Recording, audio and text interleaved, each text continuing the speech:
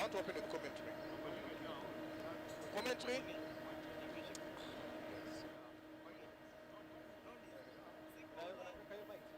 Denga, what's up with the commentary?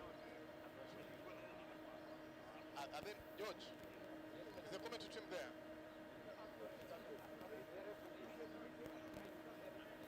I need commentary, guys. Stand by red.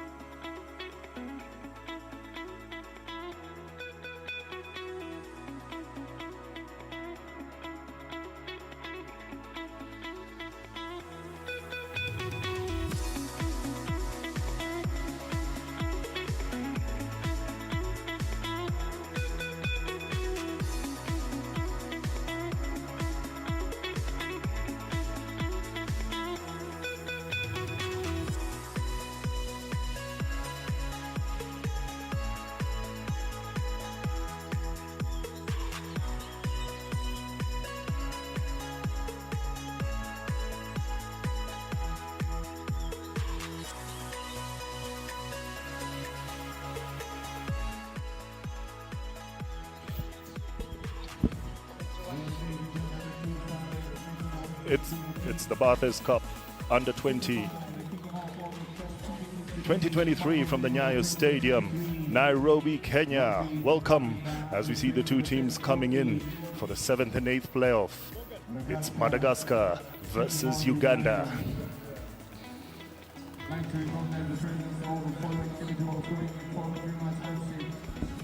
In what pans out to be a very exciting game.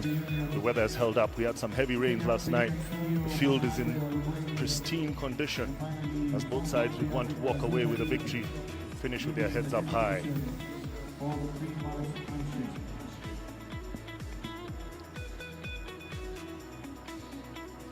As we see the two teams line up, it's the Madagascar in white and Uganda in their traditional colors, predominantly black.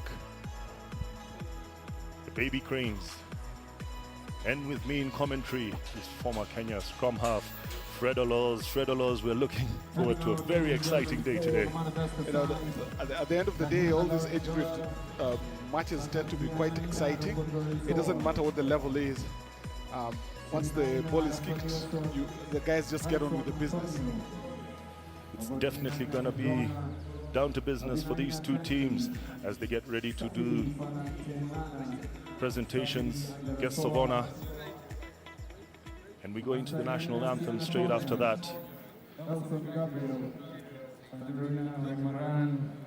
Jean Christian, Guy Annis Henry, Jules, Stefan Lacam, Citraca Valerio, Nick Fafa, Donovan Rakotoa Risoa. I think, Charles, you'll have to give a disclaimer for these long Madagascar names. Yeah, definitely. It's one to challenge the commentary this morning. But we'll do what we have to do, Fred. Yes, you've got to do what you've got to do. Fred, just looking at the weather conditions, who do you think it favors out there today, this morning? I mean, it's difficult to say because the Madagascans also like giving the ball some air. The Ugandans tend to be stocky in the forwards and they like to be direct. This looks like one that would definitely favor the Ugandans. We were just talking earlier about how well Madagascar have done in the past years. Pretty surprising that they find themselves at this stage. Where do you think they got it all wrong, Fred? I can imagine. I mean, the problem with a lot of the African teams is that preparation tends to be a problem. I'm sure that must have been the issue because Madagascar has got a lot of rugby players. When they play their internationals, they are sometimes chasing 40,000. So it's not an issue of the culture, but you know the modern game is so demanding of high-level preps that you can see what has happened. And it's not just this year that. I mean, it's not just last year that they did well, but... All right, ladies and gentlemen, wherever you Thank are, you much. I'd like to ask each and every one of you to be as we listen in to the national anthems of Madagascar and Uganda. This is the 7th and 8th playoff of the Under-20 Barthes Cup.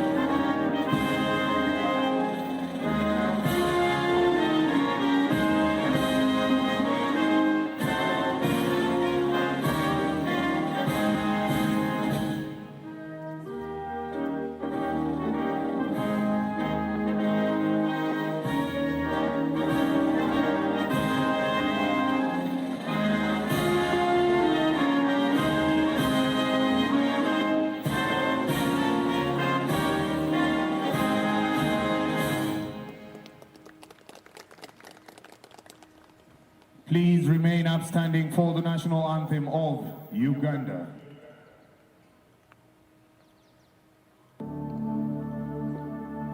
Oh, Uganda,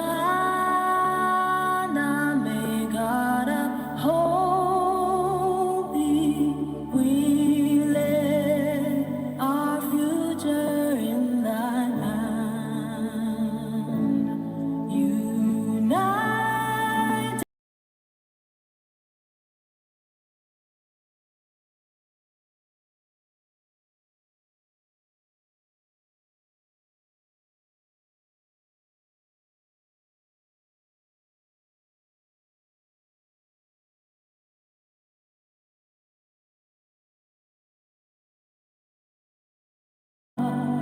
And labor we and we neighbors all at our country's calling, peace and friendship.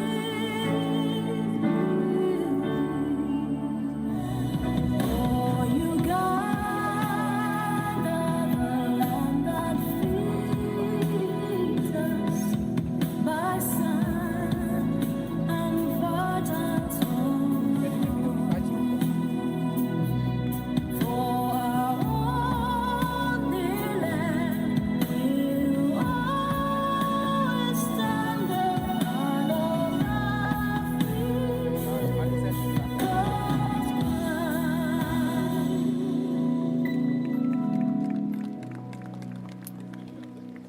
Thank you so much, ladies and gentlemen. Now the 3-month festivities for the 7th and 8th. We've heard both anthems there belt out. Lots of emotion in the faces of both sets of players and the fans that have graced this early morning, fought with the cold, to come and watch the 7th and 8th. And the starting lineups on the Madagascar team. We have Tayana, Rakotosis, Rafael Surison, Antonio, Tajona, Tadadli, Safide, Tonya, Gabriel, Tajorina, Jean-Christine, Henry, Jula, and Stephen Lakab. On the bench, they have Valerio, Bigfan, Donovan, Tolatra, Ferdinand, Ronald, and Fabio. Our center referee is Benetasene. He'll be helped alongside Nakado Pina, Duncan Kyoko. And our TMO is Eamon Gigi. Fred, first time in should be interesting to see this today. This will be very interesting. Yeah, I mean, we've had lots of controversies in the local game that would have been adjudged by TMO, so let's see how this goes. On the Uganda side, it's Edison, Muhunuzi, Takan, Mugabi, Kinala, Kigozi, Anwan, Bogere, Mwaya, Wokorach, Kasinene, Kabugoza, Mulindwa, Sentongo, and Gizamba. Coming up, the two teams just do their final psyching up rituals.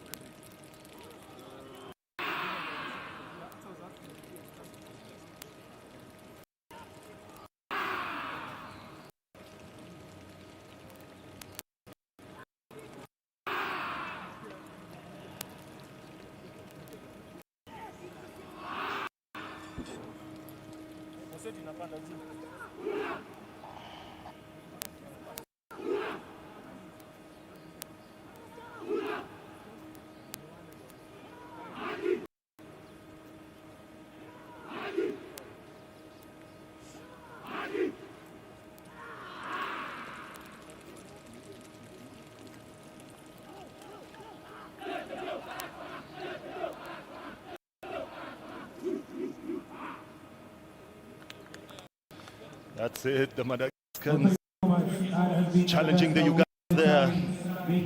Very exciting stuff from the young men. Always good to see, Fred. Yes, I mean, the passion that I talked about earlier, you will see it happening right here. Center ref Benetta Rene, she takes charge of this 7th and 8th playoff.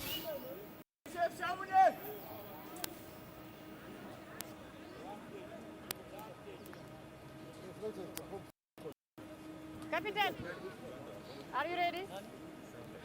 That will be getting the action underway. Whistle goes. Raised up there in Madagascar half. They gather well. Tackle. It's the first tackle.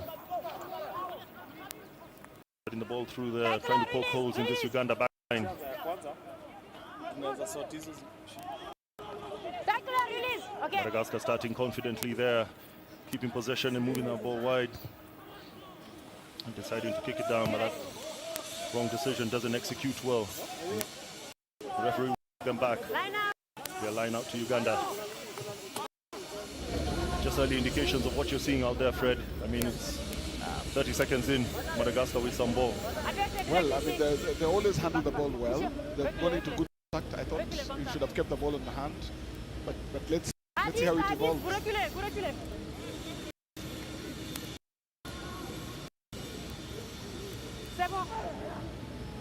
Uganda with the throw, doesn't get it right, stolen by retain the ball. And out wide. Big boot up in the air.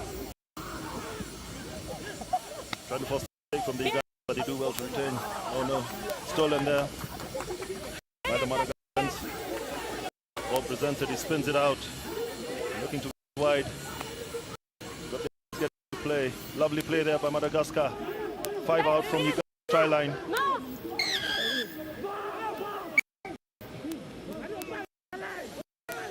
The goes there for a penalty. There, the must release. Madagascar take it quickly. Using their forwards, barraging there. Testing, putting Uganda defense to test early up. Big run there from the number 8. Just shy of the try line. Referee blows it. Finder wonderful look. Come up and see. It looked like it's over, Fred. Yes, it does. With the kind of condition, it's very likely that he could have got to the line, but let's see what the team was.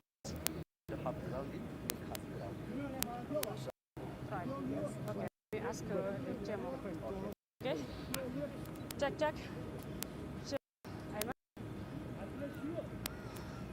Bon, dis-moi, qu'est-ce que vous avez vu? Sur la ligne.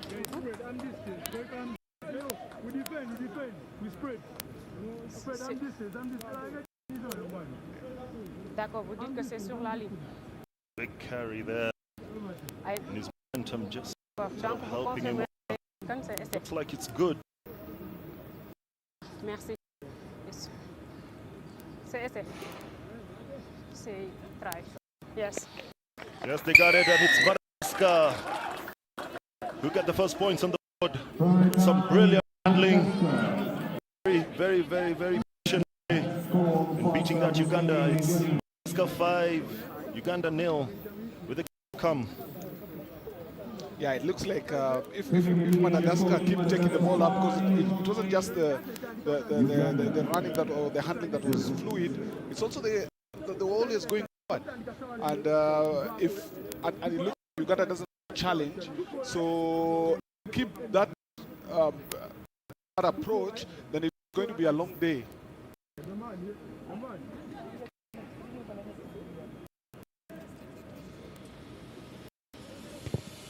Lovely swing of the boot. The flags go up. Kick is good. Madagascar 7. Uganda 0.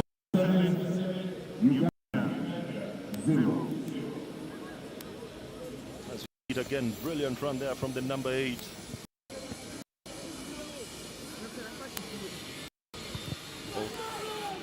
Another reset there by Uganda. Madagascar able to field it, trying to break out of their own half. Keep the ball in hand, clear the ruck. We have a mistake there. First sort of mistake we've seen from Madagascar this morning. Gives Uganda an opportunity with the ball just outside the 22. Well, it's a first big scrum. See how this one goes. Set piece usually means where the dominance is going to be. And let's see what Uganda does with their first possession. Okay? You listen to me. Okay? Take your time. Definitely there from the pictures you can see. Pitch is in really good condition, but don't let it go. It's so Flexion! I'm sorry. the ball will be hard to handle, but the boys are well so far. Uganda with the put in. Bind! Blanc, blanc. Ne poussez pas avant. You waiting. Vous attendez. Ok? C'est bon? There's the ref giving her instructions. Crouch! This tends to be the, Bind! early fight for dominance. Even though there's 7 points down for Uganda, Set! they're now Don't close. push. Stab it. Pass and get the ball down into Uganda's half. Get the bounce. Fielded by Uganda. They want to take the ball back to Madagascar. Puts the boot back up in the air. Well fielded there. The back three from Madagascar. Spins the right, ball goes to deck. He's able to gather. Beats one, beats two. Again, look at that intelligent play there. Forcing Uganda into the corner.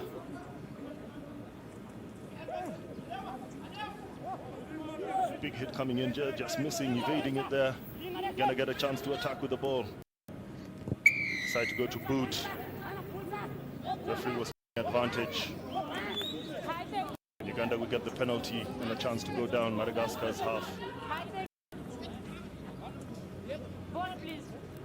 I mean, World Rugby is very keen about high tackles, and we have our first high tackle of the game. In fact, very many times this is the one instance where you hardly see advantage being played. Anything dangerous is it worries the game quite a bit. Kick down the line by Wokorach, very popular name in Uganda rugby, in Africa, and the world too. Line out. Blanc. No, back. Back. Monsieur, approchez, monsieur. Monsieur, blanc, venez ici. Vous attendez. Zambia, and off to his center there, that's Mulindwa. Making a darting and clear their lines. Doesn't find touch, kicks it down, straight down the middle. Ugandan back three get a chance to attack. Okay, c'est bon. Good easy tackle there from Madagascar. Why with the again? No real go forward there from the Ugandan forwards. Then again, it's stolen by Madagascar once again. Another turnover. They'll be looking for advantage of this. They went onto the short side. The Ugandan player falls over and takes that ball illegally, says the referee. Penalty to Madagascar. Uganda doesn't seem to be getting into any real rhythm, because I think their direct running, which has been considered a mainstay of their game for a long time, is not coming through. The Madagascans seem very organized in their defense. Every tackle they're taking Uganda back, every carry they're going forward. So I think it's just a matter of time for the floodgates to open. Second line out showing up there, but this time the first one for Madagascar. Let's have a look at how they carry out theirs. No, clean. Not straight there. Referee calls it. Okay. Lineouts have been quite a worrying part of play for all these teams in this tournament. And that sometimes is the difference. That sometimes is the difference. Please, you listen to me, You can okay? see, I mean, the game of 15s rugby is about how you do your set pieces, and clearly that is the result we are seeing here now. So nothing as clean as it should be, nothing as set as it should be, Ne poussez pas and avant we le are ballon. hoping here that ultimately there's going to be some order in these set pieces, so that we can see some rugby flowing. Uganda get another bite of the scrum. Lost the last one, got shoved off their own ball. Set. Don't push. Mwai rolls the ball in. Better scrum there from the Ugandan forwards. But the Madagascans counter it and steal the ball again. Get a chance to run with it. Taken out wide. Big defense there, but nobody missed it. Comes back to the tackle. Nice offload there from the Madagascans. Training possession. Playing advantage from the referee. Madagascar's taking it out wide. Forward pass there. Losing that advantage. The referee will come back for a penalty to Madagascar.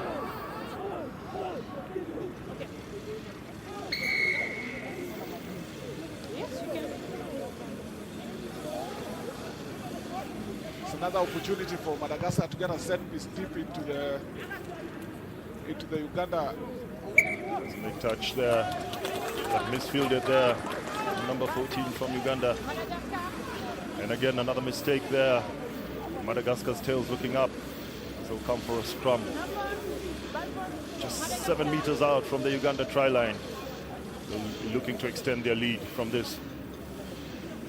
It's a fast scrum, and let's see what difference they make. They've turned over 2 Ugandan scrums. Now let's see what they do with theirs.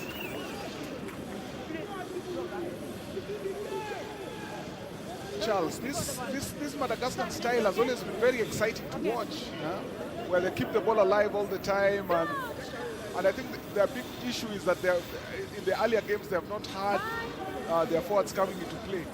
But it's a very enticing style of play.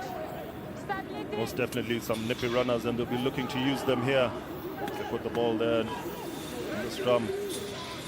Spreads it out wide there to the number 10. Bit up there from the center. Ball is stolen there. It was a bit isolated. Uganda get a chance. Get out of here. Madagascar not taking advantage of what they had there. Mwai takes it down to Wokorach. It's a big boot, doesn't find touch.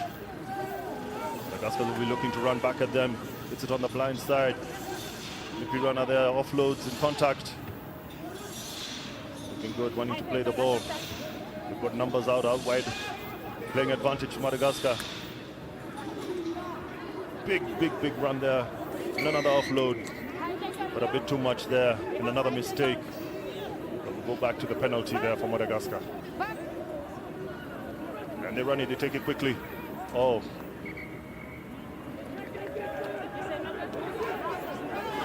Before he gets them out of jail. Oh no. Scrum Uganda. Madagascar trying to rush things there and miss out on another opportunity. Just like you're saying earlier on, I mean, it's looking deceptively lush, but the pitch itself it's a bit wet, so maybe that's what's working against Madagascar. Their attempt to tap the ball quickly and move. So, wow, it's a big error, and there've been errors. Charles, what do you think? Yes, I think just trying to force that last pass instead of just keeping possession. And in these conditions, as you say, early morning, wet ball doesn't do them any favors. So that scrum there for Uganda. I hope they'll keep their ball.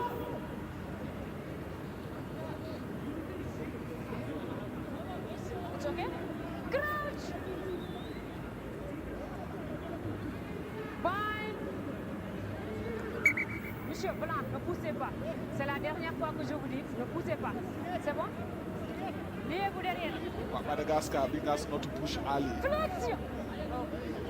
Getting the instructions there from our referee, Benetta Rene. Bind!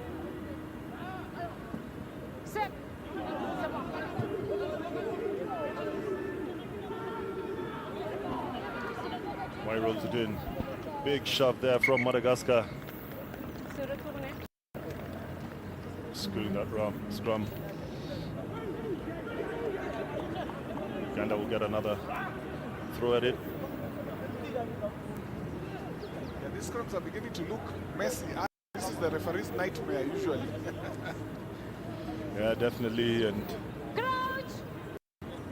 really kills the momentum of the game. It's a lot of start-stop. Bye. Set.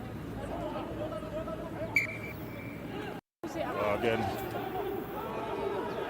Uganda front row going in early. Madagascar take it quickly. Good run there from the number 12. Just poking holes in this Uganda defense. He's set up there for the drop kick. He goes for it.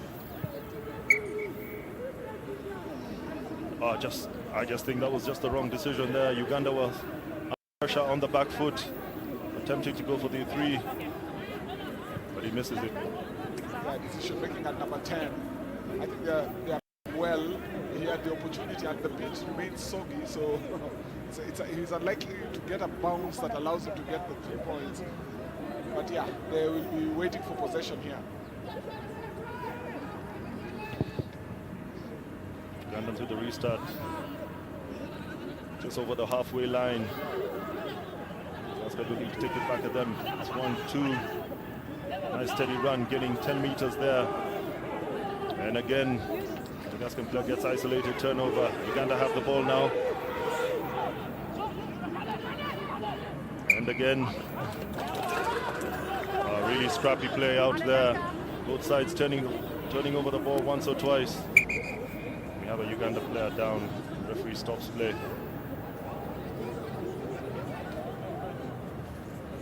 Yes, Charles, this is here to get into any proper rhythm. The only rugby that has been played so far has been by the Madagascars with their free-flowing style, contact, offload, and they are getting meters.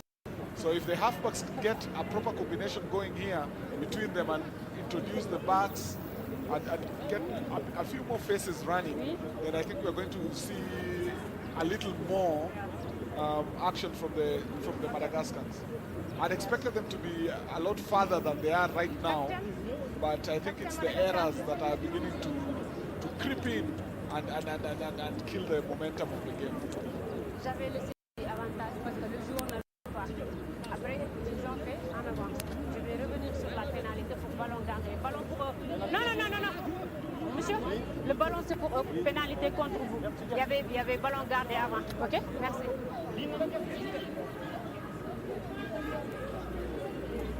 French speaking there. Just laying down the instructions on the tackle there to the Madagascar players. As you see the technical bench, the Madagascar very keen. None of these teams would want to lose today. They would want to finish this tournament on a high after losing both their games on match day 1 and match day 2.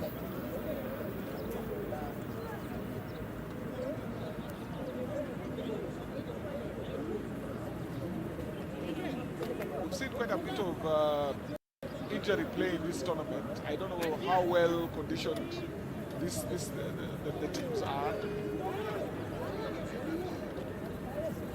It looks like there's an early sub there, Charles.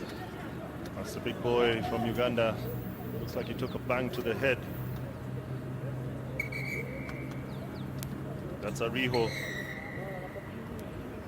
Uganda loose head prep. This is not what any coach would want, losing one of their props early in the first half with only 20 to go.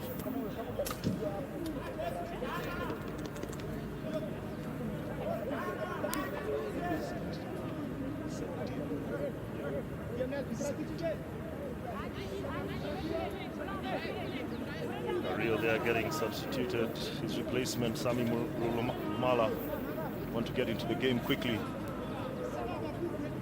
See if they can breach this Madagascar defense. Goes over the top. Picked up. Uganda, but again he's isolated. Turnover from Madagascar once again, just outside their 22.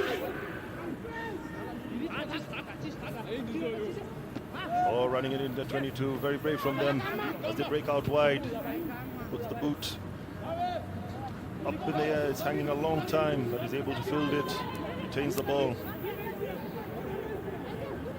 Presents it there. Uganda looking to get some momentum. Haven't been able to play any rugby so far.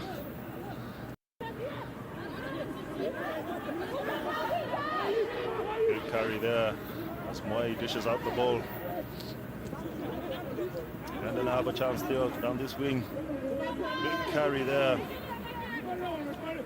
from Mr. Kigozi. Presented there just outside the Madagascar 22. Sniped there by Mwai. Just one to beat. It's cut short just 5 meters out of the Madagascar try line.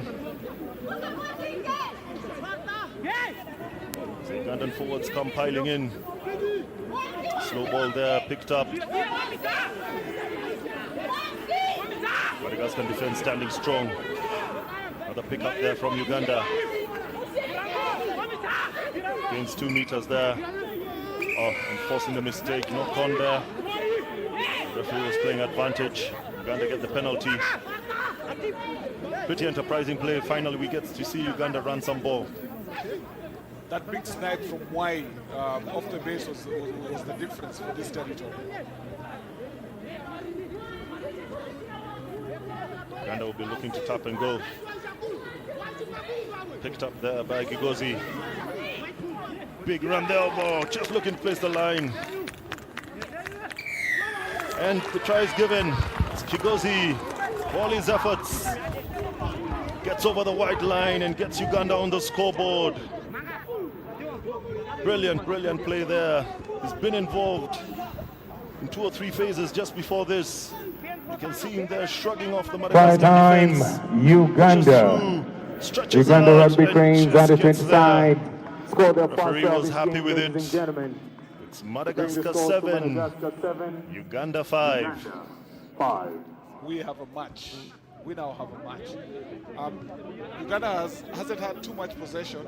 This, in fact, was a real proper run of play, and they are on the board. You have to be wary of such a team.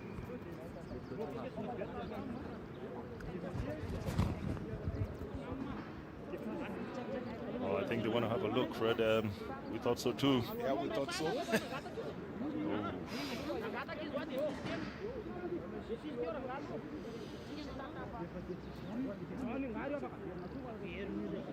This one looks short, Charles. Just looks short.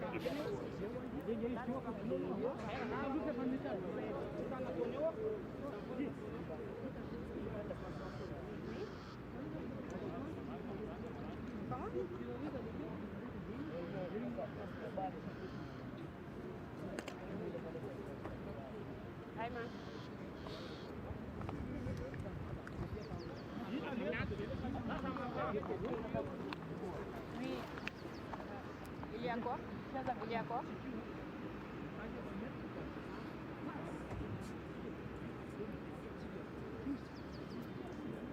On t'entend pas bien, Ayman. Tu peux parler? Ton micro ne marche pas. Comment? C'est bon? Ok. Try is good. Kigozi gets the 5 points. TMO today, Eamon Gigi says try was good. Gift Wokorach has the chance to add the extras. Already 2 opportunities to see the TMO in action. Second time in the tournament.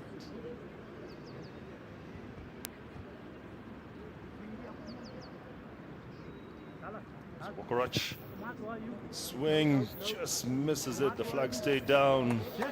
Just shades. Right up right there. Remains Madagascar 7. Uganda 5. 25 minutes gone. Here we have it again. Big run there by Kigozi. Shrugging off the Madagascar defense. Couldn't hold him up. Great awareness. Gets the ball over the try. Madagascar with the restart. Looking forward there. Moy. Big book there. And just on the halfway. Good take. It's the first defender.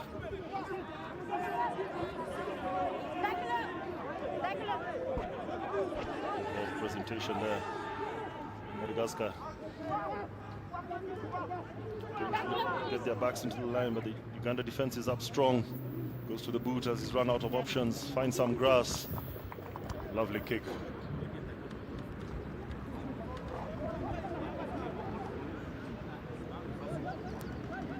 I hope we get a proper line out this time and some action off the line out. These two teams struggle with these set pieces right through, and even now you can see it's still a problem.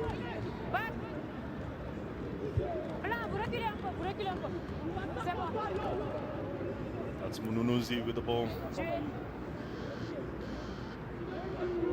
Right through there. He shifts it out.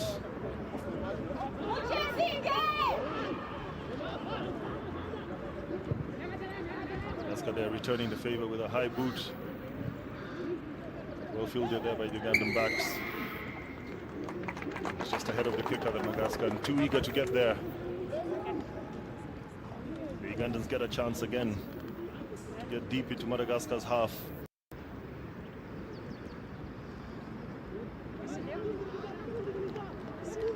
Kicking is becoming big, Charles, in the game now.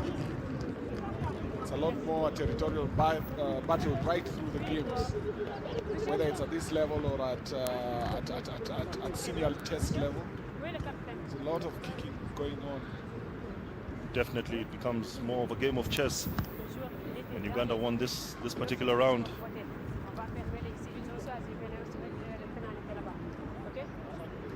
Scrum Uganda, and Moy gets the chance.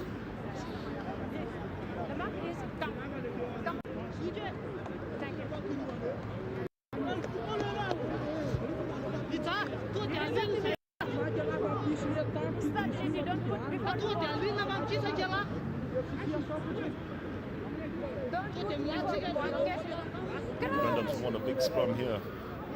It's the platform to get these exciting backs on the ball.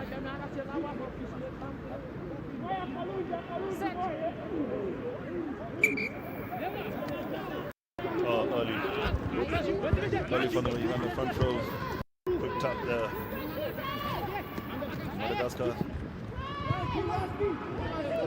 The offloading contact. Sends the ball. The line dishes it out. Going wide again. Found the space. Goes to the boot again. Not a very good kick. Bokarach is able to field it. Play, nice show of the ball. Good offloading contact.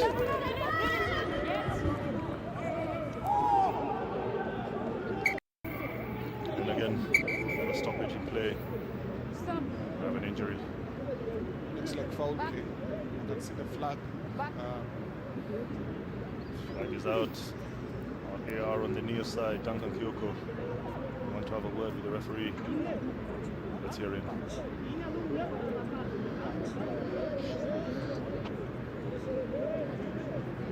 Just like there's a lot of kicking in the game, there's a lot of consultation between match officials these days. Duncan Kyoko definitely saw an element of foul play there, and we'll be looking to see what the judgment is.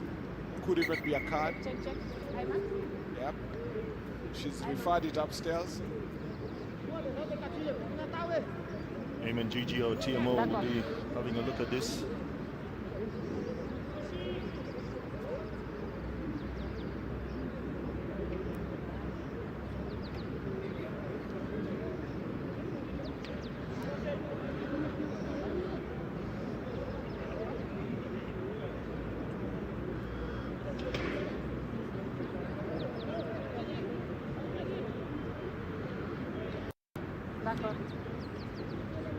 Sure, the reference is here.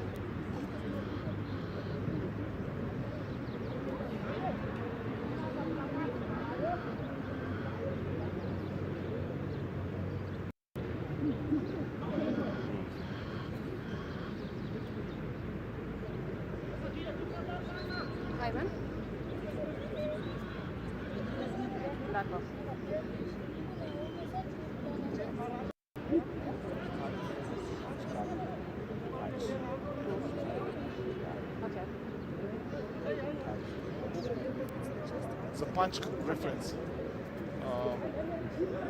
Number 14.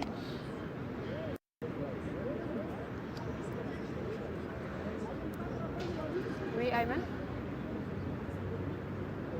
Coup de poing, oui. Numéro 14, oui. Oui. D'accord, c'est sur la poitrine ou bien sur le visage? C'est la poitrine. Il n'y a pas de degré, c'est pas grave. C'est juste c'est pour un carton jaune ou bien un carton? Juste un carton jaune. Ok. She confirmed. He say yellow card. You okay? Yeah. Are you okay? Yeah. Okay. Captain, please. Number 40. You told. It's the captain there, Calvin Gizamba. He gives the. She wants a word with Robert Setongo, the winger. The yellow card comes out. He'll spend 10 minutes Now.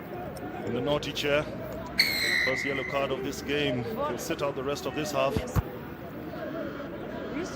The first yellow card on a reference. It's quite lucky to get away with that. A punch straight to the head.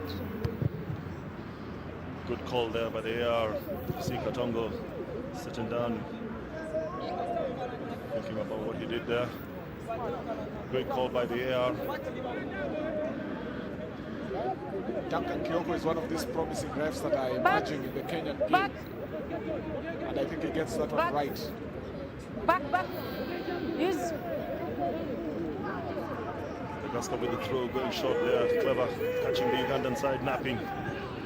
Out there for their backs. You know they'll have the man over. They're wise and they can use it. Flinging it wide. Not gaining any ground really. And the defense is up to the task. Puts the man down. Well presented there. Gets the forwards into play. Big run there from the number 2. Offloads that winger. Great tackle there. It's just running out of space. The tackle there. Yeah, they say that the touchline is an extra defender. That comes into play in this particular instance. But good run of play there from Wait. Madagascar. Addis, back.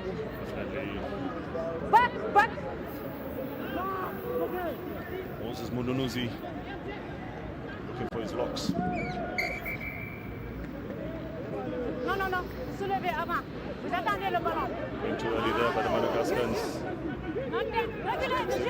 Wokorach seemed to be a bit undecided there, but next 3 or 4 meters presents the ball. David Awan presents the ball there from Mwai. Gets his forwards back into play.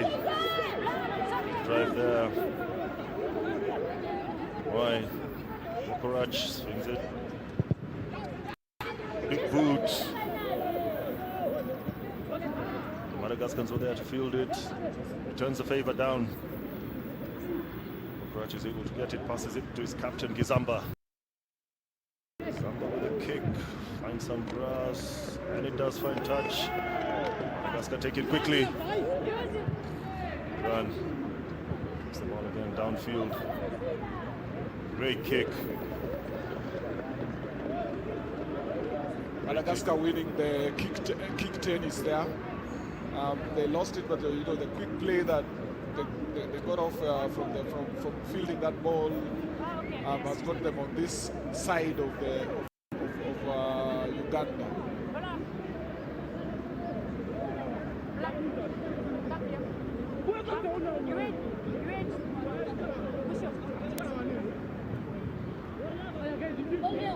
Just inside Uganda's 22.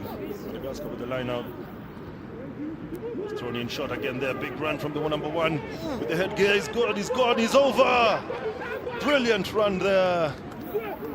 Oh. Free Bennett has other ideas.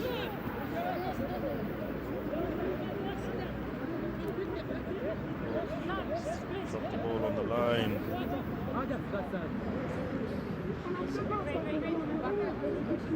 He's a big boy, eh? Big running man. He'd be disappointed with that.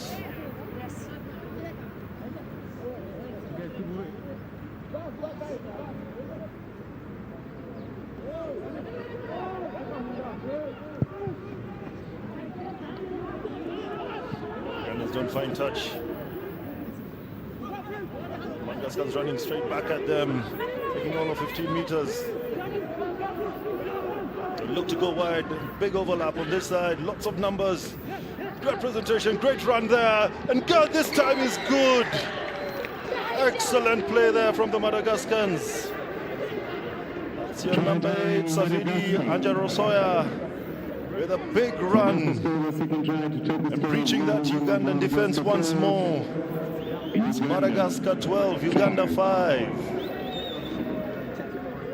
It's how they are playing a quick ball that's making the big difference.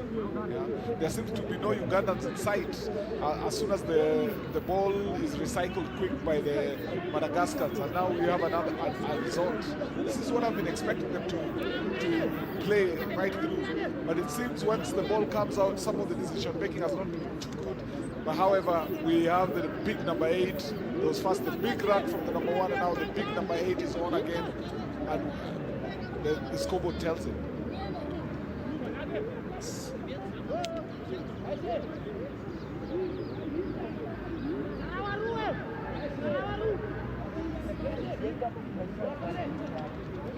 Nelson Gabriel tried to get the extras. His kick is well short there. Fails to extend the lead for Madagascar, and as we see the big run there from Safidi Anjarosoya. He enjoyed that one. The smiles on the faces tell it all. As we're here in the 7th and 8th playoff of the Barthes Cup 2023, Nyayo National Stadium, Nairobi. It's finals day. 37 gone on the clock. Uganda with the restart. They want to get back into the game quickly.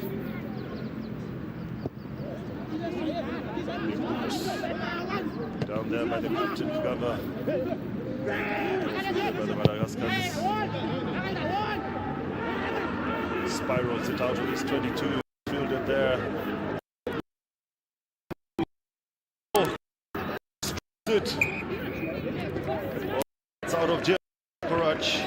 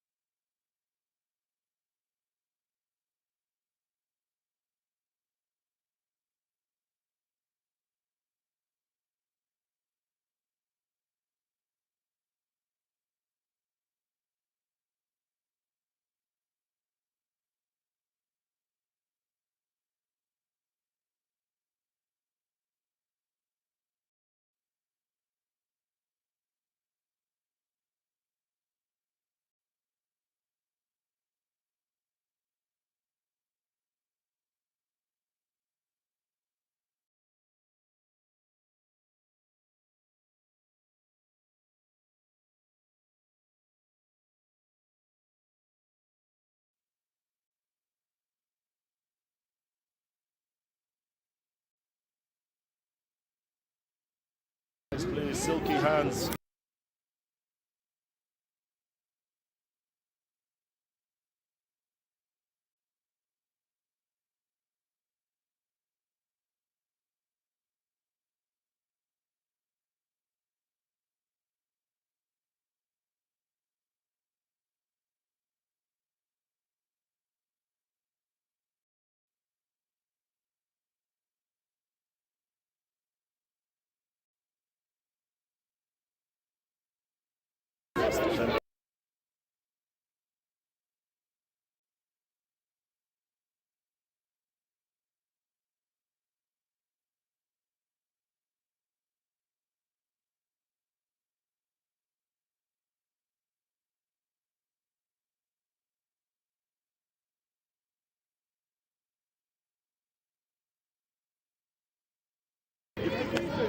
Get another penalty.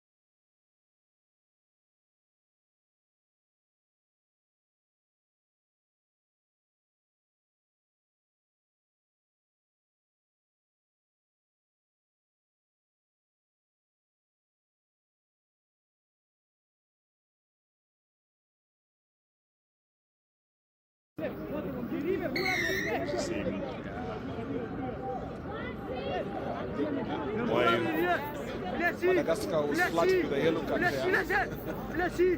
Just taking big drive there from the Ugandans.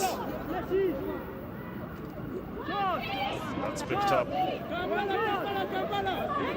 Placement to Mula. Oh, we're not going to end once again. Madagascar's guilty.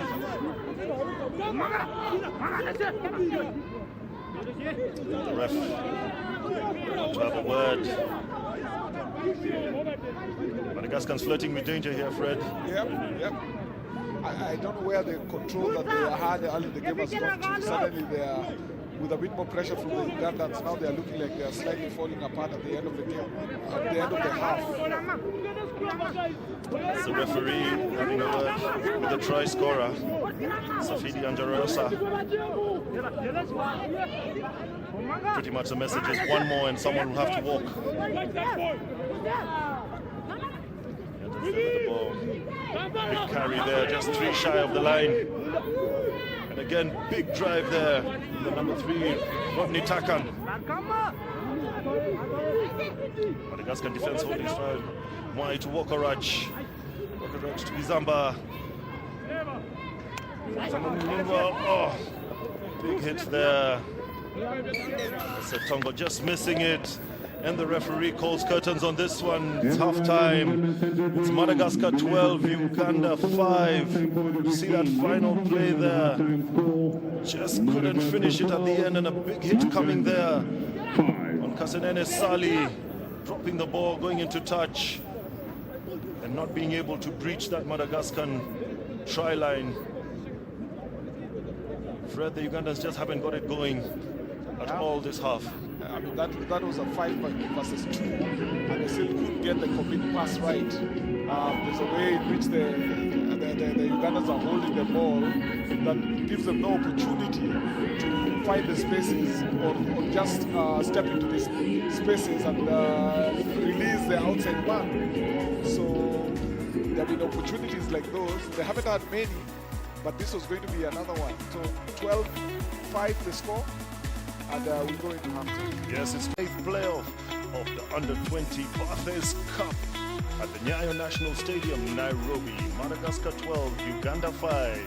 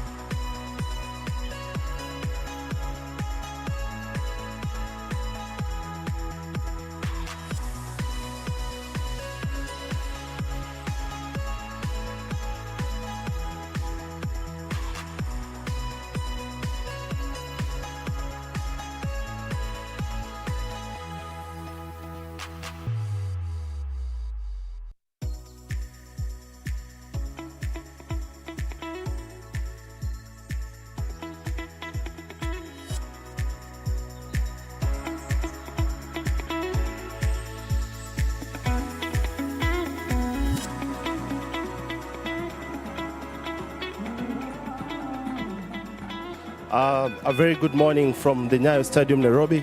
A rainy day. It's halftime, Madagascar versus Uganda. Madagascar leading 12-5.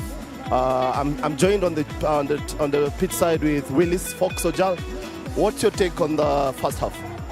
To be honest, there were very many schoolboy errors that occurred in that first half. I believe that if they just work on doing the simple things right, this game is going to be different. Too many errors in that first half. A bit topsy-turvy on the scoreboard, but the action has been mostly on Madagascar side. What do you think Uganda need to do to get back in the game?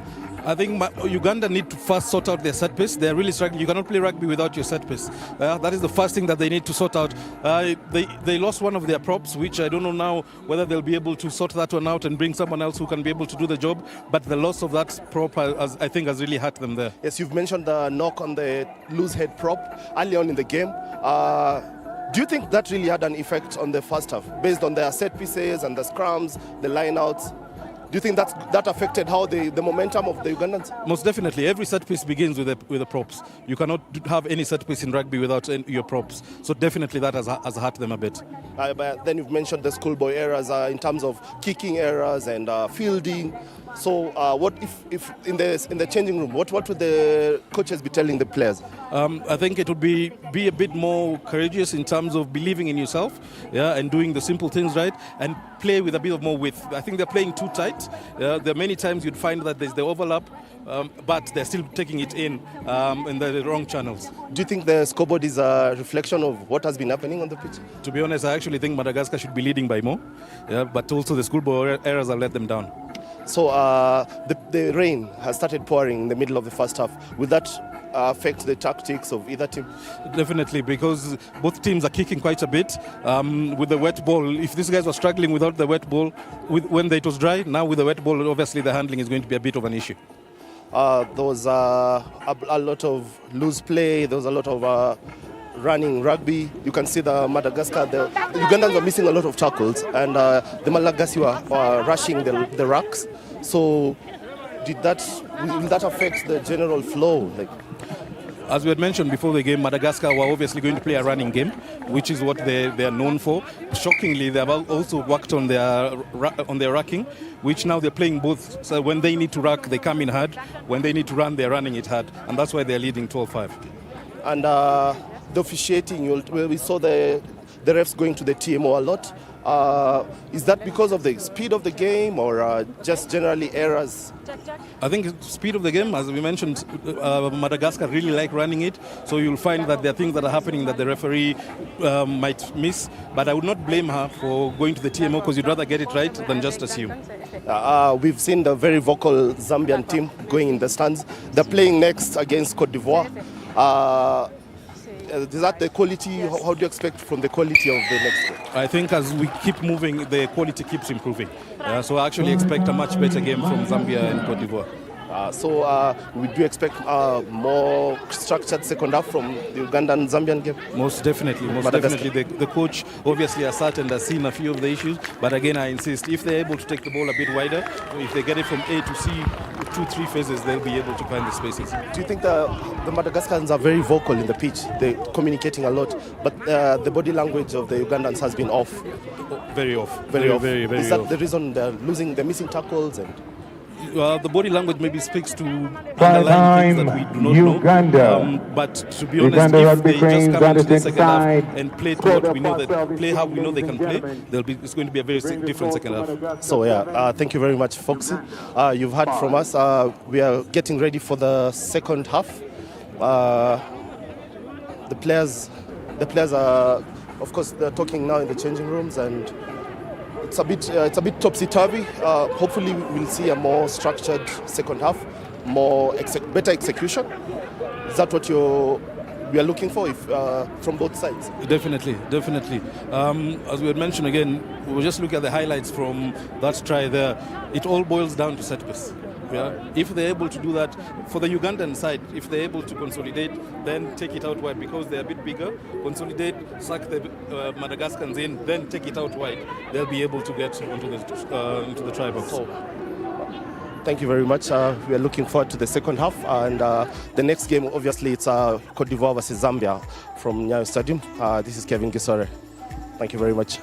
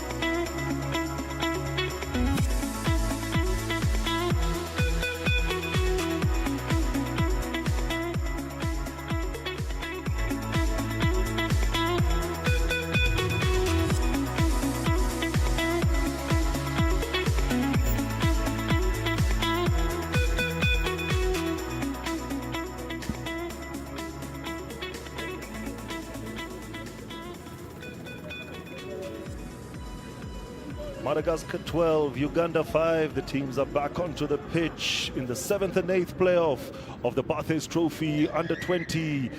And the restart there from Stephen Larkham, no relation obviously to the Aussie great for Madagascar. Takes the kick, Uganda fielding it. Looking to get some footing into this ground, get some playing, get some ball in hand, get some momentum. Try and get some points on the board. Good retention there from the captain. Gets the ball out there, Mwai to his forwards. A raging run there from the replacement prop, Lumala.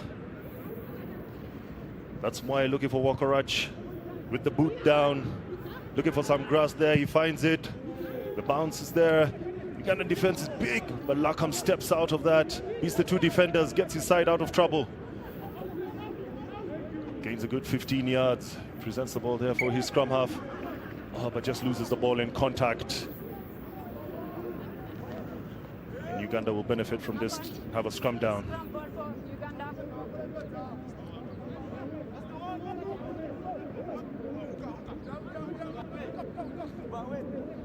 We're back to kick tennis, Charles. And then the error. Yes, it's more of the what we had in the first half. Both teams playing ping pong with the boot. As Mwai looks to get this ball in and feed his backs. Set.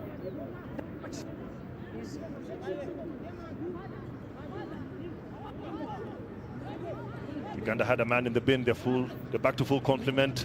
It's Wakarach. This is the ball, gets it back again. That's a forced pass that's dropped there. Couldn't get the ball into the hands of Mulendwa. It's a knock on the head. Okay. The pass itself was quite hostile from Wakarach. Madagascar not being able to take advantage of that. Referee calls play back.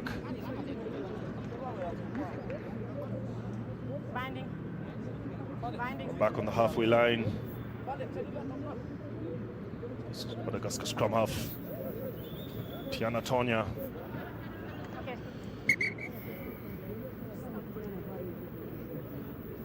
As we see Mulendwa receiving the attention of his medical team. Got a ball smack in his face.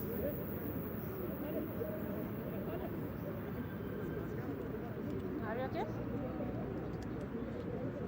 Pensive Uganda coach Emmanuel spoke to him earlier.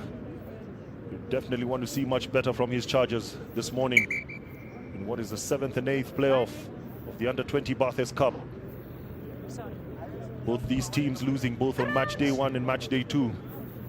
I would like to at least register their first victory of the tournament. Set. Don't push. Tiana Tonya spins it in. Gets the ball back from his number 8. He gets it to Larkham. Doesn't know where to go. Turns around. Beats the first defender. Takes 2 back. Gains 10 meters there. A bit isolated. It's Tiana Tonya again. It's big number 7, Safidi. Presents the ball. The Ugandans getting too eager there. It's replacement Lumala. Madagascar take it quickly. Big run there. Back, not 10. Ugandans guilty of not getting 10. Big number 7 with the headgear. He's had a pretty impressive game. Lots of runs are won. Madagascar decide to tap and go once again. Big run from Roswana Naivo. Presents it there for Tonya back there, but they seem like they just had no ideas, nowhere to go. But again, the Ugandans guilty once again. Being offside, too eager to get up. Offside, okay? Just seeming to run out of ideas there, Fred. Yes, and Bogere was only too happy to receive the ball off the Madagascar contact. But I see now they have decided let's get on the board and try to widen the gap between them and Uganda.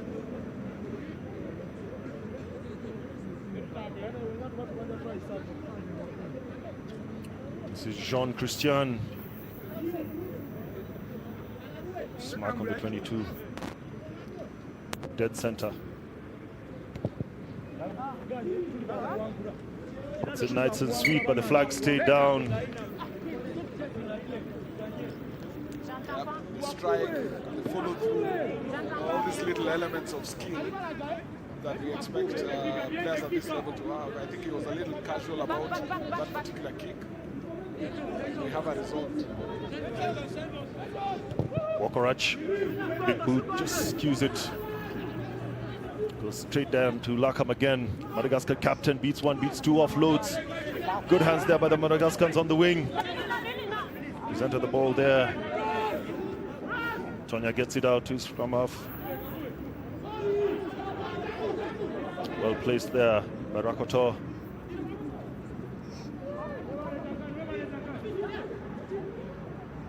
Spins it out where to his number 14. That's Julia. Julia again. Ref has her arm out. Lakam there beats his first defender once again. Gets his number 6 into play. Tantali. And that is Tonya again. Nippy scrum half. Julia there presents the ball 8 meters out from the Ugandan try line. Tonya getting there, spins it out wide. Looking to get the backs into play. That's Lakam, he can't handle in the tackle, drops it. Referee was playing advantage and calls the play back.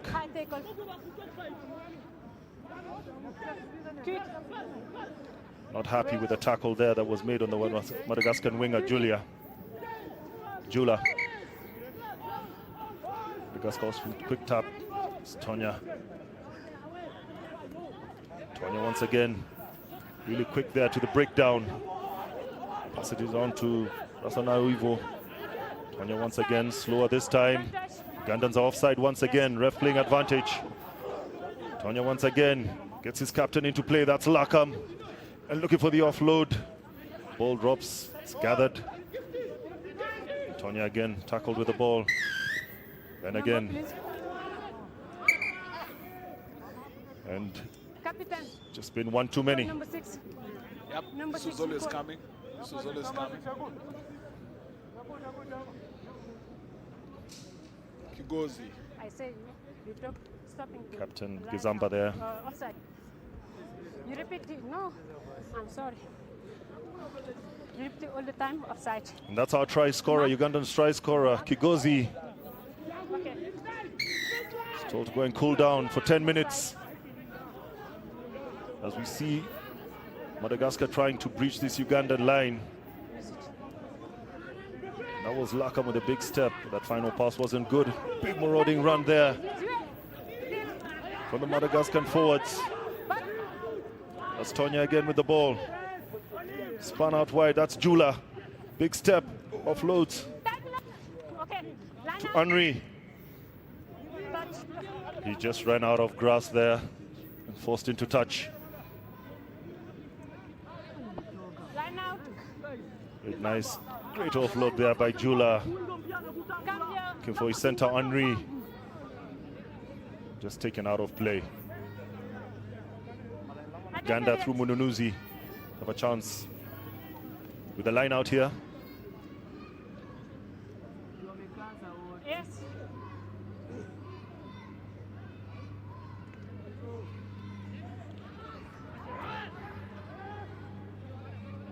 Big drive there by Mugabe.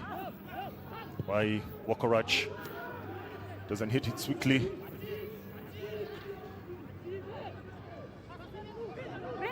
Gained just over the Uganda 22. That's Tonya, spins it out wide. Gets it going there. That's Henry, offloads. Lakam. Tonya with the ball, beats one, beats two. Madagascar building some face play now. That's Tonya. Osanaivo.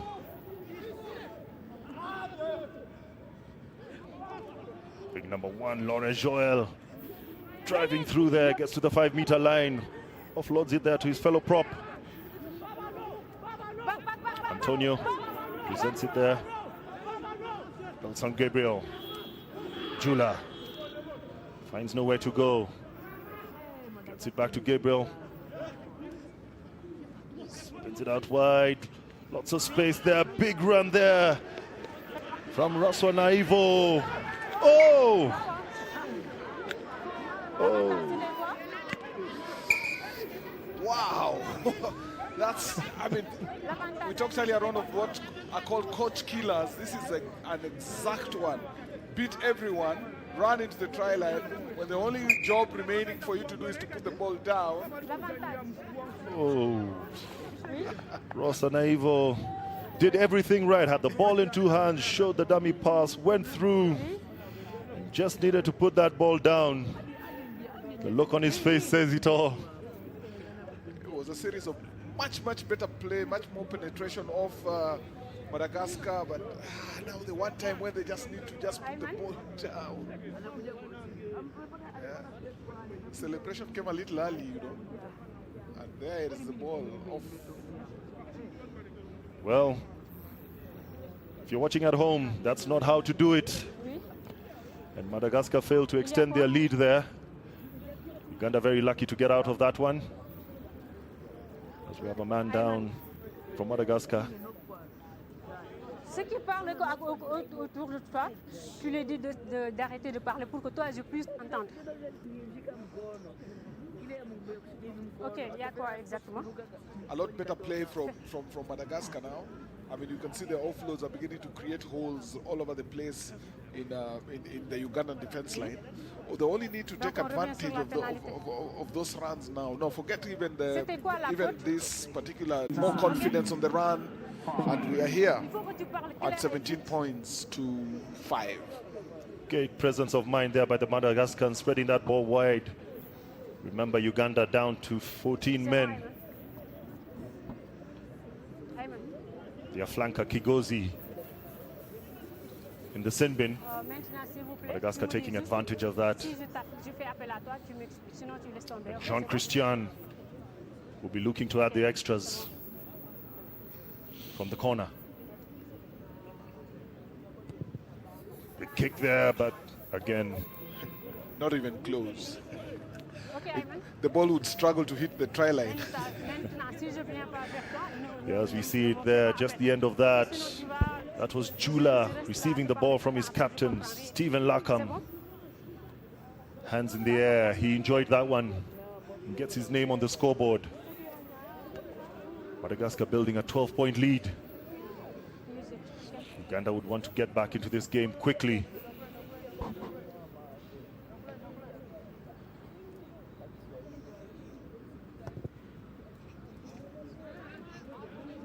Zambia with the restart. Finds Jean-Christine, who spirals it, doesn't find touch. Big kick there up in the air. But goes straight out. Sentongo. It's a pensive looking Madagascar coach, Mami. But he'll be the happy of the two, Fred. Certainly. It's a bit more breathing space. They could now choose to play a bit more territory. They could decide to keep the ball in hand in line with their style. Let's see how the drama unfolds. Satandriana with the throw-in, goes short again. Catches that Ugandan line-out players napping. Big hit there from try scorer Safide. Tonya gets it out. Looking to get Lakam into play, drops, but Jula picks it. Oh, Madagascar defense attack players just there caught, and the referee says play on. Uganda have a chance to capitalize on this. Mai to Wokorach. Brings in the big boy Takan. Mai again. And Awan just couldn't get his hands on the ball. Mai eager to go again. Just slows down a bit. Decision, yes, number? Time for decisions. 11, number 11. Black. Yes, black. The skill issues, man. The skill issues. Madagascar found napping on the rack, just not enough numbers on the breakdown. Uganda turning it over, and you know, every time there's pressure coming out of a team in terms of territory or possession, there'll be that. Offside. Advantage. Ugandan forwards taking it forward, deciding to go for the tap and go. Referee playing advantage. Why? Finds his captain Gizamba. Gizamba going through the gap. Look for the offload. Oh, Offside.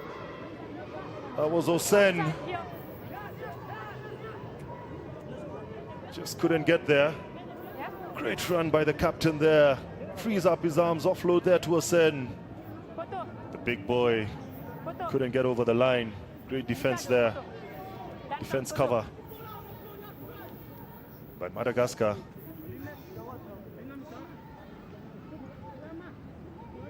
Yep. Now it's Madagascar who are flirting with the repeated infringement danger. Very soon. So number 23, Arnold Jones Osen, is coming to replace Sali. With Uganda opting to go for the 3 points and cut Madagascar's lead down to 9 points. The famous number 10 shirt, that is Wokorach. This is Gift Wokorach. There's Michael Wokorach, and there is Philip as well. I wonder whether he's related to any of them. Gets his laces through it. Side foot set, flags are up. Uganda get the extras. Sweet boot, just didn't hit it maybe as cleanly as he want, but he still was able to get it. He was able to get the result. Number 10. Uganda would have 10 and? wanted to be the first to get on the scoreboard in this second half, and they do. Technical bench just urging their boys to pick up that momentum a bit. It's Madagascar 17. Uganda 8. It's Madagascar ringing in the changes.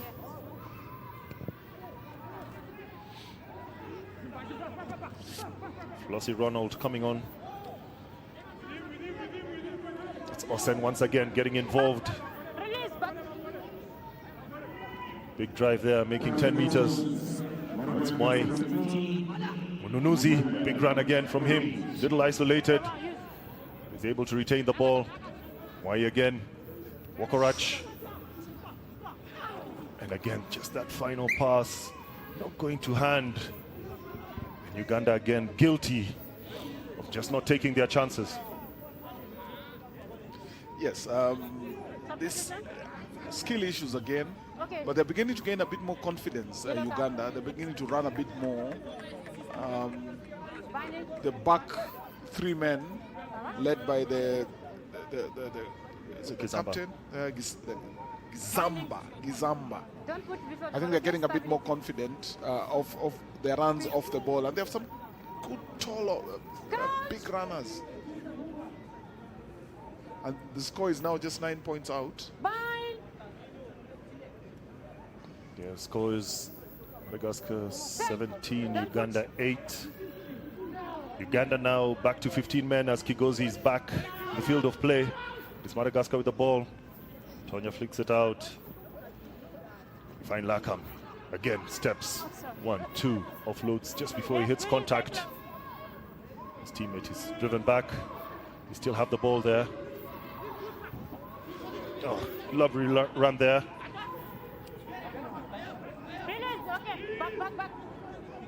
That's Tonya once again. Gabriel. No real forward momentum there. As Henry places the ball, gets it to Lakam. Lakam once again. He's the first defender easily. Gets the ball to Christian. Places it for Tonya. And Tonya drops it. Madagascar really not making any headway. Playing side to side. Not getting over that advantage line. And kudos to that Uganda defense, holding strong this time, and giving them an opportunity to attack once again, just over the halfway line. Madagascar always looking for that third pass. When they manage to get the third pass off, then you see something happening. But otherwise, there's a lot of lateral movement off their running, and I mean it's what's been the difference in their play this year. You know, they have this fluid style of play that typically usually gives them penetration. But I think all the other African teams have now begun studying that and responding to it. And they play the same way. You find there are women playing that way, there are the 20 playing that way, there are men playing that way. It's just that this year, one of the things that I see, one of the big differences is that the penetration they typically get is now not there.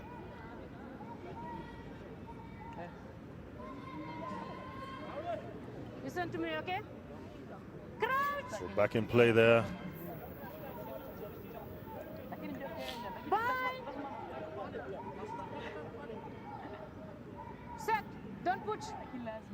Mwai for Uganda with the ball. Rolls it in. Looks for Wokorach. Osen. Big run there, gets knocked from behind, making 10 meters. Then again, players guilty, Ugandan players guilty of diving in. Tonya from Madagascar takes it quickly. Oh, big step there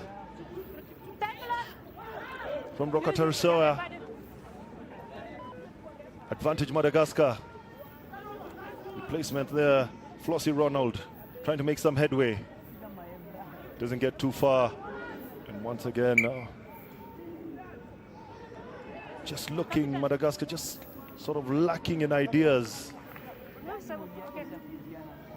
And no go forward ball at all. Yeah, plays a bit loose. I mean, you wouldn't expect that from 15-a-side rugby. You've got to get some contact somewhere, otherwise the defense just keeps moving around, and you find that you are going nowhere.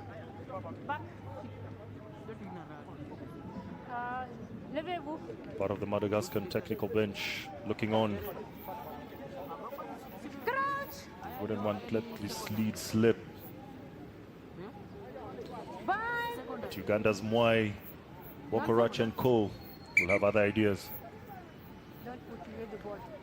These set pieces have sort of improved from the early messy sort of takes that there have been. At least we are now seeing the ball getting out of the set piece. The arms out from the referee, Gizamba looks for Mulindwa, steps, beats that tackle. Wokorach once again. It's Gizamba pirouette out of that tackle. Offloads it there to Setongo. Setongo is bundled out of touch. The referee was playing advantage. Okay. Use it. Not there. That's a one. Decides to tap and go. Gets driven back. And the Madagascar 5. He's in there. That's Osen once again. Finds Kabogoza. Kabogoza strong.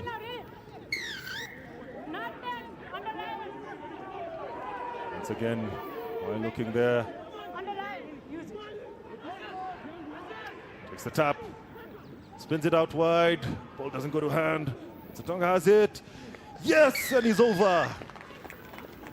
Finally, Uganda's patience pays off. A series of good plays there. Run, go forward, quick ball out.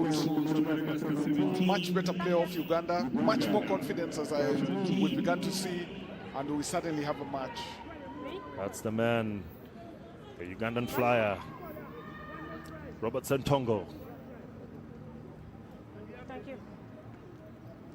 Charles, you get this feel that if these teams played a lot more rugby, you definitely would be seeing a lot higher quality even at this level of the tournament.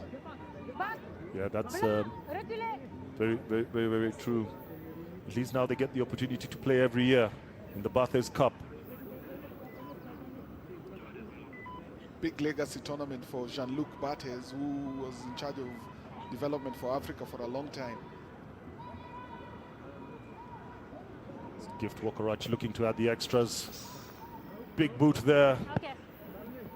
But then just gives the story of the kicking today. It's not been very good as we look at Setongo once more. Beats the Madagascar captain Stephen Lakam to get over the try line. Brilliant try there by Uganda. We finally see them building up some play, being a little patient, getting that ball in hand, and we know they can be dangerous. Setongo making amends for his absence from the game after his yellow card. We have Mark Mikaya joining the fray for Uganda. Replacing Moses Mununuzi. Madagascar with the restart.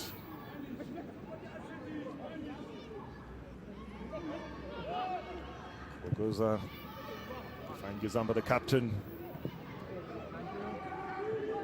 Over the ball. Yep, they took the ball back in. And so that's an error. Fred, if you can just explain it a bit more for those watching, what that rule's all about.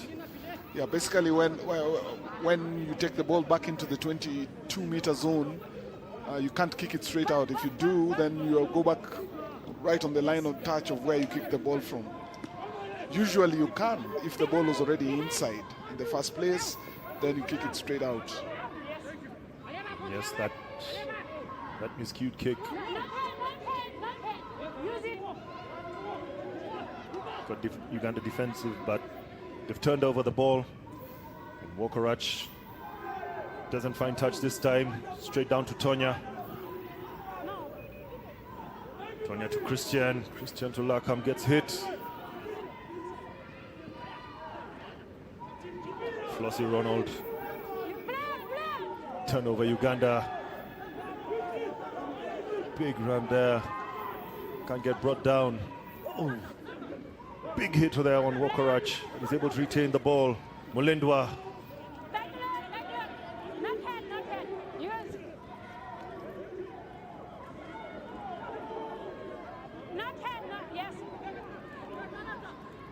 Ugandan building up phase play. Ball goes to the deck. Kazanga picks it up. Brought down.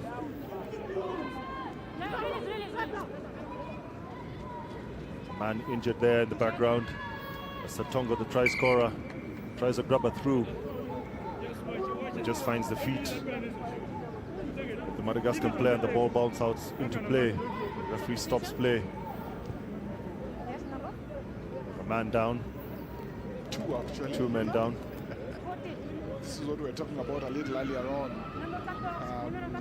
The stress of the tournament is now beginning to show on the injury rates within the game. Too many men down too often.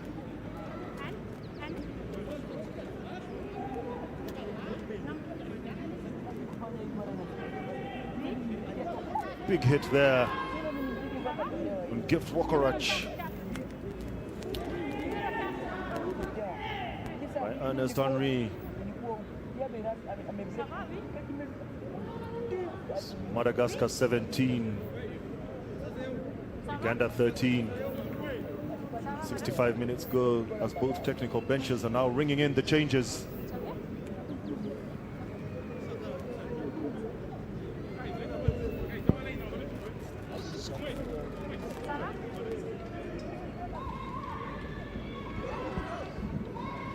It's a one-score game, Charles, and you know it's becoming a lot more competitive.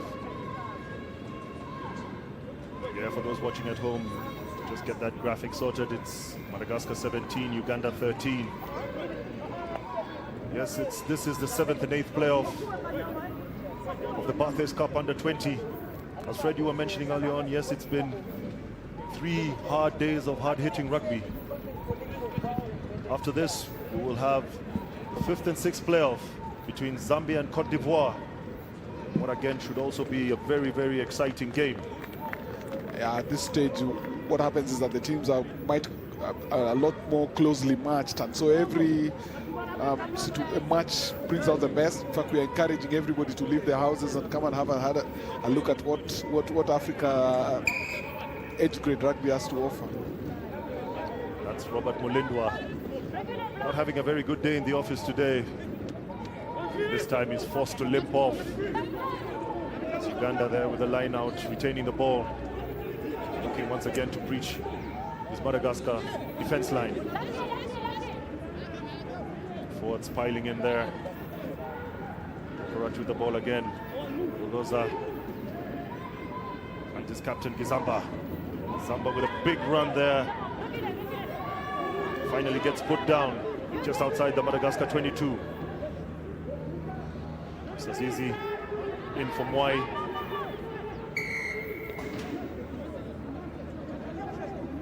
Once again, Madagascar guilty, putting their hands in the ruck. Uganda now have a decision to make. They'll look to cut this lead as they go for the posts. Let's see if Wakaraj can improve on his kicking. He's not been at his best today. Yeah, he wants to make it a 1-point game, and once the 1 point, I mean, a 1 point could go either way. Though there's still a lot of time. I think that's what is playing on the captain's mind. Let's get this 1 point difference, and then anything is on. Wakaraj there, just lining up the kick.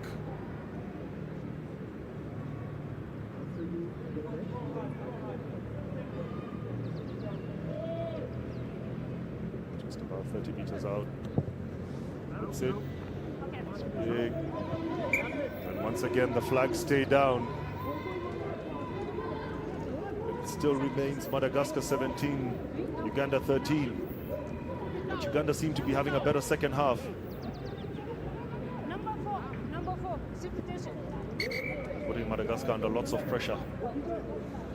Yeah, but the tactic is always quite good because, I mean, they'll now be expecting to get another bite of the cherry from the 22 dropout. And Cote comes in the 19 jersey for Uganda. Add some fresh legs to those tiring forwards. So Wakaraj in a scrum half there, passes it on to Gizamba. Finds Tongo. Places it. Sazizi in at 9 now. Wakaraj. Great combination there. That's Osen. Osen, big fend there, run for the fend, gets into the Madagascar 22. Sniping down there. This is the ball there from Sazizi. Wakaraj. Big carry there from Takan. Sazizi. Wakaraj once again. It's the ball out going wide. Tongo. That's a Khan. Tongo secures it there for him. 5 out from Madagascar's try line. Wakaraj once again. Big run there from Mukisa. Sazizi. Wakaraj finds nowhere to go. Wide out there to Osen. Osen with a great offload. Excellent try there from his fellow replacement, Rodney Mukume. And this man, Osen, is really making a nuisance of himself since coming on in the second half. And Uganda, for the first time in this game, take the lead, courtesy of Rodney Mukume, flying in there to give Uganda an 18-17 lead with the kick to come. Musasizi and Mugume, the two of them seem to have brought a lot of life into how the game, the Uganda game is going. You're finding that the young cranes are a lot more active now. They're taking the ball forward. The forwards are a lot more alive now, and obviously they're finding holes in the approach of the coastal Madagascans.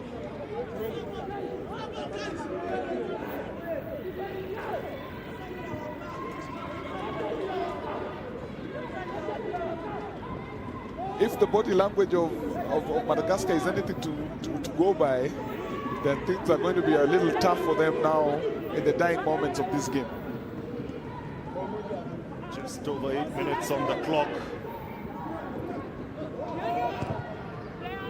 Musasizi, the box kick. Finds Tonya from Madagascar. He's able to beat his first defender. Gets pulled down. It's Ugandan defense. Stephen Lakam able to bring his outside backs into the play. Not really going anywhere. Madagascar side playing from side to side, just tossing up the ball, but great straight running there finally. Great offloads. Oh, finally, mistake there, and it's Osen once again. Great pickup, great run. Osen to Gizamba. Just can't, forcing that last pass. After that great run there from Osen. Just couldn't keep that ball in hand. It's that final pass, just forcing it, Fred. Yes, I mean it's been the bane of this team throughout this game and possibly throughout the tournament. But this is the Uganda we know. Very excited to run all the time, happy to take offloads and take the ball forward. Uganda finally stamping some authority on this game as they ring more changes. Coming in there, it's the big boy, Hamidu Ileana.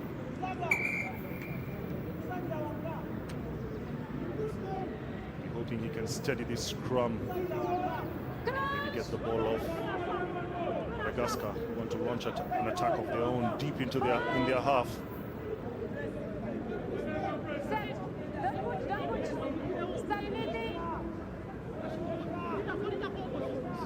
See Ronald, number 10 there. Oh, that's a great run there from Stephen Lakam, the captain, but then again forcing that last pass, which is intercepted by the Ugandans. It's Wokorach once again, offloads it.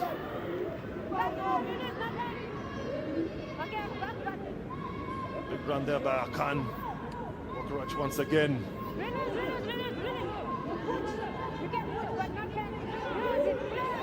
The referee says that's good. Madagascar able to counter here. That's Stephen Lakam again. Gaining all of 15 yards. Flossie. Madagascar's just flinging the ball side to side. Flossie again.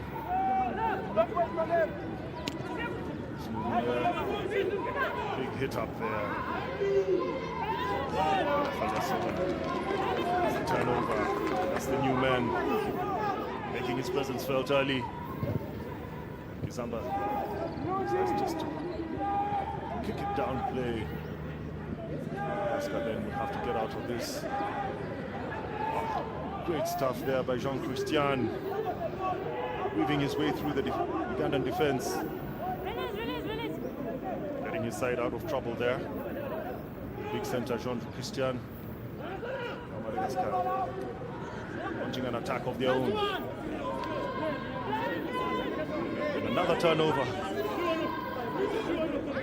Ugandans now with the ball in Salizi. Oh, he snipes through, finds the gap, little grubber through. Very clever. He's fielded by Lakam. He's able to gathers the ball, runs, a little isolated there. Another turnover, great turnover there. Uganda just outside the 22.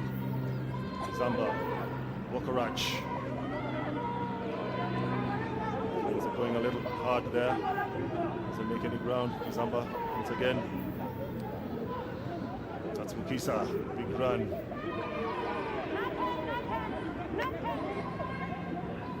Saizi again. Finds Gizamba. Oh, big run there. Again, getting involved. He's already had one or two touches. That's Wokorach. Dancing his way through. It has to go down to ground. Saizi forcing the penalty out of Madagascar. Big difference has been made by this Matthew Musasizi. He has a strange technique of passing, but somehow he's getting his team moving a lot better than even Mwai was doing. Mwai was very dangerous around the base, but it seems like Musasizi is the guy to get the guys running, get the guys going forward, get the guys threatening the Madagascar defense. And he's definitely getting the two big boys who just come on, Mikaya and Lumula, into play. Isn't this the sort of thing that a coach wants to see whenever he brings his new guys on? Definitely, the Uganda bench has really made an impact. Mikaya, Lumula, Saizi, Gume, Osen, all playing a big hand.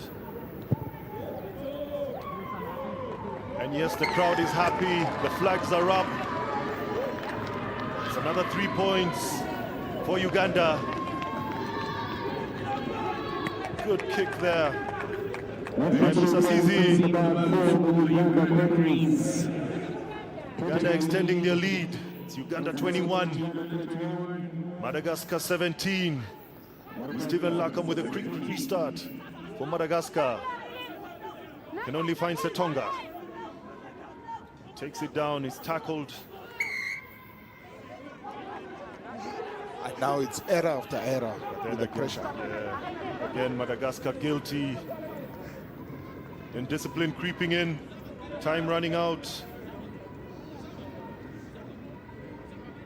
I'm really surprised that there's been no pocket reach by the referee, because now there are quite a few penalties that are the last, I think, 5 have been by Madagascar. Wokorach bangs that all of 10 yards, 10 meters. Gets the line out for Uganda. Cote looking to throw this one in. So Uganda make yet another change. Sempija coming on in the dying minutes of this 7th and 8th playoff of the Under-20 Barthes Cup. That's Okore, took it in. Another big run there by Lumula. And deciding to go by the boot. Don't find touch. Jean-Christian finds his captain, Stephen Lakam. Runs into trouble, offloads it in the contact. Madagascar playing more a game of 7s than 15s here. Let's see if it pays off. Big run there by Flossie Ronald. Passes it off to Angelo. The ball just being flung behind his teammates. Honest Henry cleans up. Was playing advantage. Madagascar will have to do something quickly, and that's Flossie Ronald trying to do that. Ref calls him back.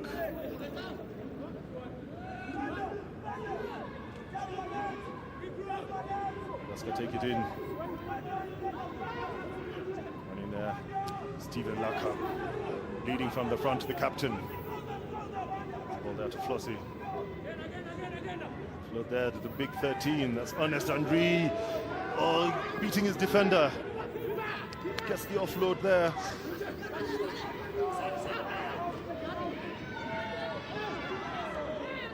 Xavier to Rossi once again. Nice wide. They've got numbers out wide. Will they use them? Ball in hand, Lakam. Oh, and the referee. It's a forward pass. They had numbers out wide. Surely they were going to get over the line. Look at that. And there we see. It's basically a 5v1. That is Tanteli, the number 6, guilty there of that forward pass in what could be the last chance Madagascar had to win this game.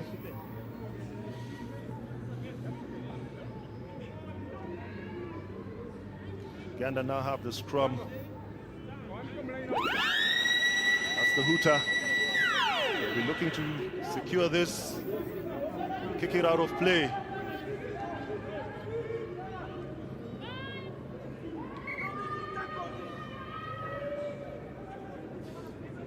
it was all Madagascar in first half, and now it's all Uganda in the second half.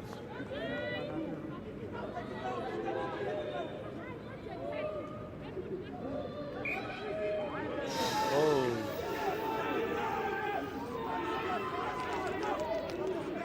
That's penalty there. And the Madagascans get another chance at this. As he gets the ball out there to Laurent Joel. Laurent Joel. Oh! And the ref says they were diving in the ruck to secure that ball. And that will be pretty much it. This particular error always happens when teams are chasing the game. Because, I mean, you find that people are too eager to keep the ball so that, look, this is a 4-point game and only a try would win it. So you find that, lots of eagerness to get that going. That's it there. You could see that there from Tantley. He was guilty off his feet and diving in there. Can't do that. Stephen Lackham trying to plead with referee Benetta. Yeah, I think none of it. He wants to have another go at the TMO. So it's easy with the ball. You have the pleasure of knocking this one out. Does. Ref says we'll play the line out. Uganda will want to make sure they secure this because Madagascar can be dangerous with that ball in hand. Yeah, that was tactical naivety because, I mean, you really need to tap it fast, play, and then now take the last play. But the ref will hardly end the game on this particular point, and I think she's right on this call. Very right.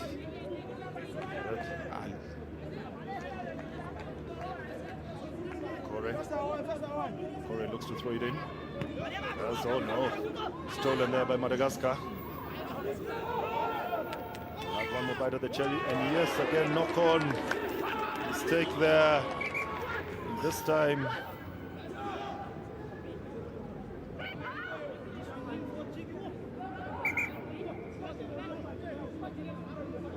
Let's hear what Benetta needs to say. Talking to Duncan Kyoko.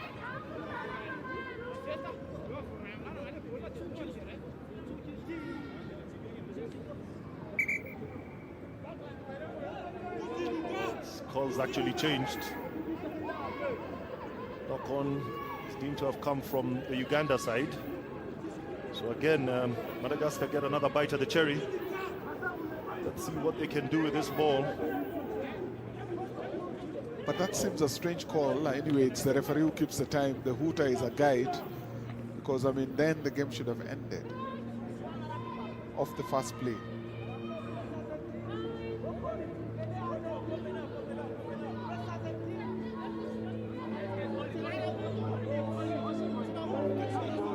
Flossie. Big run there by the number 8. Looks to throw it out, flings it. Cleaned up. Front row. Goes out wide. Spreading the ball.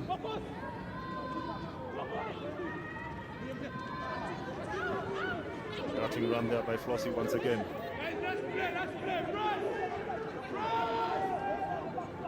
And then defense looking to stand strong. Just on the halfway. Madagascar now breaking it on the far end. As he gets there, gets to Lackham, flings it out wide, doesn't find his man. Jean-Christian cleans it up, tries to get the better of Hossein, he does. Oh, but then knocked and loses it. Again, referee was playing advantage.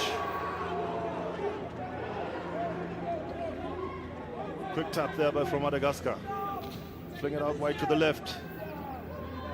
Big run there. Avoid the headgear. That's Tantley. Once again, Lackham. Fling it again, doesn't find the hand. Drops, cleaned up by Xavier. Out again. Side to side. The captain Lackham. Oh, gets it back. Akan intercepts it, tries to get the grubber going. Doesn't find touch. Madagascar once again. Clever play there from Antonio. Makes a whole 20 yards. Uganda now on the back foot once again. Good run by Pasafidi. Intercepted again. Oh, good run there. Oh, this is end-to-end stuff. And Xavier clears his lines. Beats the first defender. Loads it to Nick Fafa. Nick Fafa to Jean-Christian. Christian to Tantley. Xavier.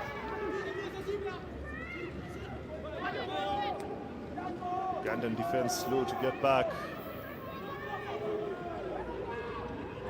Some wary legs out there. Flossie gets the ball to Cap. Lackham again. Can't find his way through this Ugandan defense. That's Osen with the tackle. Oh, the mistake there. And Benetta, the referee from Senegal, says that's enough. With Uganda taking this one, beating Madagascar 21-17 to finish 7th in this year's edition of the Barthes Trophy. Fred, that was a frantic end there. Suddenly the game came alive and it was end-to-end stuff, and errors from Uganda. In fact, we almost saw another try right there at the end. I mean, the game suddenly was just not ending. But it's the technical naivety of not having killed it in the first instance that gave us this rush at the end. Well, I guess that's what finals rugby is all about, and that's what today is all about. It's all finals day, match day 3. The Ugandan players on their feet, both very fatigued, and they are very excited too. You can see the joys in their faces. Very gloomy there from the Madagascans. As we go pitch side, Kevin Gisore. As the fans start trickling in at the Nyayo National Stadium. Straight after this, we will have Zambia taking on Cote d'Ivoire as the Ugandan players there, Melindwa Wokorach, instrumental games as we go pitch side with Kevin Gisore and the 2 coaches. And finally, from Rugby Africa, welcome back to the Nyayo Stadium Barthes Under-20 Cup. It's the full time here. Uganda getting 1 over Madagascar narrowly. I'm joined by the head coach Madagascar, Mami Haga. What do you think went wrong in the second half for your team? My player couldn't keep our advantage because at the first time we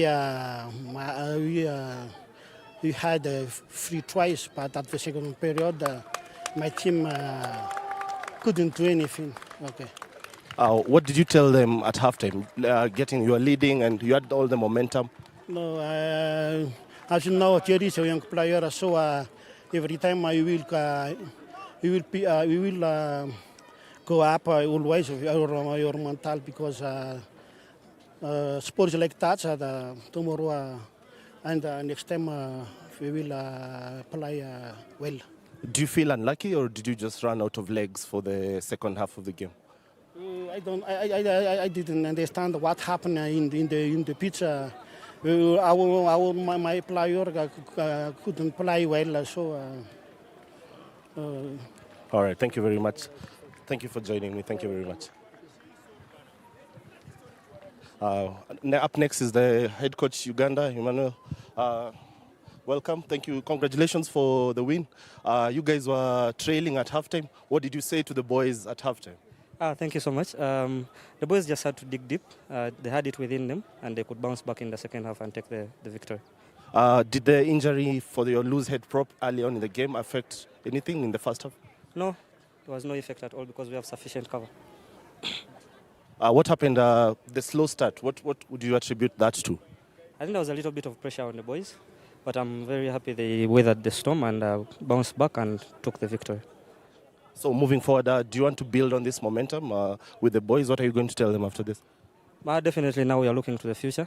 They have some of them have run their race. The few that will stay in will work hard to push the team, and will perform better in the next tournament. All right. Thank you very much, and congratulations once more. That is head coach Uganda under 20, coming off a victorious game. A bit topsy-turvy, but they managed to come on top. We're going to have the presentations next. We're joined here by the captain, Madagascar. Thank you for joining me.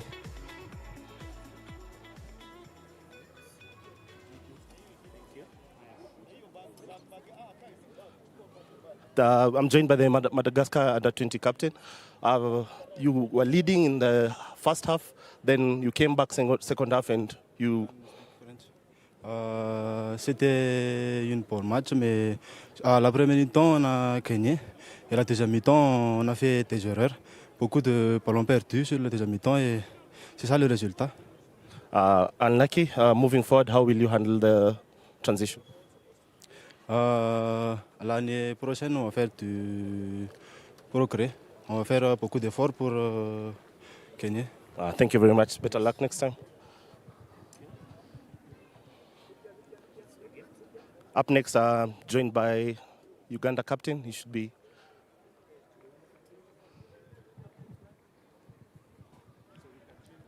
And now for the awards, ladies and gentlemen. Thank you for joining me. A bit of an injury. Congratulations. What happened? First half and second half, two different teams came up. Well, I have to say, we set targets while coming for this tournament, and we're not able to achieve them. But being put in this place, remaining in this league, is what makes us Uganda. What did you talk about at halftime? You know, it was a totally different approach in the second half. Well, the boys sharpened their excitement. You know, if you're excited, you play better. So we got excited and we played. All right, congratulations, and here for your words. Nakesa Dorothy, Director, Age Grade, Uganda. Of course, receiving gift hamper from Dorothy Nakesa, Age Grade, Rugby Director, Uganda.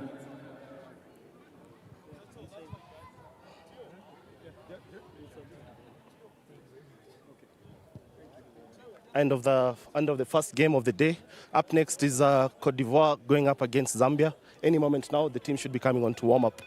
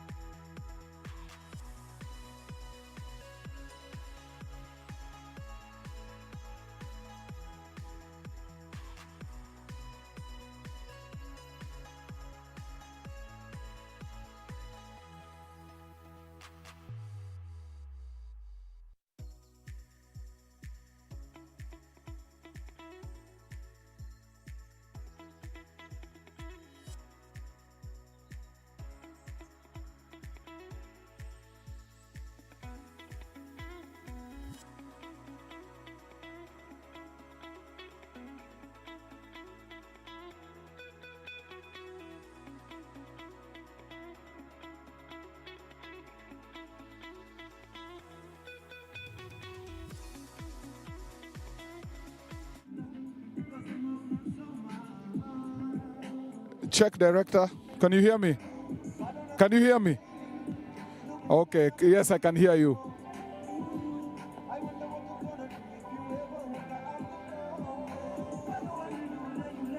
So tufanyaje? Niendelee? Okay. Yes?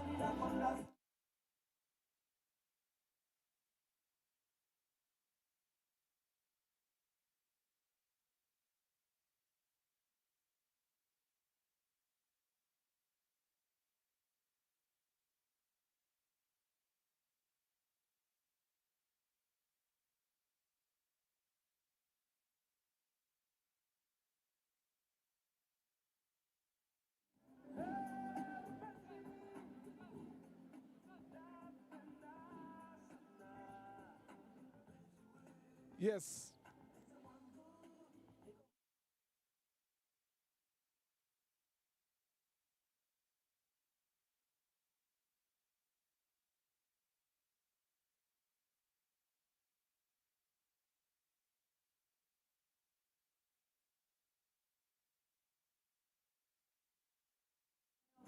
Okay, nakusikia.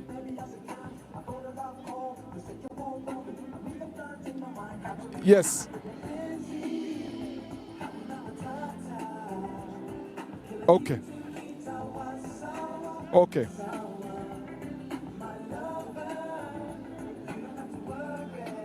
Welcome, ladies.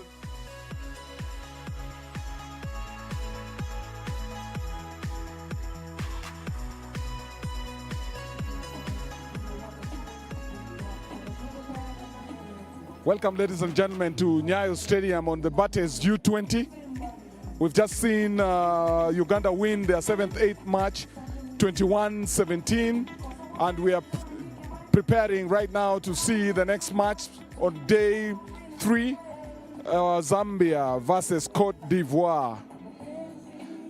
Coach, good morning. Good morning to you, sir. Are you ready for the action? Of course, we are very much ready for today's game. Okay. What are your expectations for this particular match, 5-6? It will definitely be a tough encounter against Cote d'Ivoire. But the boys are ready. We watched Cote d'Ivoire the last 2 games that they've played. We know their weaknesses and their strength. So probably we will try and capitalize on that one. You've ended up here because of, losing one match, now winning one. But what we're here for is not necessarily the side shows, but the actual match. There in your screen, one of the Zimbabwean fans definitely promised quite passionate. Kenya and Zimbabwe have had very interesting encounters over the years. This is yet another one. So you saw the Zimbabwean fans rallying behind their team in their semi-final win over Tunisia. They were very vocal in the stands. We accept the same or more today, actually. The very Junior sizable, yes, and there's a very sizable proportion of Zimbabweans in Nairobi, definitely looking at ensuring that their team are well supported. For all those joining us from across the world, from Zimbabwe, from Uganda, from Zambia, Ivory Coast, Madagascar, the US, Dubai, Australia, Asanteni, thank you very much for joining in. In a little while, we will get on to the 6th and 5th place playoff. On your screen now, the Ivorians in the white and the red sleeves against the Zambians with the black, gold, green, red. Walking onto the pitch, this is probably a very tense moment for them. As a former player, Hila, you know very well how the tunnel affects the tone of the game. They talk about tunnel vision, but it's also a place where you can go around and start getting heebie-jeebies and butterflies in your belly. Definitely. Looking forward to an exciting game. A couple of these Ivorian players look like they're the finished article. Very big and physical young men. Well chiseled, they say they look like the sons of Zeus, the Roman god. There they are, going to sing their national anthem. A very proud moment for the young guys. They should be proud for representing their countries. So in a minute also, we should be able to get the pleasantries on the field of play. Zambia very impressive in their first game against Namibia. Unlucky to lose that one by 7 points. Cote d'Ivoire, definitely no definitely actually no strangers to African rugby. You do recall in 1995 they did play in the Rugby World Cup. It'll be great to see what the new age generation has in store.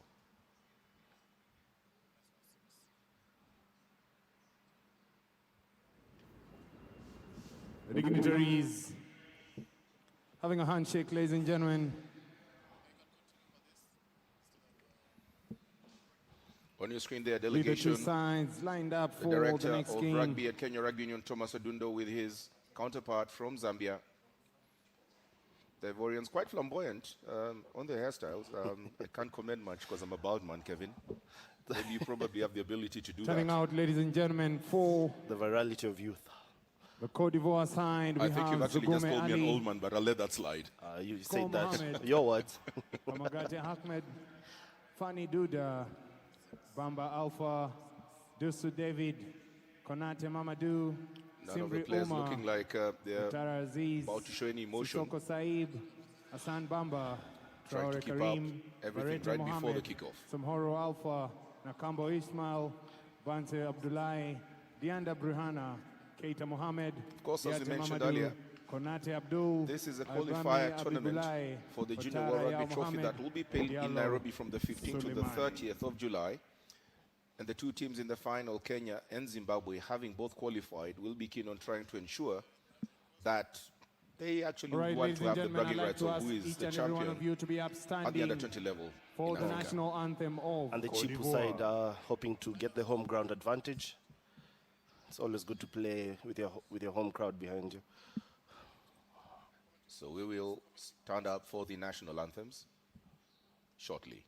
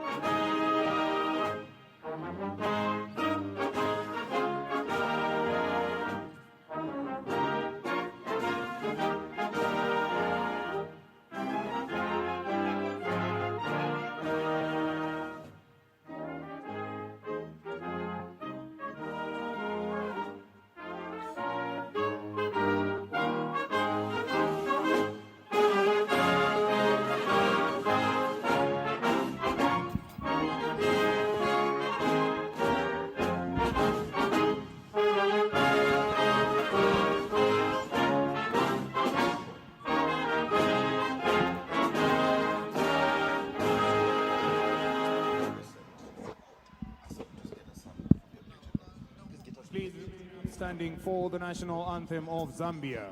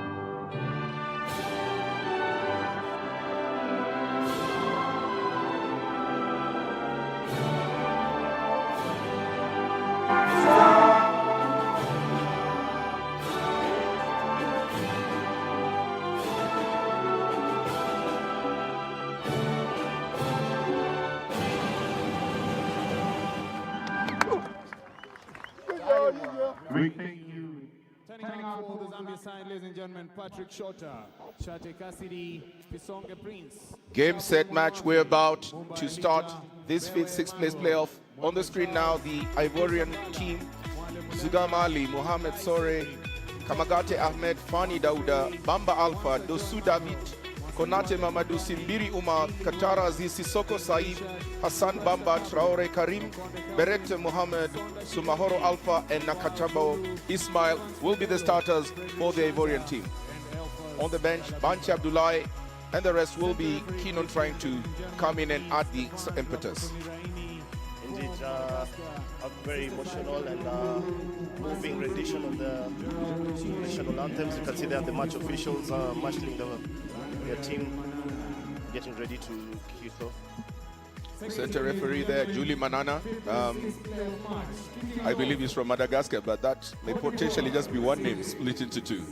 Indeed. And for the Zambian team, we have the starters: Patrick Chota, Cassidy Chate, Prince Fisonge, Chabu Manaumbe, Elijah Mumba, Emmanuel Mbwembwe, Charles Boema, Lukusa Mbala, Mulenga Mwale, Cedric Tendai, keep an eye on him, Fred Tonga, Perry Mpwape, Joe Manasa.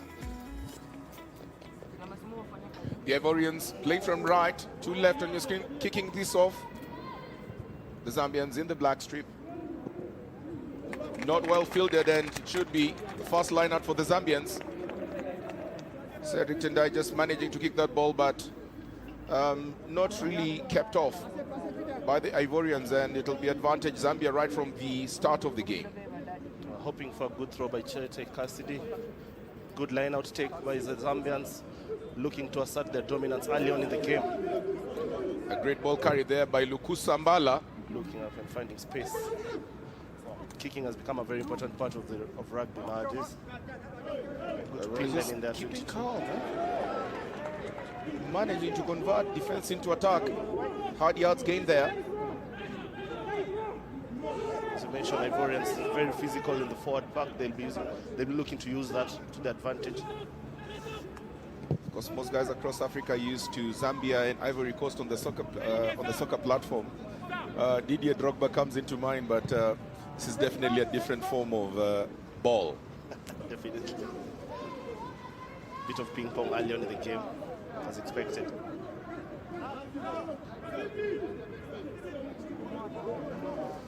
The Ivorians keeping the ball in, not in any rush whatsoever. Eventually, their way up it there. Tendai Cedric fielding the ball. Good fielding. Good take by the number 10. Zambia's having the better possession. Chate Cassidy taking the ball in, and there's an advantage raised by the referee, Manana. Tendai looking for the territory. This had actually been preempted by the Zambian coach Ruben. He mentioned that they're looking at starving off the opponents of any ball possession. And he was very categorical that they'd be looking at kicking for territory. And you can see the man on your screen there, Tendai, Cedric, just delivering from the coach's script. Good on them to assert that early on in the game. Probably set the tone for the remainder of the game. Interesting. Tendai Cedric has actually asked to convert the penalty from the center of the pitch.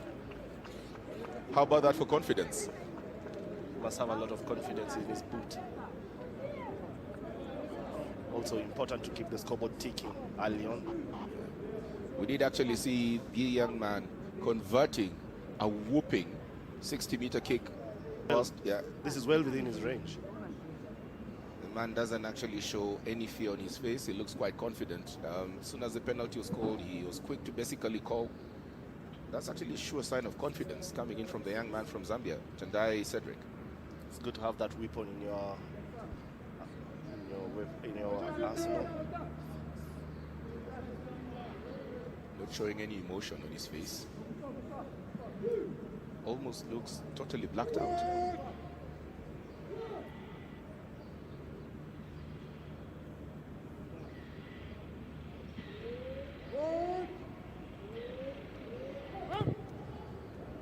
Whooping kick, has the distance, has the accuracy. Wow, how about that? Tendai Cedric, take a bow, 3-0 Zambia. What a kick by the young man.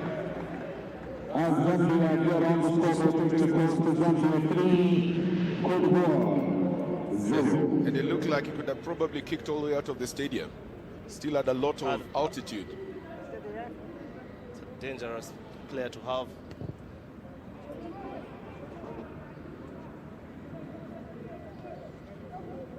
Well fielded by Lukusa Mbala, but unfortunately his ball has been sealed, and the Ivorians immediately get a chance to gain parity, but they decide to scratch the ball and move on. making hard yards. Zambians really need to be quite concerted on the defense. The Ivorians sniffing blood. Penalty advantage. Oh, the Ivorians spilled the ball, but they still have the penalty advantage. The referee, Julie Manana. Zambians caught infringing. Just at the last, the ball had been ripped off. You almost thought that the Zambians had managed to starve that attack, but still advantage Ivory Coast. They've hit right back after conceding 3 points. They go for the line out. They'll be looking for a driving ball, definitely. This is perhaps where the bulking frame of the Ivorians will come into play. Interestingly, they go by the term elephants, so to begin to see how the elephants will be able to maraud against the copper bullets from Zambia. I hope for a good throw by their hooker.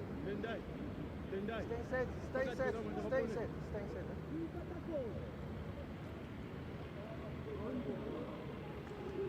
Execution very key on the set piece.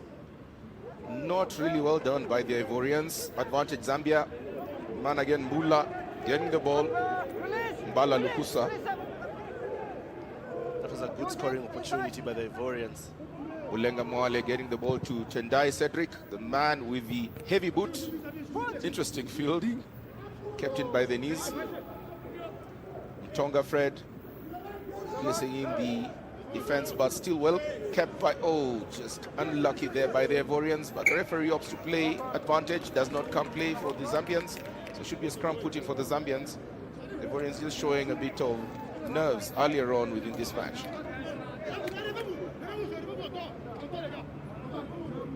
They need to catch the easy balls for the confidence. They call it butterfingers or perhaps butterflies in the belly. One way or the other, he just needs to get his calm resolve on. Nerves need to settle indeed. First scrum of the game. Ulenga Male, the man with the yellow boots. I'm not too certain whether I'd be comfortable in yellow boots with a thunderstorm coming on through, but Ulenga Male seems quite confident. Look at the power from the Ivorians. Mbala Lukusa, Cedric, Tendai. Well fielded. The Ivorians just trying to get their own firm resolve. Little space on the side. Side boot. Does it stay in? It does. Well fielded there by the scrummy Mwale Mulenga.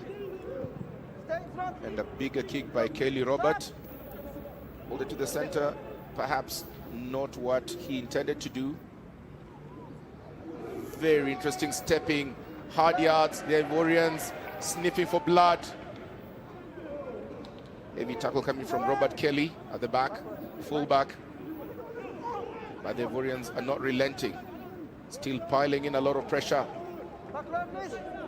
With the bulkier frame, you'd expect them to have a field day within the contact faces. Indeed, keeping it tight. The elephants are over. They're rampaging. Try time Ivory Coast.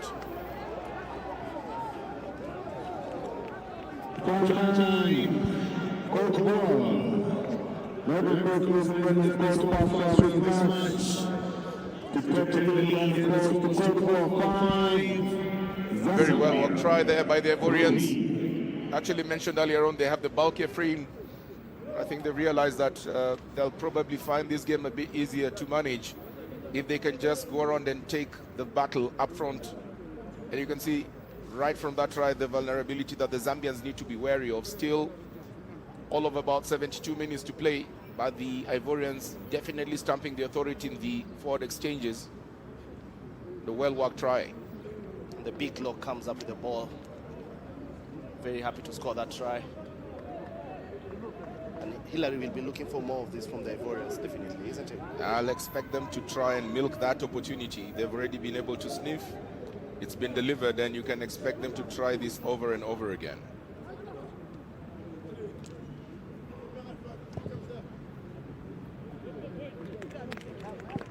The conversion not successful. Scores remain Ivory Coast 5, Zambia 3. Much better kicking, by the way, in this particular game. We did see a multitude of penalties and conversions missed in the first game.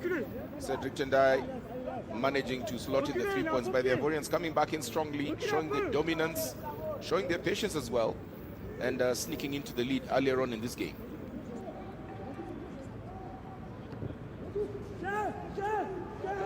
Beautiful kick by Cedric. Well handled by the... Oh, there's an error there. Barely managed to hold on to possession, the Ivorians. There's a bit of a fumble there with the receiving of the kick. It's a bit of butterfingers, still quite chilly early on in Nairobi. We did have a bit of rain in the first game, but it looks like it's clearing up. We anticipate that the clouds should clear up totally, and a sunny afternoon on a Sunday for a fun day.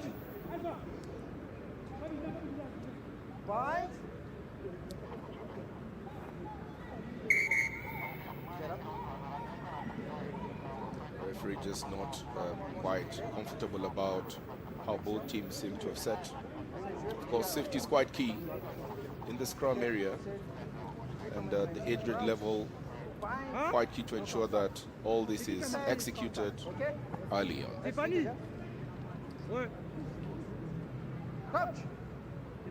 is a part of the game Hillary would really enjoy. This is what we live for. Looks like a certain level of impatience crept in there by the Ivorians, gifting the Zambians. Penalty, Mwale getting the ball off the Zambians. Keen on trying to ensure that this transition, they get into the 22. They don't look to have done that clearly, and the Ivorians showing the dominance in the forward faces. Zambians perhaps require a bit more patience. They need to be more clinical in the contact area. We call it the rush of blood to the head. And that was a situation in there, a rush of blood to the head, not allowing them to perhaps get the best decision, and the Ivorians managing to punt the ball all the way down to the halfway line for a line of throwing. Not a very happy Ivorian coach in your picture there. Almost looks like he'd be the sort of person who would probably get onto the pitch and just ensure he can get all the points.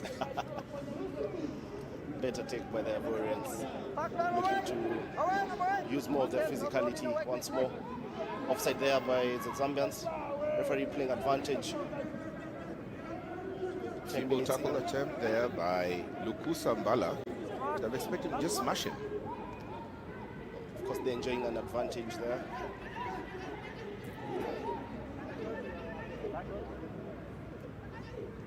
Transition play, cross kick. I haven't seen very many teams executing that tactic. Not too happy with himself, but he knew he had a penalty advantage, so all is not lost. Perhaps execution would have been done much better, but they get a second chance to try and chip in and erode the Zambian defense. Indeed, they get a penalty just inside the Zambian half. They'll be looking to go for the post. You see the T being rushed into the pitch. He missed the sideline conversion. Hopefully, he'll go one better on this one. That's the image of a very calm and composed player. But of course, the proof of the pudding is in the eating, or is it in the kicking? Could go either way.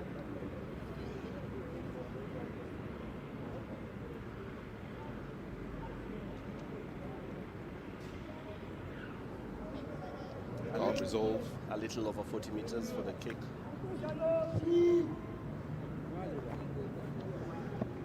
It has the power, but not the accuracy. The Zambians just let off the cosh there. Scores remain. Cote d'Ivoire 5, Zambia 3.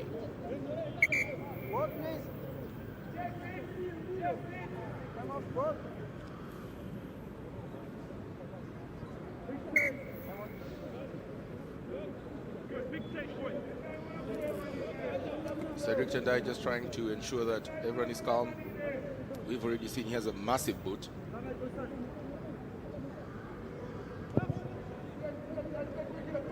Punts it all the way down, easily fielded by the Ivorians. Choosing to go the confrontational route and loses the ball in the process. Rarely would you see scrum of running into forwards and managing to retain the ball and I think the reality of rugby has just been dawned on there for the Ivorians. Hook, line, and sinker indeed.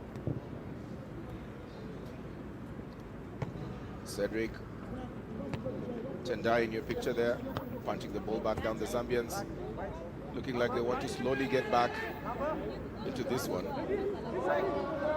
Posing little cockerel on his sleeve. I wonder whether chicken is his favorite food, but yeah, we'll pass that for now. Interesting. If you look at the Zambian logo, there is an eagle, and in the sleeve there's a chicken. No relation. No relation at all.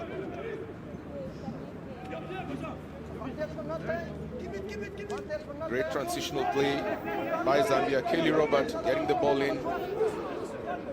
Mwale Mulenga gets the ball out to Mwemba Charles. Does well to retain the ball. Mwale rampaging grand, but almost looked like it was a shoulder charge there on Chate Kasidi. The man with the confidence trying to punch a drop kick all the way from the halfway line. How about that? Still penalty advantage for Zambia in a very promising area, right next to the 22-meter line. You have to take a bet as to what decision the Zambians will pick. Line out or penalty? Kevin? I reckon with Tendai's boots, he'll go for the post. Indeed, that's exactly what he does. When you have such a player, that's all you have to do. Just get in dangerous zones and hopefully milk out a penalty, and he'll do the job. Right there. There was actually a shoulder charge there. Very interestingly not cited earlier on, but didn't look like it was a rough tackle. The Ivorians will be very lucky not to have had that been picked up. The team will review that.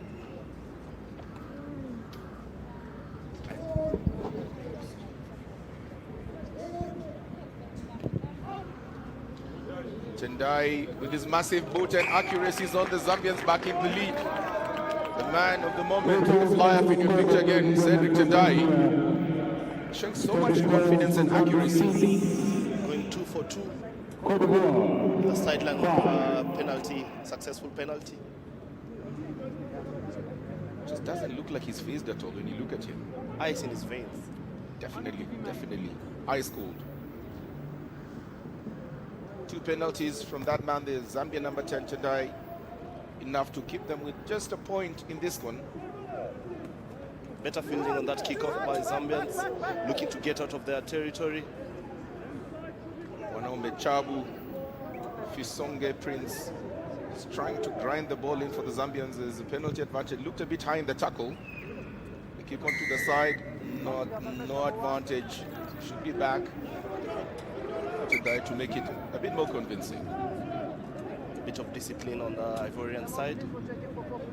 The referee, they are going to consult with the judge. There seems to be an infringement there. You know, one of the more challenging things is playing against a team that have someone who can kick from anywhere. So discipline must be quite paramount. You can see here, it almost looked like he wrapped his hand around the neck. Maybe the degree of danger is what is being ascertained, but definitely a high tackle. The tight head prop. Looking a bit ominous. The referee going through his summon. Can't quite hear what he's saying. But I think he's telling them you're lucky. He'll stay on the pitch for this time around. But be careful.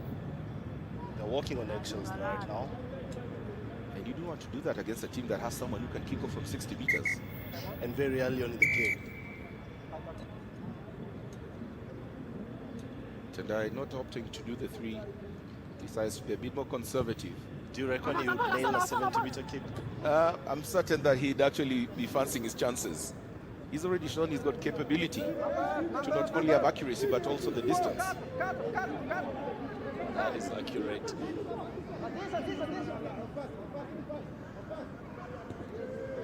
Clever line-out move there by Zambia. Fortunately, the ball didn't travel 5 meters. Almost looked like it was 100% executed by Chate Cassidy, but Prince Fisonge didn't look like he picked that ball within the 5-meter area. Took the ball too high. Whereas no piling in the bodies in there. Good defense by Zambia. Gets on deck, and the Ivorians managed to get the ball back. That rarely happens. They're hoping to get a turnover. Zambians just sneaking on through Mumbai Elijah and Bewe Mano, teaming up well to ensure they can starve off that attack. Asane Bamba with a very interesting step there. Yeah, it works. Some people call it a goose, some others call it a chicken step. You just say movement. Nobody calls it a chicken step. Ball unfortunately spilled out and picked up by Mwasagwale Kondwani. Chips it across, well fielded by the Ivorians. Interesting pick of the ball. Almost looked like he was just picking his radio from the village store. Sissoko doing well there to get rid of our defender. Both teams just look like they're trying to tease the defenses. Not quite convincing so far. Simbiri, the number 8, hoping to spark some form of attack. How about that? Beautiful executed drop goal. Sissoko, the man.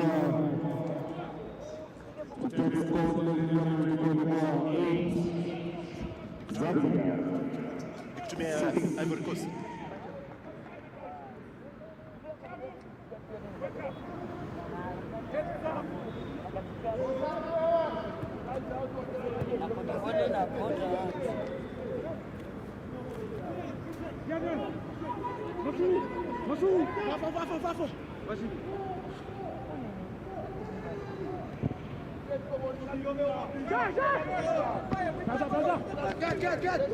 Zambia 6.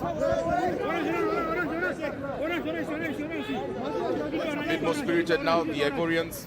Just showing the Zambians that they also have a couple of tricks in their book. Very well executed drop kick by Sissoko. Saib Dadu Kone. It's getting one back for the Ivorians. Good for their confidence. Sibiri Umar. Very, very nearly a tackle in there. Fred Mutonga had gone at his opposite man, Hassan Bamba. Just having the awareness not to take the man off in the air. We already have had the referee just warning the Ivorians about some of the high tackles. And very clever for Hassani to jump for that ball. He would have been smashed otherwise. Dosu David in your picture there, the man with the flamboyant hairstyle. He's trying to also rampage and show that he's no pushover. The Ivorians just slowly beginning to get a bit of more control in this one. Saib Sissoko opting for the line out. It's a good attacking opportunity just inside the Zambian half. Sesha Mubanga, Zambian team manager, gets the impression of a man in deep thought. He's probably trying to figure out what he'll be able to brief his charges. The Ivorians setting up a move, but it's not moving yet. They surely have to use it now.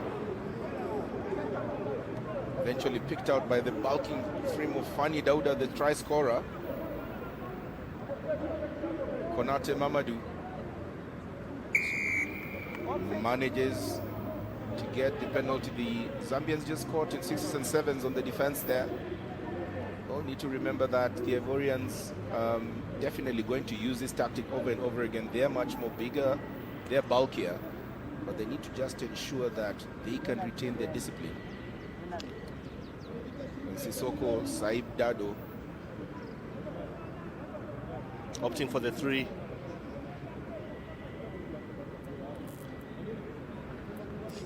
Actually, it's Nakabo Ismail taking this kick. The number 15. Apologies, that's Nakanabo Ismail.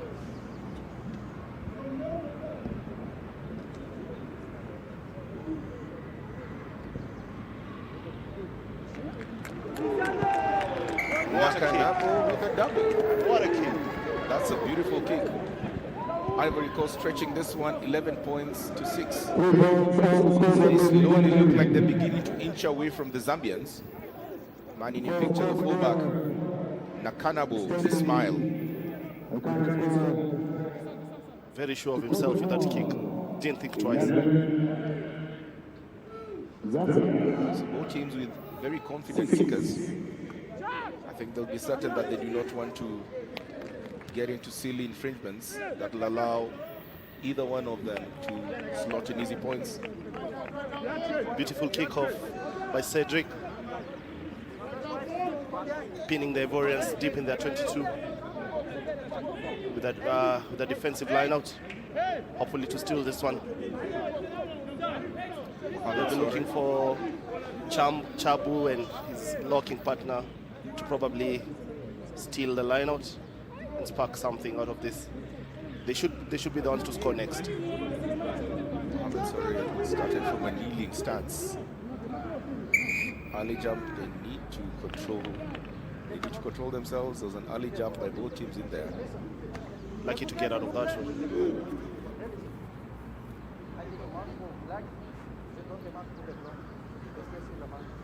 The referee having a chat with both teams. Probably about the spacing in the lineup. It's very interesting. He has actually done it both English and French. I'll talk to him. Good on him.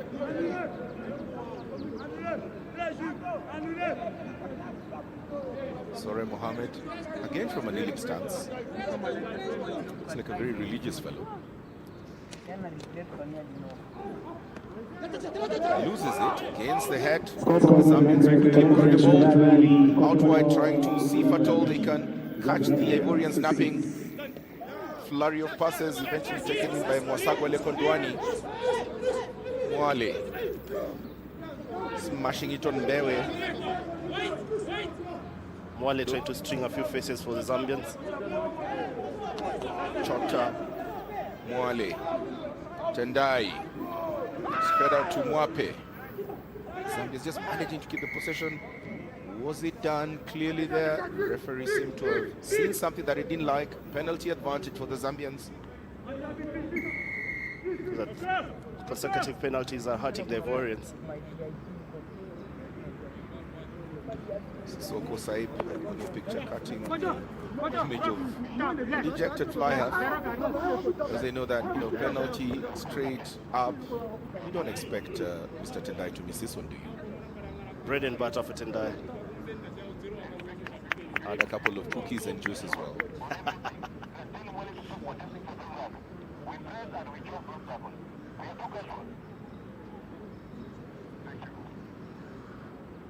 The man with ice in his veins, Tendai, Cedric. All 6 points so far by Zambia off his boots. Adds another 3. This was all him. He started it from the kickoff, put it deep in the Ivorian 22. They stole the line out. Now he's delivered the goods. 3 out of 300% kicking accuracy. The general himself, Cedric Tendai. Yes.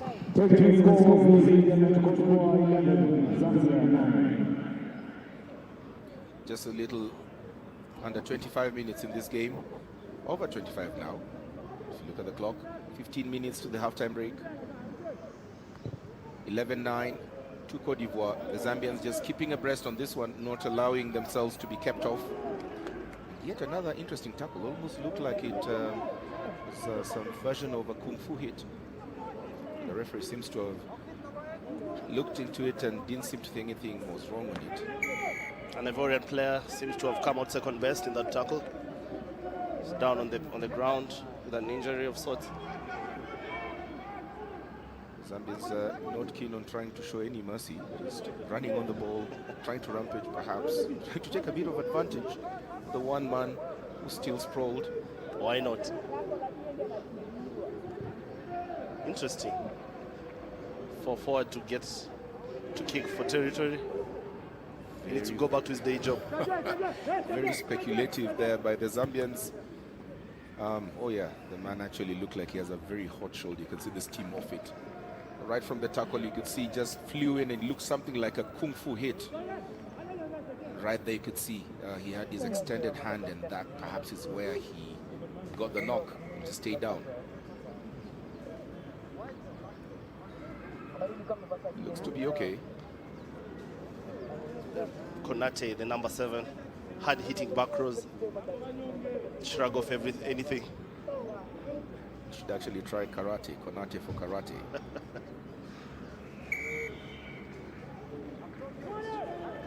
Ali Hoyce, the referee, just says, I told you, I told you. The Zambians quickly take it.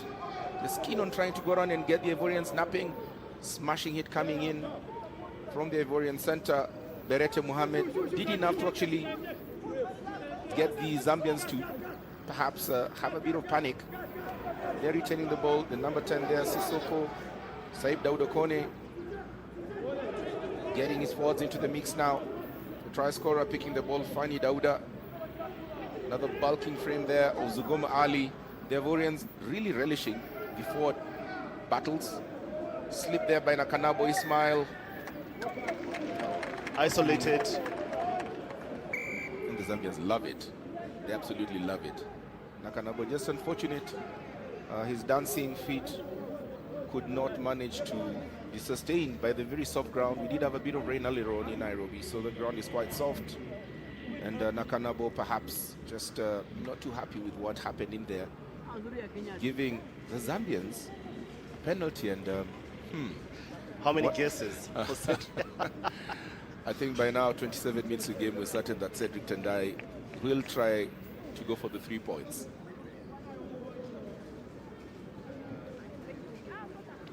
He's knocking them from all over the pitch. He doesn't seem to be too bothered by the angles or the distance. Apologies for the scores on the screen. It's actually 11-9. We'll get that rectified in a little while. But first, Mr. Cedric Tendai, the Zambian fly half, with a chance to add another 3.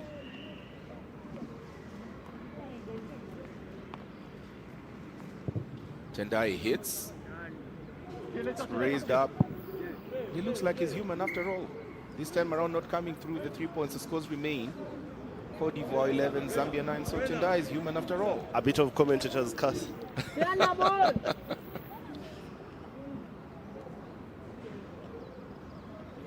Commentator's curse follows everyone.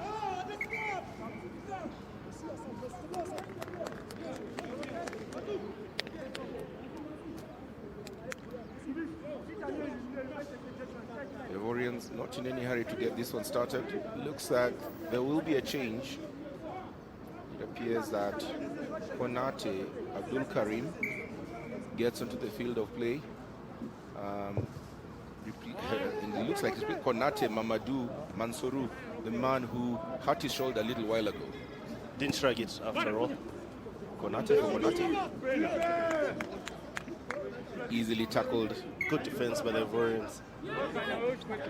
The game very much on the balance. Almost 10 minutes to halftime. Zambians hoping to stay in the chase.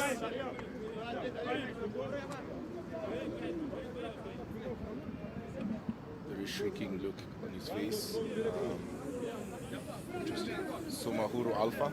He looks bothered. Yeah, the alpha male is actually looking bothered.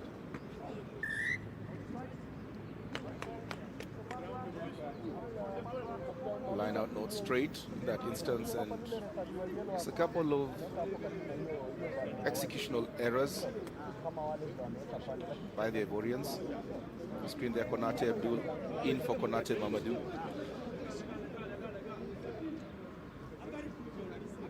Should be a scrum put in. The Zambians with the territory. Do you reckon Tendai will go for a drop goal? I wouldn't be too shocked. I think the fellow has a lot of confidence in his ability. You can see from every time he goes up and steps up for a kick, how he actually goes on and interacts with his teammates. He's got a certain wow factor, which is quite rare for someone at this age grade level. And you can see the team rallying behind him. No, they definitely squarely in charge. He's a toast. I mean, he's a maestro. He basically goes around and ensures that the symphony works. Correct. Mwale Mulenga, the Zambian scrum half. The scrum put in. Mulenga to Tendai. Mwape gets the ball out to Mwansa. Mwansa doing well to hit the gain line. Mwale Lose out. The referee says that there was an advantage in play, so the Zambians still retaining the territorial pressure and a penalty. They will be smiling. No second thoughts. No, as soon as they actually saw the penalty, the fellow rushed up, looked at the referee, and didn't consult, just pointed straight. Yeah. The Ivorian coach must be very upset with the discipline issues, because Tendai is hurting them. It's definitely something they need to look into. They often get isolated, particularly when the Zambians have the ball in attack, and they just need to be able to understand how to play the man once the tackle has been done, not necessarily bring the infringement. It's been hurting them over and over again within the first 30 minutes of this game. And the referee at this point, he should be calling the Ivorians for a warning, because those are very many offside calls. They risk losing somebody to the bin. For now, Mr. Tendai Cedric, the maestro, hits this one, has the power, has the accuracy. Take a bow. Cedric Tendai, Zambia 12, Ivory Coast 11, 12 points. All of the boot of the man on your screen there. The Zambian flyer, Cedric Tendai. Zambians must be happy to gain the lead. It's very close to halftime. The Ivorians had a bit of a flourish in the mid-pitch of this particular game, but they seem to have faded off. The Zambians just keeping on the ball, kicking, trying to ensure that they can try and pile off territorial pressure. Robert Keeley with a poor kick to get out of their territory, and they puts the team under pressure. Ivorians not quite brutal in their attack, and almost looked like he was hoisted. Looks like the Ivorians will hit right back. They look like they're trying to reassert their dominance on this one. It's a 1 point in this game. It's been quite close from the kickoff. You remember the Ivorians are scoring off fielding errors by the Zambians. That's something they need to talk about at the half. Thumping ball carry there by Kamagate Ahmed. Double blow by the ref. Might be going to his pocket. Yeah, it looked like something had been sighted in there. Zambian captain being summoned.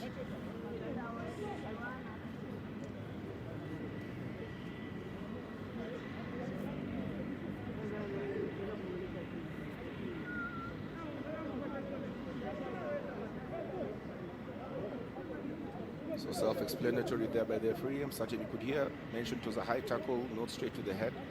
This time around he'll only have a penalty, but he has given his warning that next time around there might be a couple of cards being shared before Christmas. Was that Chabu, remember? Lucky to get out of jail there. He's a very lucky man. He's a very lucky man, but the referee has already just laid his authority that that's the last time he'll allow that to happen. So both teams have to be very wary. Ivorians trying to weave their way out. Sissoko. Very rampaging run there by Somahoro. Held up literally meters off from the try line. The Zambians doing everything to try and keep it up. Very good defense by the Zambians. Oh, Ouattara. Numbers on the side. Ouattara, the man, taking the ball from the base, gets it out. The try scorer from the first try. Does he have a chance to score a second? This time not as lucky. Fani Dauda. Referee going back to the advantage. He would have actually fancied that Fani Dauda would get his brace there. I would have put money on him to score.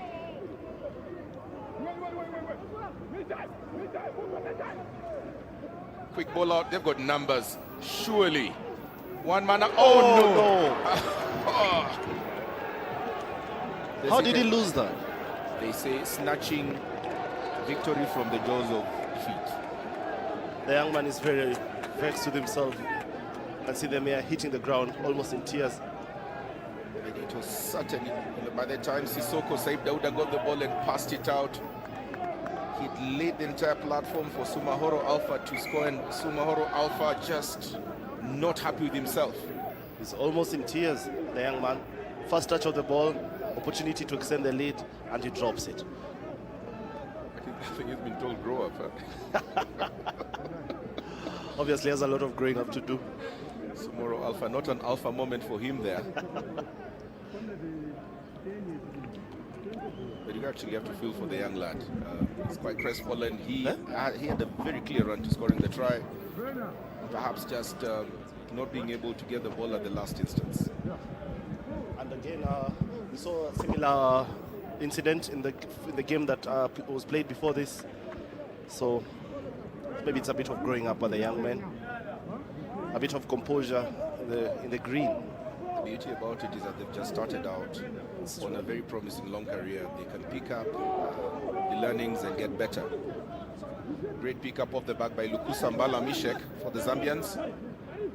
Trying to get a good angle for the kick. Oh.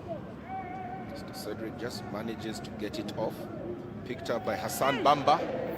Bamba isolated but gets the support from Nakanabo Ismail. Nakanabo literally wrapped up. Dosu David trying to win the battle against the Zambians. Does well. Ball goes out to Bamba Alpha Kader. Watara Aziz, the scrum half, gets it out to Sissoko Said Dado. Does not recover it. Somebody's definitely going to the bin for this. Those are many consecutive penalties by the Zambians, losing their heads there a bit. It would appear that the Zambia number 6, Mbewe Emmanuel, has been summoned.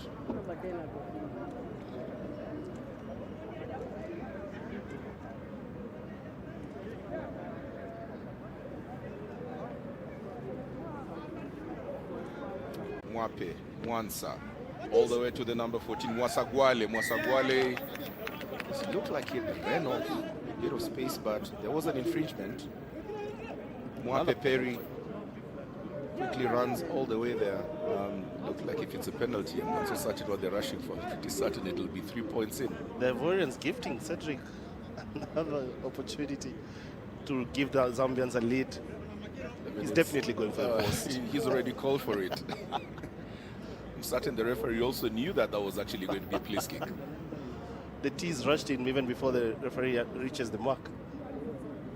The Zambians just managing to keep abreast of the Ivorians. All the industry, their discipline is letting them down. Zambians playing one man less, but the boot of this man in your picture, Tendai Cedric, has been the differentiator. Single-handedly giving Zambians a lifeline. Single-bootedly, not handedly.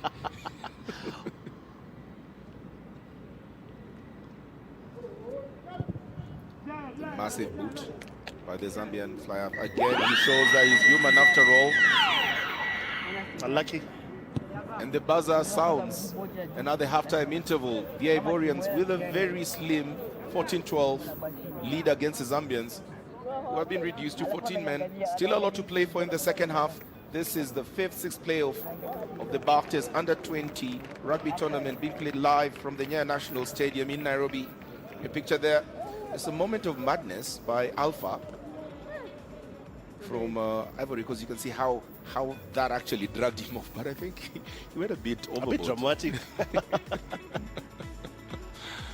Oh yeah, it's all for the game.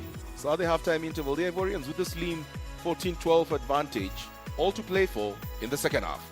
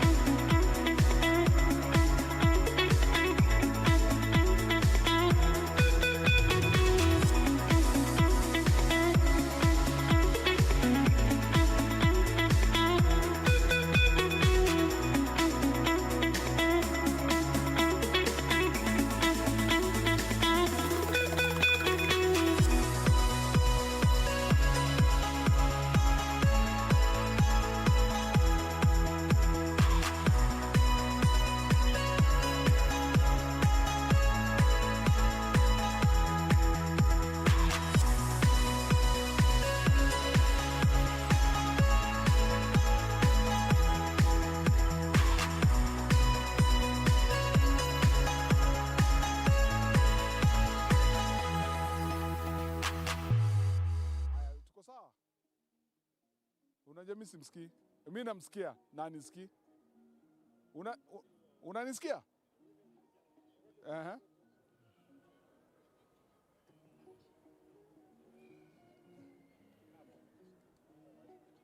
Yeah.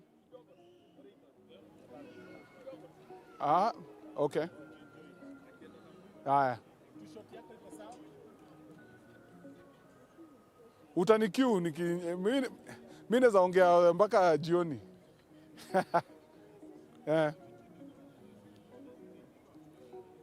Okay, sawa. So I just keep talking alafu utaniambia. Okay. Then, whichever. Gani?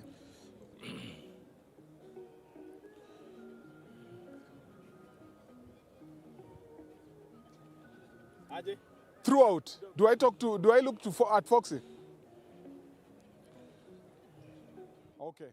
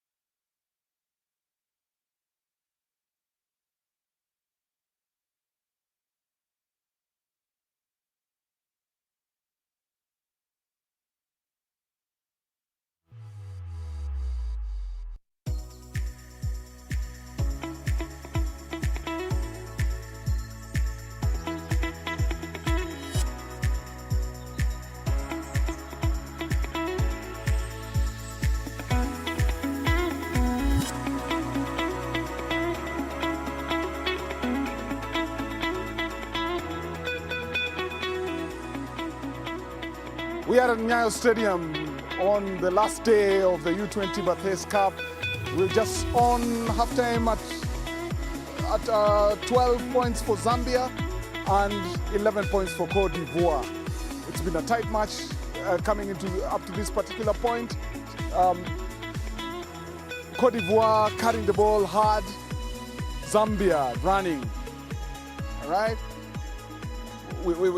We will be presenting for you all the top under 20 rugby in Africa, and this is where it is at Nyayo. This is where it is at Nyayo. With me today is Foxy Ojal. Foxy, yeah. What are you seeing? Very entertaining game from both teams. Zambia playing some quick hands, very entertaining backline from Zambia, and Ivory Coast bringing in their forwards into this game. The backs are also trying, but their forwards are actually a bit more superior. The forward play of Cote d'Ivoire, what do you see? I think it's looking very good. It's looking very good from the end. They're dictating when they want to run, when they want to slow it down. They are dictating the pace of the game. The kicking, I'm seeing a lot of kicking. Yes. How have you assessed that one? Yeah, there's a lot of kicking from both sides, trying to get the territorial advantage. Once they get into the right zone, they want to punish you by going for posts. And that's what they've been doing mostly. I've been worried about how the set piece is going. What do you think? I mean, in this particular game, compared to the earlier game that we saw? The set piece is still a problem. Actually, throughout this tournament, we've seen that especially the line-out has been a big issue, which needs to be addressed. Hopefully, the next coming up games, it will be better. But for this one, it's still a bit of a problem. Okay. So if you are the coach right now, I mean, you're Uganda, you have a 1-point lead. What are you thinking? What would you suggest? I would suggest slowing down the game and retaining possession. Because again, as we've said, they are kicking a lot, and once you kick, you're giving away possession. Yeah, and possession is everything. You cannot score if you do not have the ball. All right. First half has been a try on by Cote d'Ivoire. Kicks.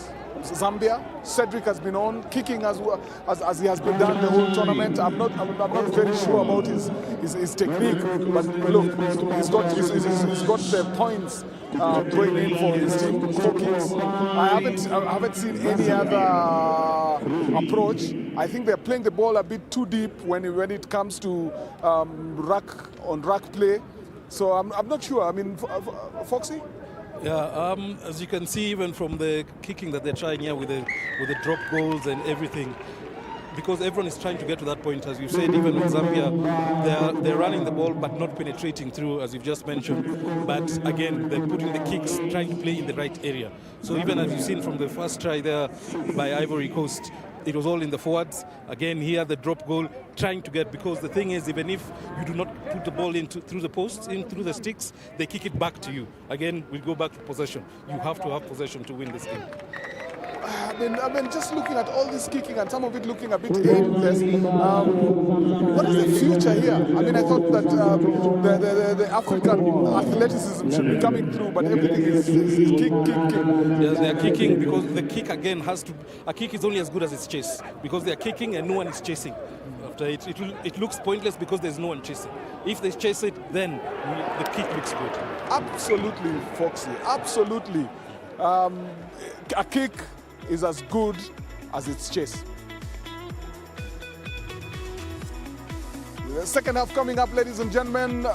We are playing 5-6 in the U20 Barthes Cup. Zambia versus Cote d'Ivoire.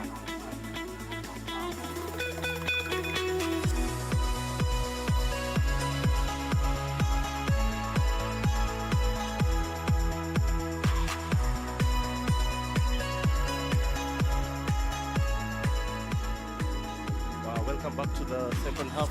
The boys have just run back in a game that's very much on the balance. We saw a lot of topsy-turvy in the first half. The coaches must have had a lot to say during the break. Hopefully the error rate will reduce, and we'll see. Probably talking to them about the discipline. 3 times, and lets it rip into on the 4th occasion. Easily fielded by the Ivorian fullback, Nakanabo.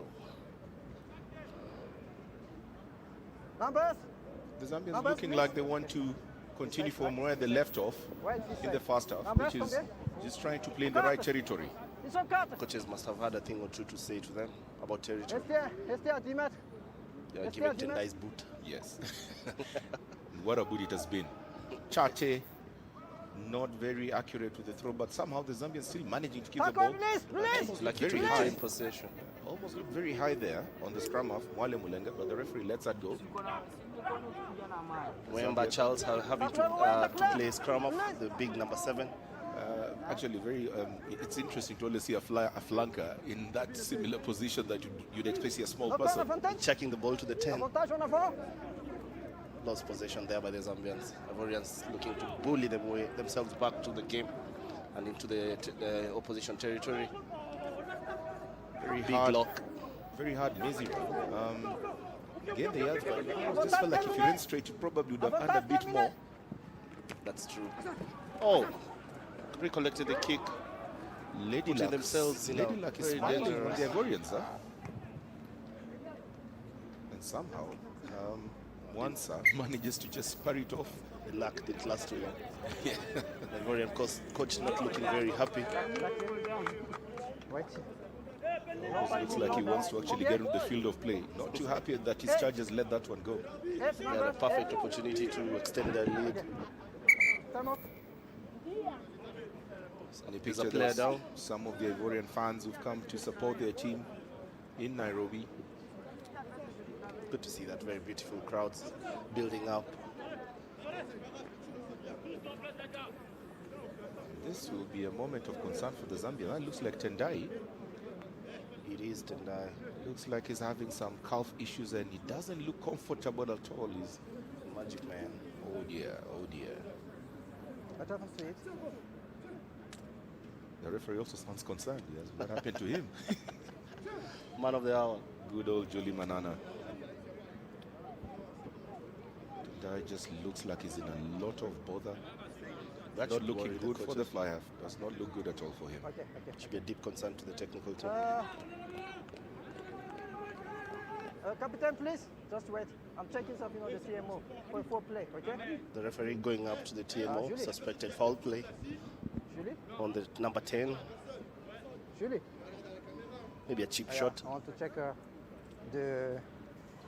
they said a player stamped on the leg of number 10 black.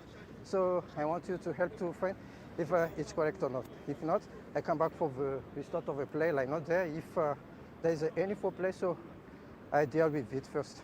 Okay, thank you. It would be very unfortunate if indeed that happened. We'll be able to just get confirmation, but like you mentioned, Kevin, cheap shots don't work in rugby.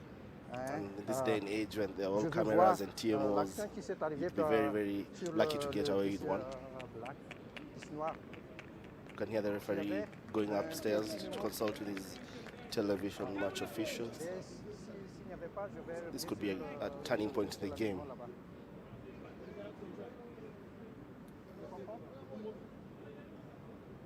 It looked like it happened that transition, but did not look intentional. I did see someone moving over, but it did not look intentional. Just unlucky. Right place, wrong time. Or the other way around. I think the referee is also happy with that. Nothing much further ado. Both Get the line captains, out, please. and we should be able to resume Both the game. captains. Both captains. Number 11. Okay, so after checking on the TMO, so nothing happened. No step in, no foul play. So we play for the line out. Il n'y a rien. Il n'y avait rien. Okay. Merci beaucoup. Fred Ntonga, the Zambian captain, had a very interesting look on his eyes. Like he's ready for war. He was hoping for a card. Remember, they have their back row on the naughty boy chair for the next 8 minutes or so. Yes, he got sent off right before the break. That was Mbewe Emmanuel, blindside flanker. Ivorians keeping the ball, spreading it out. The captain gets a ball out to Berete, Mohamed Berete, takes it to deck. Watara, the scrummy, gets it out to Simbiri. Simbiri keeps at it. Watara. The Warriors looking to use their one-man advantage. Gets Dosu. Dosu has really been at the heart of each and every ball carry. The try scorer. Man who scored the first try. Yes, he does it again. Missed out on an opportunity, but this time around, Fani Dauda gets his brace. Not stopped. Shy little smile on his face. The big man with a baby face. Fani Dauda gets his brace. It's very hard to stop such a big guy so close to the line, and he's very aware of that. Big man with a baby face. What a bulking frame. There you go, he probably heard us. Fani Dauda extending Ivorians lead. Cote d'Ivoire leading 19-12 with the conversion to come. And it's none other than the man, Ismail, lining up the conversion. The number 15 has had a very good kicking day so far, hoping to extend his luck. Bit of apprehension on the faces of the Zambians huddled. He's trying to quickly get away forward. It looks like a committee to try and change the course of the next 35 minutes and give them a chance to win this one. Unlucky, just misses it. Scores remaining, Ivory Coast 19, Zambia 12. Then Mr. Dauda just rummaging his way. That was a total mismatch. Picked the ball and must have relished the fact that when he looked up, it was a winger. The things we must have been very intentional. That's what every forward lives for. A mismatch. The mismatch.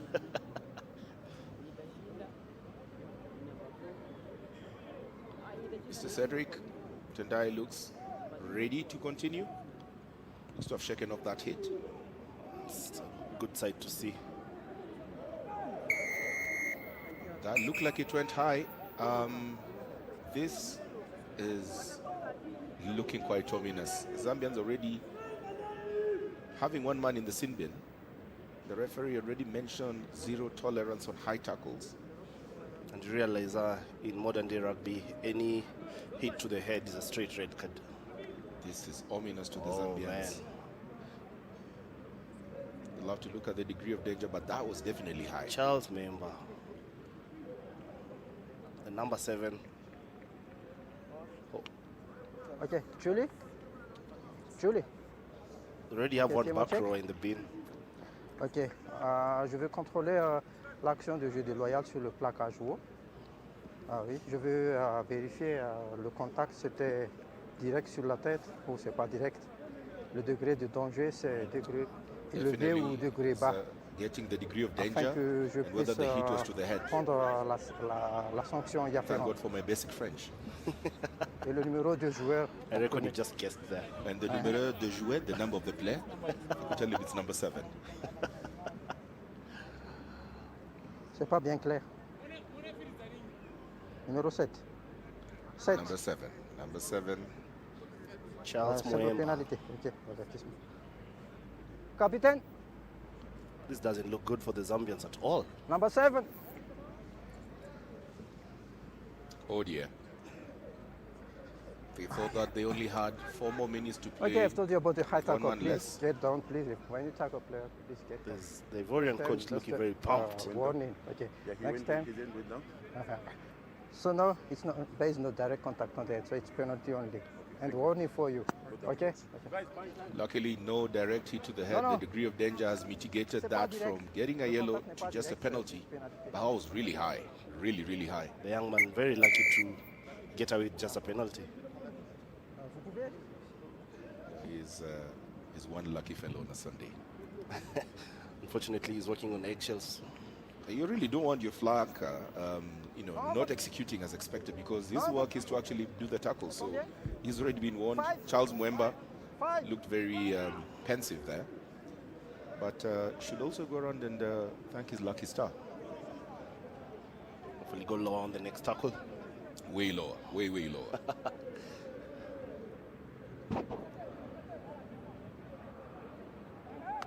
Sore Mohammed taking his time, gets it off. This time he gets a target.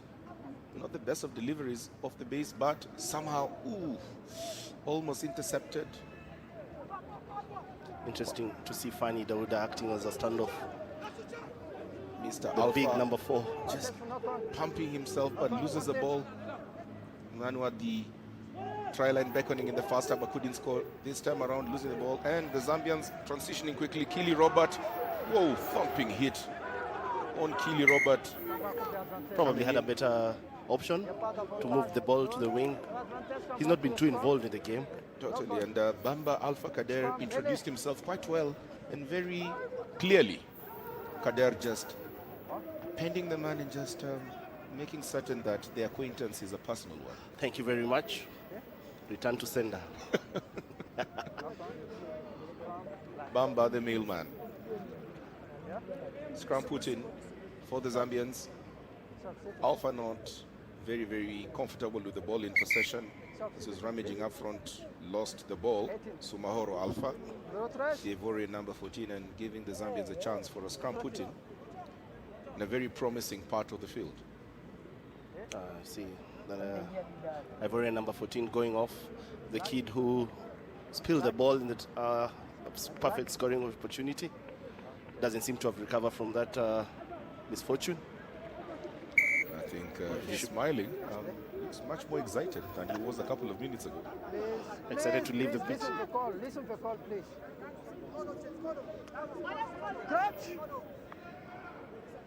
The game has taken a bit of a dip, probably due to the penalties. Again. Oh dear. Fisonge Prince, Zambian tighted, engaging and trying to shove earlier on, and just not allowing the Zambians to take advantage of what was a very promising piece of play, and the Ivorians returning the favor. lucky for them to get another opportunity to attack deep in the Ivorian half.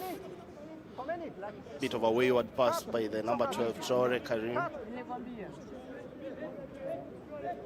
It's very unfortunate. The pass not getting onto hand, but the Zambians with another bite at the cherry. Cassidy Chate this time manages to get it straight, but doesn't look like it traveled 5 meters. Is that the second time it's happening in the game? Yeah, and Prince... they don't seem too confident with their lineouts. Prince Fisonge has had that infringement twice. He had the infringement in the scrum. He just needs to perhaps get a bit more calm resolve. Settle down a bit? Yes. The adrenaline beginning to cloud judgment.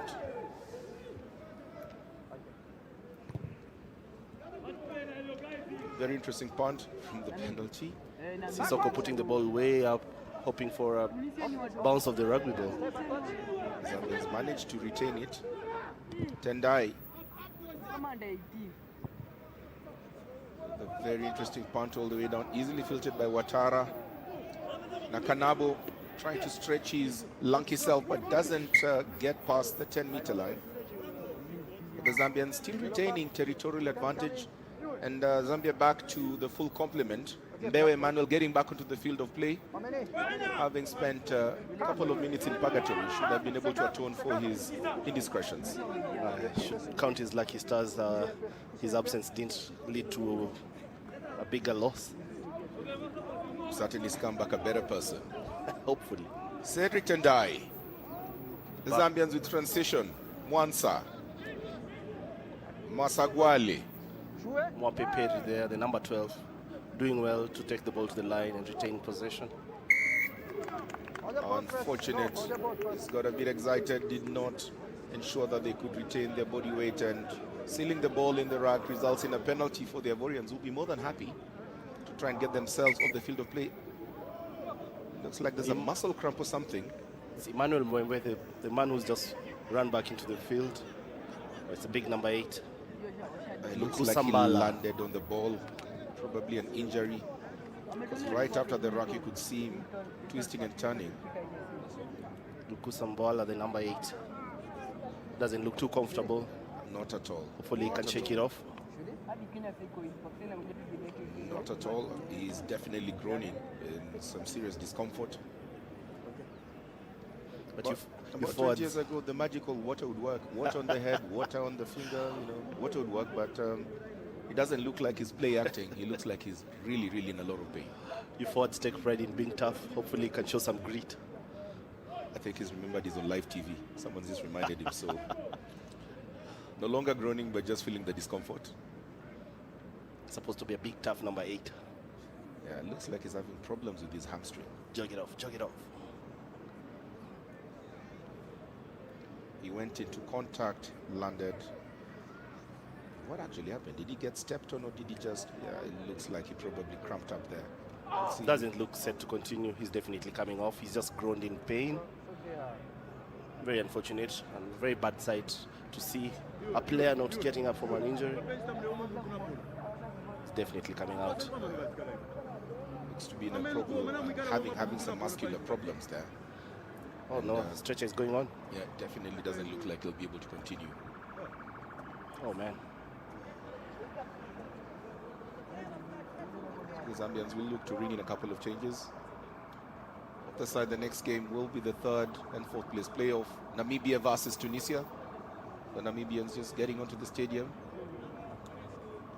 Losing finalists last year, this time around will have to settle for the 3rd place playoff after their defeat to Kenya on Wednesday. The defending champion Zimbabwe, definitely looking quite convincing.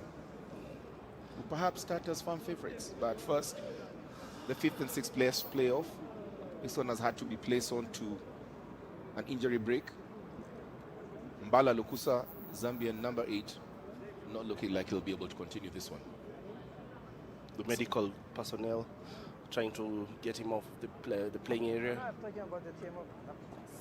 It's not a good thing to see.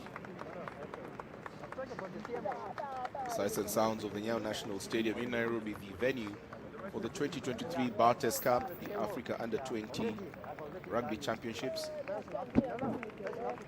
The Zambian contingent also just clapping off the great number 8, Lukusa Mbala Mishek. Unfortunately, not able to continue, but the game will continue. Definitely Rafael Zulu coming on to replace the number 8.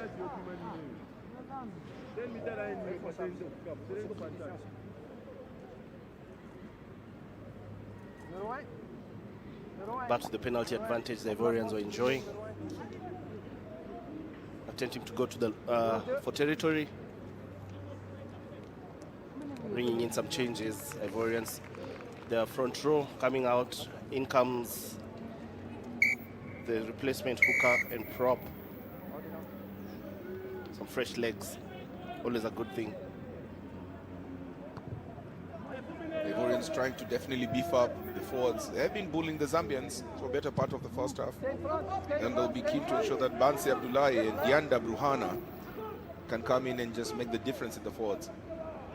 The captain, Sissoko Saibdado, loose passing, intercepted somehow by Mwansa Joy Emmanuel. The Zambians just, weaving and wading their way. Mwemba Charles. Ball gets moved to Chache Cassidy. Chache running across the hooker. Ball in 2 hands, makes it hard to tackle him. Goes all the way to the captain, Fred Mtonga. Mtonga does well. Zambia, it's a little under 20 meters from the try line. Thumping run there by Lokonde Kelvin. They lose the ball somehow. The Ivorians coming out with the ball from the ruck. Oh man, they need to take care of the ball more. It was helter-skelter. They call it red mist. If you do not go around and have the level of focus, that's what happens on the field of play. At this level, they should do better. Quite unfortunate there. The Ivorians just doing enough to weave off that very frantic attack by the Zambians. Started off by Chate Cassidy. Unlucky to lose the ball there. They were building some momentum.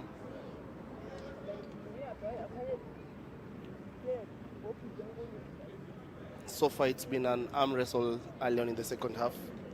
The scores remain the same, 19-12 to Cote d'Ivoire.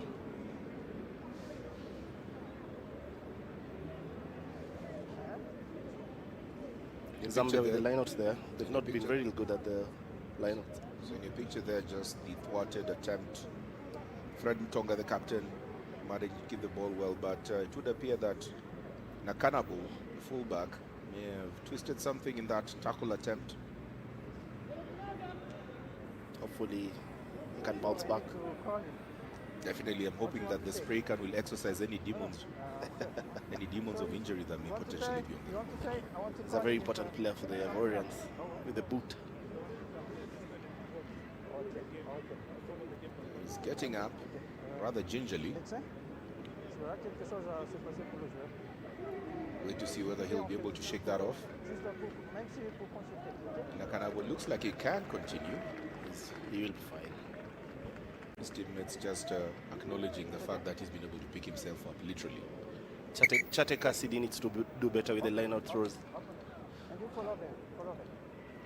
They've been having a level of issue with Prince Fisonge. This time, does he go 5? He does. Gets one. Chabu Mwanaumbe with the thumping run from the lock. Referee with the arm out. It's penalty advantage. Cedric Tendai was being manhandled. He will be happy that he can get back his feet onto terra firma.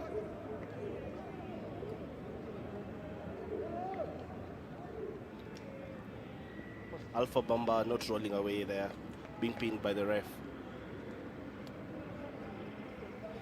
And as you'd expect, Cedric Tendai, the man with the boot, opting to try and see if he can keep the scoreboard ticking.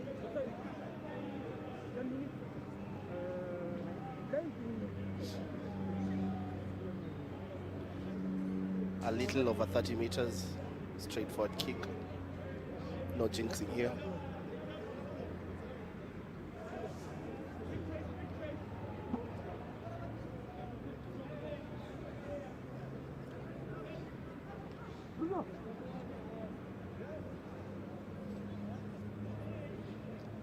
The wind behind him. That's an advantage for any kicker. He's kicking into the wind. Lets it go. Shanks it. Well, we already said he's human after all. Yeah, probably just hasn't been able to shake off the stamp claim that happened a couple of minutes ago. He definitely wouldn't be very happy about that attempt. That probably looked like one of the easier kicks. Pretty straightforward. A chance to narrow the Ivorians' lead. On screen is the Namibians getting ready to come on the next game. Probably not the game they wanted to play, but it is sports. Quite unfortunate last year's losing finalists not being able to get into the final this time around and swapping a position with Kenya in the final. Kenya played in the third place playoff last year, this time getting back into the final. Long kick by the Ivorians. Robert Keeley kills his way through the first but not the second. Manages to retain the ball possession. Quickly reset Chita. The hooker. Mwale. Fisonge. Mwale cleaning it up. Gets it out to Tendai. Tendai thumps it high up into the air. Not a good chase by the Zambians, allowing Ismail to some time to make a decision. In front of kicker. The Ivorians' discipline is really hurting them. They're getting pinged in their half. Tendai with a quick tap. Zambians back into the Ivorians 22 with an attacking position. The Ivorians look offside. Indeed they were. The referee calls it. Double blow. Another warning. Hillary, what do you think is going to happen now? I'm certain there's a card that is loading up. The Zambians have already had one person on the same bin, Emmanuel Bewe. I think the Ivorians are riding their luck. And Julie Manana, the referee, has shown a lot of restraint, trying to ensure that the degree of danger can be assessed. But it would appear that he may have to perhaps remind the teams about what the minimum requirement is. There's an Ivorian player down on the far end of the pitch. Looks like the fullback Nakanabo, Ismail. Didn't seem to shake off the injury. On screen is KRU chairman Sasha Mutai enjoying some rugby in Nyayo Stadium.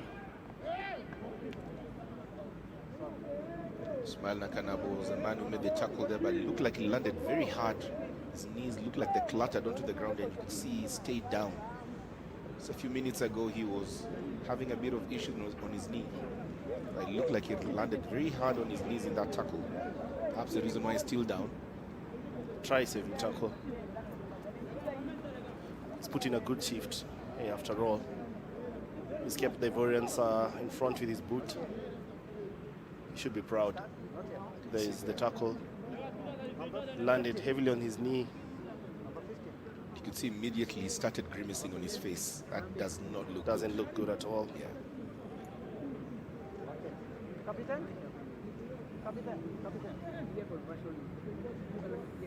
54 minutes gone on the clock. The score still remains 19-12 to Zambia. Ivory Coast ringing in the changes. Nakanabo does not look like he'll be able to continue. Has definitely been one of the outstanding players. Katara replaces him. The number 22 comes into the fray. Quite unfortunate that Nakanabo cannot continue. He has kicked in 9 out of the 19 points scored by Cote d'Ivoire. The other 2, of course, by the baby-faced assassin, the lock. Indeed, very mercurial 15. Sad to see him leave the pitch. Wish him all the best. Hopefully it's nothing too serious. Zambians probably going for a quick tap.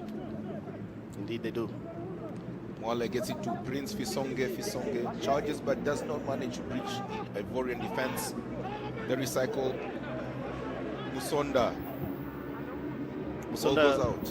Hit, repelled by the Ivorians, who relish the physicality.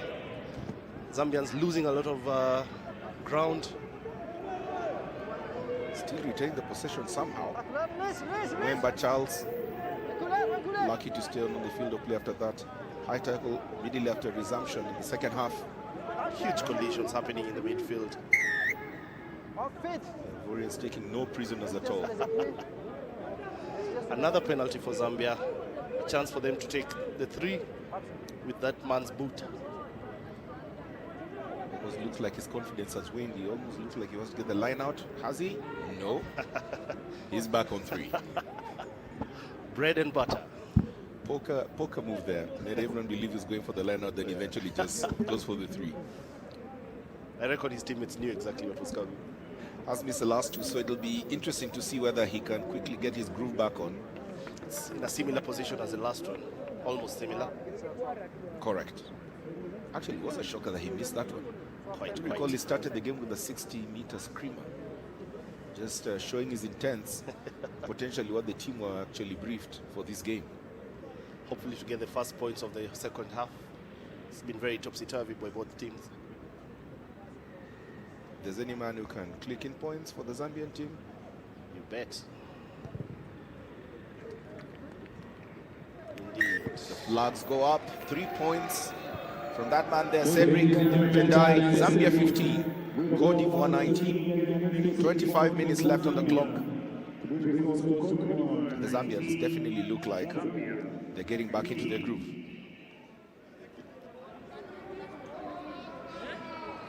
What a nail-biter of a game. Both teams in it. At any moment, the lead could exchange. It's been really quite frantic. The Cote d'Ivoire team have had a stranglehold so far on this game, but the Zambians just growing into their own sort of character within the last couple of minutes.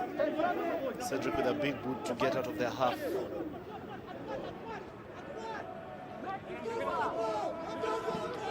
Well fielded and returned by Qatar. And gains a penalty from that.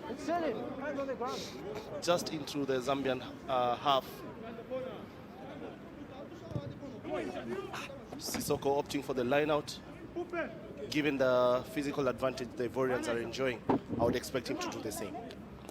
So the captain just trying to ensure that they can get a chance to breathe a bit and think. Zambians definitely showing up very, very concerted effort to try and breach the Ivorian defense. All 15 points coming from the boot of Cedric Tendai. Still unable to score any try in this one, but not too far off. Not too far off indeed. They're in the chase.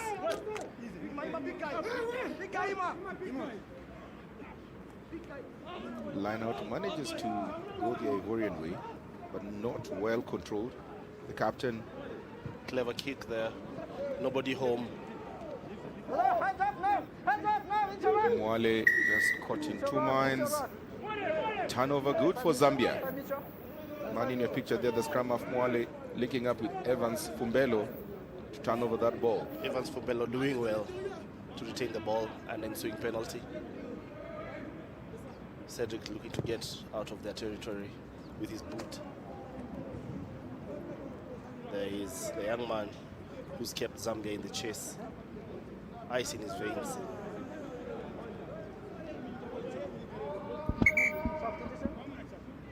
Black, one black out, please. One black. Zambians ringing in the changes. Patrick Chota coming off to be replaced by Keita Mohamed. Line stolen by the Ivorians.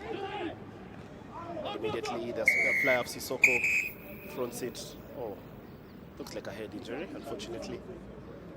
Not too sure what happened to the captain there, Sissoko. He did well to take the ball to the line. Came out second best, way second best. Seems to be a bit uncomfortable. Something, a strike to his head probably. Sissoko moving in there. Oh, that looks like that's a cheap shot. Might be a serious issue. Chabu Mwanaume is a culprit.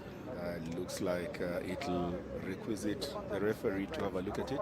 Caught on camera with the late shoulder charge. Okay, it's very contact on the head. On Sissoko.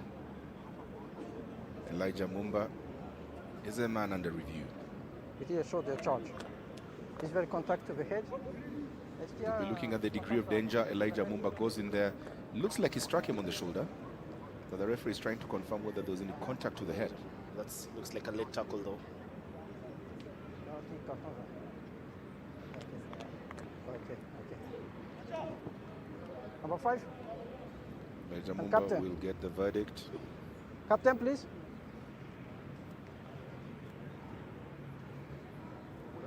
No, our first step. It is strike the player of a ball, so there is no contact to the head, but it's a actually act before play. I give you a yellow card. Okay. So the second yellow card goes in the Zambian. They have actually been their own worst enemies. Just when they're on ascendancy, crazy decisions happen, and for the second time in the game, they're reduced to 14.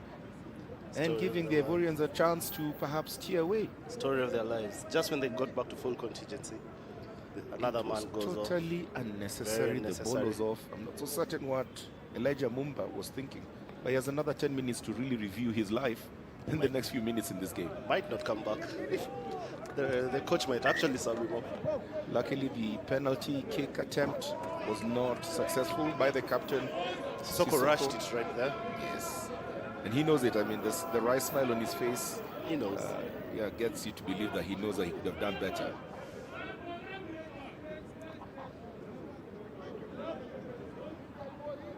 Not too certain what the dancing is on the center. Mamadou tried to distract Cedric with a little dance. Doesn't seem to bother him. No, I've never seen that before. A Macarena during a 22 kickoff. Sissoko steps, loses footing, manages to keep the ball. Seems to have decided to take matters into his own hands. Clearly, literally into his own hands.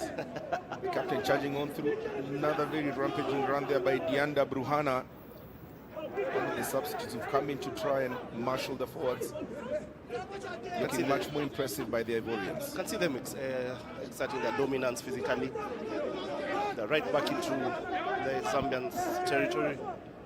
Definitely in the strike zone. We'll be keen to see whether they can convert all this possession. Busu David has been very busy, extremely busy. It's one of the new men onto the pitch. Dianda Bruhana, the number 17, alongside Barthes Abdullah. They've been very, very enterprising in the last 10 minutes. Right back in the 22. Strike zone. But in retrospect, did not actually need to go around and make that hit on Sissoko, but gets 10 minutes in the sin bin. It does look remorseful. I pray he is.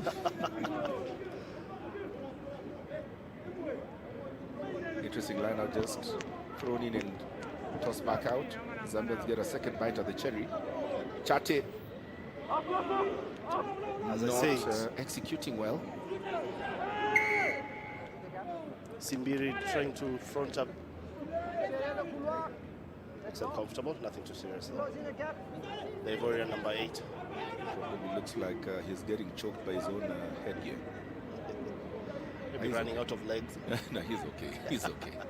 I think he was more embarrassed than injured. Quick recycle, Diallo Suleiman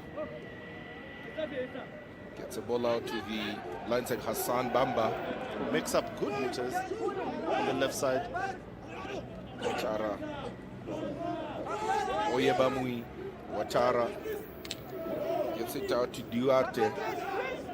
Duarte just came in and is involved a lot in the physical battle. There's Banse. Penalty advantage. Oh man, not rolling away. Another opportunity for the Warriors to put their first points in the second half on board.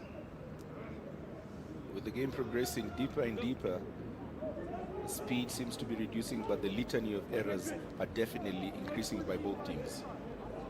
Sissoko with a shot at redemption. See everyone with a Chika formation, with their arms on their waist and some of them on their knees. Body definitely beginning to feel the impact. The last one, Kusambala has been one of the storming runners. Pray that nothing too much is a bother with him. Wish him all the best.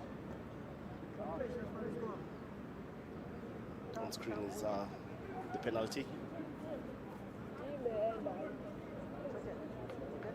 Sylvester Kabwe coming on in the front row for the Zambians. It's a good change for the coaches to ring in the changes. 22 points to 15, 7-point difference, 16 minutes left. This definitely looks set for a grandstand finish. Cote d'Ivoire leading 22 points to Zambia's 15. The Zambians need a 7-pointer to get back in the game. They haven't had any chance to score a try. Rather, they haven't scored a try. That did not look straight, but somehow the swing of the decision goes Zambia's way. Closing in on the lineouts.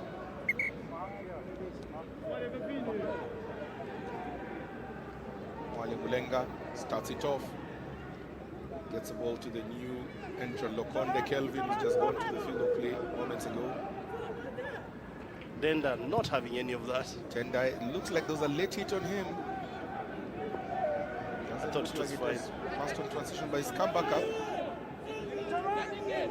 Looks like he literally raised himself from the dead. He was hoping to milk a penalty. He went down and all of a sudden, when he didn't hear the whistle, he got quickly right back up.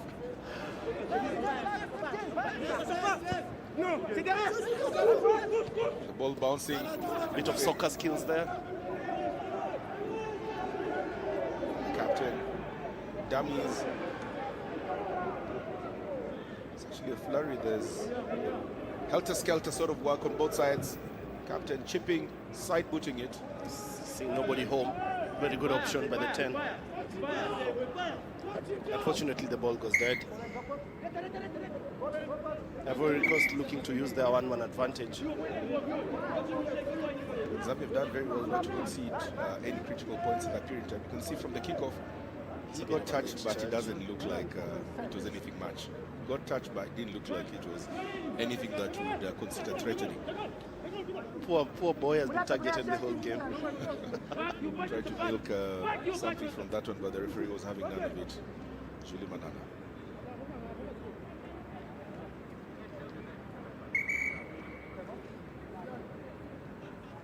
The goal and dropout. Zambians struggling to get out of their territory. Something, the referee is reviewing something. Probably the late charge. Potentially, yes. Huh? He wants you to confirm the number of players at the What's the problem? There should be 14. 14. There should be 14. There should be 14, Gerald. Oh. No, we are 15. Huh? How many are they supposed to be? 14. 14.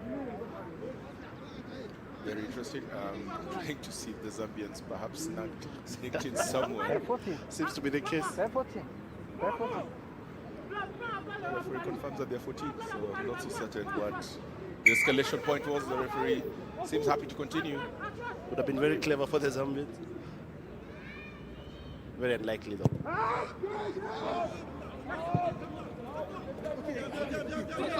Goalkeeper's dive. Retrieves the ball. Looking to run back up. Sissoko with a cheeky chip. Retrieved well.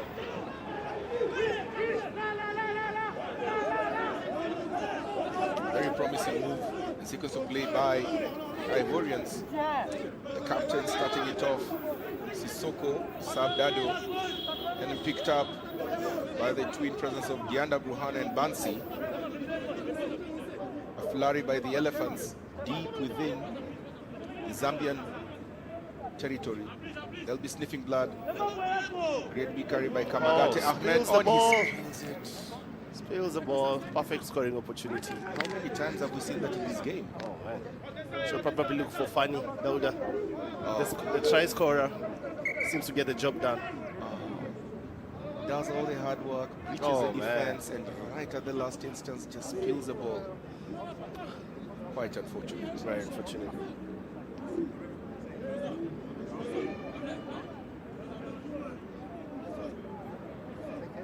Couple of injury concerns the Ivorians. This time Kamagate Ahmed requiring a bit of medical attention. A little over 10 minutes to go. The Ivorians look in charge, but anything could happen. Also themselves, not so certain whether he got injured on the way down. He was more disappointed seeing the ball just flew all the way into the air. By the Ivorians. Simbiri, the number 8, going high. Luckily gets the ball.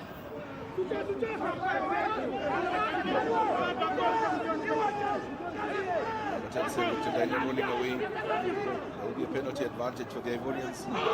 Drive over, do they score? Yes, indeed. Try time, Cote d'Ivoire.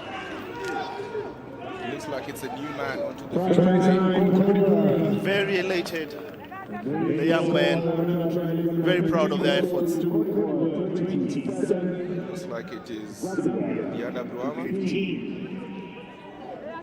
Looks like it's Diana Bruhana. Yes, indeed. The try is Diana Bruhana's. The replacement prop is done very well. Close quarter combat. Hillary should know a thing or two about those. He has definitely come around and inserted himself. Goes around and kisses the crest on his chest, showing pride and love for his nation. Very proud moment for the young man. Celebrating. With that try by Dianda Bruhana, Cote d'Ivoire extending the lead 27 points to 15. The Zambians just look like they're slowly beginning to fade away. Sissoko shanks the kick again. Picking up the big ones. I think he's left almost 15 points.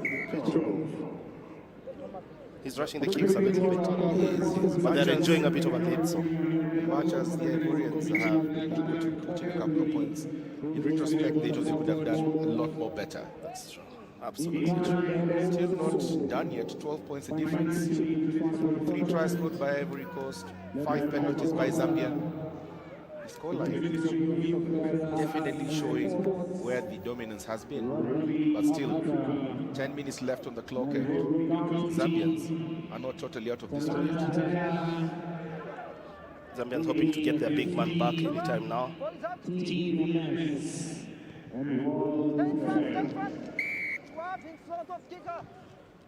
Oh no. Shooting themselves in the foot, the Ivorians. Getting pinged in their own 22.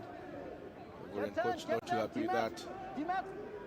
None of the players being in an onset position from the time the ball was punted and giving the Zambians a very soft penalty and a chance to try and get back something. The young man, Traore Karim, being sent to the bin. It's double tragedy for the Ivorians. He's definitely not playing any more role in this game. Prince Fisonge just gets a ball but muscled all the way out of the field of play. Not looking quite convinced as to that particular transition of play. The Ivorian number 8, Simbiri, looks very uncomfortable on the sideline. Requiring medical attention, but the game goes on. It's Fisonge on your picture there. Has been quite industrious for the Zambians in the forwards. The boiler room, that's the heart and engine soul of the entire team. And it looks quite good to continue. 8 minutes or thereabouts still left on the clock. With all to play for. Definitely not straight. Option. Line not scrum. Line not scrum. Option. Line not scrum. Scrum at 50. Definitely not straight call by the referee. The Zambians calling for a scrum put-in. Perhaps trying to take advantage of the extra man in the next 8-9 minutes left. It was Prince Fisonge earlier on, just easily headed out. Tried the best that he could do, but the Ivorians had everything on him, and you could see just a dejected Prince Fisonge getting onto the touchlines and wondering, how did I not manage to stop that? Manhandled there. Stability. Good put-in. Stability. Mwale with the put-in. Advantage. Number 9 offside. Bit of trickery not coming on through by Cedric Tendai. Another penalty for the Zambians. Offside number 9. Well read by his opposite man and the Ivorian captain, Sissoko Saib. Zambian smelling blood. Wemba Charles with a more decisive run. Less than 3 meters off. Cedric Tendai. Oh, speculative pass. Picked up somehow by Rafael Zulu. Zulu gets it to the captain, and the captain looks like he'll be in for the try time. Fred Mtonga, the Zambian captain. Very, very good try. Very good and necessary try for the Zambians. Try by the captain should be able to give them a bit more belief. 27-20 with the conversion kick to come. Fred Mtonga scoring the captain's try. Very, very much needed try for the Zambians. Looking to reduce the deficit from the boot of Cedric, the man.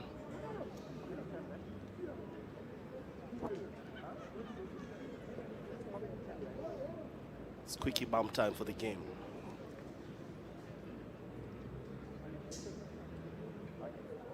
Yeah, the referee there confirming how much time left, and he's been told it's 6 minutes. Conversion not successful. 7 point is the differential. 27-20, the Ivorians seem to love the fact that 7 minutes to go. Tendai missed. It's going to be a nail biter, this one.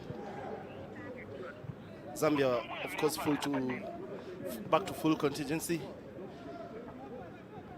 And the Ivorians losing their man not so long ago to the bin.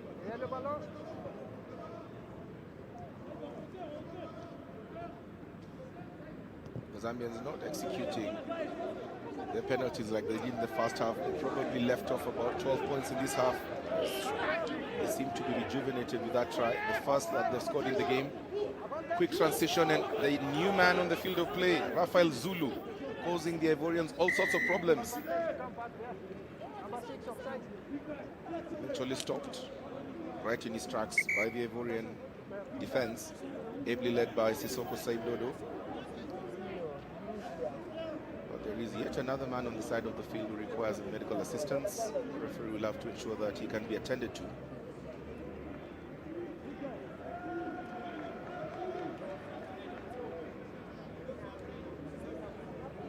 Can't quite get visibility of who the person is. Oh, looked like he ran in straight with his head. That looks nasty. That looks nasty. He stayed down and it looks like he's concussed. Looks concussed, for sure. He led with his head and just stayed down. That was really, really a nasty hit.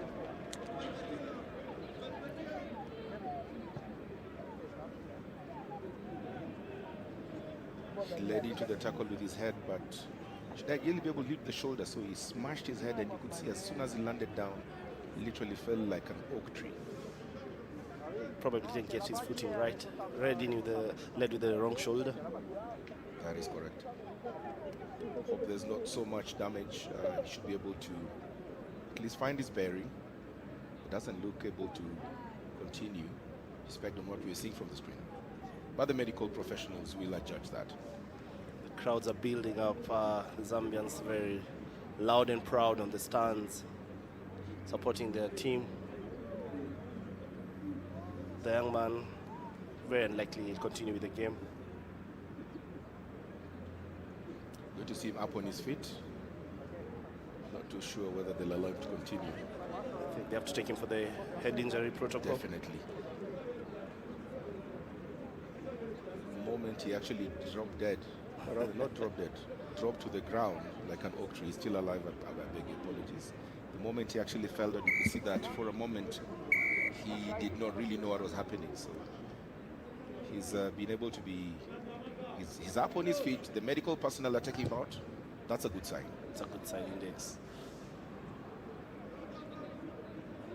All to play for in this game. 5 minutes to go. The Zambians with a lifeline. A penalty deep in the Ivorians half. Mwampe Perry starts it. Oh no. The big man. Chabu Mwanaumbe was not able to control the flash pass. Watara Is it the captain? Jinx up and about. Good clearance by Sissoko Saib. Zulu, man who's actually been a thorn of the flesh the Ivorians ever since he got on. This time, not able to cause similar problems. Will be a scrum put in for the Ivorians. And the Ivorians very aware of that, in Keita Mohamed flying into the tackle. Smashed him. Squeaky bump time, like you mentioned. The Ivorians playing with one man less. The Zambians seem to have actually been able to get a spring in their step. Will it be a case of a little bit too late in the day, or whether would they be able to spring in a surprise? Mwape Perry trying to motivate his forwards.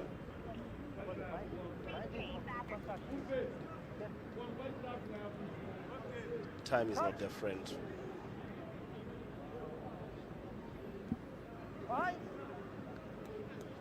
Catching a dejected figure on the sin bin is Traore Karim.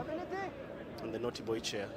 Definitely not taking part in this game anymore. Yes, and he must be very relieved that they have not conceded more points than they potentially shouldn't have. Yet. Only one try so far. 7 points the difference. Great play there by Keely Robert. Does well. But eventually held in the tackle. The Ivorians sending in the entire battalion. They want to keep him raised up. You can see his feet are off the ground. Zambians also sending the entire battalion. Held up, and that has been turned over by the Ivorians. Great defense. Kelly just wasn't in control of anything. He was appended up in the air. He stood no chance. He stood no chance. Another man on the ground, requiring medical attention. Seems to be running out of legs there. This has been a very bruising battle, and if the number of players still sprawled is anything to tell you, it shows you that they've actually put everything into this one. As they should. Country pride on the line.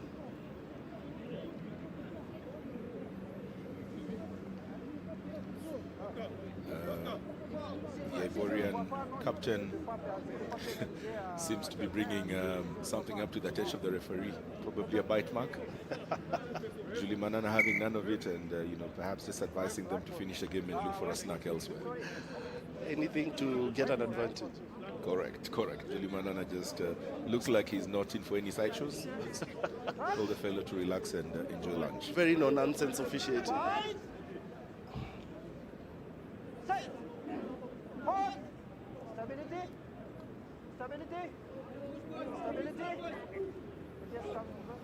Watara gets it out to the captain. Deep boot all the way down into the Zambian territory. Retrieved by Mr. Cedric. Tendai gets it back. Nice kick, Mr. Cedric. But what's new? Yeah, great territorial kick. And Cedric just has been a pale shadow. He started off with a flurry, but seemed to have faded off as the game kept on continuing. He doesn't have the gain line advantage he was enjoying earlier on. His forwards seem to have taken the foot off the gas pedal a little bit.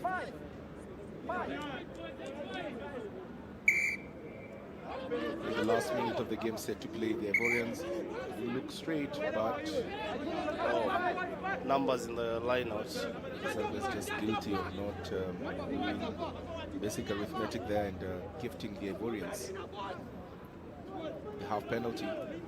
Barging run. Dianda there making good meters for the Ivorians and getting a penalty.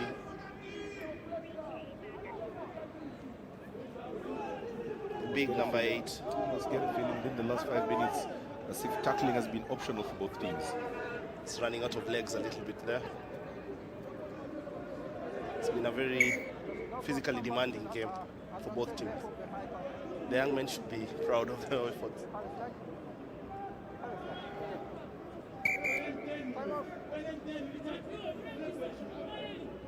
Looks to be a review. Someone will be potentially reviewed for foul play. Simbiri doesn't look very happy on the ground. Still not able to see where the foul play came through.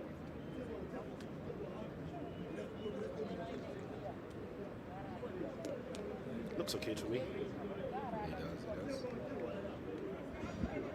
There's a number 8, Simbiri.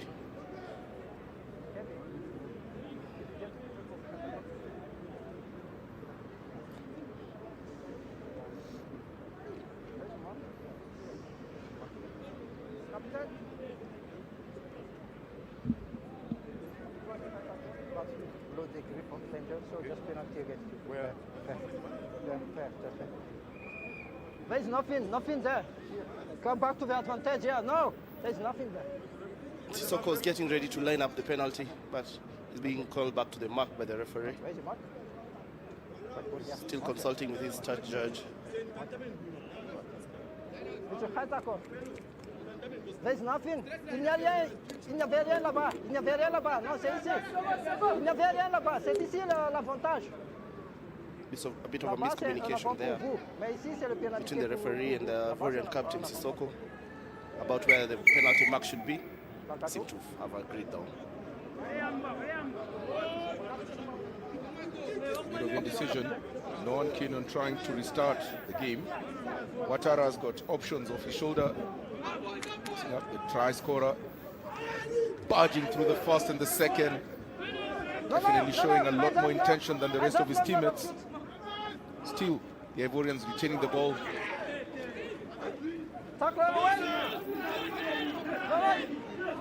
A lot more confidence coming into the latter stages. The Zambians managing to nick that one in the rack. Lucky to get away with it. Extremely lucky against a run of play. Stay in front, stay in front. Tendai with the punt. Well fielded. Dummy, a weaving run. Ouattara, oh, thumping hit. You rarely get to see a scrum up doing that. Thing of beauty, right? Do or die tackle over there. Had to be done. I guess he's trying to tell the coach that he's got options on playing any other position other than scrum half. Weaved in, etc., and at the last moment decided just to show the power that has been growing in him and smashing a prop. You rarely see that. Easily dismissed it. Whenever did you see a scrummer swatting off a prop like a fly? That almost never happens. Wow, okay. It's one for his highlight reels. That's clearly the first time I've seen a scrummer swatting off a prop. There goes the hooter. So Final play. We have a line out on the 22, 7 point the difference. Can the Zambians give us some moment of drama like we saw in the first game between Uganda and Madagascar? They lose the line out. And with it, they lose the game. Interesting kick to finish a game there by the Ivorian coast. By the Ivorians, definitely strangling this one, showing their dominance in the forwards, stifled the life out of the Zambians and winning this one, 27 points to 20 Alpha, the man who was earlier on crying. I think they're all sending greetings back home. Enjoying the moment in the sun. Yes, Very proud young man. Yamasukro, they look like they're saying hello to everyone back at home. Very, very proud young man. Congratulations to Ivory Coast, commiserations to Zambia. Ivory Coast finishing 5th, Zambia will finish 6th. Other tournament this year, and the Ivorians look like they're really, really going to celebrate this one. Well deserved. So 2 games played, 2 more remaining. Next up will be the 3rd place playoff, Tunisia versus Namibia. Before we get to the final, the big one, Kenya versus Zimbabwe at 4:30. We'll head on to the pitch side and get to hear from the coaches of both teams.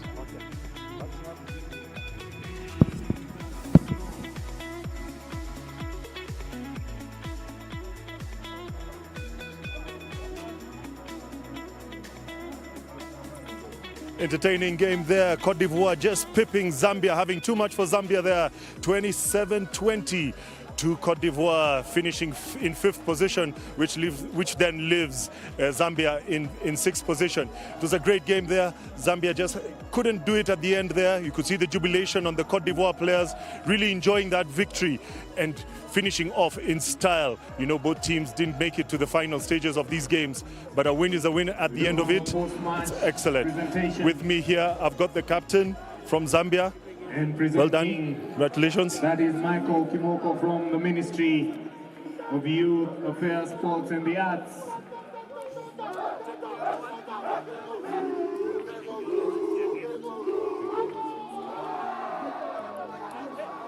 great there. That's the Zambia captain getting a gift from the Ministry of Sports. And next we have the winning captain, the Cote d'Ivoire captain, to receive his goodies from the Ministry of Youth and Sports, Mr. Mike Kimoko.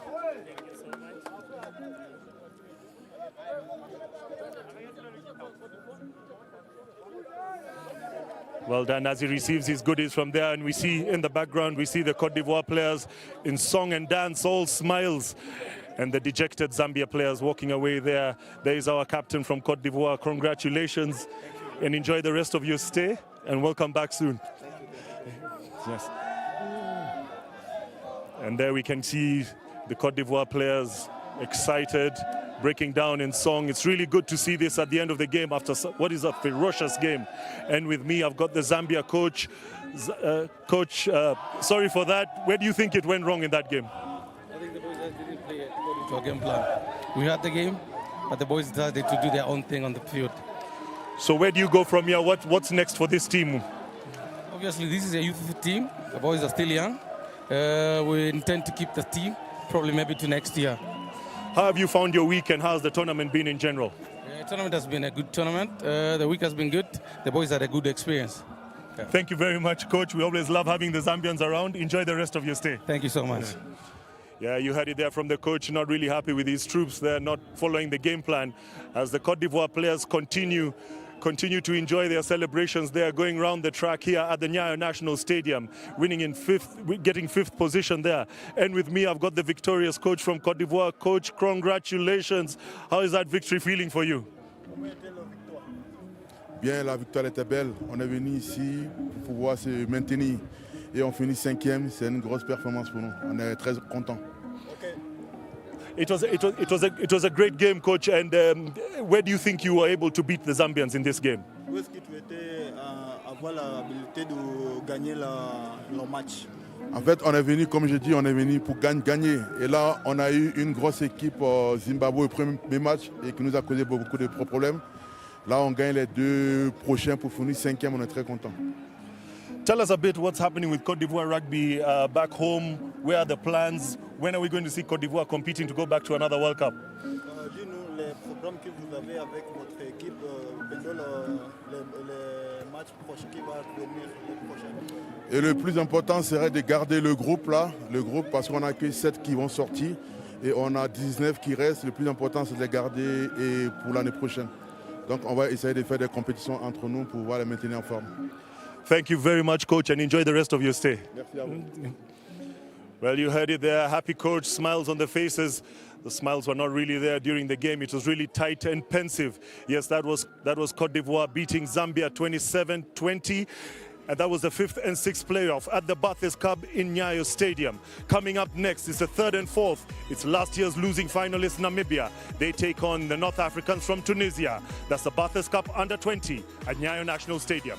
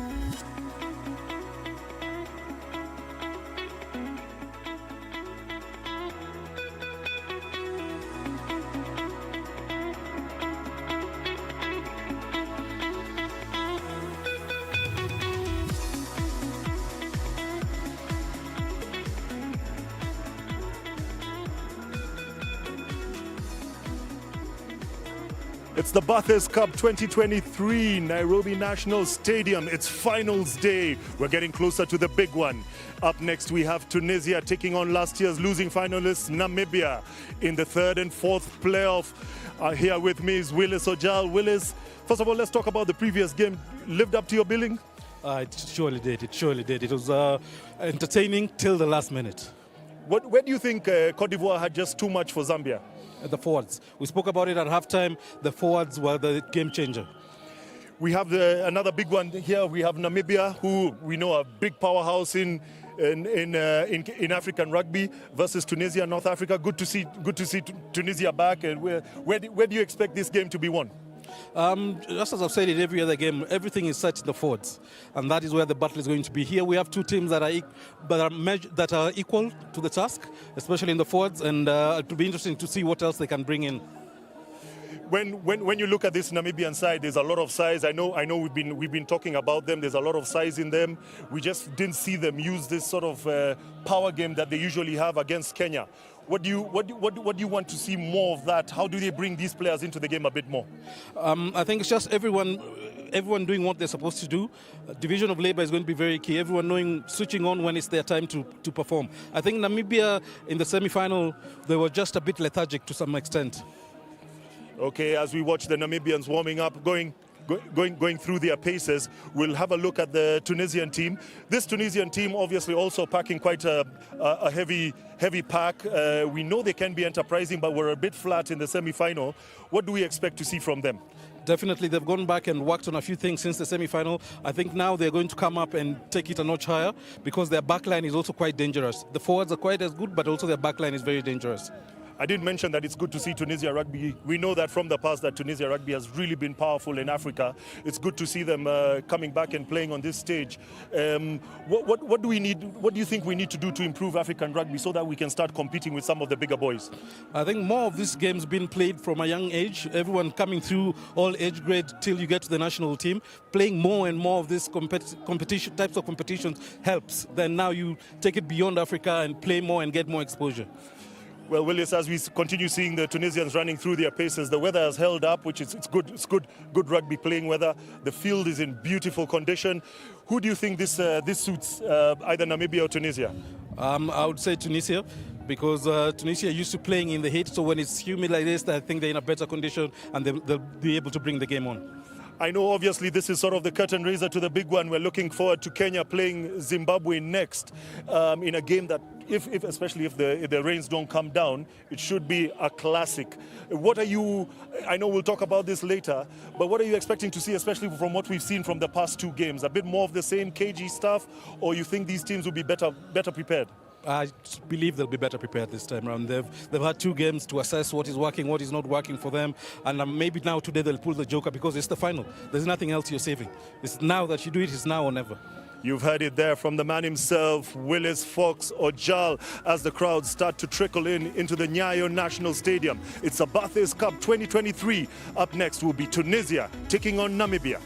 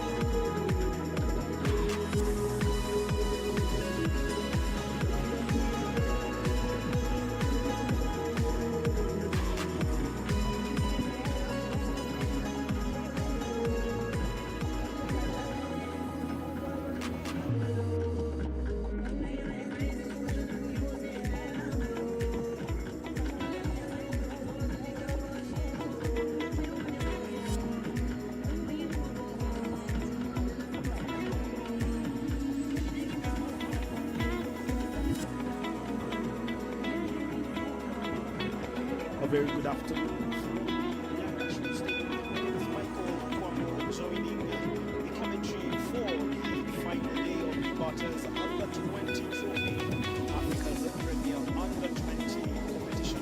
I'm in commentary with Incredibles. Had two very good matches in the morning. We're looking forward to two games in the afternoon. Most certainly. I mean, you never go wrong with age grade rugby. People are always very excited to play. I mean, I was looking at Cote d'Ivoire, very excited to win their 5th, 6th match. So you can imagine what will happen in the next 3-4 match and 1-2. Definitely, there are matches that we are looking forward to. And we didn't see that game in the morning, the match between Uganda and Madagascar for survival in the premier competition of the Barthes Trophy. Yes. Uganda happened to win that one almost more or less at the depth. That game was very interesting. That the game never seemed to end right at the end, and Madagascar was still alive even as they played the last ball, but they lost in contact. And then Cote d'Ivoire pulling off that result against Zambia. I think, for Cote d'Ivoire, learning their story, a team that just assembled a week before coming to Nairobi. Of course, they lost their opening game 55-0, but they've gotten better with every game. Yeah, Cote d'Ivoire, I like to say that in general, if West Africa gets their rugby right, there will be trouble for the rest of Africa. Definitely they will. And Zambia have not been embarrassed in their appearances in this competition. They will settle for 6th place. I think that has been something decent for them as well. Yeah, Zambia, Cote d'Ivoire, all these African countries have this problem, except for Namibia and Zimbabwe. All of our teams tend to have this big problem of not having a proper age grade structure going on, or even when they do, there's no proper organized arrangement for them to be competing this sort of tournament. Now we're coming into the final for obviously Tunisia and Namibia, the game for 3rd place. Definitely something to look forward to. We did see Namibia obviously lose to Kenya 24 points to 13, and then Tunisia crushed by the Zimbabweans 60 points to 6. Yeah, I think that if you look at how Namibia played that particular game, they look to be sort of out of sorts. I mean, it's not the sort of Namibia that we've seen over the years, but every Namibia team is a troublesome team.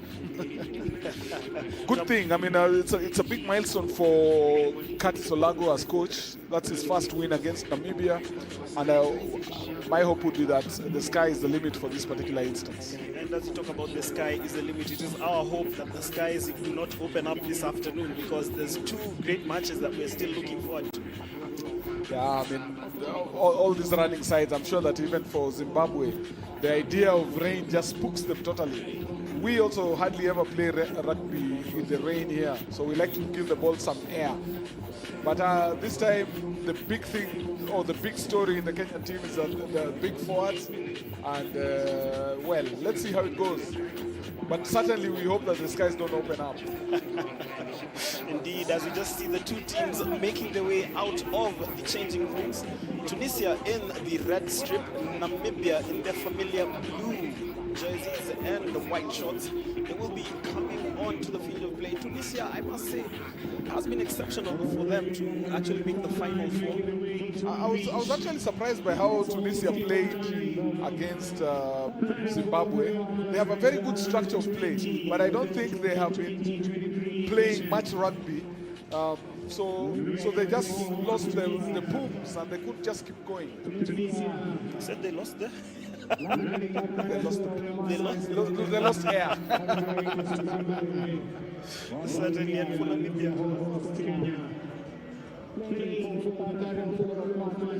And for Namibia as well, Nairobi doesn't seem to be their favorite hunting ground. Remember in 2019 they lost to Kenya in the final. They lost in the final again in 2022, and then eliminated in the semis this time round. No, Nairobi, see, for Namibia, I think it's mostly an altitude thing. Whenever they come up this way, in fact, our first ever win against their senior side was also in Nairobi. So every time the guys are playing in this high altitude, they never seem to get it going. Certainly, as we see the two teams making their way out of the changing rooms, they will be lining up for the anthems and of course the pre-match formalities. You see the Vice Chairman of the Kenya Rugby Union, Moses Lale, leading a host of officials, including the Rugby Africa General Manager, Azu, who will be obviously greeting the teams before they embark on this fixture. What can you expect from this clash? This particular clash, I see both teams being structured. One of the things that you always notice about these teams that come to this particular tournament, they seem to improve right through.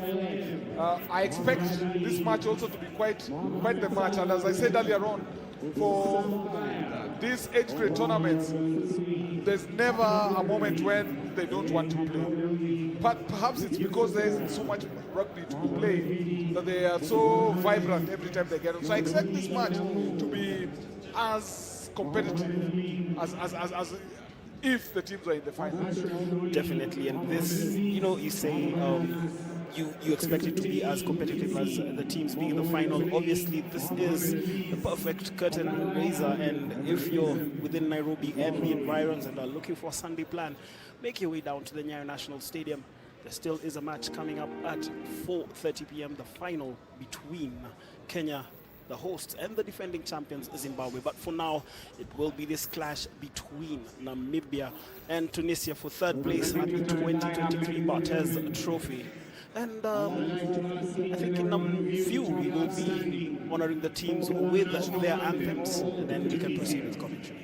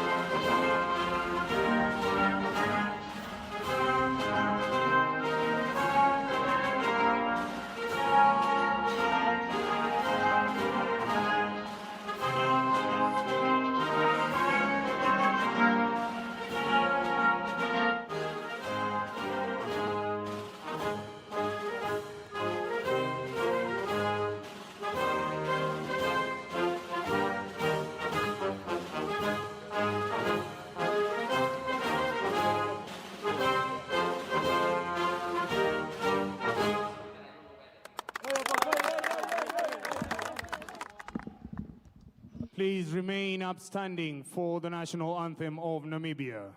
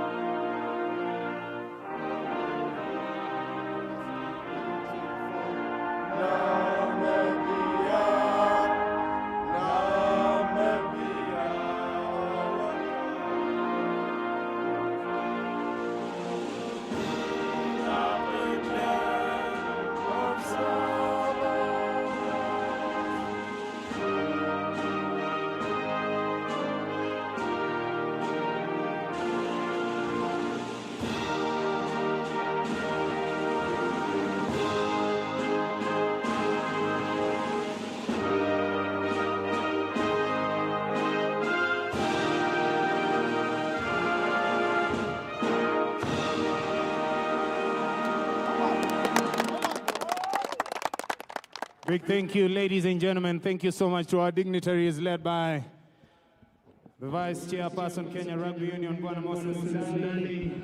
The teams are done with their national anthems. We are looking forward to a great 80 minutes of rugby. This is the match to determine who finishes third at the Under-20 Barthes Trophy 2023. It has been in Nairobi from the 22nd.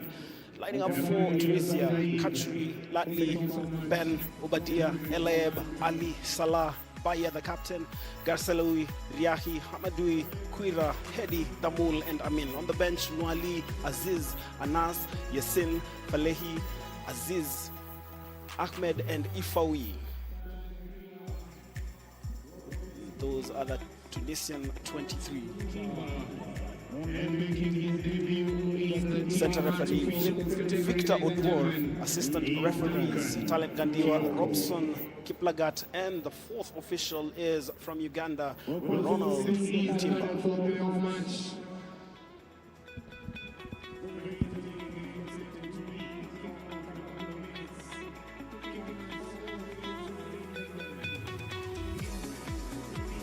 Lining up for Namibia, we have Yambo, Droski, Kotzi, Jaronda, Lindveld, Shanjai, Maritz, Lifasi, Cote, Anthony, Isaac, Manuel, Janse, Xavier, and Emil. On the bench, we have Schroeder, Karsten, Brockman, Atkinson, Ferris, Rodrigue, Tromp, and Pedro. The Namibians are coached by former Namibian international Ryan De La Al.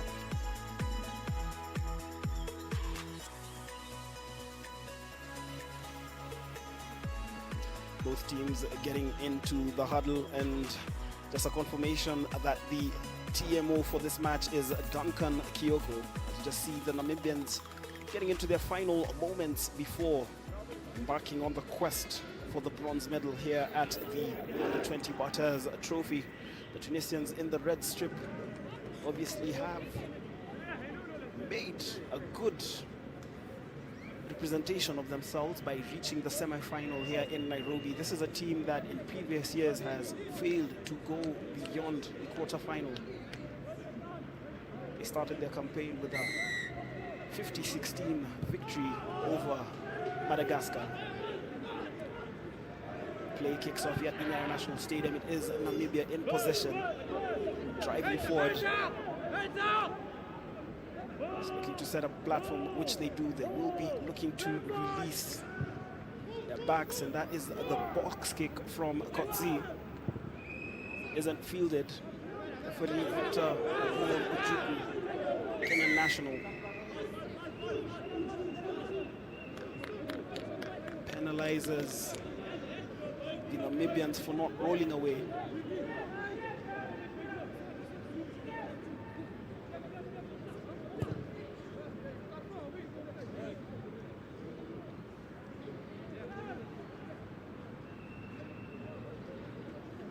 Early moments here in this third place playoff at the Nyayo National Stadium.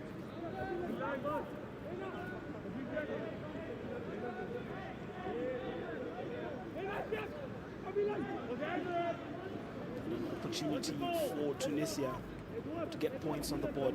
Remember, they started strongly in that match against Zimbabwe before eventually losing by 60 points to 6.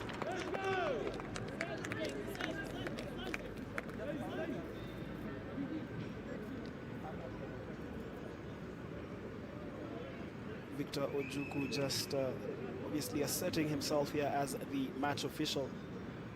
Obviously giving the instructions there to the Namibian forwards.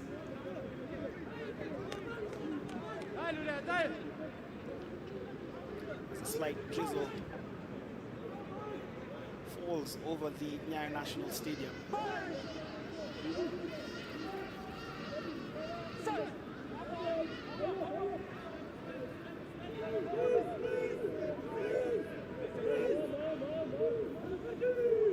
Is played downfield. Was a fine touch. Ball was on the loose, picked up by Belad Youssef. It's a platform for Tunisia. Seeing a lot of the ball early on. The question is, what can they do with this moment of possession that they find themselves in? This is Riahi, very promising number 10 for Tunisia. They do have a gem in Ahmed Riahi.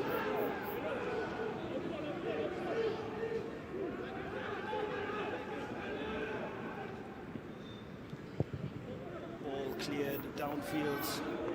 This time the Namibians are able to find touch with the Barthes Under-20 trophy is the future of African rugby. This is where the emerging crop of African rugby stars hone their skills prior to obviously making test appearances in their later years. Will be a line-out throw for Tunisia. Is being taken by the loose-head prop, Yassine Kachuri. It's quite interesting there, Fred, to see the loose-head actually get involved in the line-out throw. The technical beat is always get the best thrower. Absolutely. There was a moment of anxiety for Namibia, but that ball has had a bit too much panache from Mahmoud Budokane. Will be a 22-meter dropout for Namibia.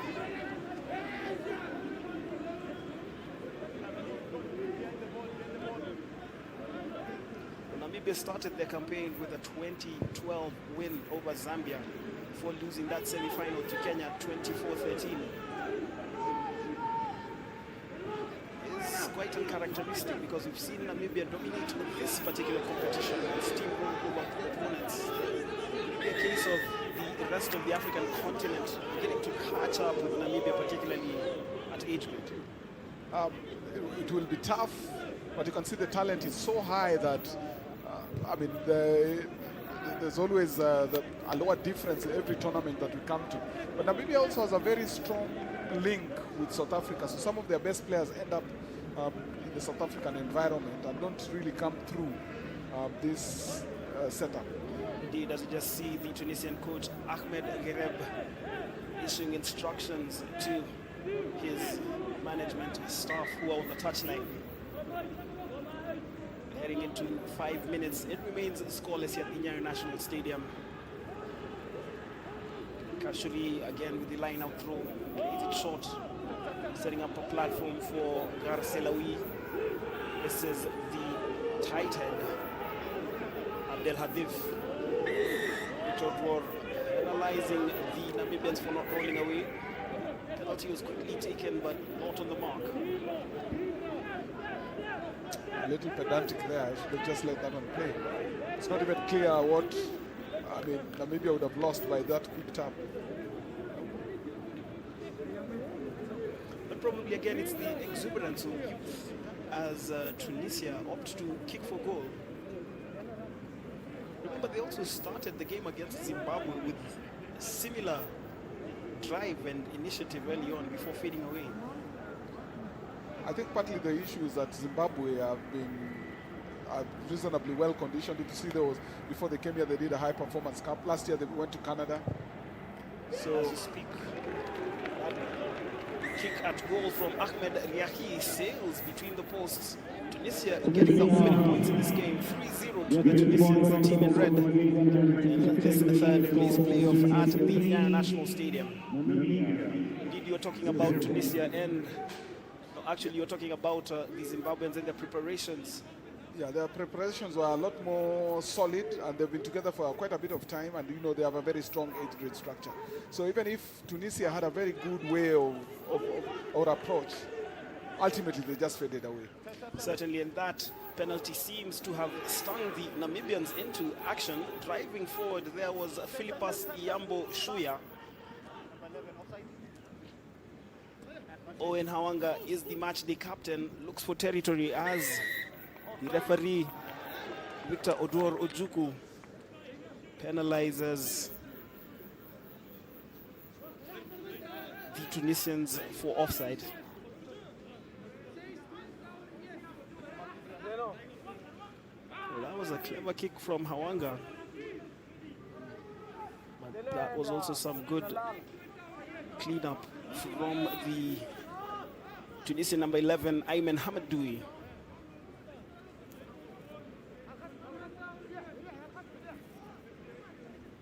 This should be interesting.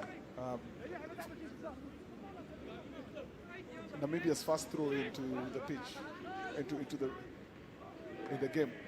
Indeed, and they keep it tight. They will be looking to walk this one home. They certainly have the momentum. Try line is beckoning. The Tunisians penalized for collapsing that ball. But certainly, it was a very intricate line-out move. Went to the back and then sent back into the middle for a drive. that attempt at grounding the ball from Philippus Yambo-Shuya fell short, but the advantage is still with the team in blue. Record champions of the Barthes Trophy. Once again, picked up in the air by Kistings Minyoe. Victor Odwor. They actually have done the exact same move, only that this time the Tunisians walked away, and so it was an accidental offside rather than a penalty against Namibia. So long as the Tunisians don't engage in this particular line out, then the ref has to make a decision whether it's obstructive or it's mostly an accidental offside.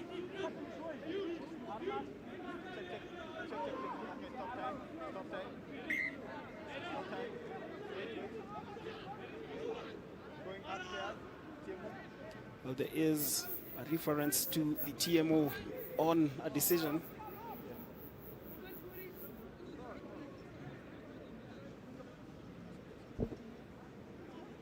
Dan, can I check TMO? Anything for me?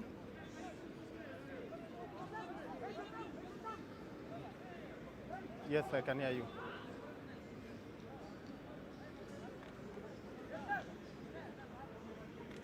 What do you have? Do you have any form of fault, Duncan? What do you have for me?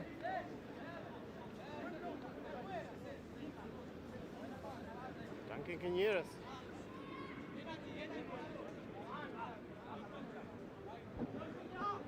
Okay, thank you. Nothing upstairs conclusive. We just go back to the scrum, okay? So you guys are attacking, okay? Sure.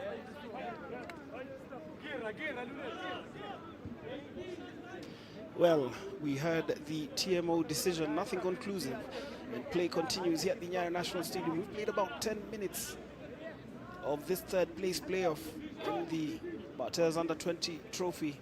Is coming to you live from the Nyayo National Stadium in Nairobi. It is Namibia and Tunisia battling for third place. Tunisia in the red with the scrum feed. That's a big drive from the Namibian forwards, and the penalty is in their favor.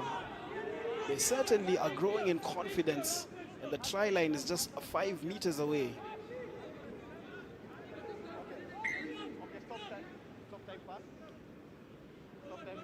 Going upstairs, okay? Going upstairs, okay? Thank you. Another visit to the Yes, TMO.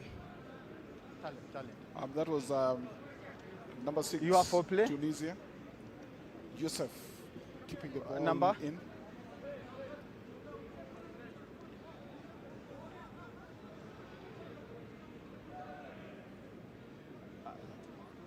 Sorry, Duncan. We have a four play. We're dealing with four play, okay? So give me the information. What are we dealing with?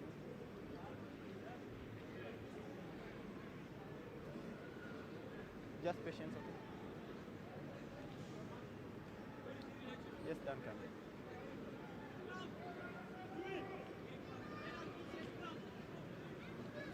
These TMO references are really controversial in the game of rugby today. In terms of how much time they take from, watching actual action. Yeah, actually, we did see the TMO decisions again, and references actually eat up 8 minutes of the match between Duncan. Cote d'Ivoire and Zambia. Wow. You have a If you've clean paid out top by dollar, you'll be worried about that. You have a clean out by blue. Sorry? Leading arm.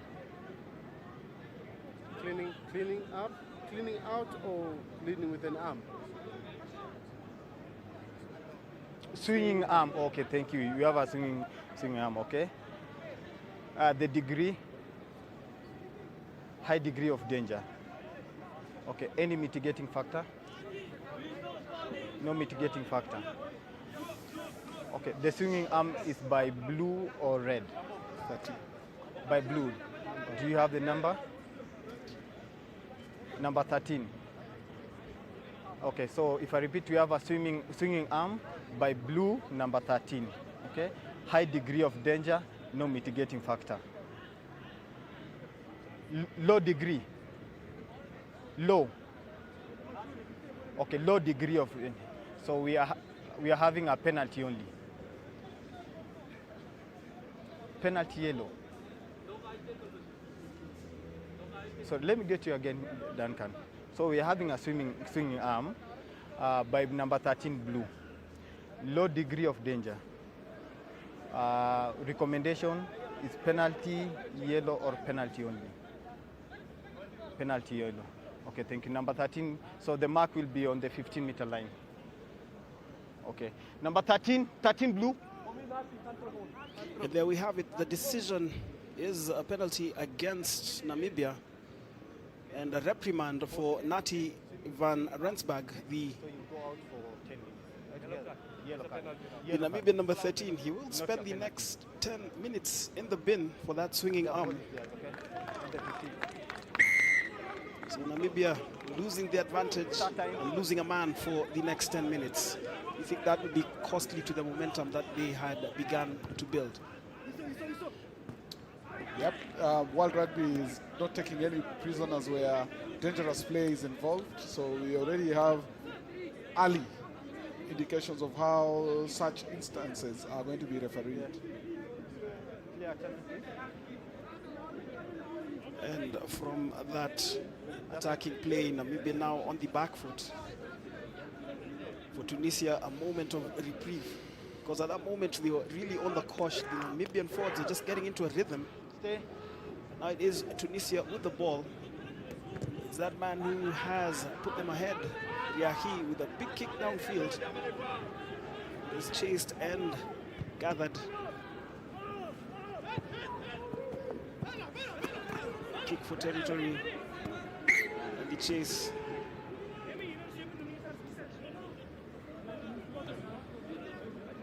That was the defensive work of Manfred Garoeb. Scored a try for Namibia in the 24-13 defeat to Kenya in the semi-final on Wednesday. These lineups have been a real issue in the whole tournament. A lot better quality being shown in this particular match. So far, all teams retaining their ball. Quite a good thing to see. Not the best of lineouts, and possession handed to the Namibians on a silver platter, carried forward by Edward Trotsky.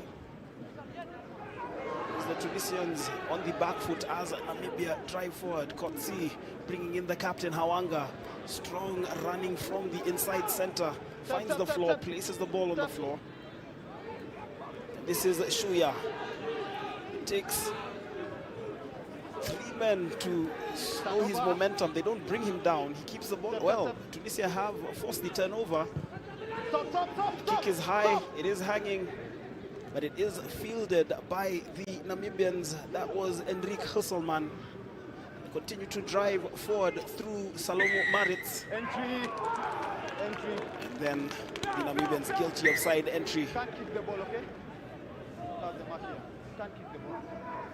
That was a good piece of play.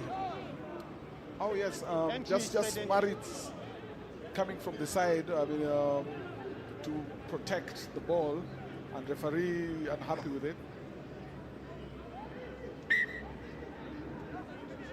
And there he is, Maritz. Previously carried that ball forward, then caught up there with an illegality, the side entry, giving away a penalty, and the Tunisians look to the boot of Ahmed Riahi to double their lead here at the Nyayo National Stadium. But it is a determinant on the outcome of how he gets his boot to that ball. Well, referees are a little more cautious nowadays about side entries from an attack view. That is Riahi. Didn't get that much power on it. It falls short and the scores remain 3-0 at the Nyayo National Stadium. 13.5 minutes played in this third place playoff. Remember earlier on, Uganda claimed 7th place with victory over Madagascar. Tunisia looking to finish 3rd here. Currently lead Namibia by 3 points to 0. And in the match between Cote d'Ivoire and Zambia, it was the Cote d'Ivoirians winning that one. As you just see Ahmed Ghereb issuing his instructions to his team. Stabilité, oui. Guys, I need you to be stable, okay? I'll be still okay. That's an example of a coach killer. A 22 dropout that brings them right back because of a ball out on the full. And you talked about the coach killer. So how do you respond as a coach when that happens? Do you demonstrate? What do you do? You have been in the dugout. I think you kick the nearest water bottle and keep going. Now we know. It will be a scrum feed for Tunisia right on the Namibian 22. Wait, guys. It's a bit of a problem with how Kachuri is engaging. He seems to be going at the angle. No movement. I will not reset again. Altogether, I will start pushing with the ball. We start moving the ball in. We need it step, okay? I think they are clear that we are not going to spend time the whole afternoon looking at scrum engagement. So he's just said that next time he'll just penalize. Coach! Bye! Well, Tunisia have held their own over the past 15 minutes. Whoa. Free kick goes their way, which they quickly take as they enter the Namibian 22. They have the Namibians on the back foot. The referee is playing the advantage. Tunisia have the momentum. That's a big carry from El Ayeb. A meter short of the try line. They definitely have to score from here. That was Youssef. He's going over the chalk.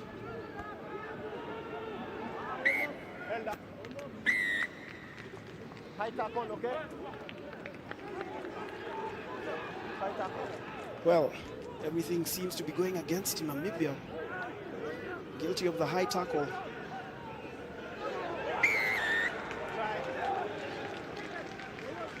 The try has been awarded.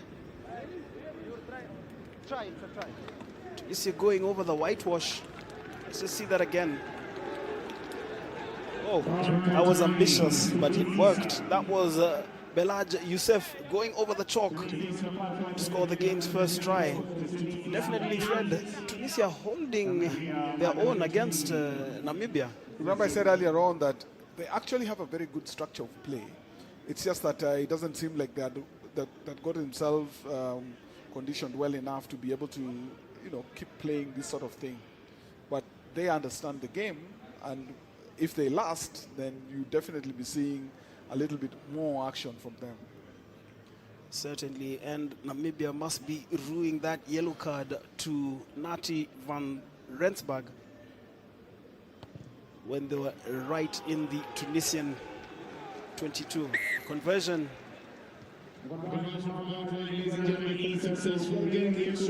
Conversion is good from Riahi. Takes the score to 10-0. Oh, it's a dream start for Tunisia here at the... Now you guys are hitting early. The mental dynamics of this sort of fixture, where even if you're down, but now you're looking 10-0 up, you will want to stay in the fight. Play on. Set. Is advantage Tunisia. Everything going Tunisia's way thus far. Back. Garcelawi with the kick downfield. Namibia will be looking to spark a response, finding themselves in an unfamiliar position against Tunisia, a team that they would normally make light work of, but are trailing by 10 points, and that is Cote searching a run from the scrum half. Carries the ball a few meters forward, but the Tunisians have forced another turnover, and the Tunisians have been very effective in that, Fred. Yes, yeah, I mean, they're competing. That's a brilliant kick from Ahmed Riahi. Certainly didn't come to joke around this afternoon. Well, after the error from his opposite man, Cote, it definitely was always going to be Tunisia advantage. Certainly, and from finding themselves on the back foot to being on the front foot, but more importantly, to being inside the Namibian 22. Their last visit to the 22 resulted in a try from Belaj Youssef.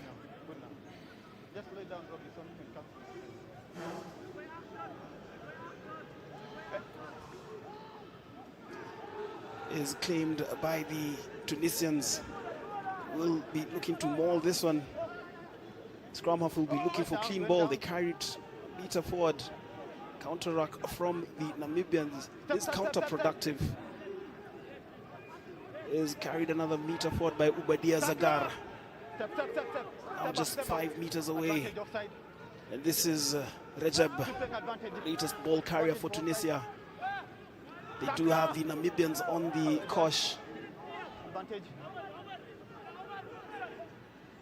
Garselawi playing it close to Rajab, and he goes over for a second try. I'm sure that will be referred.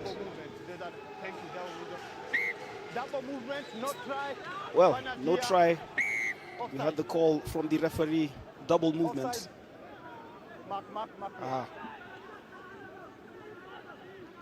That one was spot on from Victor Oduoro Ojukwu. And it is still Tunisia asking questions of Namibia. This time the try is good. It looks also painful for the Tunisians. It doesn't matter. They get their noses ahead. Confirm the try scorer in a moment. Yes, I can hear you, Duncan. And it is the captain Usama Baya punching over the whitewash. Well, actually it is Wissem Elayeb barges over the whitewash for the second try, takes the score to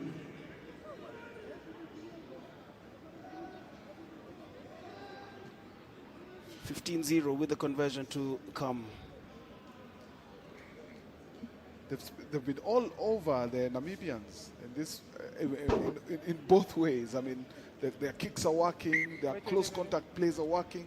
I think Namibians are going to have a long, long day today. You got something? Okay, cheers, thanks. Tiemo? Tiemo, yes, yes, yes. Yes, Duncan.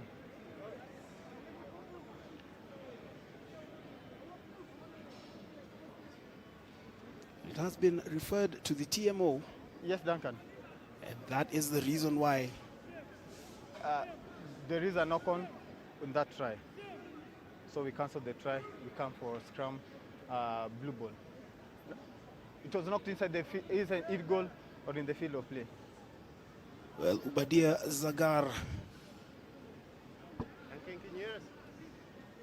was unable to hold on to that ball. It was actually Duncan? Wissem Elayeb dropped that ball as he attempted to go over the whitewash. Duncan.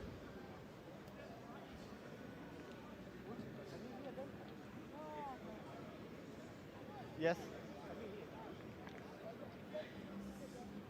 No try.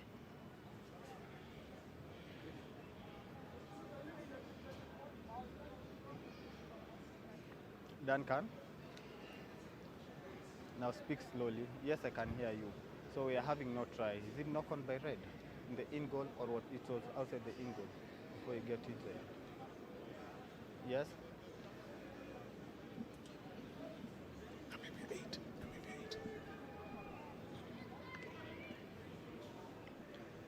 Sorry, can you come again?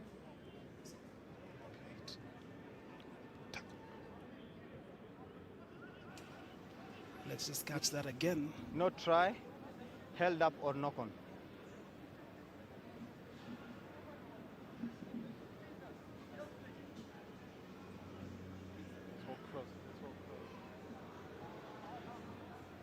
Now let's just be patient. Okay? Duncan, I already have yes, I've got your information, not try, okay? Is it for, was this a knock on inside the field of play or inside indoor?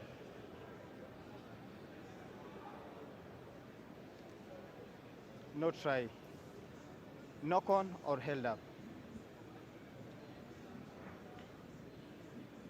Knock on in goal. Knock on in goal.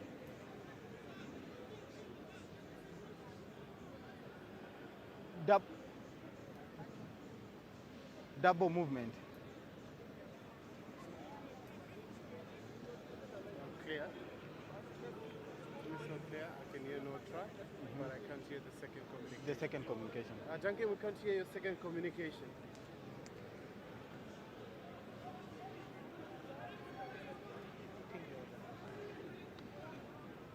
There seems to be a real struggle with the comms in the TMO movement. So we go for knock on in goal, so we got goal and drop out. Goal and drop out, okay? Yeah, well, they've opted to make the No decision. try. No try. The try Knock has on been inside in goal, cancelled. goal and drop out. The decision is a knock on.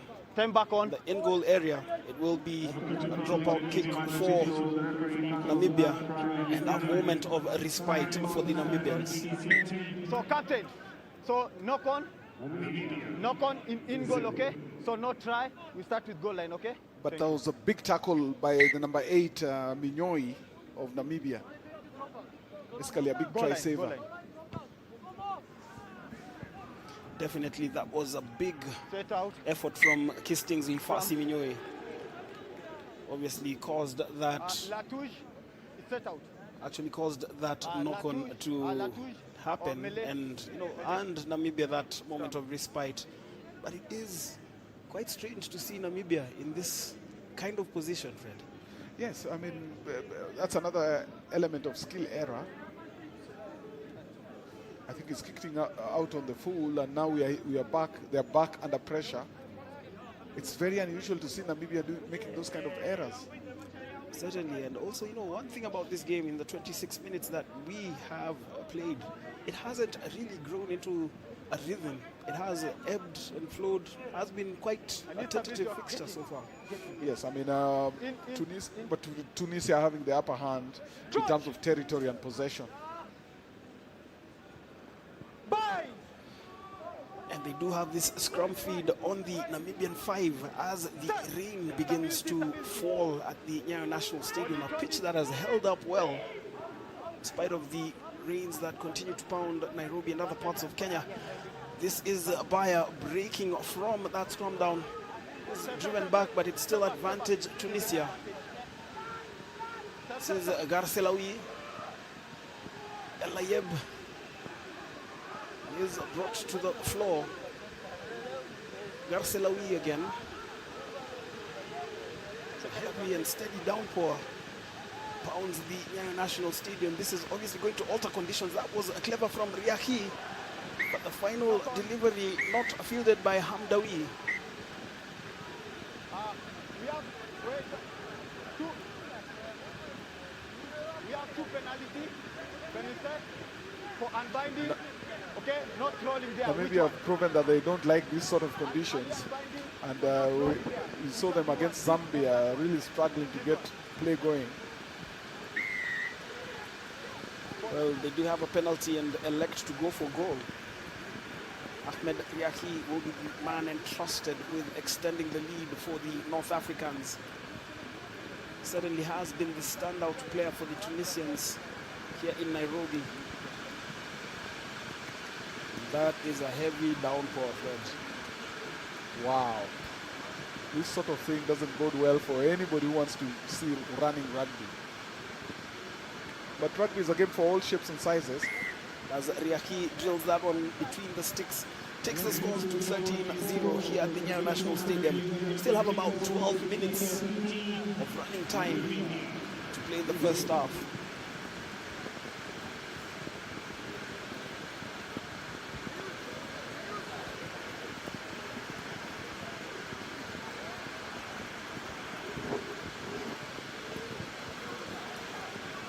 The restart is not fielded by Wissem Elayeb. was always bound to happen with these wet conditions. You have to be smart about the way you field that ball. Yeah, you really have to face your try line to be able to get away with a dropped ball.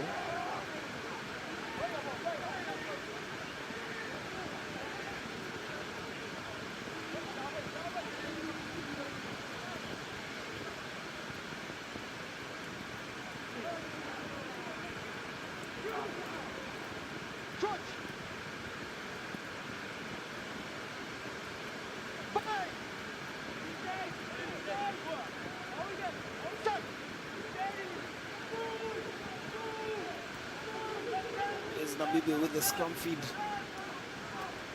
This is Cote. These forwards drive forward. Referee playing the advantage. Hawanga leading by example. Referee Victor Ojukwu Odwor calls the advantage for the high tackle. Namibia do have a penalty. Do they go for the 3? Do they tap and go? Do they look for territory? Those are all the options that they have at their disposal. There's a free kick there for scrum. Yeah. So there are 2 penalties there. There's the scrum disintegrating and the high tackle. So I think they've... And after moments of indecision, they elect to go for goal. They've elected the high tackle advantage. I think it's probably because it's more straight towards the goalpost. True, and at this point of the game, you need to get any form of points on the board to have a fighting chance. First of a comeback and then of drawing level and winning the game. It all boils down to the game managers on the field of play, all 15 of them. I think psychologically the first thing is to try to get on the board. And that's what Namibia have elected. This is William Klaassen. His run up to goal is good. His kick is accurate. Brings the scores to 13-3. Namibia's first points of the afternoon. The thing about taking these shots at goal is that you also have the chance to keep possession from the kickoff. So many captains tend to elect things that way.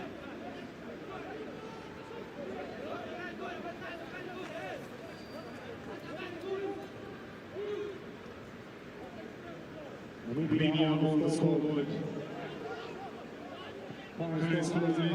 Tunisia 13. So with about 8 minutes of the half still to play, it is Tunisia leading Namibia by 13 points to 3. This is the third place playoff at the Barthes Under-20 trophy. Let's just see that. Oh, these wet conditions. That was Manfred Gareb. Doesn't look too pleased with himself. He doesn't seem pleased with the referee's call also. He simply didn't field that ball. It's the same era as the earlier Tunisian one. Again, now Tunisia finding themselves in prime real estate inside the Namibian 22.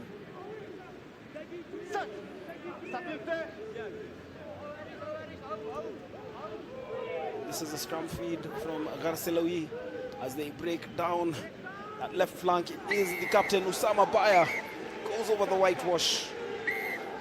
Takes the scores to 18-3 with the conversion to come. Well, the Tunisians are certainly giving Namibia a fright. To take the scores to Tunisia 18, Namibia 3. That was a smart play from the Tunisians.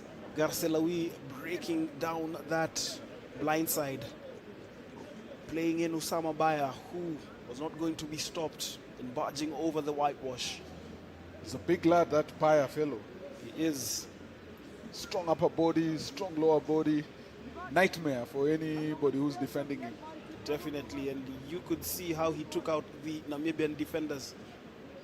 Nobody was going to stop him. And this is the man who has been tasked with getting a lot of points for Tunisia, Ahmed Riaki. We hope to see him and Baya around on the scene. That's an accurate kick from Baya. Tunisia leading by 20 points to 3. Are we smelling an upset here in Nairobi? Wow.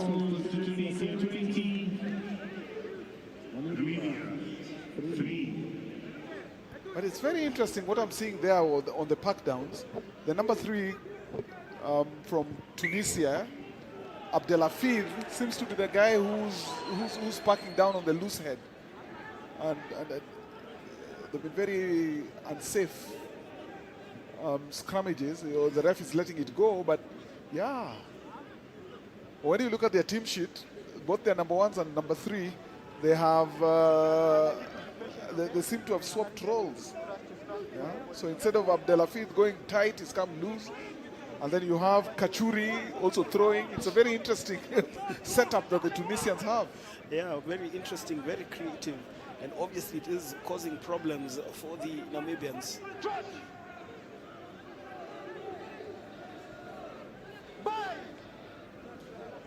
Still have about 9 minutes to play in the half. It is Tunisia with the ascendancy. It is a scrum feed right in the middle of the park. It is picked up on the loose. That was a smart awareness from Cote. Found himself in a spot of bother, but numbers are arriving.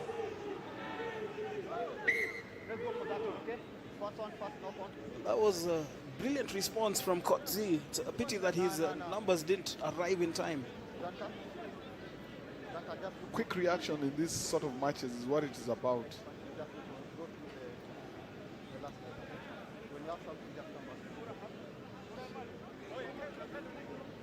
There was an element of head clashing there as well.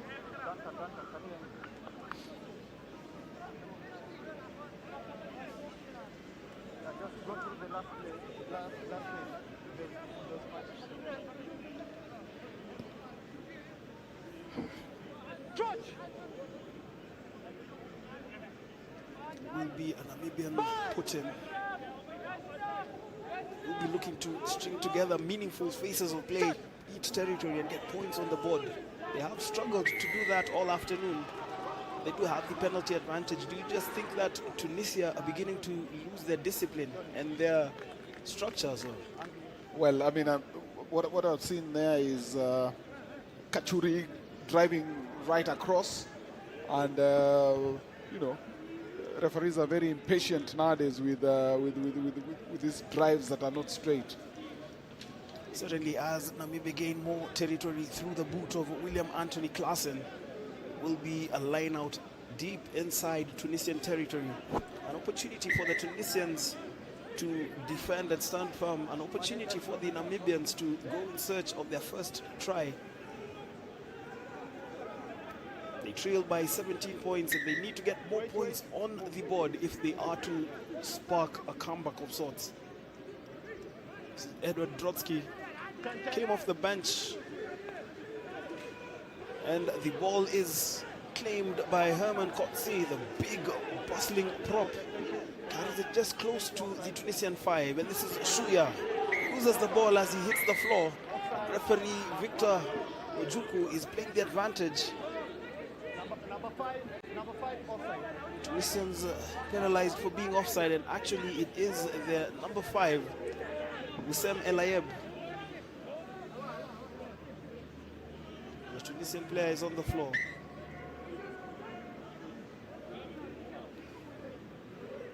We saw El Ayeb with that attempt at the try that was called off for knock-on.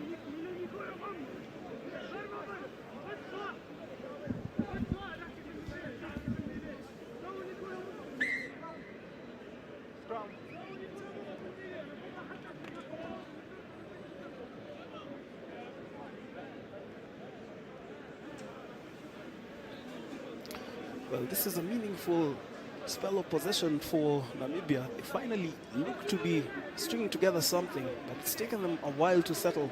And in that while, they've found themselves trailing by 17 points to 3. But They need to close the first half on a high and make this game a lot more competitive heading into the second half. If you told any Namibian that they'd be down 17 points at this particular point, that they'd have been surprised. Certainly, and it is up to these 15 men to erase that surprise. And they do have possession. This is Cote just holding, plays it through to Van Rensburg. Looks to have lost the ball, but he was smart enough to milk the penalty. So we have 2 penalties, okay? That one for Hungary, okay, for not pushing straight, and another one here for offside. Well, the Tunisians have conceded 2 penalties, so the option is with the Namibians. Which one do they prefer from that set of 2? Because they're penalized for angling and for being offside. Most likely option is just to go again. Well, this is a very confident decision from the Namibians, because normally, I mean, if I were coaching a team, I would urge my team to go for the easier 3 points here. But they certainly are bold. They will be going for the 5-pointer from the look of things. They certainly are wearing down the Tunisians. This is Cote at the back of that scrum. He's holding the ball. Releasing his center, and captain Hawanga is driven back, but Cote again has been a busybody for the Namibians. Trotsky, the thick of things. And for all that momentum, the Namibians knocking on that ball. Tunisian players on the floor. Let's just see that. That was Hawanga. Slowed down by 2 Tunisians. And then Cote has been very incisive for the Namibians.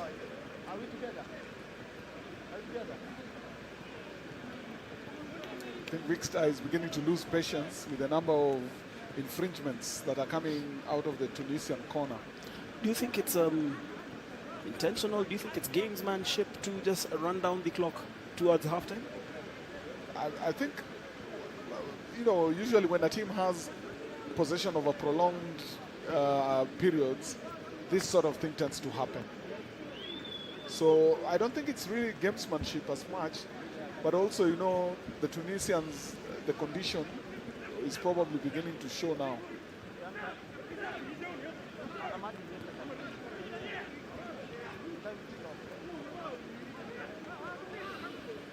I actually thought that they had momentum towards the line, you know.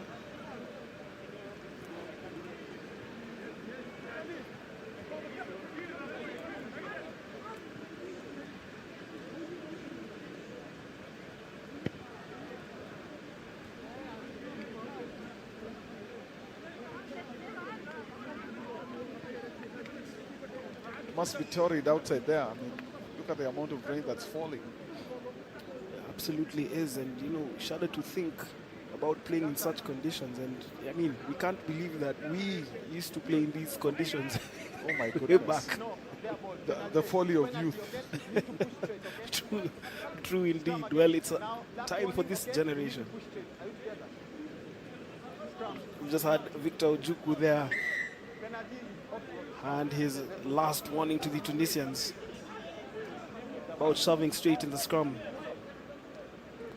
Been guilty of angling time and again, and as you said, he is impatient. He has run out of patience, and I think very soon he will be reaching into his pocket should that trend persist.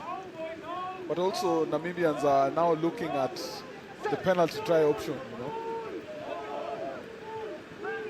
They have certainly grown in stature. Okay.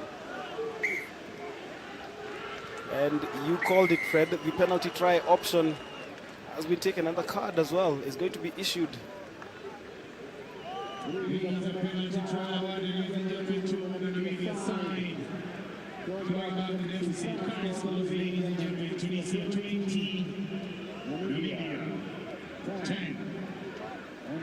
It's always going to happen.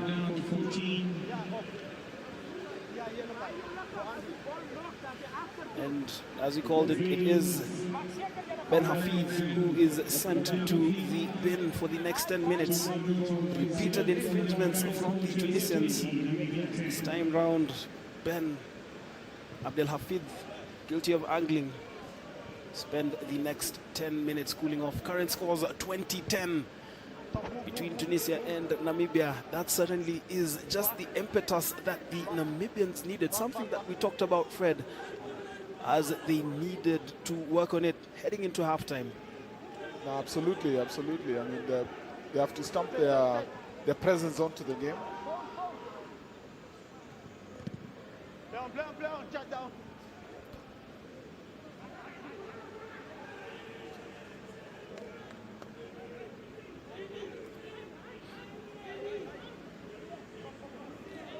Has been quite an incident-filled first half, and 30 points scored. High scoring half, I must say.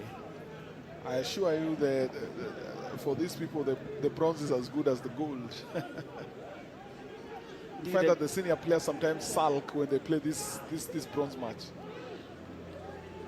Once again, the Tunisians fluffing their own lineouts, handing possession to the Namibians, who are certainly playing with their tails up. This is Cote, Klaassen with a kick downfield.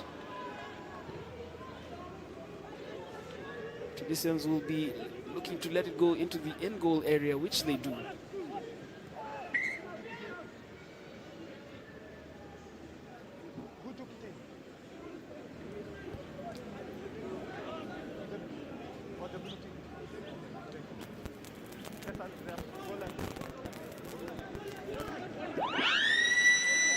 The buzzer sounds to signal the end of the first half, but the ball is still in play, so obviously still have probably a minute or two on top of what has been determined.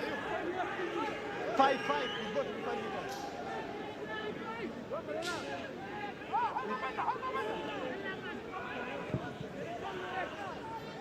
Tunisia looking for territory, which they find. You can't go straight, okay? Can't kick the ball dead. Options, okay? Try to bounce inside, not straight. That now is gamesmanship. They thought that by kicking it dead, the half will be called. In rugby, the game doesn't end when the ball is still live. This is another scrum. Another scrum and another opportunity for Namibia. They've worked their way back from 23 down, and they are within touching distance of Tunisia. The rain continues to fall steadily over the Nyayo National Stadium. And it is Wissem Aleb filling in the front row. Remember, Abdel Hafid has been sent to the bin. And I'm sure the Namibians will relish this opportunity from the scrum down.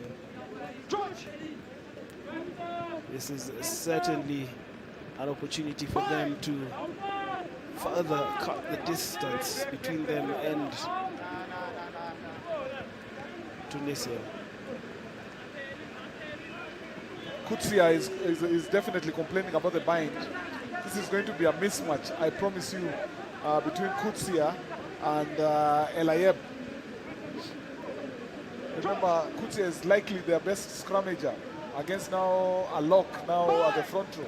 This is going to be a bit of a massacre. You've called it in no uncertain terms. It will be a massacre. And let's just see how the Tunisians hold out. And indeed, you called it a free kick quickly taken by Cote, the scrummer. Tunisians defending desperately, but the Namibians arriving in numbers.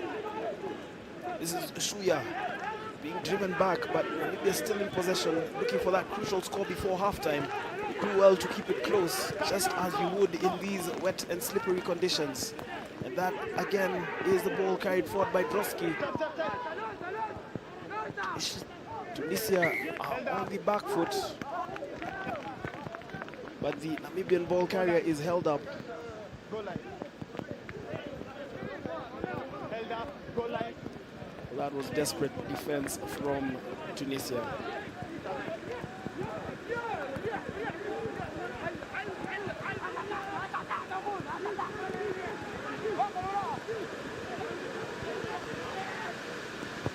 As the rain pours.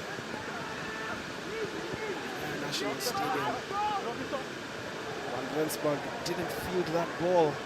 Lucky for him, it bounced back, but he is able to gather it and keep it alive for Namibia. Klaassen has been rather quiet in this fixture. Another opportunity for Namibia. Hawanga, the captain. Very boisterous run from Hawanga. Number 13, keep it low, okay? High tackle.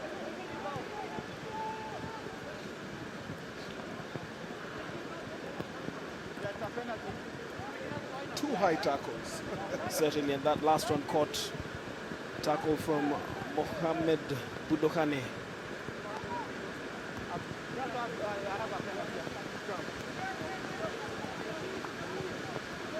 Cote directing affairs there. Namibians will be going for territory, which they do. It's almost predictable what they're going to play from here. They will be looking to maul that ball once they are able to receive it from the line out. Pictured there, Ryan De La Harpe, former Namibian international scrum half.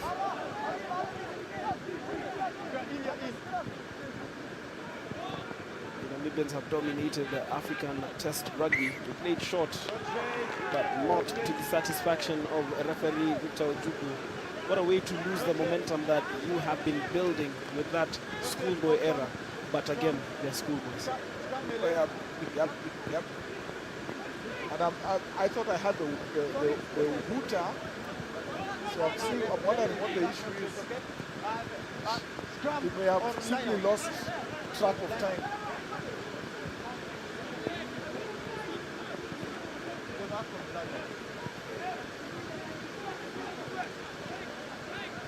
They will be avoiding scrums at this point. Yes, they will, because we obviously saw that mismatch between Elayeb and Cote in the front row. Well, the Tunisians are fluffing their own line out. Advantage Namibia. Cote at scrum half. As Klaassen bringing in Minyoy. Minyoy to the floor. Tunisians have forced the turnover. They'll be looking to kick it out into touch and end the pressure that was piling on them. We finally get to halftime. It had been a long time coming, but finally it is halftime. It is Namibia trailing Tunisia by 20 points to 10. This is the third place playoff at the Rugby Africa Barthes Under-20 trophy. A confirmation of the score at halftime. Tunisia 20, Namibia 10. We will catch you on the other side of halftime.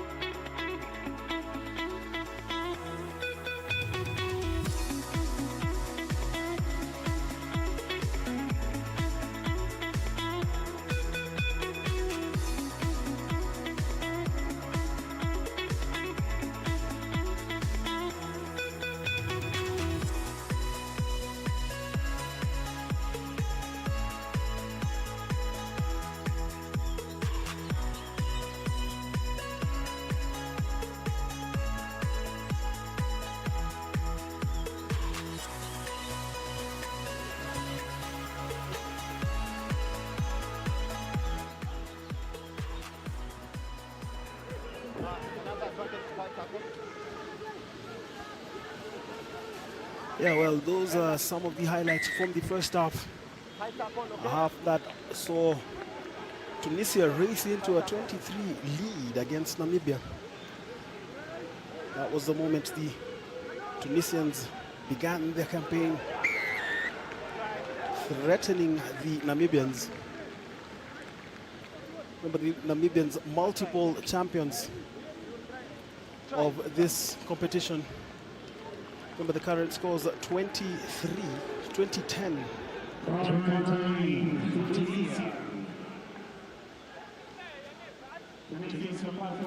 Definitely for greater spells of the first half, it is Tunisia who have been in seventh heaven. That was a well-worked try from Osama Baya. Big bulking unit, and definitely Fred, somebody that we long to see on the international scene for years on end.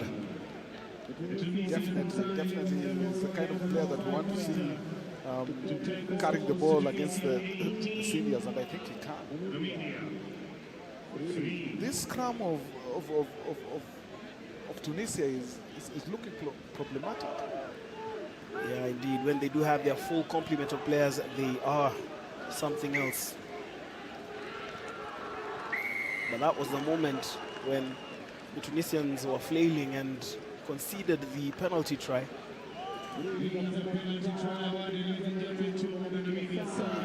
The forwards coach of Tunisia will have to come up with a more serious proposition, because I mean, typically when a front row is out, you don't take a lock to the front row. Yeah. I mean, what really are you expecting to happen? Yeah, you'd rather sacrifice somebody else. It's a bit strange. As I said earlier on, you can see the number 3 is playing at number 1. The number 1 is throwing at line out. The number 5 is the replacement for the number 3 who's playing at number 1. Yeah. I mean, what is going on? Well, what's going on, we can see the fans in the stands. They're just looking forward to the game coming up at 4:30. The Zimbabwean fans are here in large numbers to support their side as they seek to make a successful title defense against home crowd Kenya. Definitely will be a thriller. But for now, it is the match between Tunisia and Namibia for third place. Both teams making their way back to the field of play. Very wet Nyayo National Stadium. Though I must say that the pitch actually drains very well. I mean, it's now stopped raining. I'm sure that by the time the 4:30 match happens, we probably will be having decent conditions to watch some good rugby.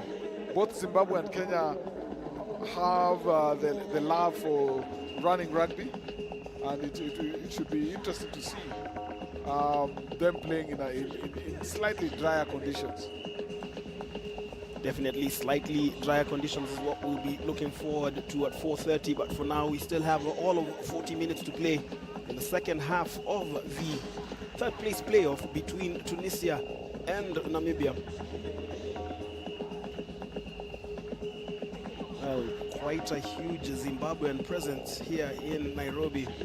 I'm sure the fans watching this feed can't wait for that time. But for now, we still have the matter of the playoff match to complete. Now picture then shirt number 12, it is Youssef Koira. We also have Cote. Will be Namibia to restart the action. William Klaassen with that kick deep into Tunisian territory. It is fielded by Benarous. Doesn't find touch. Referees playing the advantage to Namibia, who do well to field the ball, and they're obviously maintaining the momentum that they had going into the closing moments of the first half. Penalty called for the offside against Tunisia. Okay, options, what do you want? Scrum where the ball was last played, or penalty where it was offside? Owen Hawanga calls for the scrum down. Like you said, Fred, the Namibians backing their forwards, certainly taking advantage of that mismatch in the front row. Will be looking to make life difficult for the Tunisians.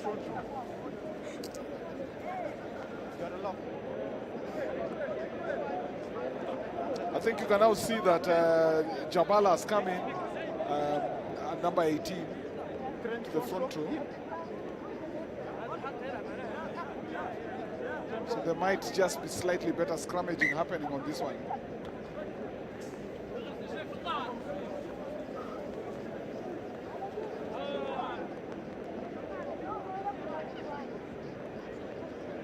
Stability, okay? George! Bye! This is Cote with the scrum feed for Namibia.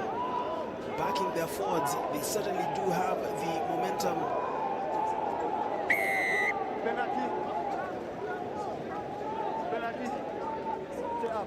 Another penalty against the Tunisians. They are on the ropes as the second half begins. Advantage Namibia. Found themselves in unfamiliar territory early on.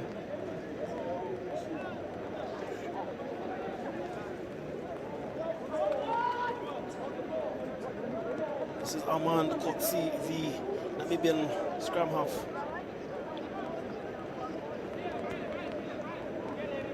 Again, this looks promising for Namibia, but they will need to first of all retain possession and make use of that ball. Shot out, shot out.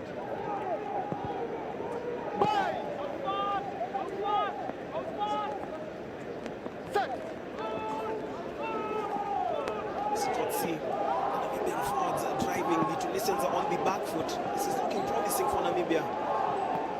Looking for that spot. Scotty, try line is in sight. He hesitated for a moment and you wonder why. And they cede possession. Maybe another scrum as the rain continues to pound the Nyayo National Stadium here in Nairobi. That was the moment you'd expect Cote to attack the blind, but elected to look for his... I thought so. I thought the line was just a bit away. And you as a scrum half friend. I mean, you smell the line all the time.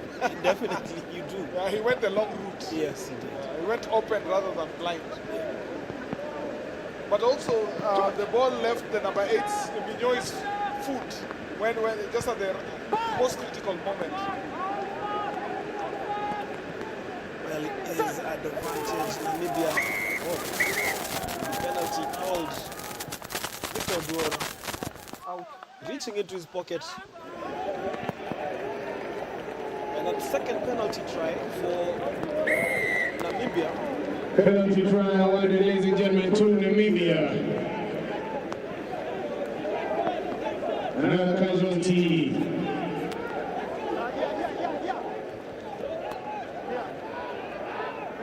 Namibia slowly eating at that margin. Current scores 20-17.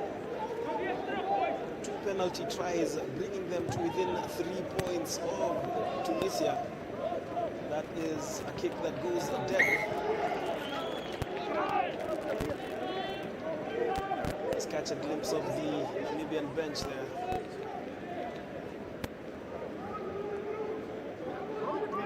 Unanswered points from the Namibians after that strong start from Tunisia. 36 minutes still to play in the second half.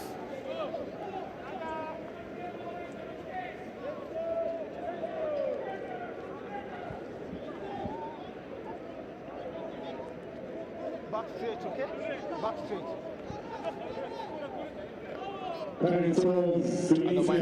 Mike, this is what I was talking about earlier on. The fact that we don't know how long the Tunisians will last. Set!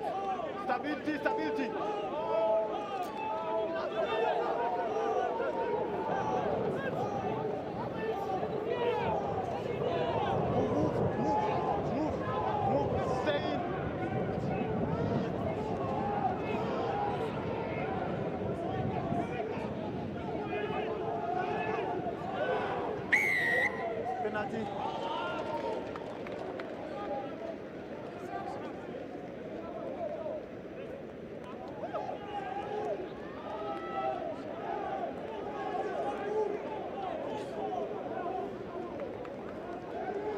Well, you can see that the Namibians are now beginning to use their dominance in the scrummaging, and it is obviously going to be a problem.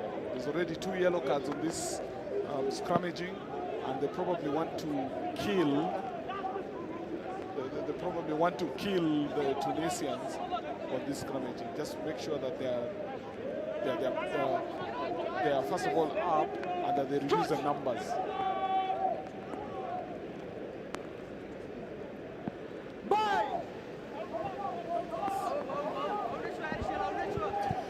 Well, the advantage remains with Namibia.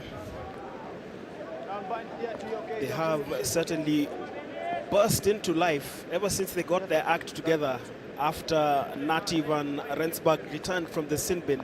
They have been a different side, have forced 2 penalty tries off of the Tunisians, and they are really punishing the Tunisians for their indiscipline. Certainly we have a very close one-score game.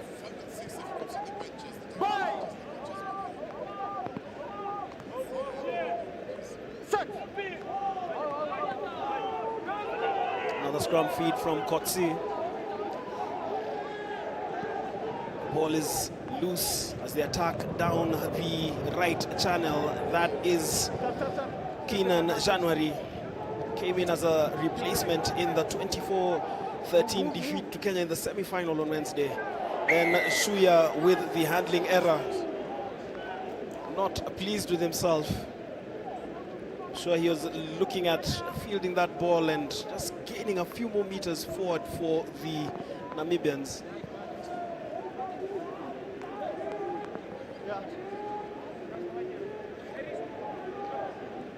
Mike, I remember that I say that the Tunisians are going to be struggling as the match wears on. You suddenly you can't feel them anymore.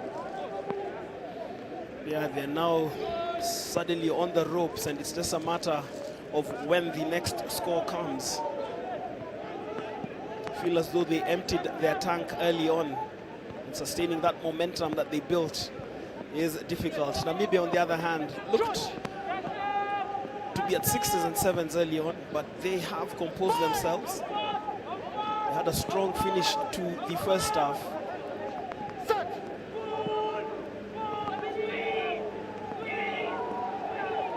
Ball is on the loose.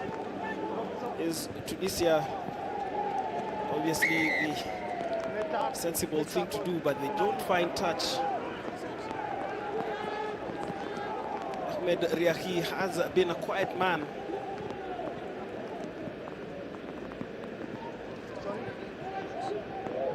That was Youssef Kouira. Just see the anxiety on the Namibian bench.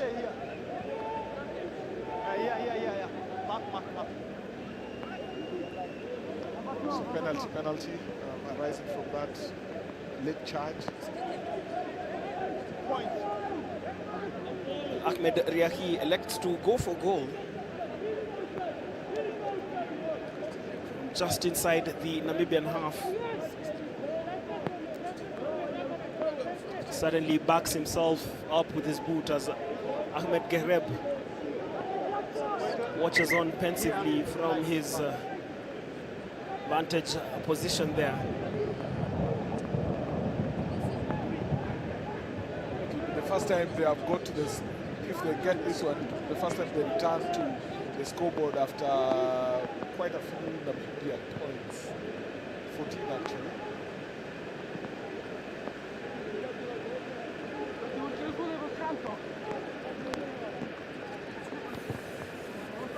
And that is the kick from Riahi. It was big, but it wasn't accurate. The scores remain 2017. Remember, this is the 3rd place playoff at the Rugby Africa Barthes Under-20 trophy. The Africa Under-20 Championship. The winner of this competition will qualify for the World Rugby Junior Trophy taking place in Nairobi, but I'll take back that statement because Zimbabwe and Kenya have already qualified. Zimbabwe making it to the top 2 and therefore clinching the African berth to the World Rugby Junior Trophy. Kenya obviously qualify as hosts. It's been a while since we were at the Junior World Rugby Trophy. It hasn't been held in Kenya since 2009. From that crop, we did see a number of players, the likes of Felix Ayange, Curtis Lilako, and Michael Wanjala, going on to play representative rugby for Kenya at various levels, as well as Oscar Ouma. Well, play continues here. It is Tunisia. There's a big carry from Kachuri. The Tunisians losing their discipline, guilty of the side entry, and the penalty goes the way of the Namibians. This game really has been tentative, hasn't really flowed.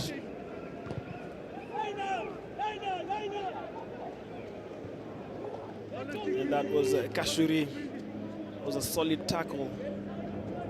Yeah, it's good control of the ball as well.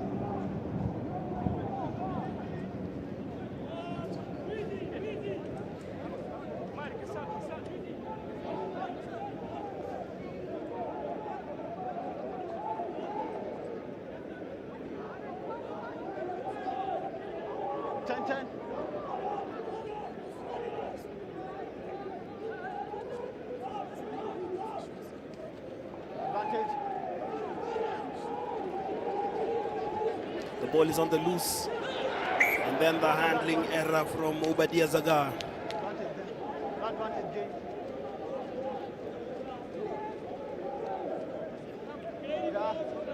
Scrum fast. Scrum. Big thank you to all the sponsors. A real team of you prepared arts and sports.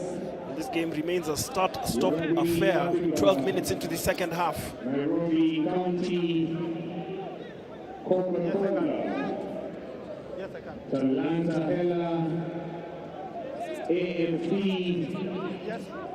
TBMS, nationalities, Royal Flag.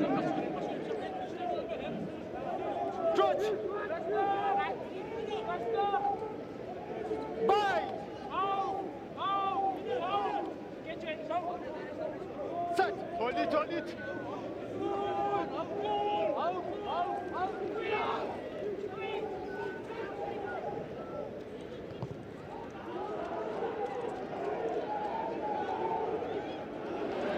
Well, that was an excellent take, and it is Gareb.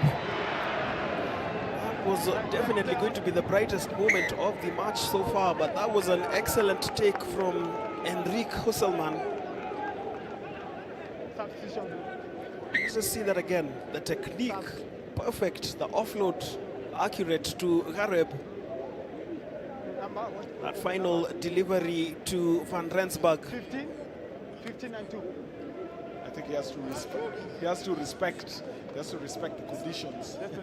Yeah, he surely does. And you know, this is the moment in time where you keep the game tight. Namibia making a change. Number two.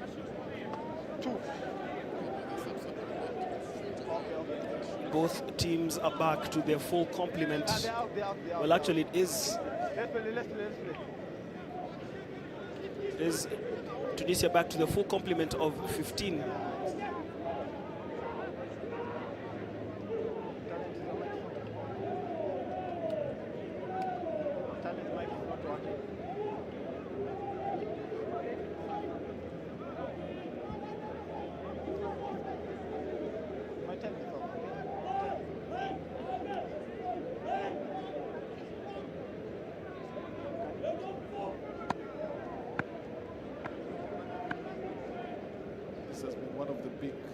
Issues in this tournament.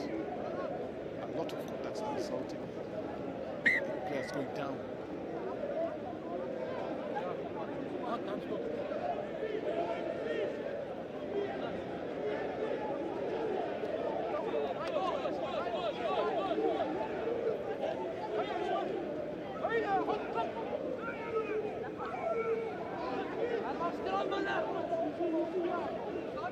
Well, the scores remain 2017 in favor of Tunisia. Still plenty to play for in the second half, but we did see Namibia come on strongly, score 2 penalty tries.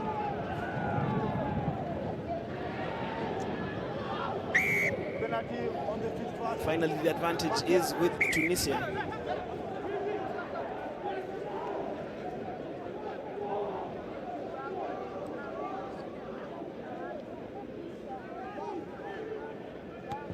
Riaki with the kick downfield. I do hope that at some point of this game it finally just gets to flow. Line. Well, as I said before, rugby is a game that's played in all conditions, and now we are seeing the rugby version that is played in the wet. Wait. If you are in, you're in. If you're out, you're out. Okay? You're in or out. In or out. Move there.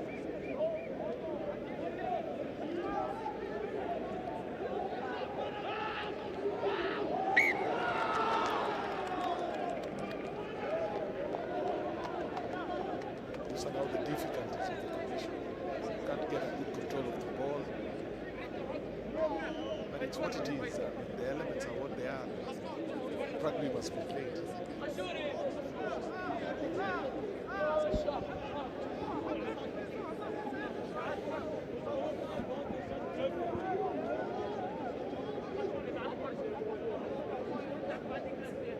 Crunch!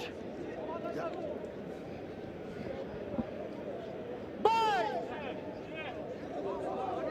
Another scrum feed for Namibia. Stability. As the tempo of the game just dipped. Hoping that it sparks back into life, and the Namibians showing a lot more intent in terms of going forward. That was Koopman who's on for this match. Koopman played the game against Kenya, started at fly half in that particular game. Namibians looking to reinforce their troops, looking to finish in the top 3.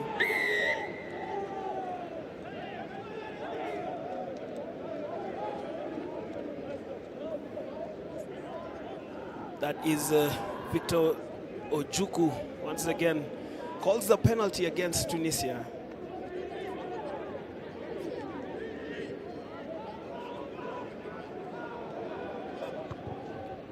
Koopman with the kick downfield.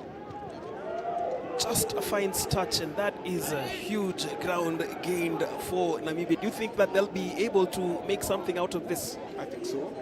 So long as they just get the ball off the line of the target. I suspect they will be trying to wall this one, because the plays right now have to be a little closer than when it's dry, not dry, when you can run the ball downfield. Sorry. That's it.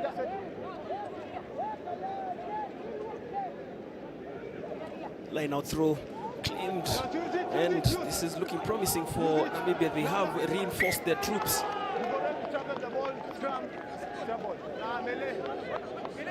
Well, how did they cede that piece of possession and real estate? No, they didn't respond to the fact that Tunisians didn't come to the ball. I'm not so sure they didn't. They actually did, then broke off. Ordinarily, that should be a different call, but anyway, it is what it is.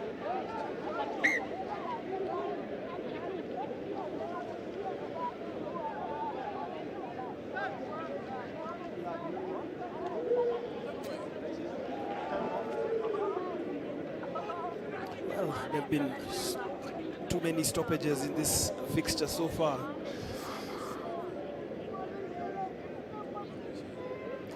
Remember early on, we did see the morning fixtures. We did see Uganda survive in the premier edition of the Barthes Trophy, pulling off that victory over Madagascar. And then that match between Zambia and Cote d'Ivoire, entertaining fixture. It ended in Cote d'Ivoire's favor, and you have to give it to Cote d'Ivoire. They only assembled a week before coming to Nairobi, and they've grown in stature as the competition progressed. By the time they're getting to their third game, they were able to pull off that victory. Yeah, it's the problems that you see on the continent about largely to do with resources. Zim, on the other hand, had a high performance camp. Yeah, they did, and the guys have never stopped playing from last season. If you look at it in context, they've kept themselves busy, and they certainly have come to Nairobi on a mission, but we'll talk about that mission later. And our picture there, Ahmed Garer has been quite the animated figure for Tunisia, and not a happy man from his facial expression. Probably it is his demeanor. Play picking up here. This is Tunisia looking to make something meaningful out of this. The kick downfield again is fielded by Klazen. Started at fullback in the game against Kenya. Was deployed as a number 10, but has slotted into his fullback position, with Klupman slotting into the fullback, into the flyer position for the rest of the match.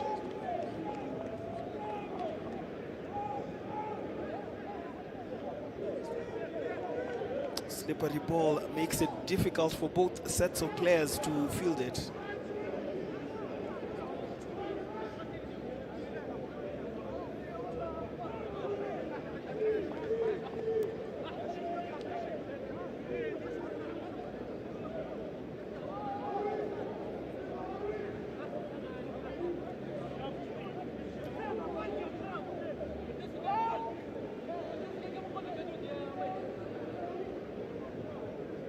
Another scrum down, another scrum feed to Namibia. That has been the tale of this second half so far.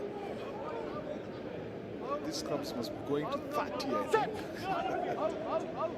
Would be interesting to get statistics on the number of minutes that the ball was actually in play. Well, this is Van Rensburg, shakes off one defender, carries that ball forward.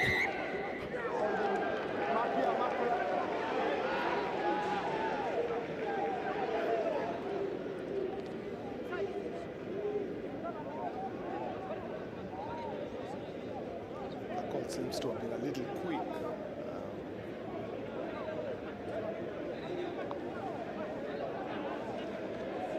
See, when you get into the sort of conditions that we have, one would be well advised with the listen to hold on a bit and see what develops. So that at least, I mean, I'm imagining I'm standing out at the in the rain out there, and most of the time just listening to the whistle. It's not one of the most pleasurable experiences. Not at all.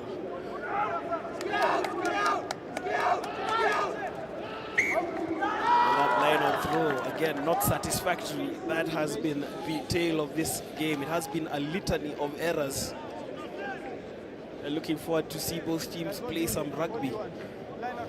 Scores remain 2017. Tunisians look to have killed the attacking impetus that was building from the Namibians. We still have about 17 minutes of running time to play here at the Nyayo National Stadium. Namibia still in unfamiliar territory. They have trailed throughout this match.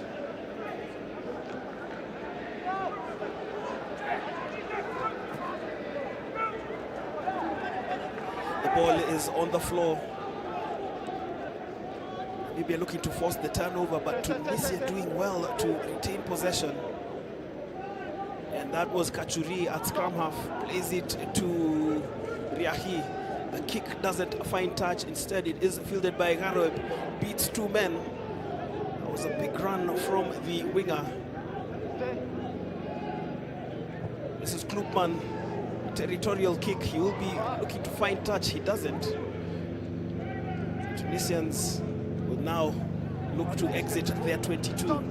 It's becoming a game of ping pong. They're obviously looking to test the opposition with these weather conditions. Garoeb on the chase. It is fielded by Benarous. Benarous to the floor. It was a clever kick from the Tunisian scrum half. Finally some moment of respite there from that end-to-end action that we have just seen.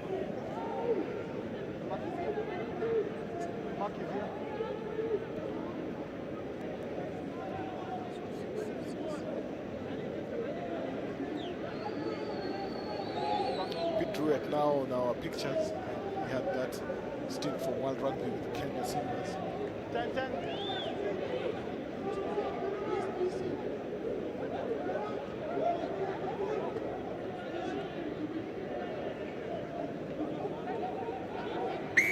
Penalty, walking out of the line. Penalty, walking out. You can't Now walk out, okay? the Tunisians now are overdoing it. So because they don't want the mole, they're taking off from the lineup, and that's a penalty. And still another, yes, as you said, another penalty against the Tunisians. Namibia have not been able to put any points on the board. Well, that was acrobatic from Hamdawi. Fielded once again by Klukman. And this is Klazen. Beats one man, beats a second. Searching run from the number 10 for Namibia. Then the error.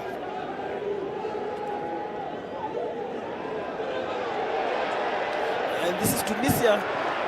They had a moment there to attack. They're inside the Namibian 22. The Namibians are guilty of the infringement, the high tackle called against them. This would be interesting if Namibia concede another try, because the Tunisians finding a new burst of energy and making the most of it. They're inside the Namibian 22. That is Ali to the floor, and the penalty advantage is still with the red shirts.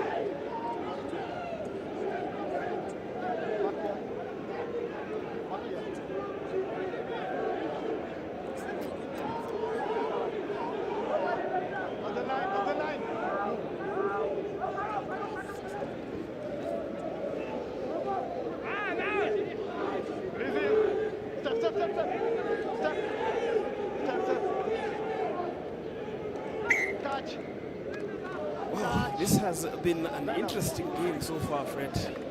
Yeah, I mean, I quite like Kutsia. I mean, it's just done a try saver there. Whenever you find your number threes are doing that kind of action or putting in that level of effort, the team sort of just feeds off the energy. And I think over time you're going to see him if he can get himself a little fit. Oh, there's some acrobatic action there with with number 11 of well, Hamadui. Yeah, that was a great piece of play from Hamadui.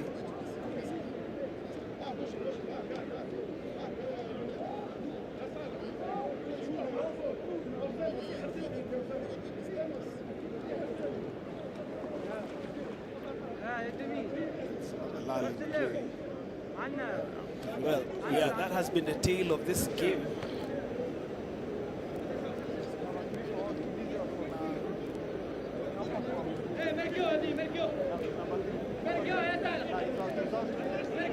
This was that moment. The Tunisians had an opportunity, but that handling error wasn't really a handling error. Ball went back. And the ball went back and just killed the momentum.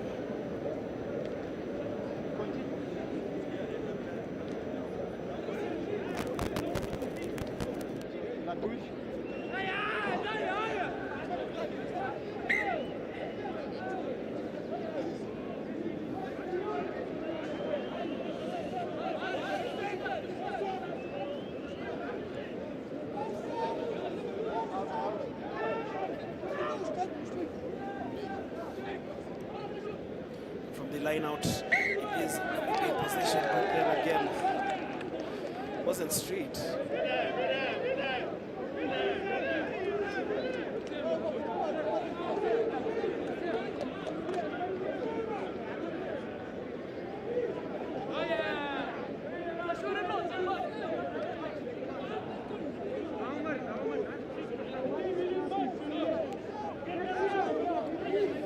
Well, you know, looking at the calls, is it a case of the referee being too meticulous or being pedantic? The line is always thin, but in these conditions, you have to be kind to the players. In this particular instance, the ball was thrown, Tunisia didn't contest, and then you have a call. So it becomes hard to follow the game. Yeah, definitely, that has been the state of affairs. And this is Baya, the captain. We saw him go over for a try just before the Namibians began a fight back. The ball finally in Namibian hands. They will be looking to exit their 22, and that was January. Played downfield to Klubman. Heading into the final 11 or so minutes of the game, something has to give. Will Tunisia hold out for the result? And if they do, that would be an upset. Or will Namibia find something in the bag to claim the result? Namibia, remember, have finished always in the top two. It's still roughly 10 minutes to go, and 10 minutes can feel like 10 days for the players in the field, on the technical teams especially. Mr. Ahmed Gareb continues to bark his instructions. This would be a famous result for the Tunisians should it stand. But like you said, 10 minutes is a long time in the game of 15s rugby.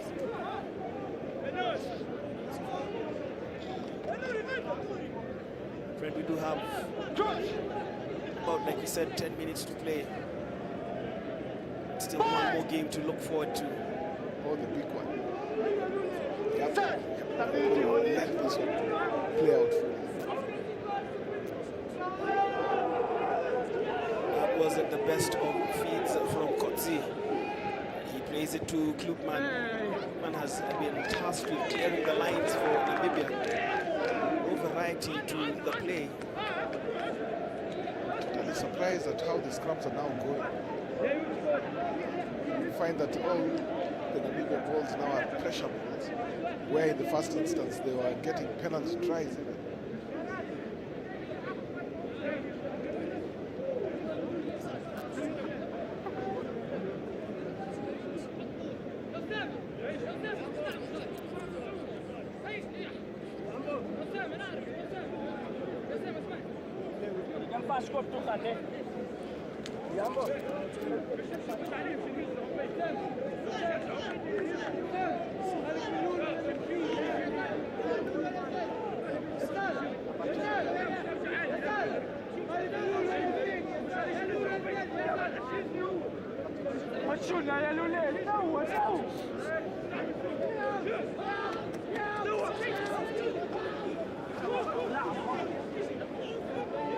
Is Tunisia, and that is Riahi. That was almost going to be a wonderful moment there for the Tunisians. The penalty advantage with Namibia. They need to exit their half. They need to pile on the pressures. We just catch a glimpse of some of the dignitaries here. That shot disappeared as soon as it came, but there it is again. Nairobi Senator Edwin Sifuna is among the crowd here at the Nyayo National Stadium. Remember, coming up at 4:30 p.m. will be the big one. Home side Kenya against defending champions Zimbabwe. Everything to play for, everything to look forward to in that fixture. Meanwhile, the third and fourth playoff continues to wind down here at the Nyayo National Stadium. It is Tunisia holding the 2017 lead over Namibia, multiple champions of this competition, but finding themselves in unfamiliar territory. Klubman bringing in his big men. That was Jaronda. Jaronda to the floor. The Tunisians looking to disrupt play, but not this time round. Klubman brings it in to Minyoy. Minyoy to the floor. Cote once again. Klubman with the kick downfield. That was smart from the Namibian fly half. Tunisian players are on tenterhooks, looking to protect that slim lead, and you can see the players on the bench anxious as they concede that big piece of territory.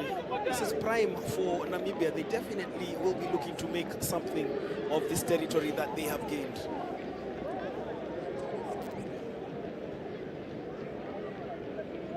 The big boys are in for Namibia. This is Yahi with the kick downfield. Ball is still in play, and kept alive. This is Keenan January. Goes to the floor. This is Carsten. Looking for men in support. Almost ran into the referee. That would have been interesting. Minyoy holding off one man and then inexplicably spills the ball. Thankfully it went back. This is another big drive from the Namibians. That was Buekers. This is a good period of play for Namibia, attempting to play some rugby. Klubman, another territorial kick, looking to find the Tunisians napping, and he does just that. The ball going out to touch just on the 22. Assistant referee there, Robson Kiplangat, just looking to urge the Tunisian players to keep playing on.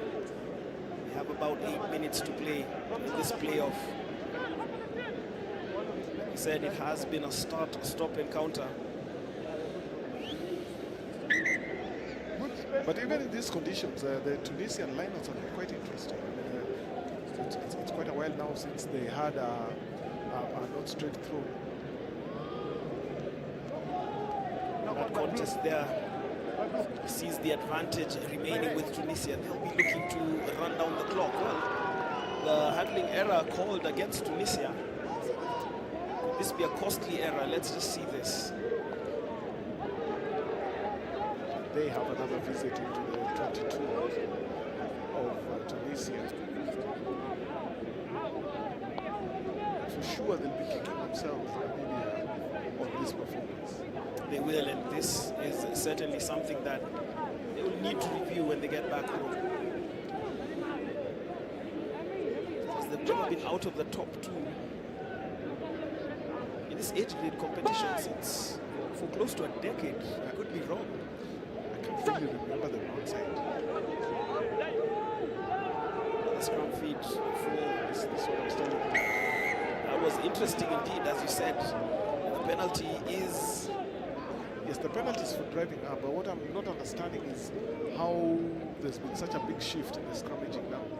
Because I mean, I doubt it will be possible for Namibia now to do a pushover. Because I mean, ever since the number 18, Jabala came in, it's been on up and up for Tunisia. Yeah, certainly he has changed that aspect of the scrummaging, and it is making life difficult for Namibia.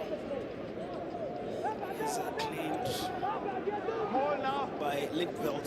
The Namibians are driving forward. Tunisia desperately defending the ball in the hands of Shuya. Shuya goes over the whitewash this time round.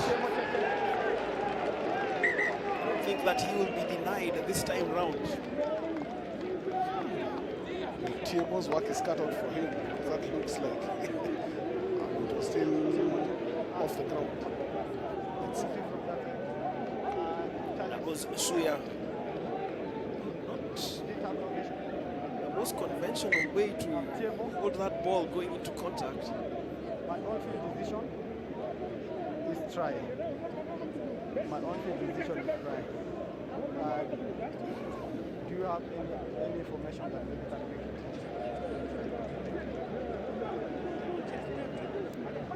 So it's that long wait for the TMO decision. We're waiting once more.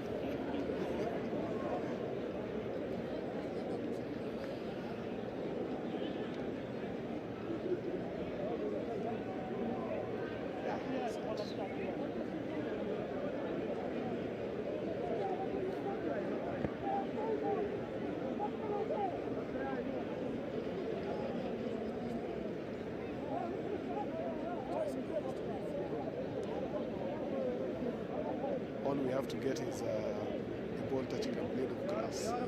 Yes. Let's see. Mr. Duncan Kyoko comes up with the team try. This is definitely an anxious moment, an anxious wait for everyone.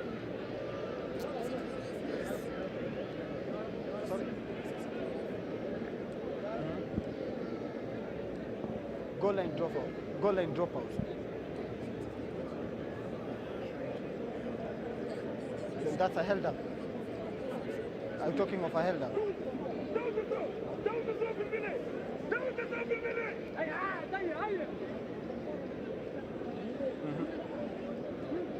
Okay. Not try, goal line dropout. So I'm having not try, goal line dropout. Okay? Not try, goal line dropout. Well, for all his efforts, no try is the decision from the TMO. Philippus Shuya, judged to have knocked that ball as he went over the whitewash. The Tunisians survive yet again. It is frustrating for Namibia. It definitely is frustrating when you're chasing that margin and you're doing everything to, kill that deficit. They're chasing, so let's see what happens. They're not too far from the red zone, the Tunisian red zone at the moment. The Tunisian coach has decided that the radio doesn't work. He'll just amplify his voice the good old-fashioned way by shouting his instructions. I guess that's what anxiety, I guess that's what tension does to you. That's it. Wait. Are you here or you're back? Can you move back 10 meters?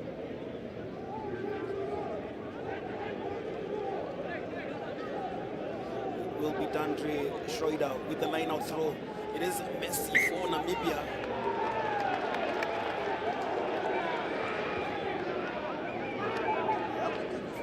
These sort of matches are decided on errors, and we have seen quite a few with roughly 3 minutes to go. Possession is everywhere.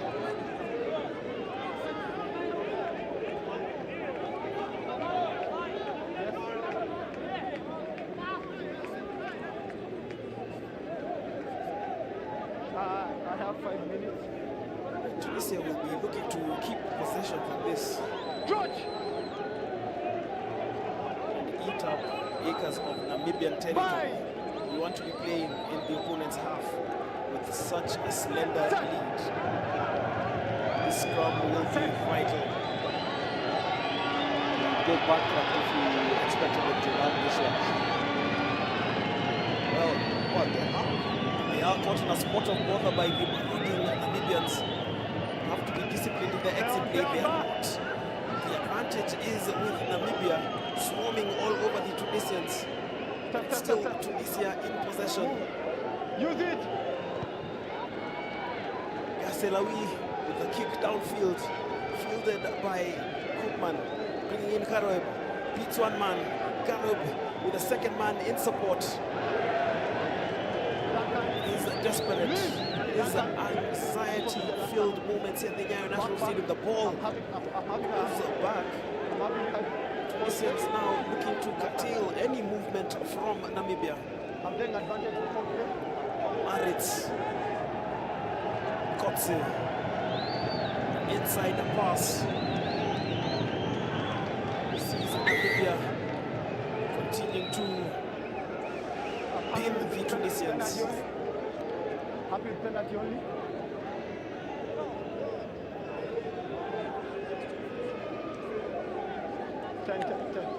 That was Mohamed Salah, Recep, seeing the tension from the medic, and this is Ethan Koopman.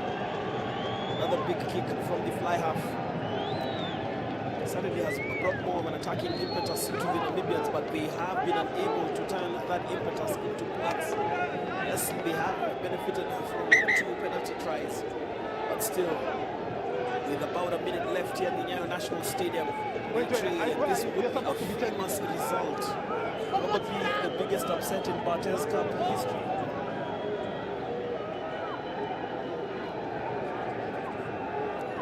Claimed in the air by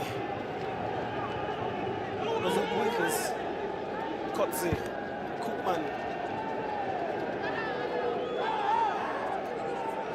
Advantage offside. Koopman once again. Advantage offside.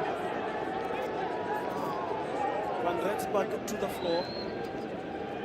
This is the captain, Hawanga. Beats one man, goes to the floor.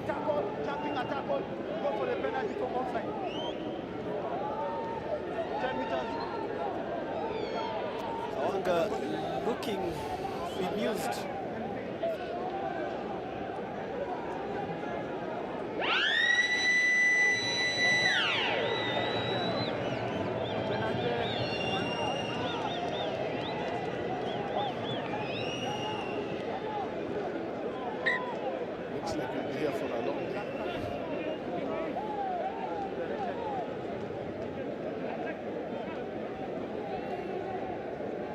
remember, this would tie the game, and we'd now have to determine a winner. So, like you said, looks like we'll be here for a long day. It looks like, should this kick go in, we will be going into extra time.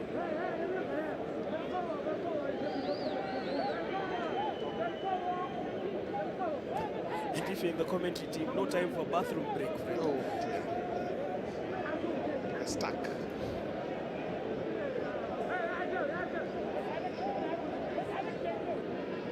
This is a crucial kick from Koopman.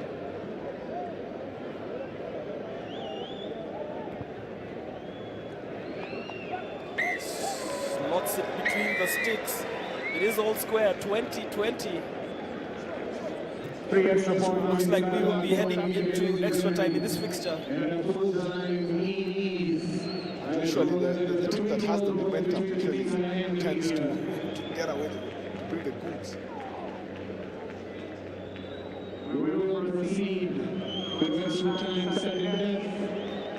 Wow, what a response it has been. It has been slow and labored from the Namibians, but they've drawn square. As we always say, it's the result that counts. Sometimes you dredge out the wind, sometimes you drag it right out. So definitely this is what it looks like. The Zimbabwe fans are patient to wait for their game. They certainly have lit up the Nyayo National Stadium, but also will be looking to cheer the team to unity in the host Kenya. That match coming up at 4:30. But we have to determine a winner in this match between Namibia and Tunisia. It's all square. Remember, this is a straight knockout. What's your money on?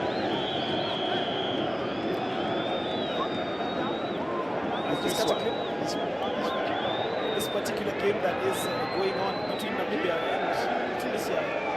Namibia have had the momentum and look the more likely to score. This is the team that gets the territory fast. Will probably will sit in pole position for the weakness.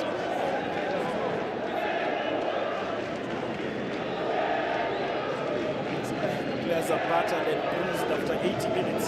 Still have to go into sudden death extra time. Fred, you've played in fixtures that have gone into sudden death extra time. What does it take to be in this particular sport? This particular point, I'm sure the body is gone. The only thing that keeps you in this one is just your mind. And the first error someone is going to. Certainly all to play for. Just catch a glimpse of Nairobi Senator Edwin Sifuna is among the crowd, and it's a sizable crowd at the Nyayo National Stadium. It's the best crowd we've seen so Well, far. we're going into sudden death extra time. It's very simple, Fred. The first team to score wins it. Will it be Tunisia? Will it be Namibia? Let's find out. And remember, if you still don't score after 10 minutes, each way, there is the dreaded kicks, but that is a rarity in test rugby. I actually still haven't seen, even in our local environment, a game that was decided using kicks. Well, like you said, the body at this point just wants to end it all. And I think this is where your decision making is sharpest, because you want to win and just get out of it for once and for all.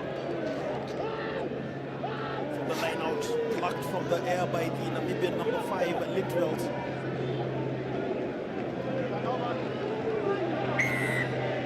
The penalty advantage is with Tunisia. Tactical awareness called into question. Remember, this could be the kick to seal it all. They go for goal, and is that man Ahmed Riahi? This is a pressure kick. This is a big kick. You can even see him. Let's just see the penalty incident here. Please respect the keeper. That was the moment the Namibians, for all their hard work, consider that penalty in front of the sticks. Ahmed Riahi has a big job ahead of him to win this game for Tunisia. You can see the anxiety on the Tunisian bench. You can see the concentration from Riahi. Let's run up to the kick. It sails wide, and we're still here for at least another few more minutes. It looked to me like Lindveld had got a magical moment for the Namibians. I mean, it's plucked the ball right in the sky.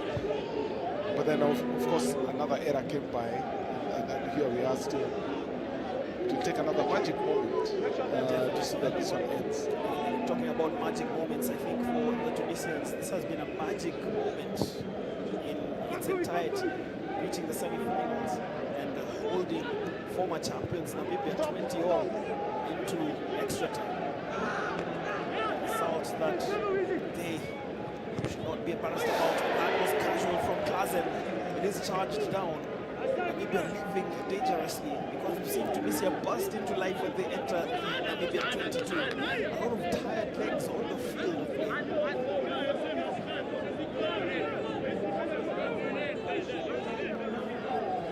Magic moment or error.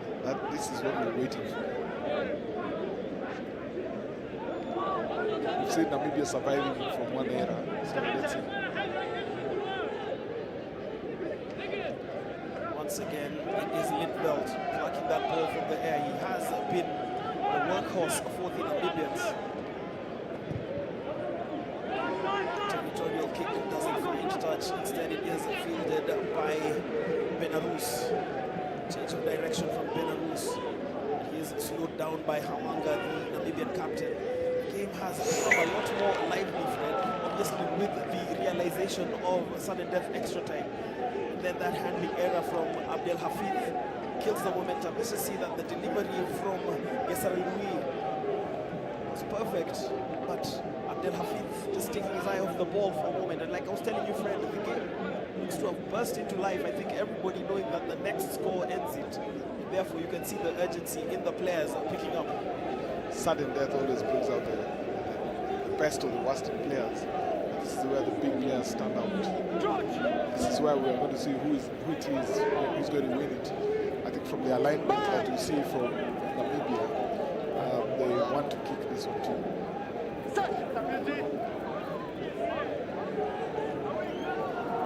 This is Cote with the scrum feed.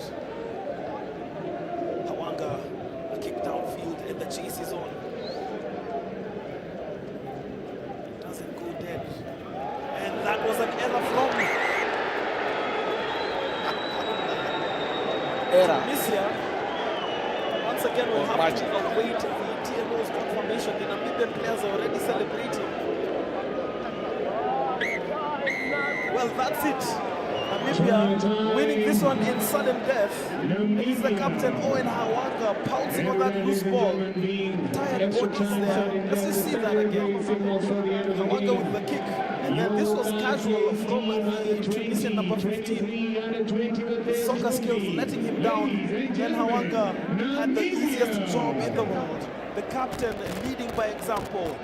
Namibia finishing third in Nairobi. Joy on the Namibian bench. Error or magic?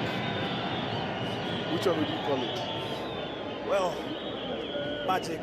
And a confirmation of the full-time score. It is Namibia 25, Tunisia 20.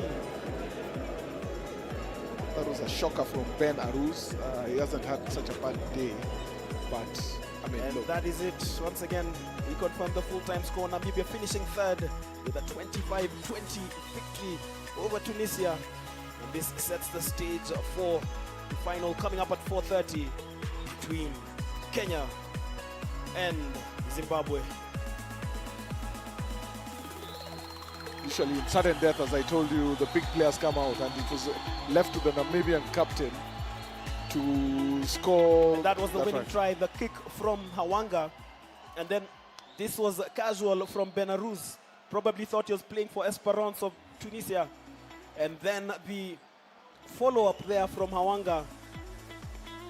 But you have to give Gareb the credits for chasing all the way and never giving up. They say a kick is as good as the chase, and we have evidence by the prawns.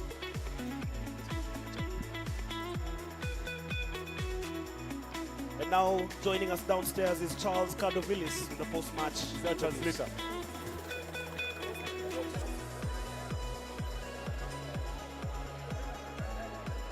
Wow, what a game that was between Namibia and Tunisia. Namibia just having too much there for Tunisia at the end, winning it 25-20 with the golden point. With me is the Tunisia captain. Captain, commiserations. Tell me what thoughts are going through your head at this moment. Sorry, I don't speak English. Well, he gets his award. Not a very happy captain. We're very expected there. Thank you, Tunisia, for coming to us. And now we'll have the Namibia captain. Congratulations, captain. Tell me what your thoughts were at the end of that. Nah, we were under pressure, but we pulled it through, so it's a good win for us. Congratulations, captain, and you can receive your award.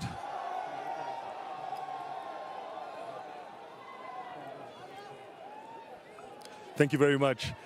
That's your Namibia captain, out of breath there. Definitely expected. It was a game that went down to the wire. That we were really expecting some really hot rugby out there, and the teams did live up to their billing, and this one just sets us off very well for the big one, which is Kenya, the hosts, and Zimbabwe, the defending champions, who will not want to give out their crown easily. The crowds have come in, the rains have stopped. We're definitely going to be in some from really hot, scintillating rugby, as we see the Namibian players just going through their discussion and wondering how that went through. And then, we will get back. We'll get back to the Kenya-Zimbabwe game just after this break.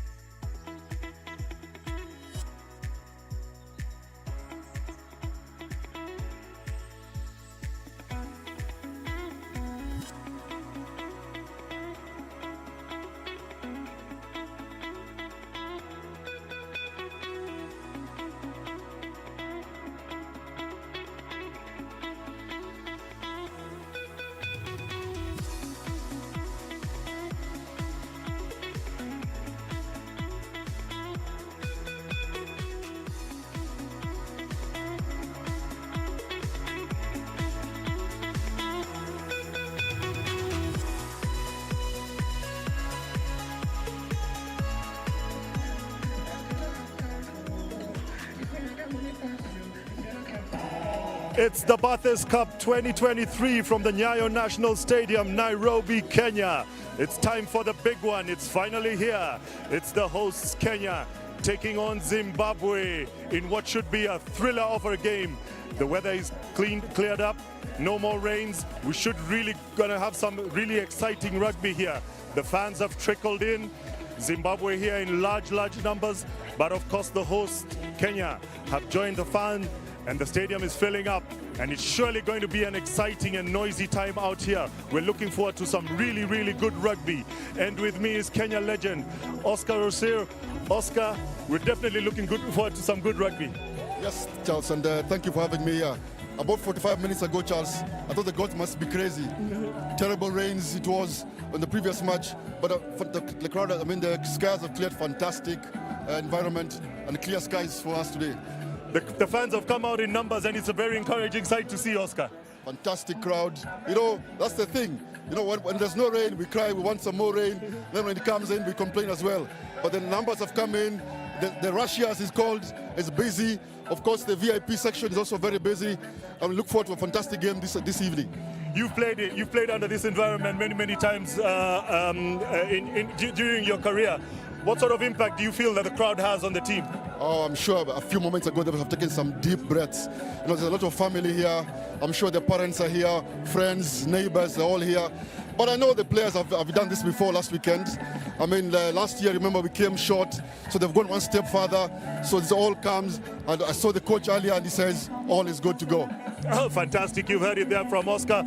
Oscar, just before this game, we saw the third and fourth, which ended up being quite a thriller with Namibia just snatching it from Tunisia. We watched some of the Tunisian boys here and coming in for some of the tries that they were scoring. Tell me what your thoughts on that game. You know, when the game started, you know, Namibia looked shell-shocked completely, you know, in all areas. You know, the set piece, and the Tunisians were playing hard. And just at some point, I think maybe the rain helped. I don't know, slowed the game down a bit. I think the rain helped because the pace was very high for the Namibians, but they came back really hard and eventually got their tries. And slowly by slowly built it up, and all the way to the end, then got that last play, which was fantastic also for the crowd to watch. But to be fair, Tunisia started very well. You know, we thought maybe the sea level issue will become a problem, the high altitude rather for them out here. But eventually, just right at the death there, Namibia came back and got the win. It was pretty much a game of two halves, as you said, and as we see some of those Tunisian players powering over for some of those tries. The TMO has been really crucial today. He has, and you know, in the scrum, and as you see the Namibians, I mean the Tunisians scoring off the scrum, the Tunisians were taking on Namibia in the scrums, which was a surprise. And then it was sort of a seesaw, and then all of a sudden Namibia also came up, took up the set piece, very strong in the scrums. The tight head was very good, but Tunisia just kept patient. But eventually, those calls became very crucial at the end. I think the two denied tries held up at the try line, and of course they counted at the death. I mean, as I keep on saying, it's good to see Tunisia rugby back here, playing some very competitive rugby. What are your thoughts? I mean, you've played Tunisia before. It's good to have more of this going on. What does this do for the future of African rugby? No, this is fantastic to watch, Charlie. And, you know, I've seen a lot of good plays. There's a bit of a start-stop initially. Of course, you know, it's an age-grade rugby, so you expect a bit of that hesitation. But today, the rugby has been played in fantastic spirit, despite the weather. It was awesome to watch. As you see the set piece there from Namibia, both sides, you know. Initially, the Namibians were hesitant in the set piece, but they came back. There's a strong set piece team, and eventually their strength showed. So it's all very good to see. I hope this transitions to the senior team. We know Namibia over the years have become a very good. The senior team is in the World Cup this year. We look forward to that as well. But the juniors also have held a good account of themselves. When you see that final play, what do you think? What's going through that player's mind? This is panic stations, Charles. And this is what you say, is it a rush of blood to the head? And I think the weather played a big role in that last play there. You know, the ball comes, it bounces, the normal bounce doesn't come through. He was hoping the ball goes out to touch, it didn't. It was just an error. And again, that's what I'm saying about some of the juniors. A bit of a hesitation. He could have taken one for the team. He didn't. Try time for Namibia. I mean, the smiles on those Namibian faces and all the celebrations and the jubilation. Well, Namibia finishing third in this tournament, relegating Tunisia to fourth position. and the noise in the background that you could hear, that was just the Kenya team finishing their warm-up and heading back to the changing room. Oscar, if that previous game was anything to go by, then we're in for a thriller. As they say, Charles, the home team, you expect a lot from the home team. You know, the crowd is buzzing. I've seen a lot of Zimbabwean supporters here, which is also healthy. But I know the entire crowd will want to see that Kenya play and win. I'm also anxious, you know, to be fair. But I want to see a bit more from our number 8, you know. What's his name, Asanga. I mean, I've not seen him do a couple of picks. I want to see him picking the ball off the base of the scrum. The Zimbabweans are good in all quarters. We really have to play our game in all departments today, and hopefully we get a win. Let's start with the home team. Where do you think they can hurt Zimbabwe, and what do you think they need to do to just keep this really good Zimbabwe side away from their try line and sort of building the points and beating them and coming out victorious? No, so with all due respect to you know the Chipus, Zimbabwe are very good in the set piece. But I think once we're in open play, in the face play, and the ball goes to the likes of our tight head prop Raymond, I think we'll have some good carries. A few of those carries, and then the ball goes a bit out. That's what I'm saying. I want to see a bit more from Asanga. You know, it was a bit lackluster in the last 2 games, but the young man has got a lot of potential. I think we have to depend a lot more face play. We need to at least carry at least 4 or 5 phases. If we do 2 or 3 phases, the Zimbabwe defense will still eat us up. Now, if we go back to the defending champions, as you said, they're a really good unit. Which players do you think we should be looking out for out there? There's Gutu, I think, is the number 7. Is pretty good. And the Flav, he looks up. He's got a very good spatial awareness. I mean, if we don't, you know, cover, fall back with at least the back 3, the 2 mics have to be on their game tonight. Otherwise, the 50-22s will come from the Zim 10.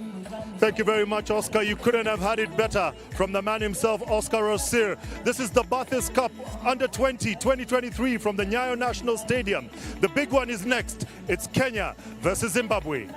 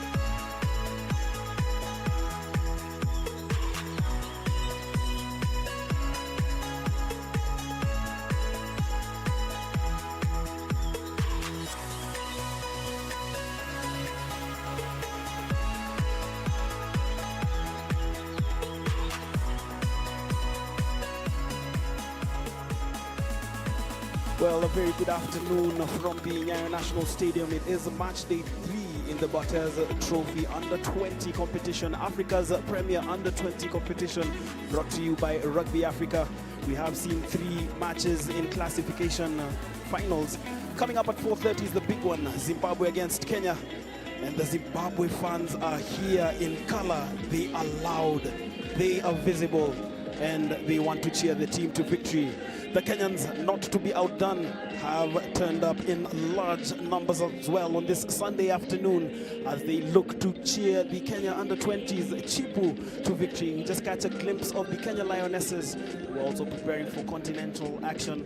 And the fans, that particular one in the bow tie, has a sense of style, Hilary. My name is Michael Kwambo and I'm joined by Hilary Itela. We will be your match day commentators for this particular fixture. Thank you very much, Michael. Indeed, there is a lot of color at the Nyayo National Stadium in Nairobi. Interestingly, both of these teams have qualified for the Junior World Rugby Trophy that will be played in Nairobi from the 15th to the 30th of July. Zimbabwe, the defending champions, with all the pressure to show that they have the real credentials to definitely go around and stamp the authority at this age-grade level across in Africa. But Kenya, the hosts, a lot of sentimental attachment. They last won this tournament 2 years ago, Michael. What are your thoughts about just the chances that both Zimbabwe and Kenya may potentially have for this game?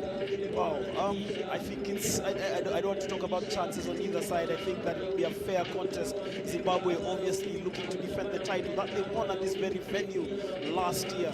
Kenya playing in front of their home crowd. We know they never go wrong in a final. They lost in the final in 2018. They won the final in 2019.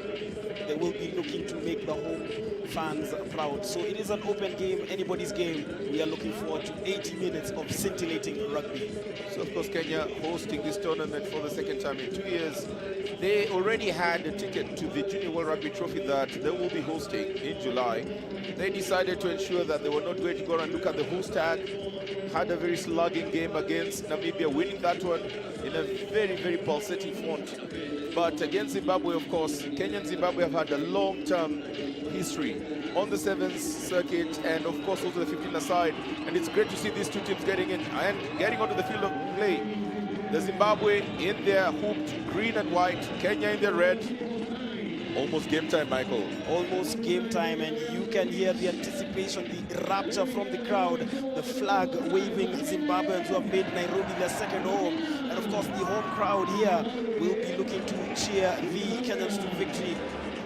Wow, let's look forward to a great game of rugby. Leon Kipsang, the Kenyan captain, in your picture there, looks very confident, had actually had a rally. The Zimbabweans, however, played in the Junior World Rugby Trophy last year, have toured up and about.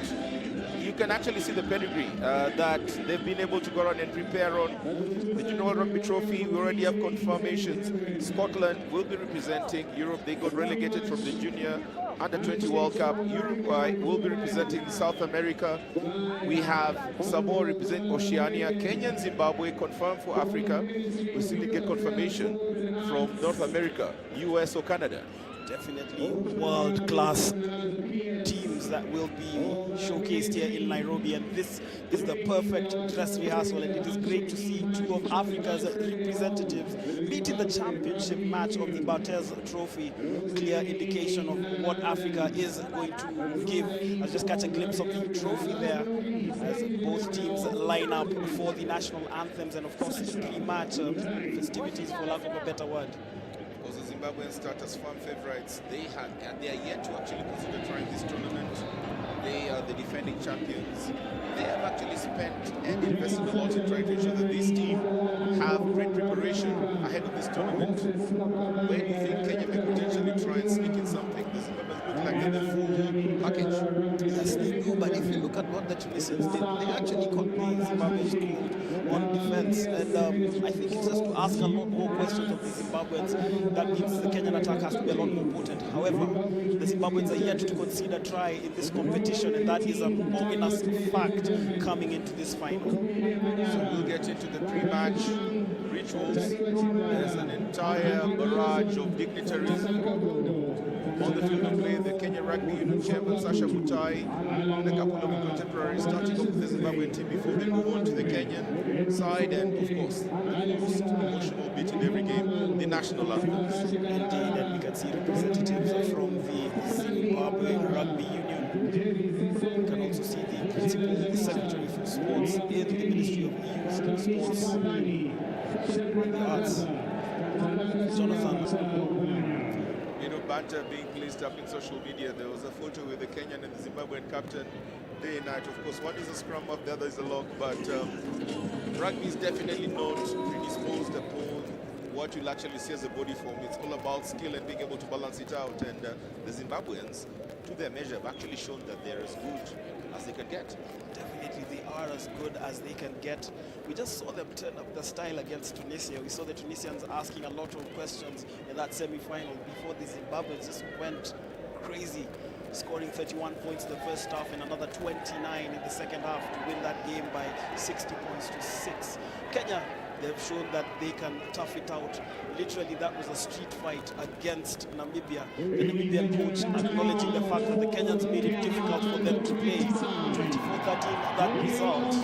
And is something that has contributed to the crowd here at the Nyayo National Stadium. This Semantics will be happy that Namibia did not get into the final. Not for anything of them making Namibia other than South Africa with the ones that have been developing the roots and setting the agenda for rugby in Africa. Great to see Kenya and Zimbabwe coming on. Does this potentially signify a paradigm shift from where the traditional powerhouses were in Kenya or African rugby, or is this potentially a flash in the pan? I do think that it signals a paradigm shift, because look at Namibia. A lot of teams have asked questions of Namibia in this particular competition. It started with the quarterfinal victory against Zambia, which ended 2012, and then they labored against Kenya, and also labored to this victory for the third place playoff that we saw moments ago. It definitely shows that there is a shift. Other countries beginning to catch up. It can only be good for the African game. In your picture there with the flag, Naomi Amuguni, a winger for the Kenya rugby team. So good to see her relaxed. Half the time when you see on the pitch, she looks like she has this position of an assassin. I tell you, finishing off the moves from her fly halves and inside centers. That is the captain, Laban Kipsang. He's having a word with the PS for Sports Jonathan Cote as the Zimbabwe fans looking to be in seventh heaven as well. The Zimbabweans have definitely supported their team. A very big component of the Zimbabwean nationals in Nairobi. Very loyal, have actually been the extra man on the signpost for the Zimbabweans. But first, the national anthems of Zimbabwe and Kenya.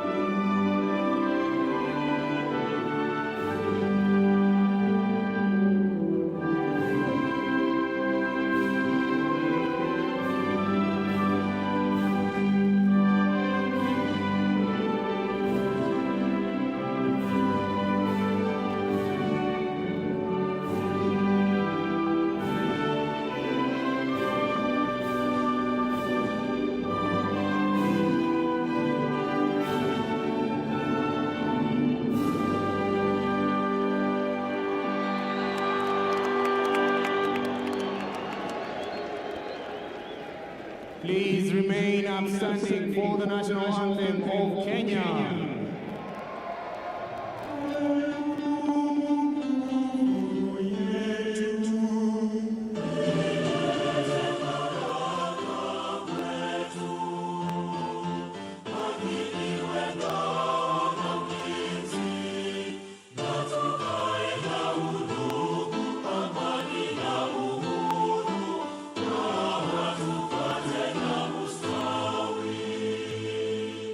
Amkeni ndugu zetu.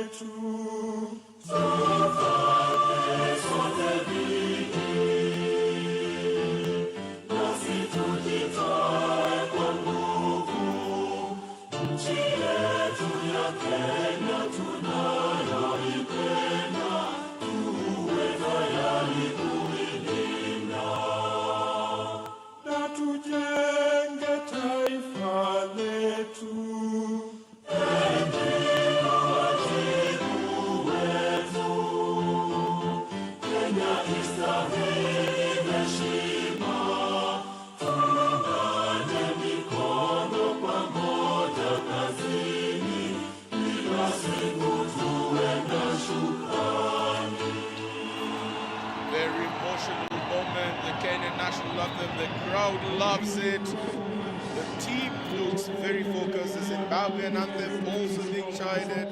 This is definitely going to be one for the history books. Yes, indeed, one for the history books. And lining up for Zimbabwe, Manyara, Chiang, Chinwada, Matterson, Gondo, Kandapi, the vice captain, Doro, Gutu, Maunga, Zuze, Marume, Sigauke, Nyamunda, Kumalo, Kanyangarara, and Lekai. And in your picture, the Kenyans in the under-20 Chipu, as they call themselves. Chipukizi talking towards being jailed. In your list for Kenya, Gaylord Ngasi, Raymond Chacha Etale, Kipsang, Kucha, Obondi, Asanga, Obwanga, Wainaina, Odhiambo, Kennedy Claude, Wanga, Michael Malwa, Wambudu. On the bench, Oduor, Makaya, Kisingo, Shikoli, Otondi, Omondi, Wendwa, and Masega.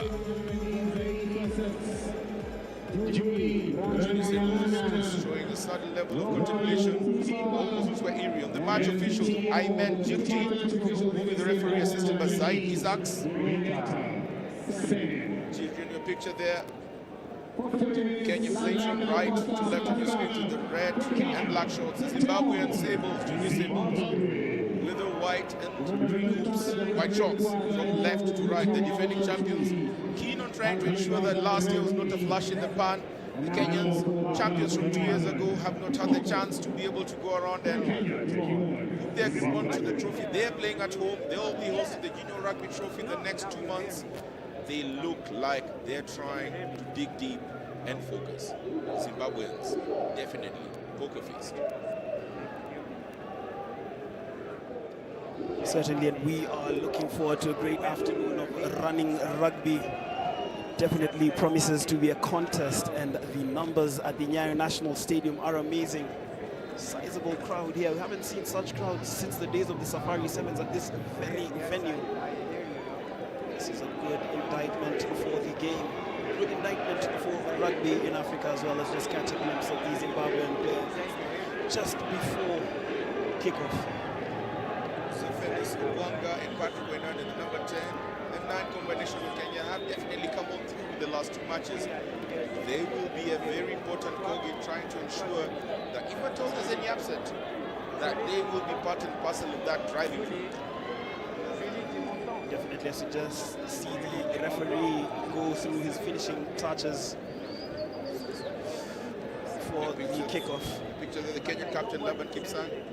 How has he performed, in your opinion, Mike, in this tournament? I think he has performed well, has led from the front. Started this competition playing in the back row, but then that masterstroke of a substitution by Curtis Olago in the semi-final against Namibia saw him play in his preferred lock position, and he was absolutely brilliant for the Kenyans. He has played well. He has played like a captain, leading by example. He was also in that picture there. Certain level of butterflies perhaps coming in. You can see them trying to just whisk them away. Taidiwa Chimwada in your picture there moments ago.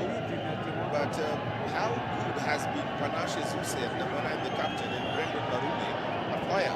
Well, there's this saying I've been saying in previous commentaries, Panache Zuse has been playing with panache. Do not panic, Kenyan. Panache will not panic, but has definitely been a gem for the Zimbabwe Junior Sables. Patrick Wenana, the Kenyan fly-off, bouncing the ball, and we should be able to get off in a little while. This is the final of the Under-20 Rugby Africa Barthes Cup. In the next 18 minutes, we'll know who will be able to roll the most in Africa as far as Under-20 is concerned. Definitely, and Patrick Wainaina started the first 2 games of the competition at scrum half, has slotted into the number 10 position, and the kickoff is into Zimbabwean territory, fielded by Marume. High and hanging kick out into touch. It's one of the key things that the Zimbabweans have been able to display in the last 2 matches is just the ability to play in structure, be able to exit. Do you believe they have the same level of temerity to just keep their mindset and exit this final? I do believe so. I have interacted with the head coach, Sean D'Souza, throughout this tournament. A man of conviction, a man of structure, a man with a plan, and that is the same way his team plays. Raymond Chacha, Kenyan hooker. Lineup was not one of the best, fastest to play for Kenya in the semi-final, but they will have definitely gone around and really reviewed that. winning the first line out, not losing it, but Gaylord Gassi not very stable with the ball in hand and gifting Zimbabwe the first scrum of the game. Definitely. You can just see the anxiety from Gaylord Ngasi, but we have seen him with ball in hand. He is devastating. Ngasi looking like he's chewing his mouth guard. I'm not sure that actually he's chewing the mouth. That's just a mouth guard. Probably it's a flavored mouth guard. You never know. Possibly. Back in the day, you were okay with rubber in the mouth, but hey, technology has brought in a couple of issues. Tomato, tomato, potato, potato. Interestingly, looks like there's an infringement, so Kenya get a chance to slot in a penalty. Not so certain what that happened. Looks like there was an offside infringement. The man in your picture there has a chance to slot for 3 points. Patrick Wainaina, man who started at scrum half, moving on into fly half, with a chance to try and slot in the first points within the second minute of this match.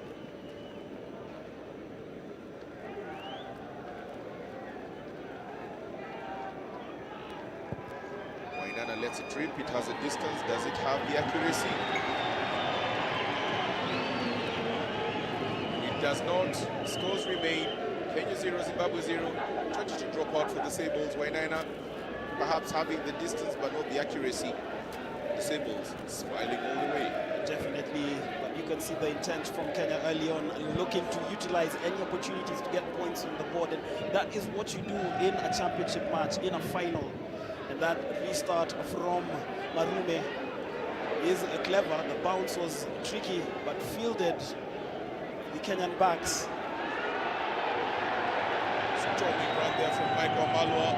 Stopped in between, but all of a sudden, Zephines Obwanga linking up with Wainaina. Wainaina lets one rip into the air. It's fielded by Marume, returning the favor. Another aerial bomb. Once again, fielded by Michael Malwa, starting today on the wing.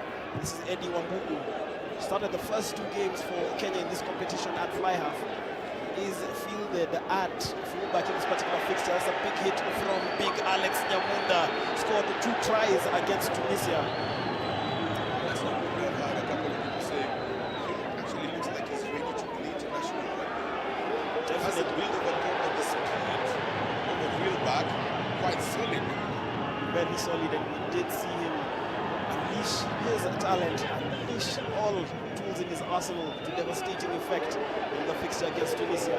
It's a big carry from the Zimbabwean number 3, Tadiwa Chimwada. Arume with the kick downfield, looking to ask questions of Mamalwa. Mamalwa was actually caught in 2 lines in there. Luckily, didn't get into return. Lady Luck smiles on Kenya. Knocked on by Zimbabwe. The Kenyan chip, number 20, definitely looking like the big put under the cosh by the junior Sables from Zimbabwe. That was the moment Munda just got rid of Wainaina. Started him off like a fly. It looked like he's trying to cure a headache that Wainaina may have had. It doesn't look like he's touching the other side. He's probably trying to just his way to the other side.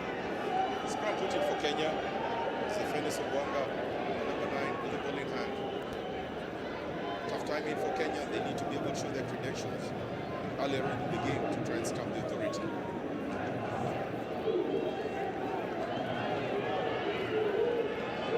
Obwanga gets a ball in the Kenyans, stabilizing. Looks like they actually have the drive. Quickly, ball comes up. Michael Malwa smashing his opposite man, Brandon Marume. Zephines Obwanga.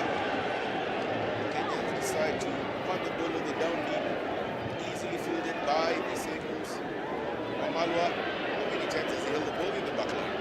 Relaxes this time, looks for an angle, punts it all the way down. Does not get touched, or does it? Well fielded by Benoni Kenairo. Hekairo. Number 12 for the Sables, Brandon Marume. The Sables are having the transition of play. One more pass. Does he get the ball in? And indeed he does. The Sables score. That man Edward Sigauke continues from where he left off on Wednesday. Gets the first points on the board for Zimbabwe. Simple transition by the Sables. They've definitely been able to go on and put their tails up.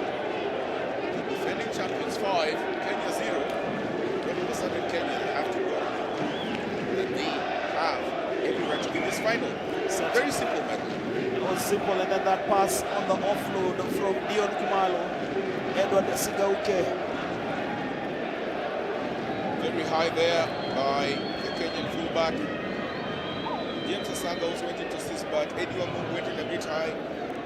How about that?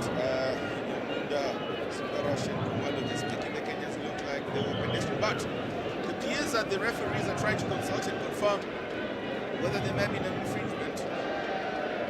Potentially could have been a forward pass. A couple of tense moments in here just trying to understand whether that is really a try or it will be reversed. Disables looking quite tense. The referee is moving to the extreme side to have a simple committee meeting.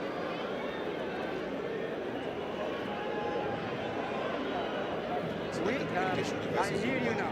It's a try. Okay, thank you. Well, you have to improvise in order to get the play continuing. The try has been awarded. Edward Sigauke's try stands. Edward Sigauke is having a blinder over tournament. Here, Captain. We checked the TMO and it's try. Yeah. That's a confirmation from the referee, Ayman Jirji. The Zimbabwe under-20 side will take the first lead of this game. Ladies and gentlemen, Zimbabwe 5, Kenya 0. This is Brendan Marume tasked with the kicking duties. Actually, isn't Brendan Marume?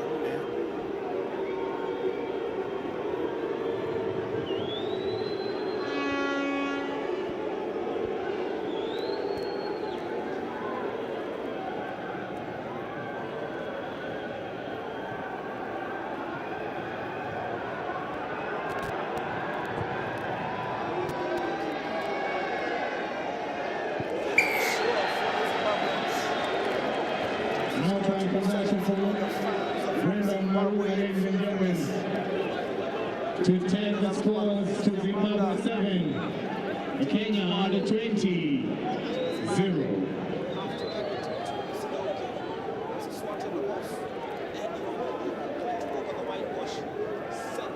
Zimbabwe fans into a frenzy, and the ensuing conversion is good. Scores 7-0 to the defending champions. That is Patrick Wainaina with the restart deep into Zimbabwean territory. And then the handling error from Marume, the Kenyans pouncing. That is the inside center for Kenya. Still playing the advantage. It was Rafael Wanga bounced quickest to that ball. The captain, Laban Kipsang, as the Kenyans continue to snipe. The ball. Well, that period of play was exciting, but eventually, let's just see that again. Brendan Marume, all hit him in the face, and then the reaction from the Kenyans was actually Rafael Wanga to that moment of chaos. Laban Kipsang carried it a few meters forward, but You have two penalties, one for a high tackle here, and another one from front there. so the penalty advantage is with the Kenyans. What you shoot here? Captain, where you want to shoot?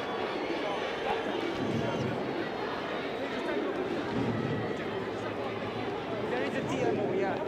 Go back, please. Go back, please. So let's just see that again. There was the high tackle on the Kenyan captain, Laban Kipsang. So the penalty advantage is with Kenya. They let to go for the scrum. Quite interesting. Gents, we need it stable and square. Okay? We need it stable and square. It's quite interesting from the Kenyans. They have the penalty advantage. They have the crowd in full voice here at the Nyayo National Stadium. Cross! Bind! Save! There was ever any illusion that the Kenyan Simbas, or rather the chief of the junior Simbas, would actually waver from this game. They've definitely been able to show that they wanted strong partisan crowd, rearing on the Kenyans, driving on, picked up at the back, ball has gone back, punted down. that was solid defense from the Zimbabweans, and they are hunting down the Kenyan ball carriers. Superb response from the junior Sables. The Kenyans are still in possession. Certainly the opening moments of this match worth being a cup final. Fans definitely getting their money's worth. Ball downfield is fielded and played into the arms of Marume. Just looks to pin the Kenyans back. Omalwa fields that ball. Has men arriving. Hands past. Battery of Zimbabwe defenders goes to the floor. Well, definitely showing that he does have all the intention to ensure that his team can keep caps. Sables just showing composure of the scrum, 5 meters off, just ensuring that the Kenyans push back. The Kenyans definitely feel that was a sucker punch. They basically converted offense into defense when scoring looked like an easy option. Definitely, as the Zimbabweans are penalized for not rolling away. Tadio Chimwada, the man with the dreadlocks, big man, one of the stalwarts for the Zimbabwean Sables, junior Sables, definitely showing that he does not want to relent one bit. Commitment being shown by the junior Sables. Certainly, and that commitment has resonated in their defense over the past 2 games. They are yet to concede a try. Kenyans came close though. It will be Jeremy Othiambo with the line out through, but it is stolen. Kenyans struggled. It has gone back. That is Brian Chiang brought to the floor. Suze Marume. Nyamunda. Big Alex Nyamunda. The audacity of the pass. Defense with ease, abandon ease, and that looks like it's definitely a second try. Simbarashe Kanyangarara, the try scorer. Simbarashe, like his name, the Simba. He's definitely the lion, and they love it. Look at the dance. Little smiles telling us, okay, we have it in control. The Sables, just loving it right now. Certainly, that was the hard work done by Nyamunda. Look at that pass from Nyamunda to Simbarashe. Then Nekhairo. A chicken wing pass, but it was a chicken wing pass to a lion. Definitely. Zimbabweans. If the lion would be a chicken. The audacity of Kanyangarara. Sending the vociferous Zimbabwean fans into frenzy as the numbers continue to pile into the Nyayo National Stadium. Chance at the extra 2 points. Slots in, converted. Zimbabwe, junior Sables 14. The Kenya Chipu, 0. Because you can actually see from his body language that really took a lot out of him. But of course, at the end of the day, Zimbabwe junior Sables on the lead. Simbarashe, Kanyangarara with the try. And Kanyangarara started the previous game at fullback. Today it is Benoni Nekhairo who set him up for that pass. Try. That is an Olympic performance, that dive. Kanyangarara looked like he actually had the likelihood of injuring himself from the dive than the run. Of course, at this age grade level, there's wanton abandon of celebration, but they just need to realize that there's an 80-minute game to be able to be executed. But you can't blame them, Michael. I mean, you can't. With youth, you actually have the exuberance and the excitement. Yeah, definitely. And you don't want to try this post-retirement. I take that on clear advice. 50 be closer than 30 ever will be, so I cannot be Kanyangarara and that do that life. No, redo it. Redo it. So the line out throw will be taken again. Captain, you need to be on the line. Yes. Kenyan captain Laban Kipsang would have been perhaps a bit pet peeved at the fact that they were 5 meters from the try line and did not score. We did see a lot of that in the game against Namibia. The Kenyans gaining the advantage but just not executing. And all of a sudden, they look to have forced the turnover. This is Wainaina, brings in Wambugu. Chacha Masega is driven back. We go back for the knock-on here. No advantage. We go back for the knock-on. Remember, we did see the Kenyans dig deep against Namibia. coming from a trailing position to win that game by 24 points to 13. Obviously, Zimbabwe is a different proposition, but a proposition all the same, and the game has to be played. 80 minutes it is. It is Zimbabwe with the advantage. 2 converted tries for the 14-0 lead. 15 minutes played here at the Nyayo National Stadium. The Junior Sables looking calm, quite composed, almost like they're basically running with ice in their veins. There's absolutely nothing that they're showing out in as far as any fear or any consternation. They're just moving on through, ticking the check boxes and just making it hard for the Kenyan under-20 side, the Chipu. Let's retake it. Oui, oui. D'accord, merci. Let's Scrum retake it. will be reset. Zefene Sobwanga still with the ball in hand. Yes, it's okay. That man with a very deep locks, Tadiwa Chimwada, one of the strong men for the Zimbabwean Junior Sables. Definitely built more like a Roman god. Crouch! Bind! Set! Scrum has now been set. Zefene Sobwanga, the Kenyan scrum half, gets a ball in. A lot more stable by the Kenyan Chipu. Obwanga gets it out from a standing position. Kennedy Claude gets smacked. Chipu still managed to retain the possession. Obwanga gets it out to Eugene Tale. Tale gets smashed but still manages to... Oh, he loses the ball possession. And the Sables converting defense into offense. Quickly strike the ball, but that looked like it was knocked on. Was it? It wasn't. That's from Sigoki. He has shown his ability to field those slippery balls. Zimbabwe is looking ominous every time they find themselves in possession. Drive forward again. This is Brian Chad looking to evade one man. He's bundled out into touch. Sables definitely realizing that the Kenyan forwards are definitely no pushovers, but trying to ensure that they can quickly recycle the ball away from the contact points, trying to stretch the Kenyan defense, trying to make them get quite honest. The Kenyans quite lucky to still stay 14-0 off this one because the Junior Sables have been quite industrious in the first 20 minutes, under 20 minutes of this game. Definitely, they have been industrious, they have been productive as well.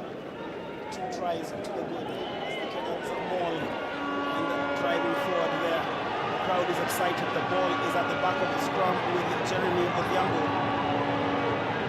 Zimbabwe will be looking to disrupt this flow from the Kenyans.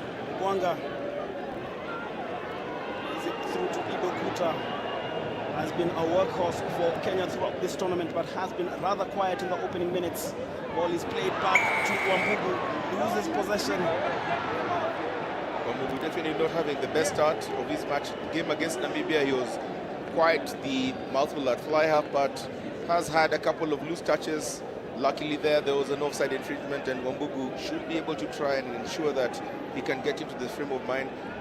Potentially not his best start of the game.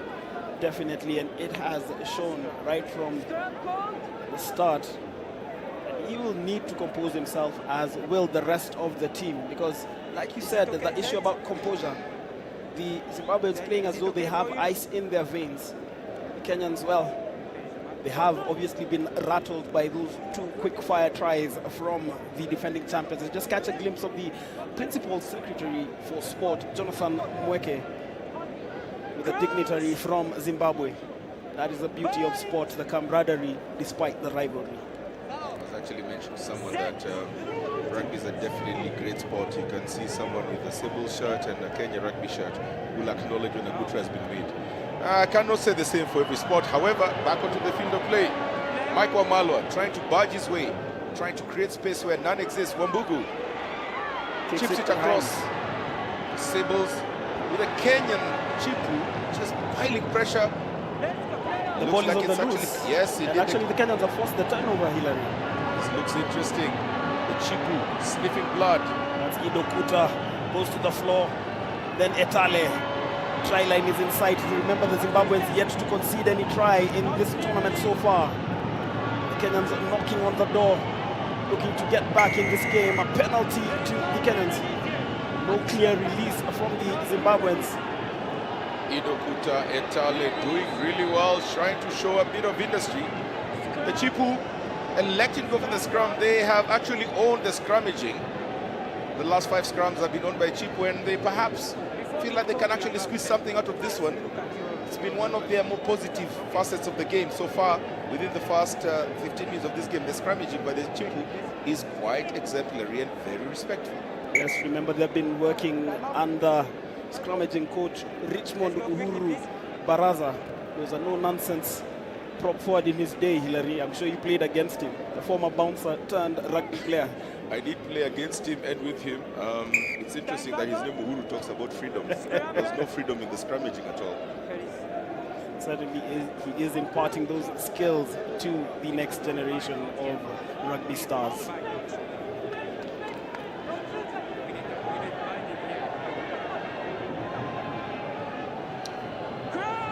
Very important try within the strike zone for the Chipu.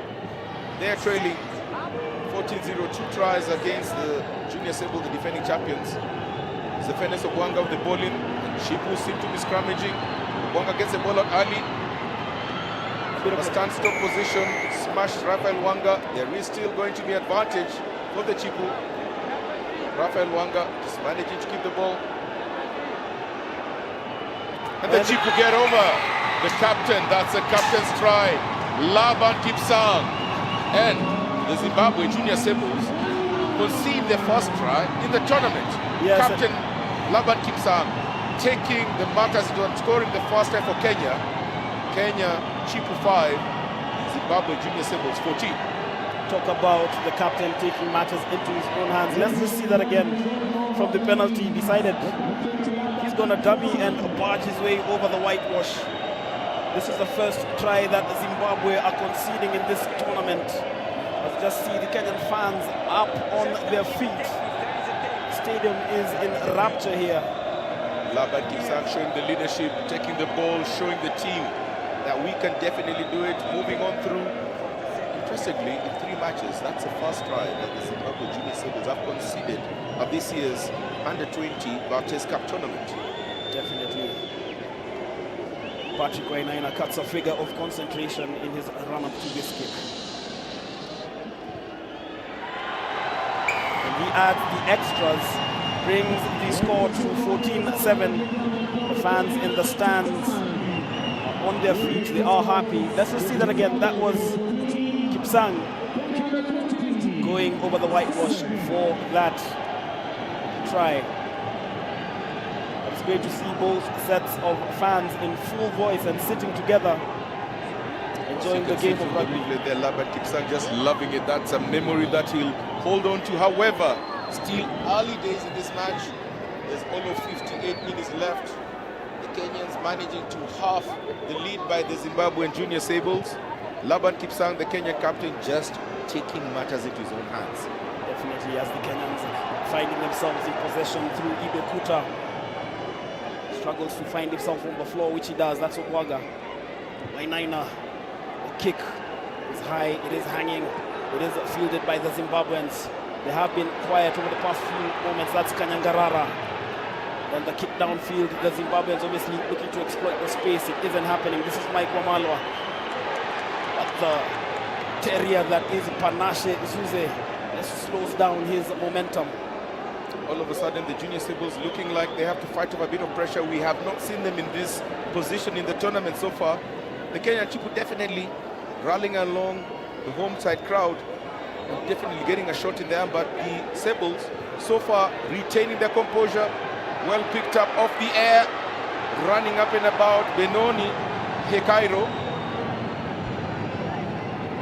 This is Zuze, cleans up that mess for Zimbabwe. It remains a fair contest so far. And that man, the danger man, Nyamunda, his partner in crime, Sigauke, he has jet shoes, goes past one, goes past the second, and this is Nyamunda. Nyamunda with the try line in sight. The Kenyans are grasping in the air, and Nyamunda scores the third try for Zimbabwe, 19-7 with the conversion to come. That man Nyamunda does not joke. Every time he gets the ball, you can see purpose in his eyes. He looks very committed. My oh my, this is definitely one of the outstanding players in this of Nyamunda. He starts it off, passes it across, has the audacity and the presence of mind to do the support, picks it up, does another hard 23 yards, absolutely no one getting onto him other than the whitewash. the Sables with the third try. You can see the crowd loving it, just jumping up and about. That's what this tournament is all about: passion, aggression, and the ability to execute. And that man Nyamunda on your screen definitely is everything that the Zimbabwe junior Sables would really want at this point in time. And the kick at goal is successful. Nyamunda giving a high five. You could see how much he had to do. Hard yards, literally just eating up the ground in front of him. He knew exactly where he needed to go to. In the middle of the post, pumps his chest. He's probably greeting for his folks back home in Zimbabwe. I'm certain they love that. They surely did love that. Current scores 21-7 in favor of the Sables, playing in the green and white hoops. Kenya in the red and black.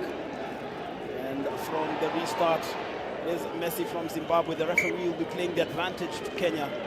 They need to keep in touch. This game being played at a high pace. A lot of love and comments coming in on the live feed. A lot of viewers coming in from Zimbabwe, from Kenya, from the US, from Dubai. We acknowledge your presence. And I'm definitely hoping that you're enjoying this as much as we are in the commentary.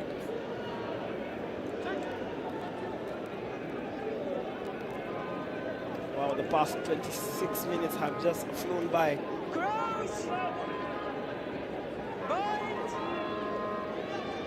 There's Obwaga with the scrum feed for the Kenyans. Kenyans playing the territory, but just losing out on composure there. Losing out on the scrum. Those are some of the sort of fundamental errors they need to really look into. Laba Kipsang not looking very happy. The captain needs to pacify his team, but the Sables don't look like they actually fault that particular passage of play. They have the scrum put in.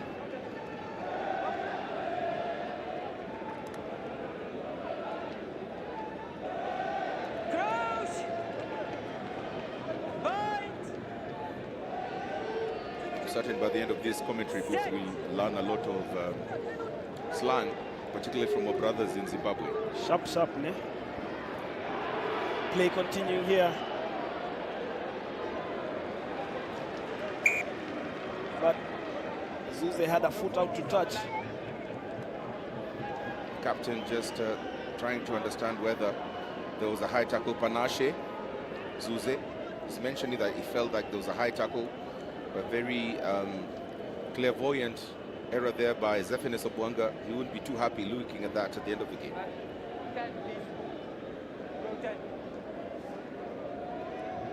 Sables looking eerily confident.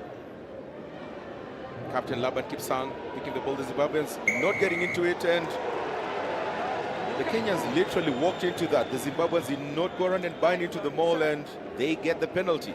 How about that for game awareness? Definitely, they are on top of their game. And obviously, that is part of the reason why they are defending champions. Remember, this is a team that also has not really broken since last year's competition. They've had action in Canada. They've had a series of under-20 competitions as well.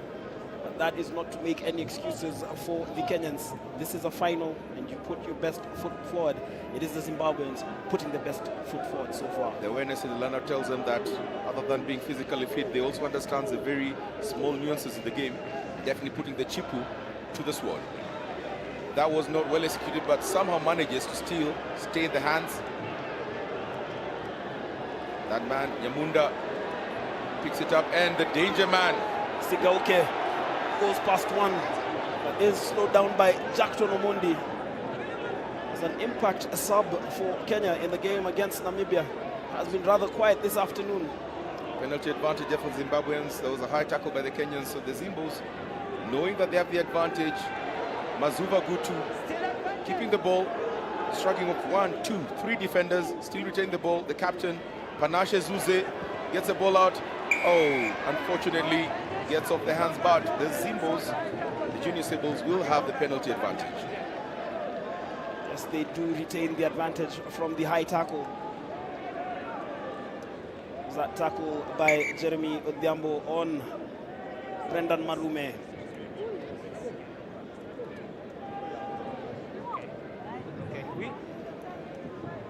Referee just consulting, but Mike, it would appear that they'd be going for the 3 points. But also there is a card looming for the Kenyans. We'll confirm who it is in a moment. From what we've seen today, most of the referees are looking at the level of danger. Particularly in the last 3 games, they'll look at whether there's a strike to the head, the level of danger moves. But the referee looks like he's already reaching into his pocket. Looks itchy to try and ensure he can stamp his authority earlier on.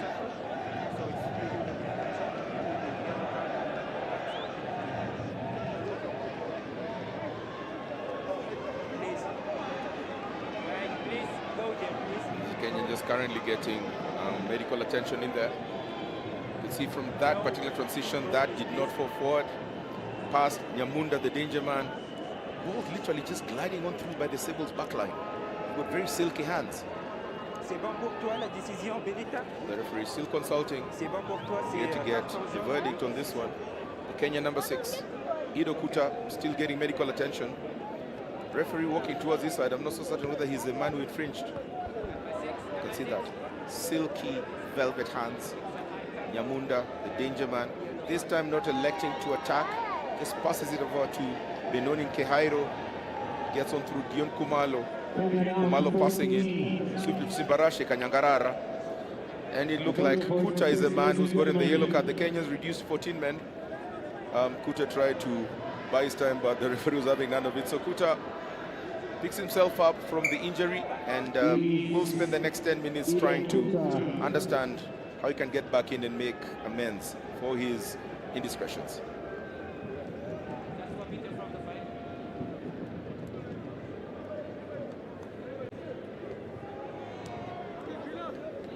Zimbo's electing go for the line out, not keen on taking the 3 points. They already have 21 points on the board. They want to literally drive all the nails that they can earlier on in this game. Certainly, but the Zimbos also backing themselves up in the forwards. And they will look to capitalize on that one-man advantage. Brian Chang with a very clean line-out. There's actually a running move from the Sables. The referee did not like. He said that there was an obstruction. The Kenyans getting lucky with the penalty.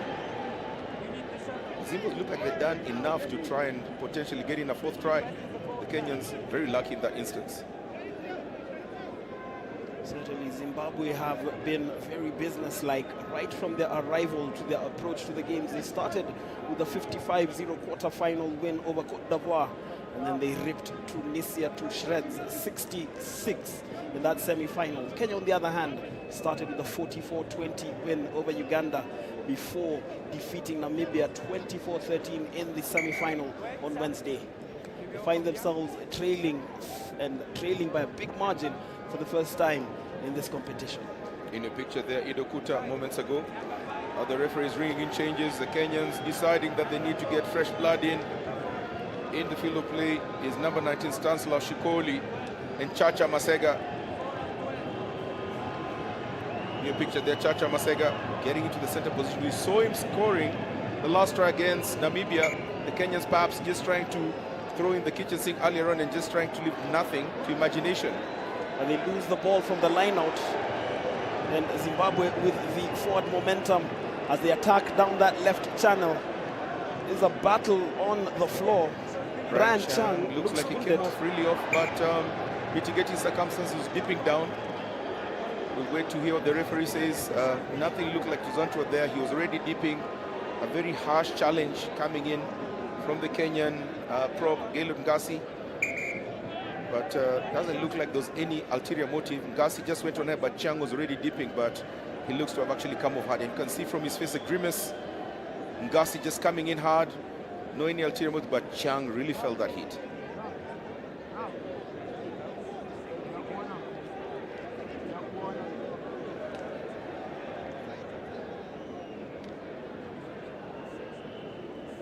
Chang just picking himself up. Looks to have recovered onto that. The referee also just trying to consult to understand whether there was any level of danger. This will be a very, very critical point in this game. Then, of course, as a front row forward, I can imagine the level of Chiang moving on through. Ngasi had his position low enough, but that looked like it was just accidental. The mitigation should be Chiang going low, but the referee needs to make a call. We'll get the decision a little while. Chiang looks like he's getting off, perhaps a head injury assessment. Really felt the hit on that one. Ngasi just retaining his line. We'll wait to hear what the referee's version is. The referee is calling in the captain. Both sides. Number one. Kipsang towering over the referee, getting in there. Here we have a high tackle. Alongside his Zimbabwean counterpart, Panache Zuze. From white, so it's moved from red to yellow card. Yeah, it's a yellow card, yeah.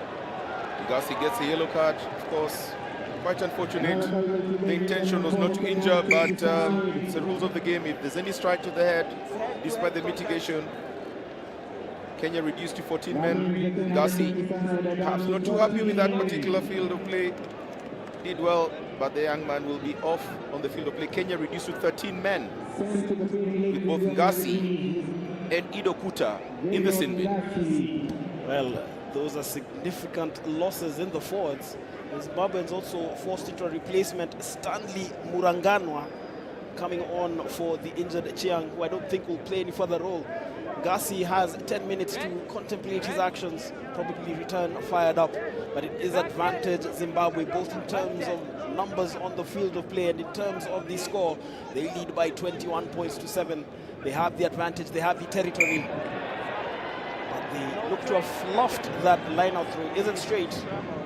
That's when you'd have expected the Sables to execute. Perhaps the change in the hooker. Chiang has been playing the entire 30 minutes, getting in the replacement may not have necessarily worked for them. And the Kenyan chip who have a get out of jail card. The Sables perhaps will not be too happy with that field of play. They have the territory, they have the ability to go around and drive the nails in. They will be looking at that as an opportunity lost. And this is Jeremy Odhiambo with the line-out throw for the Kenyans. They have to make something out of this. They have to exit their 22. It is fielded by Stanislaus Shikoli. You are offside here. But the Zimbabweans guilty of encroaching and caught offside. Patrick Wainaina has been a rather quiet figure over the past 10 minutes. Well, actually, this is Eddie Wambugu. Started the first 2 games for Kenya at fly half. Wambugu kicks, but he does not get touched. But eventually, the Sables keep it in. Interesting times. The Kenyans playing with 13 men. The killer, Nyamunda. And now Brendan Marume looking for space. He's trying to knot his way out of trouble. That ball looked to have traveled forward, but the referee calls that it traveled off the foot. And this is Kanyangarara. Kanyangarara to the floor. Zuze was looking to clean it up, but penalty advantage with Kenya. The decisions going against the Zimbabweans. You can see the frustration there from Simbarashe Kanyangarara. That's quite a colorful name, doesn't he? It does, Kanyangarara. Certain that by the time you basically say the first 3 consonants, he says yes. Here's the line-out throw for the Kenyans. They will retain possession from that penalty kick. Wambugu, on your picture there, a man who's quite versatile, plays at 10 and 15. Has actually some quite fit. We've not been able to really see him getting into the attacking phase for Kenya. Jeremy Odhiambo with the line out for the Chipu. Still a little over 5 minutes left in this half. The captain Kipsang not able to keep that. The Sables saying thank you, but spilling the ball on the deck. The Kenyans have forced the turnover. That is Obwanga. Massive hit coming in with love from Harare. The referee still plays the advantage for the Kenyans. You can see the Sables are definitely showing that they're not any walkovers in the physical contact phase. Just trying to ensure that they can butter up the Kenyans and tell them we're in charge of this one. Certainly, it is the ravaged Kenyan forwards up against the full set from Zimbabwe. Okay, he changed. Yeah, you need to change because we need just trying to ensure that he can perhaps remind them as to what they need to do in this particular game. 21-7 the score. 3 tries from the Zimbabwe Junior Sables, 1 try by the Kenyan Chipu. The defending champions definitely look like they're coasting into this one. the Kenyan Chief would really need to dig deep to try and get a result. Playing with 13 men on the field right now, not the easiest thing, but definitely a lot of minutes still remaining in this game.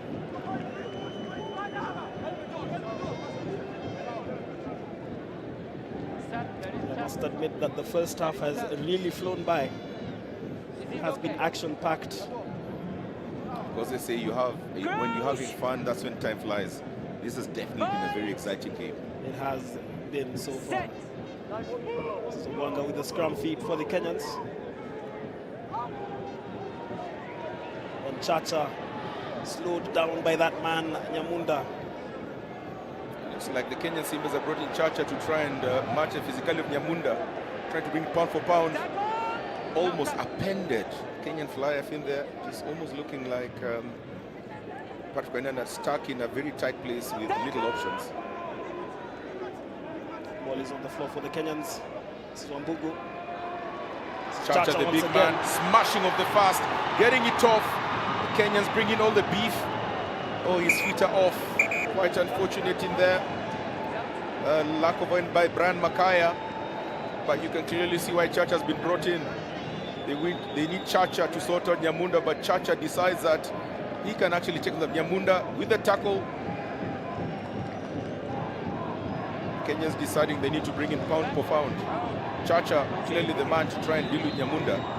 Give the ball out to Brian Makaya, but Makaya just running short of ideas and the pitch getting too small for him.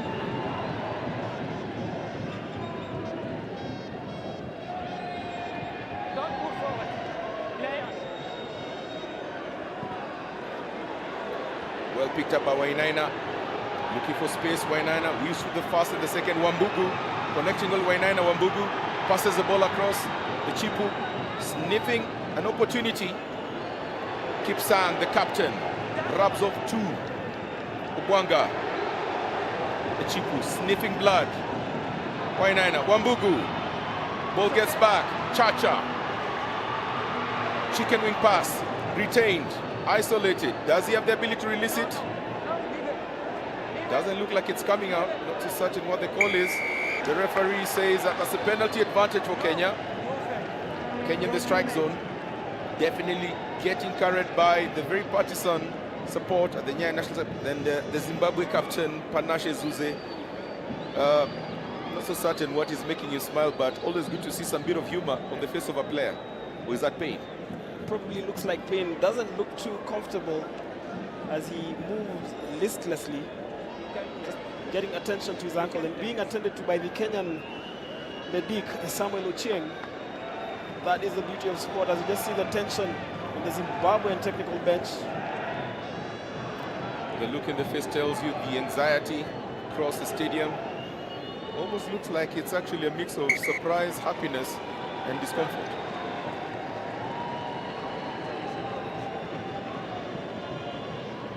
Kenyans still reduced to 13 men. Actually, they're back to 14. 14, yes. Beg your pardon. Kenya back to 14. Still playing one man less, but definitely. Chacha in your picture there, coming on through, struggling up and about. Definitely was brought in with an agenda, and looks like Chacha is no slow. He's definitely not slacking. Definitely not slacking. I just see the anxiety from the Zimbabwean fans here. I have 2 minutes more.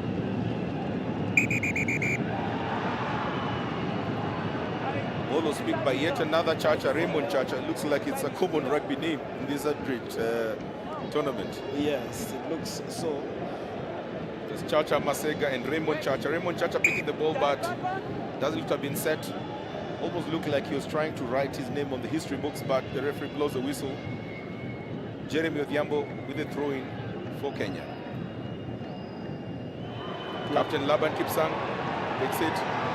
Kenya Chipu rampaging across. Other Sables doing well to just thwart off that attack.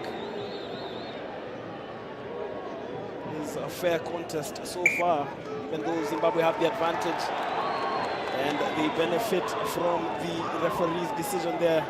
Captain Laban Kipsang is on the floor.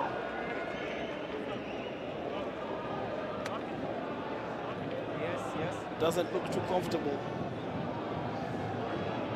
Kenyans looked to have set that well, but perhaps the flailing body on the ground did not allow them to move on through. But good credit to the Zimbos on their defense. Very, very scientific approach to stopping what is potentially a looming disaster.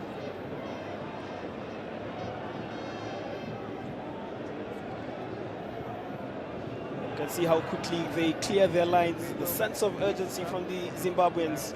They hold a 21-7 lead here as we're coming to the business end of the first half. If you're the junior Sebos coach, what do you probably tell them at the halftime? They look like ticked all the boxes in the first half. There's barely little much that a coach could actually tell them that, but if you're the coach, what do you tell them? I think I'd need 2 more scores early in the second half because you need to build some distance and just ensure that you keep playing in the Kenyan half. Starve the Kenyans of possession. So I definitely would have a couple of words to say to the Zimbabweans at halftime if I were their coach. But I'm just a commentator and we are giving our view to the rest of the world. Very well received, and definitely your views have some potency. Panashe Zuze gets the ball to Nyamunda. This time Chacha gets on to him. Clearly Chacha has been sent in to cover Nyamunda. Changing direction there. Sigaoke finding himself in a spot of bother. The Zimbabweans looking for the ball. Zuze looking to play downfield. It's a big kick for territory from the Zimbabweans. Nyamunda is all smiles. Nyamunda has it all. Attack, defense. Such a great player at age grade level. He shows experience of a very, very seasoned rugby player. Aman Nyamunda definitely want to watch out for the future. A gem indeed for the Zimbabwe Junior Sevens and of course for Africa Rugby. Jeremy Odhiambo with the line-out throw for Kenya. Into the waiting arms of Laban Kipsang, the captain, as the Kenyans drive forward. They have the Zimbabweans on the back foot. The Zimbabweans will be looking to use the touchline as a defender. But the Kenyans continue to drive forward. Obwaga just asking for more from his forwards. The ball is at the back of the scrum. It's okay. Obwaga needs to play it. Simple captain stole. Wambugu with the step. Wambugu the second step. Fortunately, the ground does not allow him to keep his step. The Kenyans lose the ball. Wambugu not releasing it in the tackle. But great stepping from the fullback. That's the kind of stuff we've actually been able to expect from him. But unfortunately, this occasion just failing by Wambugu with the twinkle toes. It's the first and the second. When he gets down, just doesn't have the ability to release the ball, and all of a sudden, you can see the junior Sables just getting over and locking that off. Wow. Half-time whistle blows. Scores remain. Zimbabwe, the defending champions, 21. The host, Kenya, Chipu 7. And how about that for a first half of a final, Mike? That was quite awesome. Definitely worth the final that it is. And I'm sure the coaches will have a lot to say. A confirmation of the score at halftime, 21-7 in favor of Zimbabwe. What a half it has been.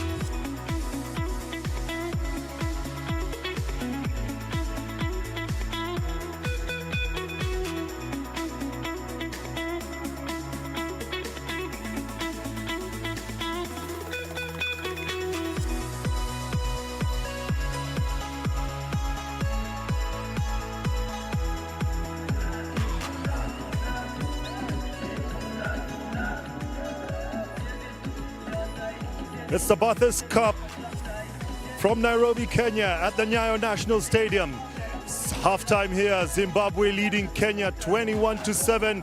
Oscar Osir is here with me. Oscar, what a first half of rugby it's been. Fantastic rugby. And I must confess, Charles, that the weather's held well. I'm not a weather-focused person, but looks like a bit of rain coming, some clouds coming all the way from the eastern side of the city.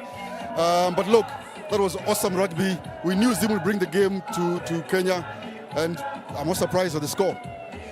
Pretty much in that first half, the 40 minutes there, Zim having Kenya on the back foot. What do you account this for? It's a number of things, But let's start first of all from the very technical ability of Zimbabwe. They're very technically aware. Something I've noticed as well, they're having 5 fullbacks. When they kick to us, the 10 is dropping, the 8 is dropping, the 14 is dropping, the 15 is dropping. There's at least 5 of them there. So what does that mean? So if we're kicking, that's another problem with the Kenyan kick. The Kenyan kick is high up, so they're fielding it very easy. The rest of the 5 players just come around, and the Zim are not kicking back, so they're counter-attacking. So that's the problem. I think Kenya's attacking now, they're not kicking as much as they're kicking. They're counter-attacking, forcing those 5 fullbacks to come up. Oh, well, I mean, it's been a brilliant first half there by Zimbabwe as we go through the highlights. Oscar, you can take us through what we've been seeing in this first half. Yeah, this is one of the counter-attacks here. The big man coming around, lots of missed tackles from the players. I think a bit of our carries are a bit static. They're not too bad, but we're sort of catching the ball, then taking off. I think we need to sort of take off the line. This is a good example of the counter-attack I was talking about. The 10 has received the kick, long pass to him, the fix and pass, simple rugby here, back and I know it's a good tackle there, but back pass back in, and it's a simple try there at the corner for Zimbabwe. We didn't mention Alex Nyamunda before we were doing the preview to this game, and we didn't mention how dangerous he was with the ball. What sort of impact do you think he has in this game? I think he has a good control. The entire 14 players behind him are so structured. They believe in him. Whatever he calls, they're playing exactly what he's calling. And this is, it's good to see a front row, just simple fix and pass. There's a bit of a fortuitous pass there, and then a hit and spin and a simple try there at the end. And this, Charles, has come from a poor kick from Kenya, poor exit kick, and then the simple counter attack and a try at the end. Kenya getting on the scoreboard once with a try. What do you feel that Kenya need to do in the second half to get back into this game? Well, there are a couple of things. First, I think we're strong enough in the set piece. I think we can hold onto the scrum a bit longer, keep the ball in the scrum a bit longer. There's a situation there where we are pushing them over 5 meters from the scrum, and I don't know why, from the try line rather, and we let it out. So I think keep it a bit longer in the scrum. I think there's a bit of opportunity there. Second, we have to change the trajectory of that kick. The kick is going high up. The 5 fullbacks, like I said, are just keeping the ball and giving us the counter-attack. Keep the trajectory towards the edges. The kick has to go towards the edges. They can't go high up because they're very, very easy fielding. And then we have to play more. I said earlier, we have to do at least 5 phases. If we do 2-3 phases against Zimbabwe, we'll be in trouble. And here's another thing, Charlie, just one more thing here. We have to step up in defense. We're letting Zebo's boys carry the ball, and it's a huge hit. You've seen that fix and pass and back in. There's a situation that first try where there's 2 Zimbabwe players versus 4 Kenyan players, and it was a simple fix and pass and a try the center post. Very silky hands there from the Zimbabwe backs. But let's talk about Kenya here a bit. After 30 minutes, we saw Curtis Olago make 2 substitutions. What do you think the thinking was behind that? It was obvious with the loose head coming in there. And then, of course, the player from Mwamba, the center, came and had some good carries as well. I think it was a good choice from the coach as well. Brave call from the coach. You don't wait for the team to be 40 points down or 30 points down. Make the call early, and I think it gave us some good impetus. And that try that Kenya scored, I think, was a confidence booster. Scratch and just barge it into the try line. That was awesome to see. I think here's a good example here to us. Show and go over the line. Fantastic try there from the captain. Thank you very much, Oscar. We'll be talking to you after this game and hope that Kenya can come back and win it. This is the Barthes Cup, the final day. It's the big one, Kenya versus Zimbabwe. Zimbabwe leading at halftime 21-7. We'll be back to you with the second half in a minute.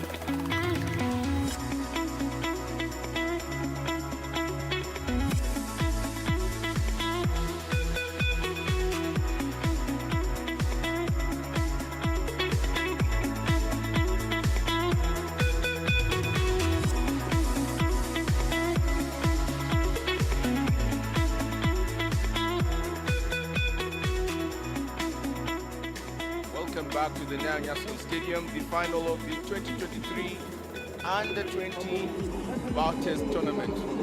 The defending champions, the Zimbabwe Junior Symbols, leading this one 21 points to 7.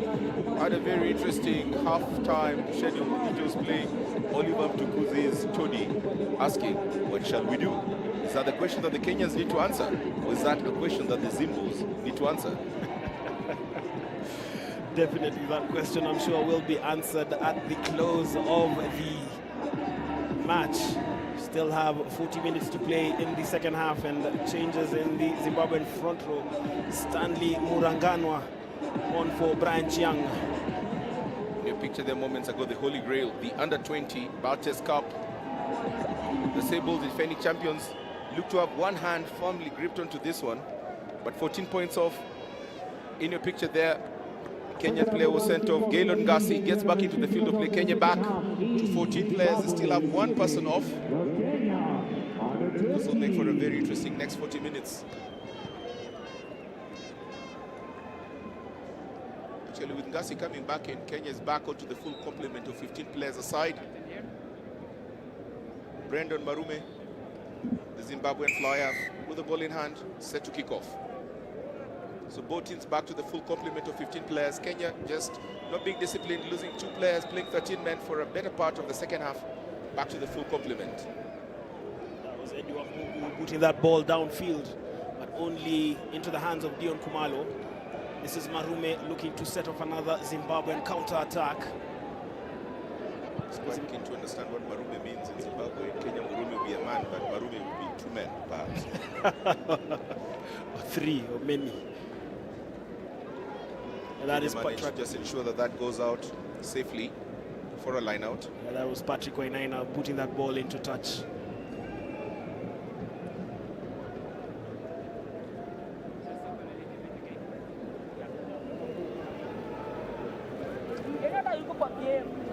Not in any hurry. Not so Brian Chang, that was replacement. That's Stanley Muranganwa. Zimbabweans are sure with the line out.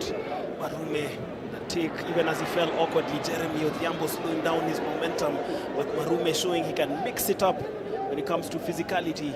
As a cloud looms over the Nyayo National Stadium. It has been raining throughout this tournament, and today has been no exception. That was a clever kick from Nyamunda. The ball is spilled, but eventually kicked out by the Kenyan number 13, Raphael Wanga. Raphael Wanga needed to actually be quite alert there. Alex Nyamunda showing that he's not all grown, picking up a kick in a very, very promising area. That man in your picture there, Raphael Wanga sparing the cheap blushes earlier on in the second half. Interesting fact about Alex Nyamunda. He's a student at Wheeling University. Graduated from Lomagundi College in 2021, has played for Harare Sports Club and Pitbulls, has been in the Zimbabwe national setup from under 14, has played for the under 14s, under 17, 18s, and was part of the Barthes winning squad of 2022. Has also featured for the Zimbabwe national sevens team. So quite the CV for Alex Nyamunda, and he's showing his star qualities in this fixture. Definitely want to look out for in the future, Alex Nyamunda. Great credit to the Zimbabwe Rugby Union. They've taken this age grade competition quite seriously. Regular participants in the Craven Weekend, you can definitely see what investment at age grade can do at the highest level. The Chipu winning that tussle. Not so certain that Panashe Zuze knew that that was against him, but definitely showing the sort of desire that you'd expect from a captain.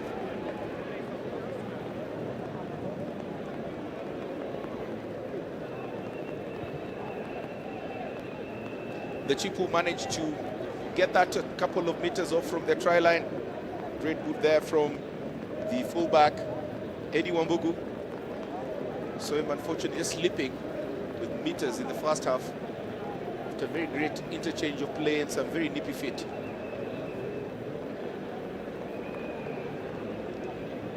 The rain is now beginning to pile on at the Nyayo National Stadium. Both teams will definitely have to look at their possession and how they manage the wet ball conditions. Advantage for the Chipu, still deep within the territory. Box kick perhaps did not come out as expected. Go straight out. You can see from his face there. Zefene Sobwanga not too happy about that particular bit, but sucking in the big ones and perhaps realizing that there's still 37 minutes to make amends. Definitely a very long 37 minutes. This is Muranganwa with the line of throw for the Zimbabweans right on the Kenyan 22. The Zimbabweans have been very efficient with their visits to the Kenyan 22, but they lose that ball. It is the fly half Wainaina doing the forward's job there. And this is more conventional from Jeremy Odhiambo. Goes to the floor. This is Obwanga. Will be looking for Wambugu. Slices the kick. You have to give it to the Zimbabweans for that pressure. They're forcing the Kenyans into the errors, but the advantage remains with Kenya. Wambugu looks like he's been slipped into the flyer position on offense, on defense rather. Perhaps has a better boot than his compatriot Patrick Wainaina. We've seen a lot of him perhaps, you know, not necessarily in the fullback position. Anytime Kenya defending, he's a preferred boot man. But in that particular instance, not getting the connection on to the ball as they've expected. And Kenya still stuck deep within the territory.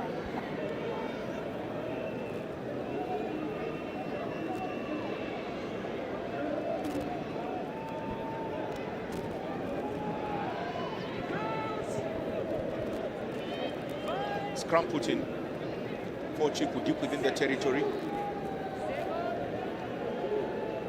Zefene Sobwanga gets the ball in, gets it out. Chacha taking on the man. Nyamunda not keenly interested. Looks like he knows that Chacha has been brought in to understudy him, as it were. Ever since Chacha got in, Nyamunda has perhaps not been the illustrious Nyamunda that was in the earlier bit of the game. Certainly, Nyamunda had a free reign that has been rather subdued over the past few minutes.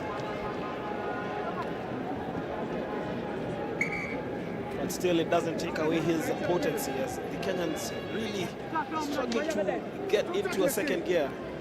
They have the penalty advantage.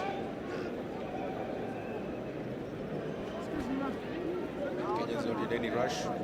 Still all of under 33 minutes to play. Just huddling in, perhaps reminding each other some of the notes that they may have had in the halftime interval. It looks to be a blood bin change. Walking very comfortably. Has no boot actually. Wonder whether he started the second half without a boot or just vanished.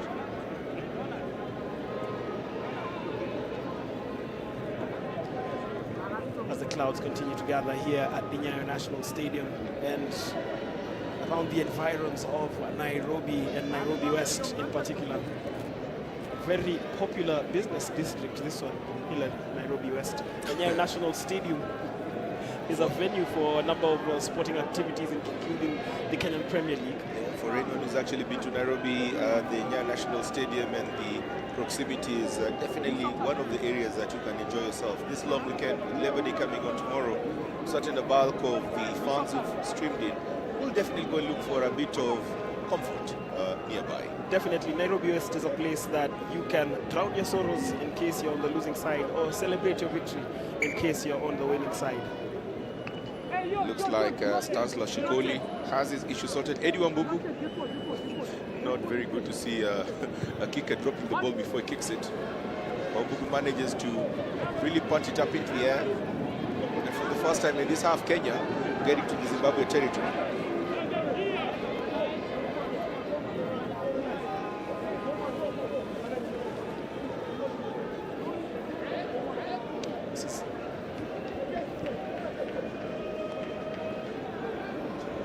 The line-out is lost by the Chipu, but managed to gain it back. Bit more resilience in there. Zefene Sobwanga passing the ball to a very spirited Shikoli, driving the hard yards. The man was out for a couple of minutes in the first half. Ido Kuta, Wambugu.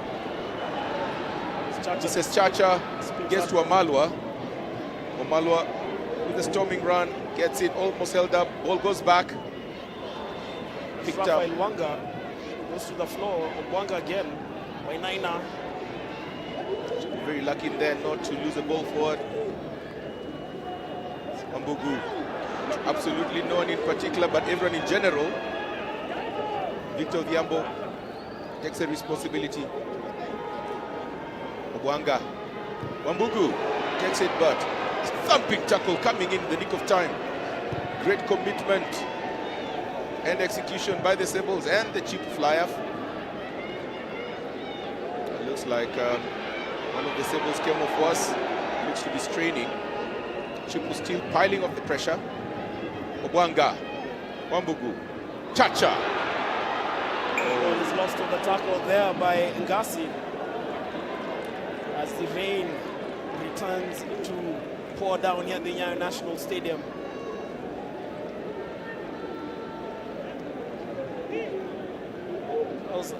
Ngasi actually beat the gain line, but you have to give it to the Zimbabweans there. Positive tackle coming through from the man in shirt number 5.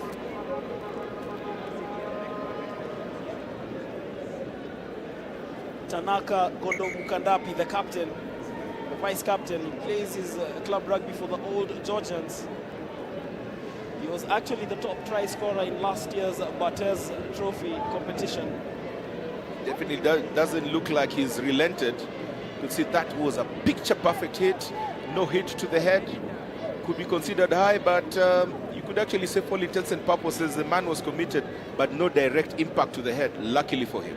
And that's what you need your enforcers to do. The referee looks to be looking into it. Could have been high, but no real danger.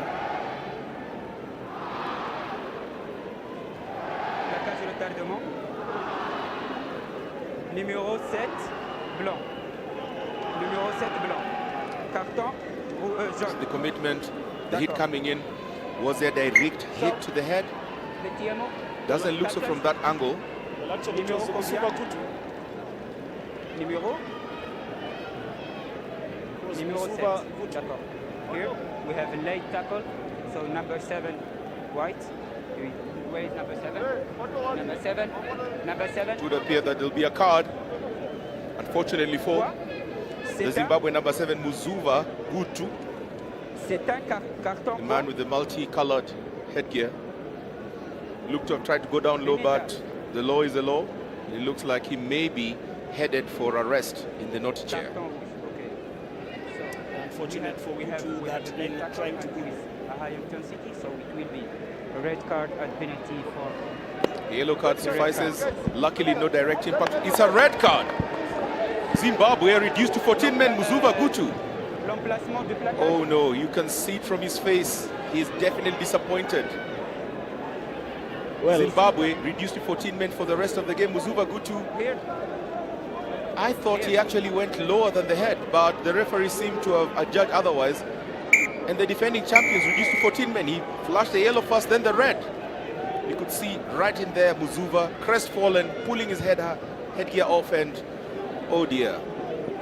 Muzuva Gutu looks quite inconsolable, very inconsolable, crying. Not a sight to behold.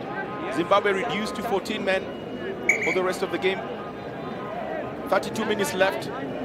21-7 the scoreline. A lot to play for. Definitely, I'm sure this just changes the whole trajectory of the game. Zimbabwe will have to dig deep. Kenya, will they be able to utilize the extra man advantage against the Zimbabweans? We are in for high drama in the second half here at the Nyayo National Stadium. Wherever you are, don't leave this viewing. Let's watch it through to the end. The referee definitely not shy on flashing cards. He's flashed 3 so far. 2 yellows, 1 red card. Zimbabwe reduced 14 men.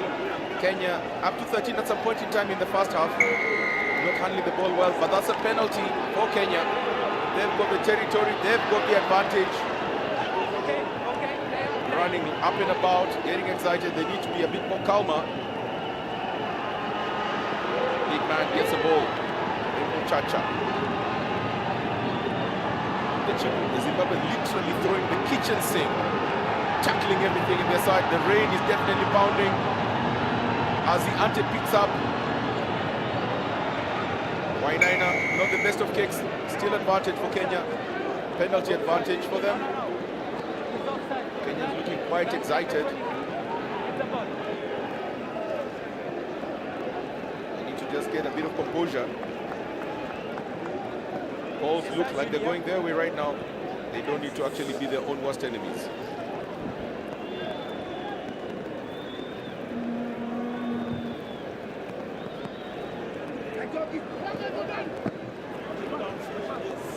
Fielded by the Kenyans. Mbugu really struggling to get down. Eventually does touch a base. It will be difficult playing in these wet conditions. The Zimbabweans doing well. Their line speed is actually causing problems for the Kenyans, forcing them into errors. But remember, like I told you earlier, you had asked the question, if you're the Zimbabwe coach, what do you do at halftime? Ask them to get 2 more scores, because these are the eventualities of the second half. We call it the commentator's curse. And finally, it strikes. The clouds definitely opening up in Nairobi. The rain definitely piling up.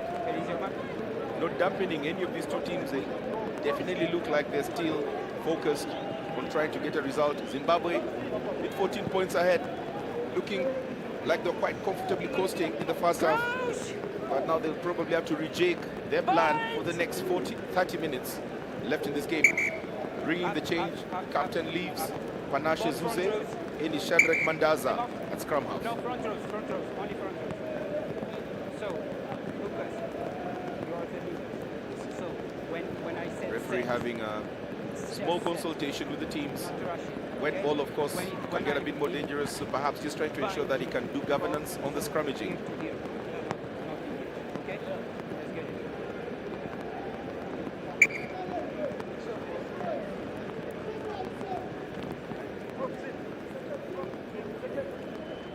See from the hit there, that was the one that resulted in a red card by Muzuva Gutu. Not happy, was quite inconsolable when he got to the bench. You could see he knows how much that means to the team. He knows how that could be a turning point. And the replacement scrum of Shadrach Mandaza, an alumnus of the Churchill Boys High School, plays for the Pitbull Club. Bringing that man, Dion Kumalo. The ball is on the floor. It is slippery. Marume struggling. The ball is on the loose. This is Mike Wamalwa. Can he win the foot race? A bit of football skills from Wamalwa. Does he go? He kicks it just too far. Try scoring opportunity lost. Consolation is that he landed on a Coca-Cola banner, so probably that's his drink of choice. Probably it is.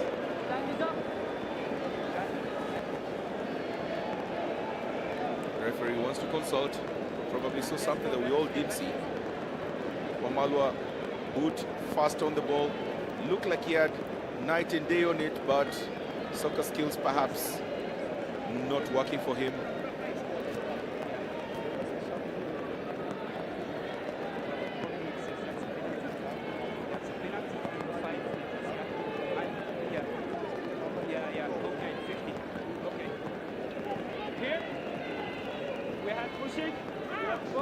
So it will be a penalty. Referee is playing advantage for Kenya. There's a penalty advantage. Yes. Looks like Michael Malo's impeded on the run. Probably missed that, but the referee calls a penalty for Kenya. Kenya deep within the strike zone for Zimbabwe. Very to see what they can actually do. Still 28 minutes left to play. Wamalwa punts it and chassis. So what actually happened in that particular play? Oh, it looks like he was held back, but it doesn't look like it was quite critical. But the referee seemed to think that it was. Penalty advantage for Kenya. Deep within Zimbabwean territory, the Kenyans rummaging through. How they gotten in there, the crowd seems to... The referee's hand is up. Not so certain what that is.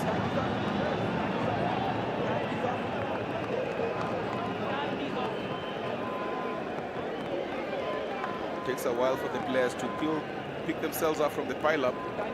The referee looks like he's going to consult. Probably saw something, wants to confirm whether what he saw is exactly what the assistant saw.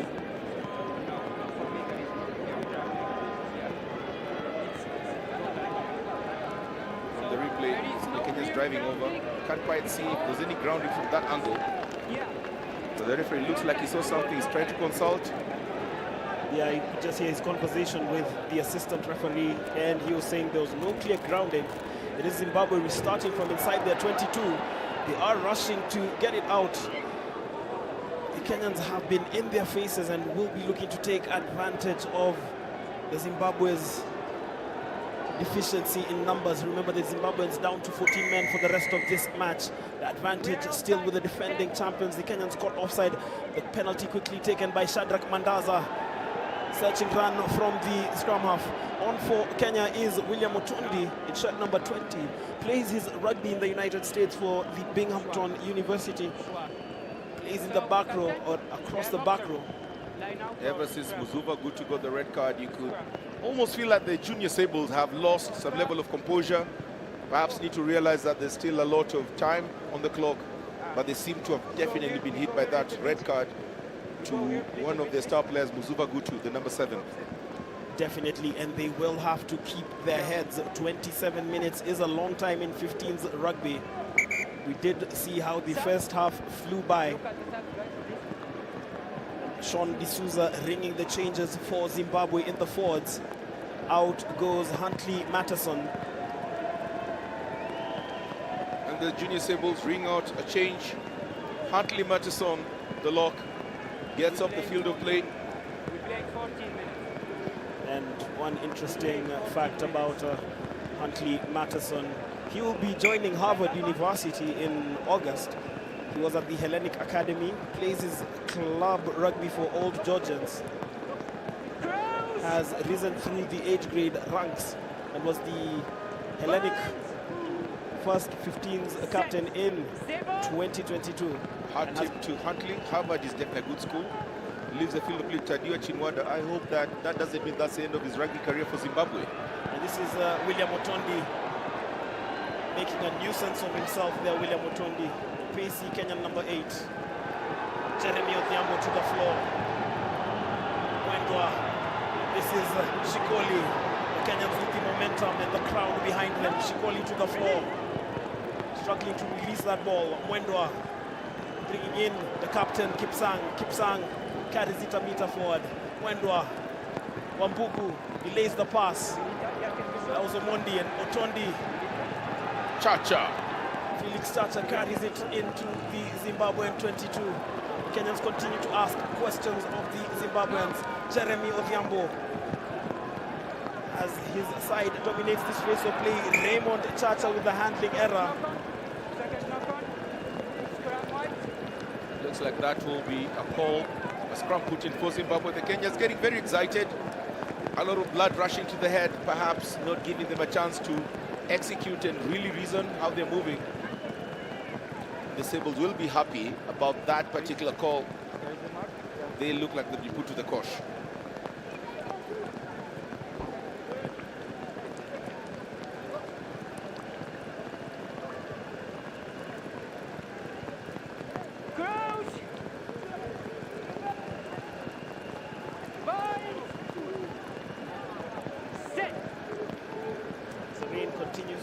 Here at the Nyayo National Stadium. It is the Zimbabweans looking to get out of their territory. A big kick downfield from Brendan Marume. It is fielded by the Kenyan number 10, Wainaina. The chase is on. Will be a case of ping pong. The Zimbabweans will be looking to catch the Kenyans out. The big territorial kick kept alive there by Wainaina. Again returning the favor, but Wainaina not executing that as expected. Actually, that's not Wainaina. That's Victor Odhiambo. Not executing that, of course, the rain in his eyes. Potato looks like potato and tomato looks like tomato. And of course, despite the heavy punt, only gains 10 meters. Line out put in for Zimbabwe. And this is something the Zimbabweans will relish. They will have to dig into their mental resolve. I think a 4th try for them at this point of the game makes it difficult for Kenya. Question is, can the Zimbabweans pull it off? They struggle with the line out. It is lost, and this is Mwendwa. Leaves it for Odhiambo. Loses the ball on the tackle as the Zimbabweans drive forward. A rare visit into the Kenyan 22. Is it going to reap dividends? The Kenyans using the touchline as a defender. Very tough defending there by the Kenyan Chipu, the under-20, the host. Zimbabweans almost looked like they had something to work on, but it was quickly fluffed, and it'll be a line-out throw in for Kenya. The rain definitely making the rugby as less flowing as it was in the first half. Both teams really struggling to retain their shape.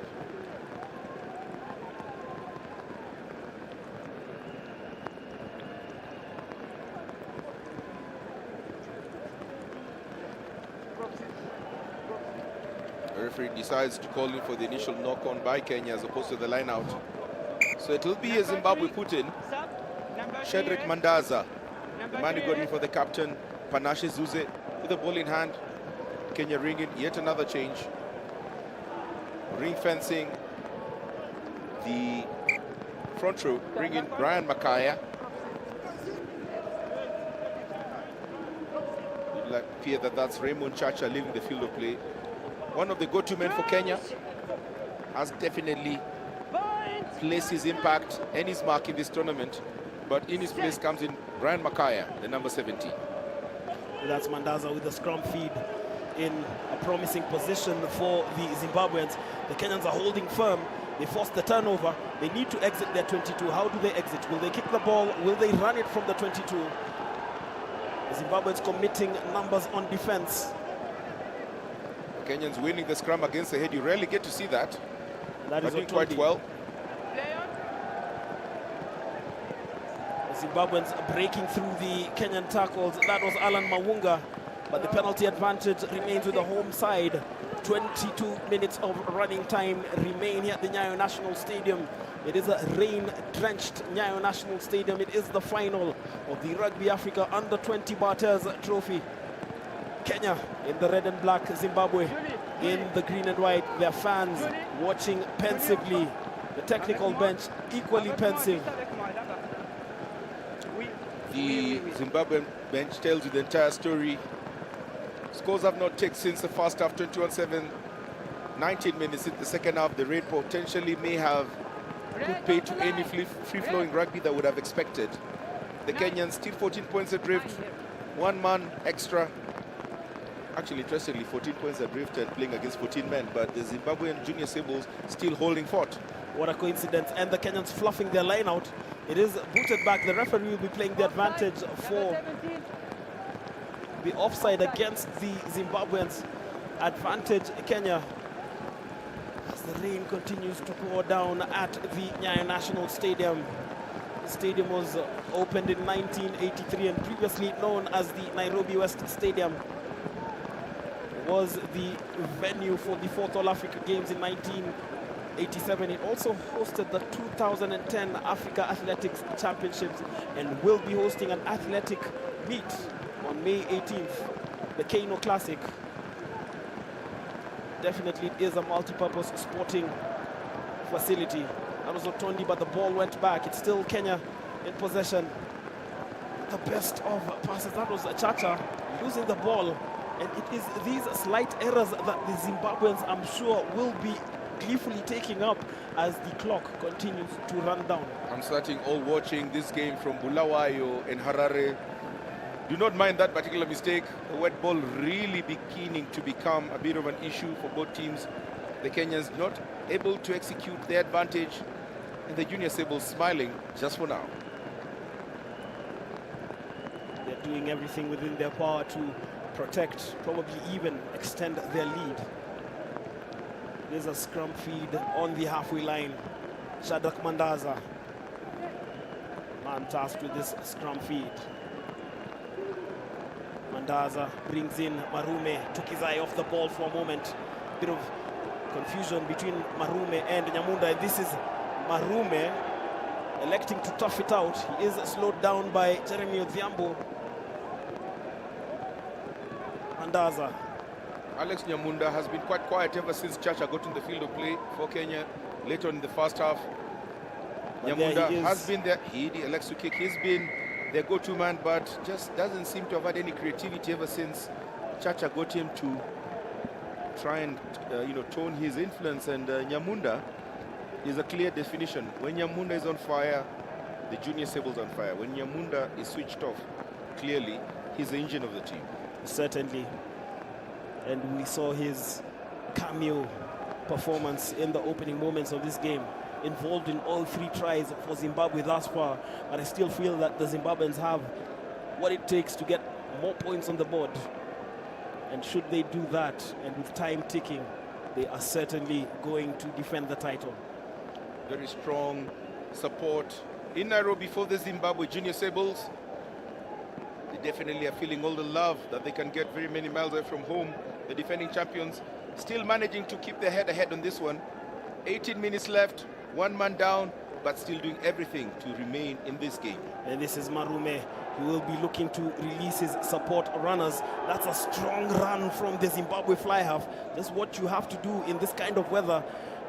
The referee playing the advantage, but Chacha has forced the turnover for the Kenyans. They are driving forward, but the referee, Ayman Jirji, will be calling the infringement at the site where it first happened. Chacha seems to be doing all the right things, has stemmed Nyamunda's influence, but the rain doesn't seem to work in his favor. But if there's a man who's actually come and transformed this game, that man at the center, Chacha, he's a man who's basically staved off what was definitely looking like a wave and wave of attack by the Zimbabwe Junior Sables. Came in, made Nyamunda get neutralized, and has definitely tried to put his part to try and get the Chifu back into this game. The weather notwithstanding, he's definitely made a difference in this game. Definitely, as we just see that bunch of loyal Kenyan fans not giving any care in the world about the rain, supporting their team. That is the true definition of come rain, come shine. Will be a scrum feed for the Kenyans just outside their 22.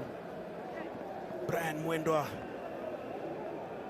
will be looking to get some clean ball for his forwards. Wow, that is a massive drive from the Zimbabwe forwards, but sniping around the base there was Mwendwa. The Zimbabweans on the counter, and this is Nyamunda, the offload. The Zimbabweans looking potent, and they have looked so every time they enter the Kenyan 22. They are within try-scoring range. They have the ball, they have possession. This is Marume again with the delivery. Every time that man Nyamunda gets the ball, you feel that the Sables have their tails up in the air, and they look interested. That looked like it was a deliberate knock-on. Look what the referee says. He is actually called for advantage for the Sables. In the 7-a-side call, that would be an automatic yellow card. Definitely it would. Playing the advantage, and this is Nyamunda with a kick behind the Kenyan defenders, knowing that the referee has called the advantage. Those are strong legs from Shikoli. I'm not too certain what Shikoli was trying to do there. Kept on pumping his legs, but stayed in the same spot, even after pumping his legs for more than 5 times. A true definition of jogging on the spot.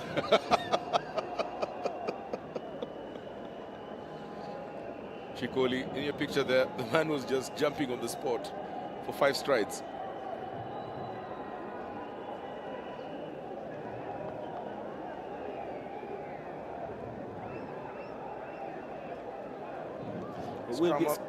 Scrum put in for the Sables. They'll be happy with that call. They're deep within the Kenyan territory. They've been able to exploit the Kenyan defense on 3 occasions in the first half. No points scored in the second half. 15 minutes left on the clock. Desperate time running out for the hosts. Definitely the defending champions showing their pedigree and retaining onto the lead despite the fact that they reduced to 14 men. Another replacement for the Zimbabweans coming on is Tanoishe Mapani.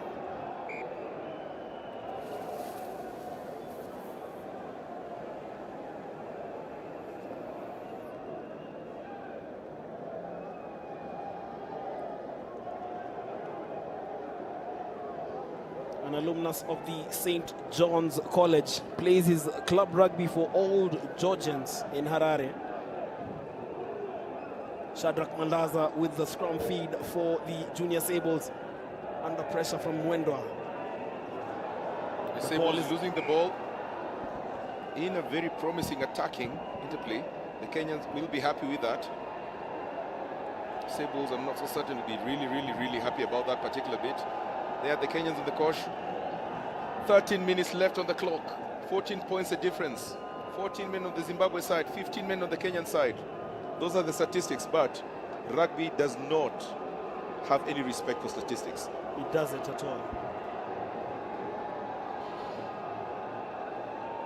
Brian Mwendwa just taking his sweet time before getting that scrum feed. The Zimbabweans, even with 7 in the forwards, are still quite a formidable force. It is a penalty to the Kenyans.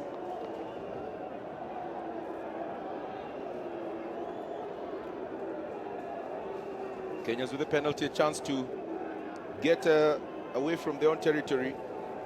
And for the first time in the last 10 minutes, they get away from their own territory. Wambugu looking quite calm, looking quite relaxed as well. Not so much pressure on his face. Well, that's what you need from your halfbacks, because they are the ones who dictate play.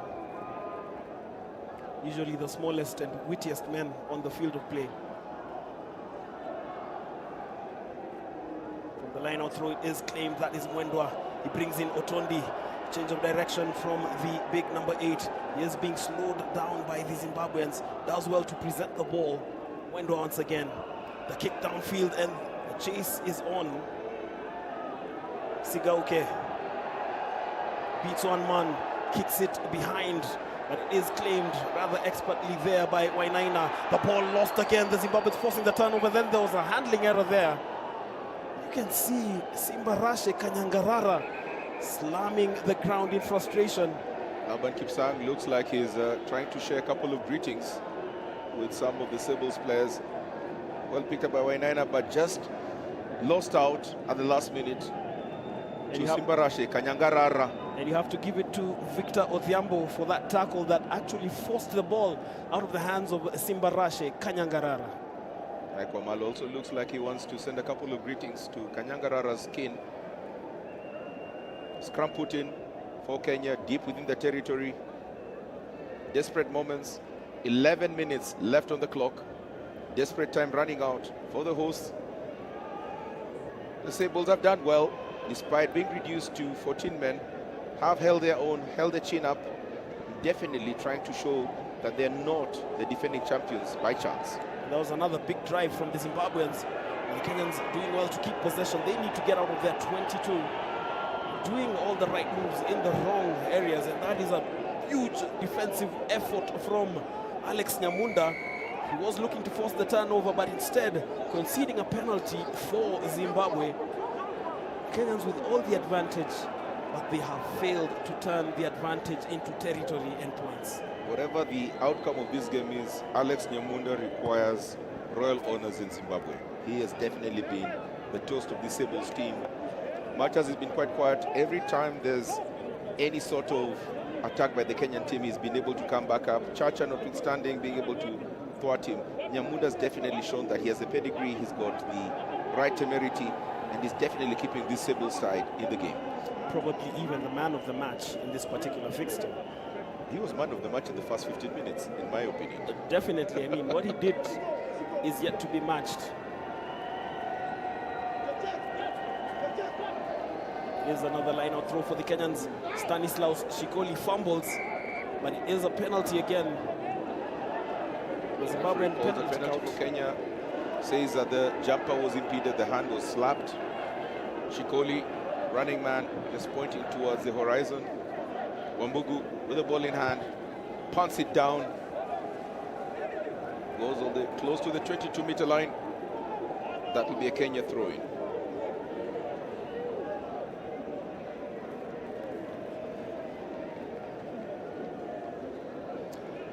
We're heading into the final 10 or so minutes.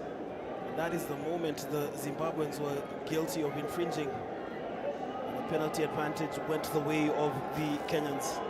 Second half has equally flown by as the evening begins to set in here at the Nyayo National Stadium. The Kenyans claiming it from the line out, but the Zimbabweans throwing numbers into that maul. The Kenyans continuing to drive.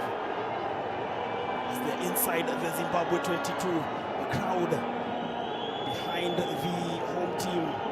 The defending champions looking to use the touchline as a defender once again. Smart play from the Junior Sables. They have been under pressure. They have sustained that pressure very well. The ball was almost kicked loose, and this is William Otondi. Otondi caught offside in the Zimbabwe with penalty advantage. Isolated, running by himself, loses the ball, but he'll be able to get the penalty still placed up. The Kenyans definitely not observing the 10-meter line. And that was very clever from Shadrach Mandaza, knowing that he had the advantage with him. And that was the moment. You have to give it to the Zimbabweans. Any loose ball, any scrap, they are making the most of it and making it difficult for the Kenyans to attack. Well, definitely showing their understanding of the game, being able to ensure that even when they have any level of peril on their side, they'll be able to execute quite well. 21-7 is a scoreline. The Sables definitely look like they're able to squeeze the next 7.5 minutes off and potentially just retain the championship.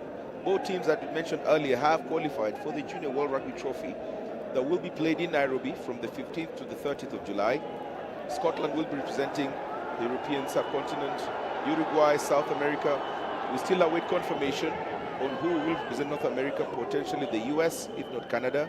Samoa will be representing the Oceania region, and Portugal, the great European subcontinent. As it stands right now, Zimbabwe look like they're likely to defend their title, but both of these teams will be participating in the Junior World Rugby Trophy from the 15th to the 30th of July, played at this very same venue, the Nyayo National Stadium in Nairobi. And that was Mike Wamalo attempting a line break. The Kenyans asking questions still of the Zimbabweans. Ball is still being kept alive. Also Brendan Marume making a nuisance of himself. Wambugu releasing Chacha down the left wing. This is Felix Chacha Masega. Plays his club rugby for 1983 Kenya Cup champions Mwamba. Never seen that. One hand of knocking off two fellows. Well, he is a big unit, Felix Chacha Masega. Kenyans again, this time conceding this penalty, and Zimbabwe will be only too happy to take it. And again, Mandaza will utilize that opportunity to catch the Kenyans napping with a quickly taken penalty. And suddenly it is Zimbabwe inside the Kenyan half with the advantage, with the territory, but more importantly with the possession. 6 minutes remain. Sables definitely showing great maturity, game management. Nyamunda with the boot into the open spaces, picked up by Wambuku. Steps one, not the second time. This is Victor Odhiambo. He was there to aid Wambugu. Odhiambo to the floor. Wendwa driven off by that furious ruck from the Junior Sables. Penalty advantage still with Kenya. Nyamunda gingerly walks away from the scene of crime. He was the architect of that. Laban Kipsang, the Kenyan captain, a man who's definitely put in a lot of passion in this team. It looks like this one is perhaps winning away from the Kenyan chip hoop, the hosts. The Sables not looking like they've been playing one man less, just looking like they're growing in confidence the longer that they're playing with the deficiency. Certainly, and they continue to pose questions. Try scoring opportunity there. That delivery, though, not the best. And it creates an opportunity for Kenya to find themselves in possession. Indeed, the ball traveled forward. It will be a scrum feed for the home side, Kenya. 5 minutes remaining here at the Nyayo National Stadium. Can we safely say that Zimbabwe are defending their title? You have to appreciate the maturity shown by the Junior Sables, playing away from home, playing one man less, being able to ensure that they can execute in the second half. This team looks to have the merits of composure and maturity in them. And definitely we can say that Zimbabwean rugby is in safe hands with this set of players. Sean D'Souza definitely has. Hopefully Nyamuda doesn't run for presidency in the next Zimbabwean election. Indeed, as the Kenyans make a substitution, Gaylord Ngasi finally is replaced. And we were talking about the work that Sean D'Souza has done with the Zimbabwe under-20s, not to take anything away from Curtis Olago, and that confirmation of the replacement. Dennis Kisingu is on in the Kenyan front row for the final few minutes. The Zimbabweans dancing here, dancing in Harare, dancing in Bulawayo, dancing in Mutare, dancing in Gweru, watching this game, taking in the victory. Certainly there's a lot of sadza and shisanyama that has been prepared across the various towns that you mentioned in Zimbabwe. And the pub. For Kenya, 3 minutes left on the clock. You don't honestly see them being able to sneak in 14 points and potentially sneak in a sudden death end, as we saw in the third place playoff. The Junior Sables just showing a lot of maturity, a lot of awareness, just being able to understand how they can go around and ride the tide, and have done very well. No points scored in the second half. 21-7 at halftime. Scores remain with 13 minutes left on the clock. Certainly, as the time continues to tick away here, the Zimbabweans in full voice, the Kenyans well, they can pride themselves in being the only team to have breached the Zimbabwean try line during this tournament. Remember, the Zimbabweans came into this game having not conceded a try. They defeated Cote d'Ivoire 55-0 in that quarterfinal, and then hammered Tunisia 66 in the semi-final. I beg your pardon, there was an issue on the clock. It's actually 3 minutes left, not 66, 76. So yes, desperate time left on the clock. Yeah, and maybe just something for the viewers. The cars on top are really just part of the Nairobi Expressway and not part of the stadium architecture, in response to a series of queries that we have received. At halftime, we had Oliver Mtukudzi's song Stodi bringing the crowd. Yeah. The question that was posed at the halftime meeting, what shall we do? And I think what they shall do is celebrate. Yes, they'll definitely celebrate. What shall we do? Celebrate. Rest in peace, Oliver Mtukudzi, an icon of African music. Definitely one who has definitely placed his mark on the continent in as far as Zimbabwe culture and pop music is concerned. And he was much loved in Kenya too. Did a number of concerts. They were a must attend. I love Ndakuvara. I will ensure that I can mix with the Zimbabwean fans and see what Ndakuvara means. For me, I think I loved Neria. But hey, let's stop talking about music and focus on the rugby. Let's get back to rugby, yeah? Yes. Ndakuvara Neria, we'll do that in the next 3 minutes. Certainly.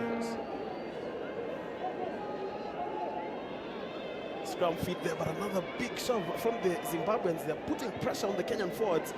Wambugu, you got to love his composure despite the pressure that has come through from the Zimbabweans. He's definitely been quite solid for Kenya at the number 15. He was quite exemplary at number 10 against Namibia, but this looks like it's perhaps been stretched on. No points scored in the second half.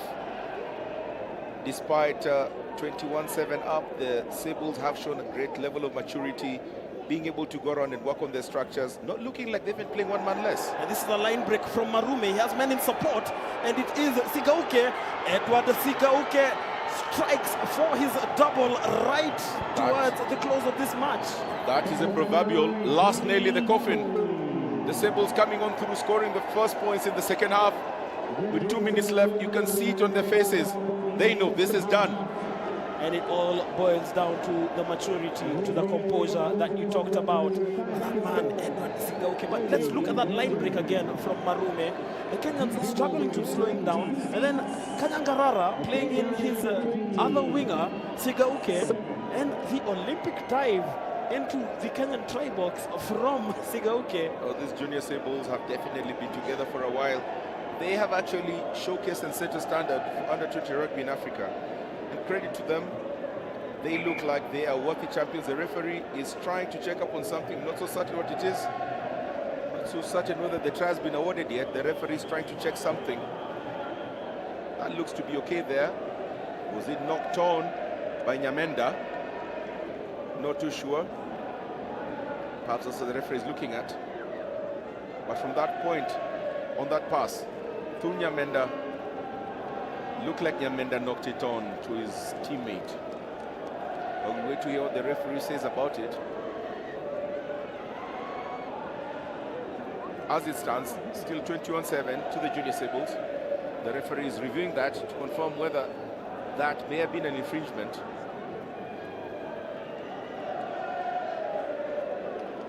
Take a position by Edward Sigauke.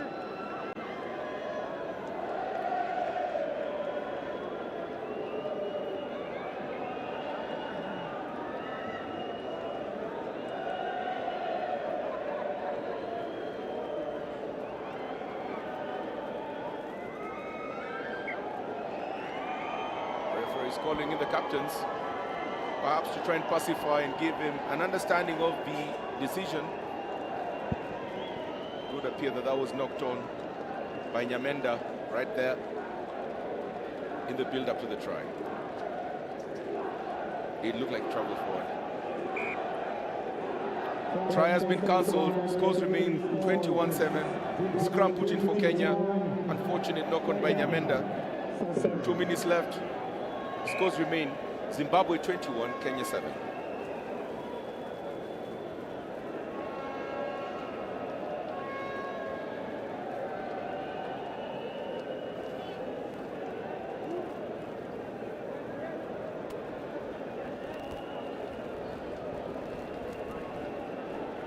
Both teams look like they have actually thrown the kitchen sink.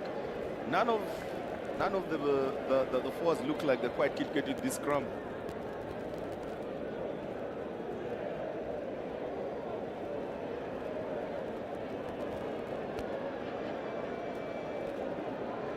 Kenyans walking in. This looks like a dowry negotiation with the uncle holding one of the grooms. Definitely, and the uncle who shows up years later.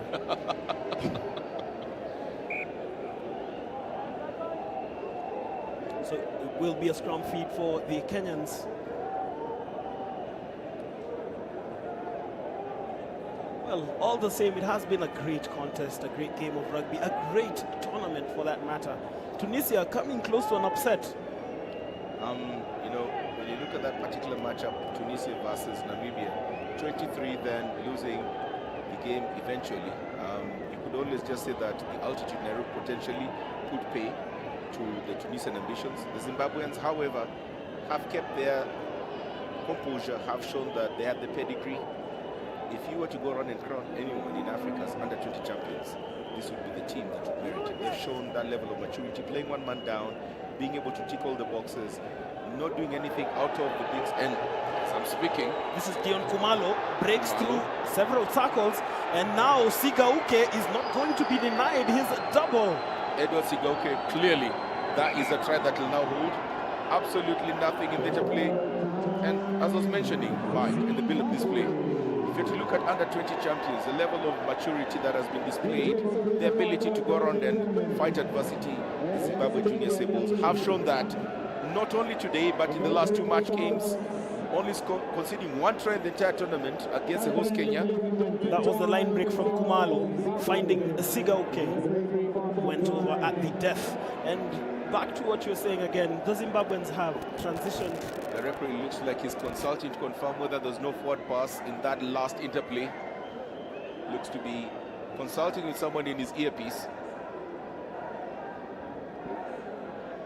Kumalo broke the first, jumped up, passed it. Was that forward? Was that on?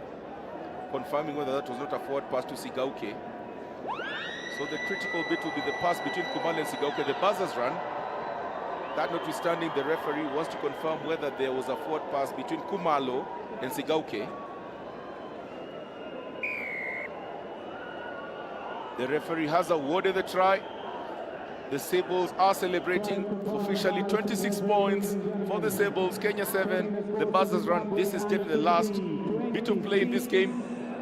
Congratulations to the Junior Sables from Zimbabwe. Commiserations to Kenya. It'd be great to see both these teams coming back into Nairobi from the 15th to the 30th of July for the Junior World Rugby Trophy. However, let me not get ahead of myself. That kick must be done. The referee must blow the whistle to end the game. Shadrach Mandaza is sure with the conversion, and that is it. Zimbabwe retain the Rugby Africa Barthes Under-20 trophy 28-7, and that is the moment. The hard work from Dion Kumalo to play in Edward Sigauke goes over with a more conventional dive this time, but still scores the try. Full-time scores. Zimbabwe Junior Sables defending the Under-20 Africa Rugby title, winning 28 points to 7 against Chipu, the Kenyan Under-20 side, earning their ticket into the Junior World Rugby Trophy tournament that will be played in Nairobi from the 15th to the 30th of July. Congratulations to the Junior Sables, commiserations Chipu. This is what African rugby is all about. Definitely, and we are proud to have brought you all the action right here. Can't wait to see Zimbabwe back. Those are some great hurdling skills from Dion Kumalo. Then Edward Sigauke. Every time he finds himself in possession, he scores. even though they at times disallow it, but still he scores. Great level of character, great level of rugby that we've witnessed in Nairobi for the last 1 week. All smiles on both teams. They'll definitely need to bond. They'll be back here in the next 2 months, 3 months actually, competing to ensure that African pride can be kept in check. Not some of your easier competition to play, but the Zimbabwean Junior Sables defending their title, showing their mettle, showing their consistency, playing 14 men for a better half of the second half, ensuring that they can show that they deserve to be crowned African U20 champions. Commiserations Kenya, the hosts.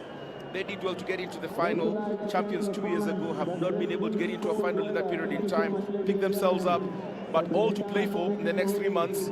It's all of Africa that will potentially be rooting behind Zimbabwe and Kenya in the Junior World Rugby Trophy. I'd also like to thank all our sponsors, the people behind the scenes who constantly make sure that this tournament is well organized. Coca-Cola, the Ministry of Youth Affairs, Arts and Sports, Rugby Africa, Nairobi County. You can see the celebration in there, the Zimbos just loving it, soaking up the atmosphere, absolutely congratulating each other. They love it. This is what you live for. The numerous months of sacrifices coming on through in that man in your picture there, Nyamunde. Remember that name, Alex Nyamunda. The man who's been the changer for Zimbabwe, particularly the first half. Not as exciting in the second half, but definitely the man you could actually say ticked all the boxes for the Junior Sables.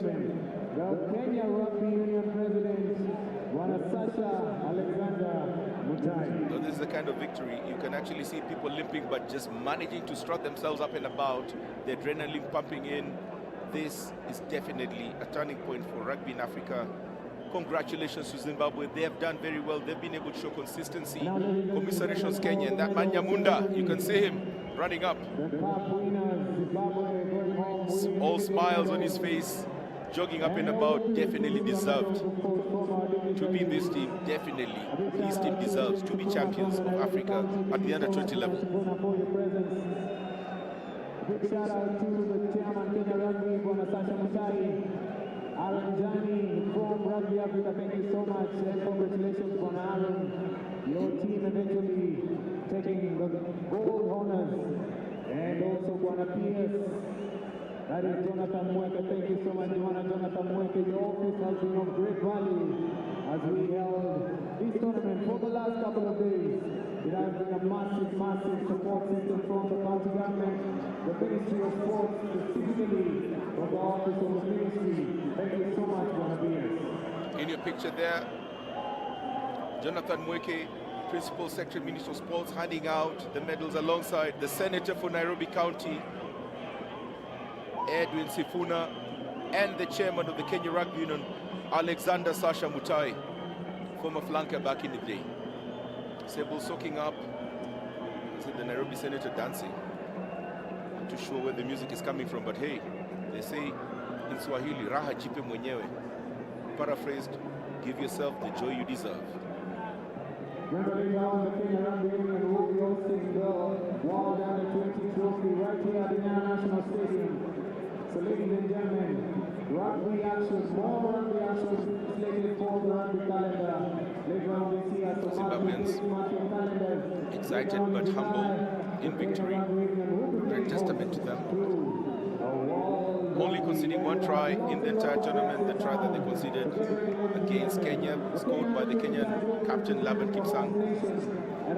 Definitely have a lot to do ahead of the Junior World Rugby Trophy that will be played in the next 3 months, hosted at this same very venue in Nairobi, the Nyayo National Stadium.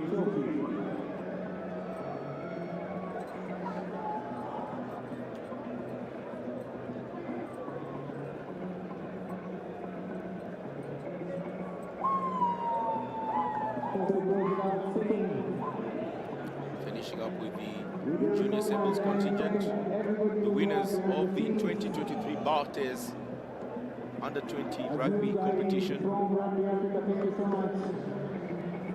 Meanwhile, the local committee, the people who tirelessly make sure this tournament is ready.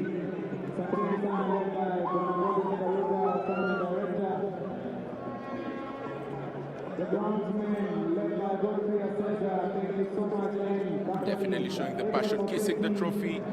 That's been what it's about. They know they've retained the trophy, the passion is showing. But yes, there's another hurdle in the next 3 months. The Junior World Rugby Trophy, Samoa, confirmed. Uruguay, confirmed. Portugal, confirmed. Kenya, Zimbabwe, confirmed.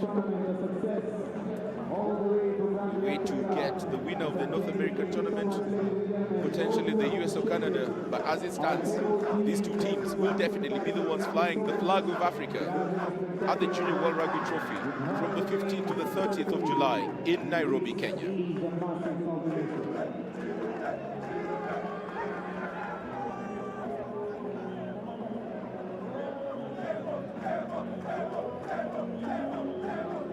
The captain of the Zimbabwean team picking up the trophy, Panashe Zuze, the mercurial scrum half, about to pick the trophy from the Principal Secretary, Ministry of Sports, Jonathan Weke, and the Senator, Nairobi County, Edwin Sifuna, the champions of the 2023 Under-20 Africa Barthes champions, the trophy being handed to Panashe Zuze and the Junior Sables, the winners. Congratulations to the Junior Sables. We look forward to seeing you back in Nairobi from the 15th to the 3rd of July to represent Africa and ensure that we can execute the same level of play passion that we've seen in the last 1 week. Congratulations to your winners of the Under-20 Barthes Captain 23, the Zimbabwe Junior Sables. Soak that in. I'd like to thank you for joining us for the last 1 week. This has been Hilary Teller and Michael Kwambo taking for the last game. We look forward to hosting you virtually or in person in Nairobi. Thank you very much. This has been very passionate rugby that has been showcased. And looking forward to hosting you virtually or in person in Nairobi. Thank you very much. Asante. Merci beaucoup.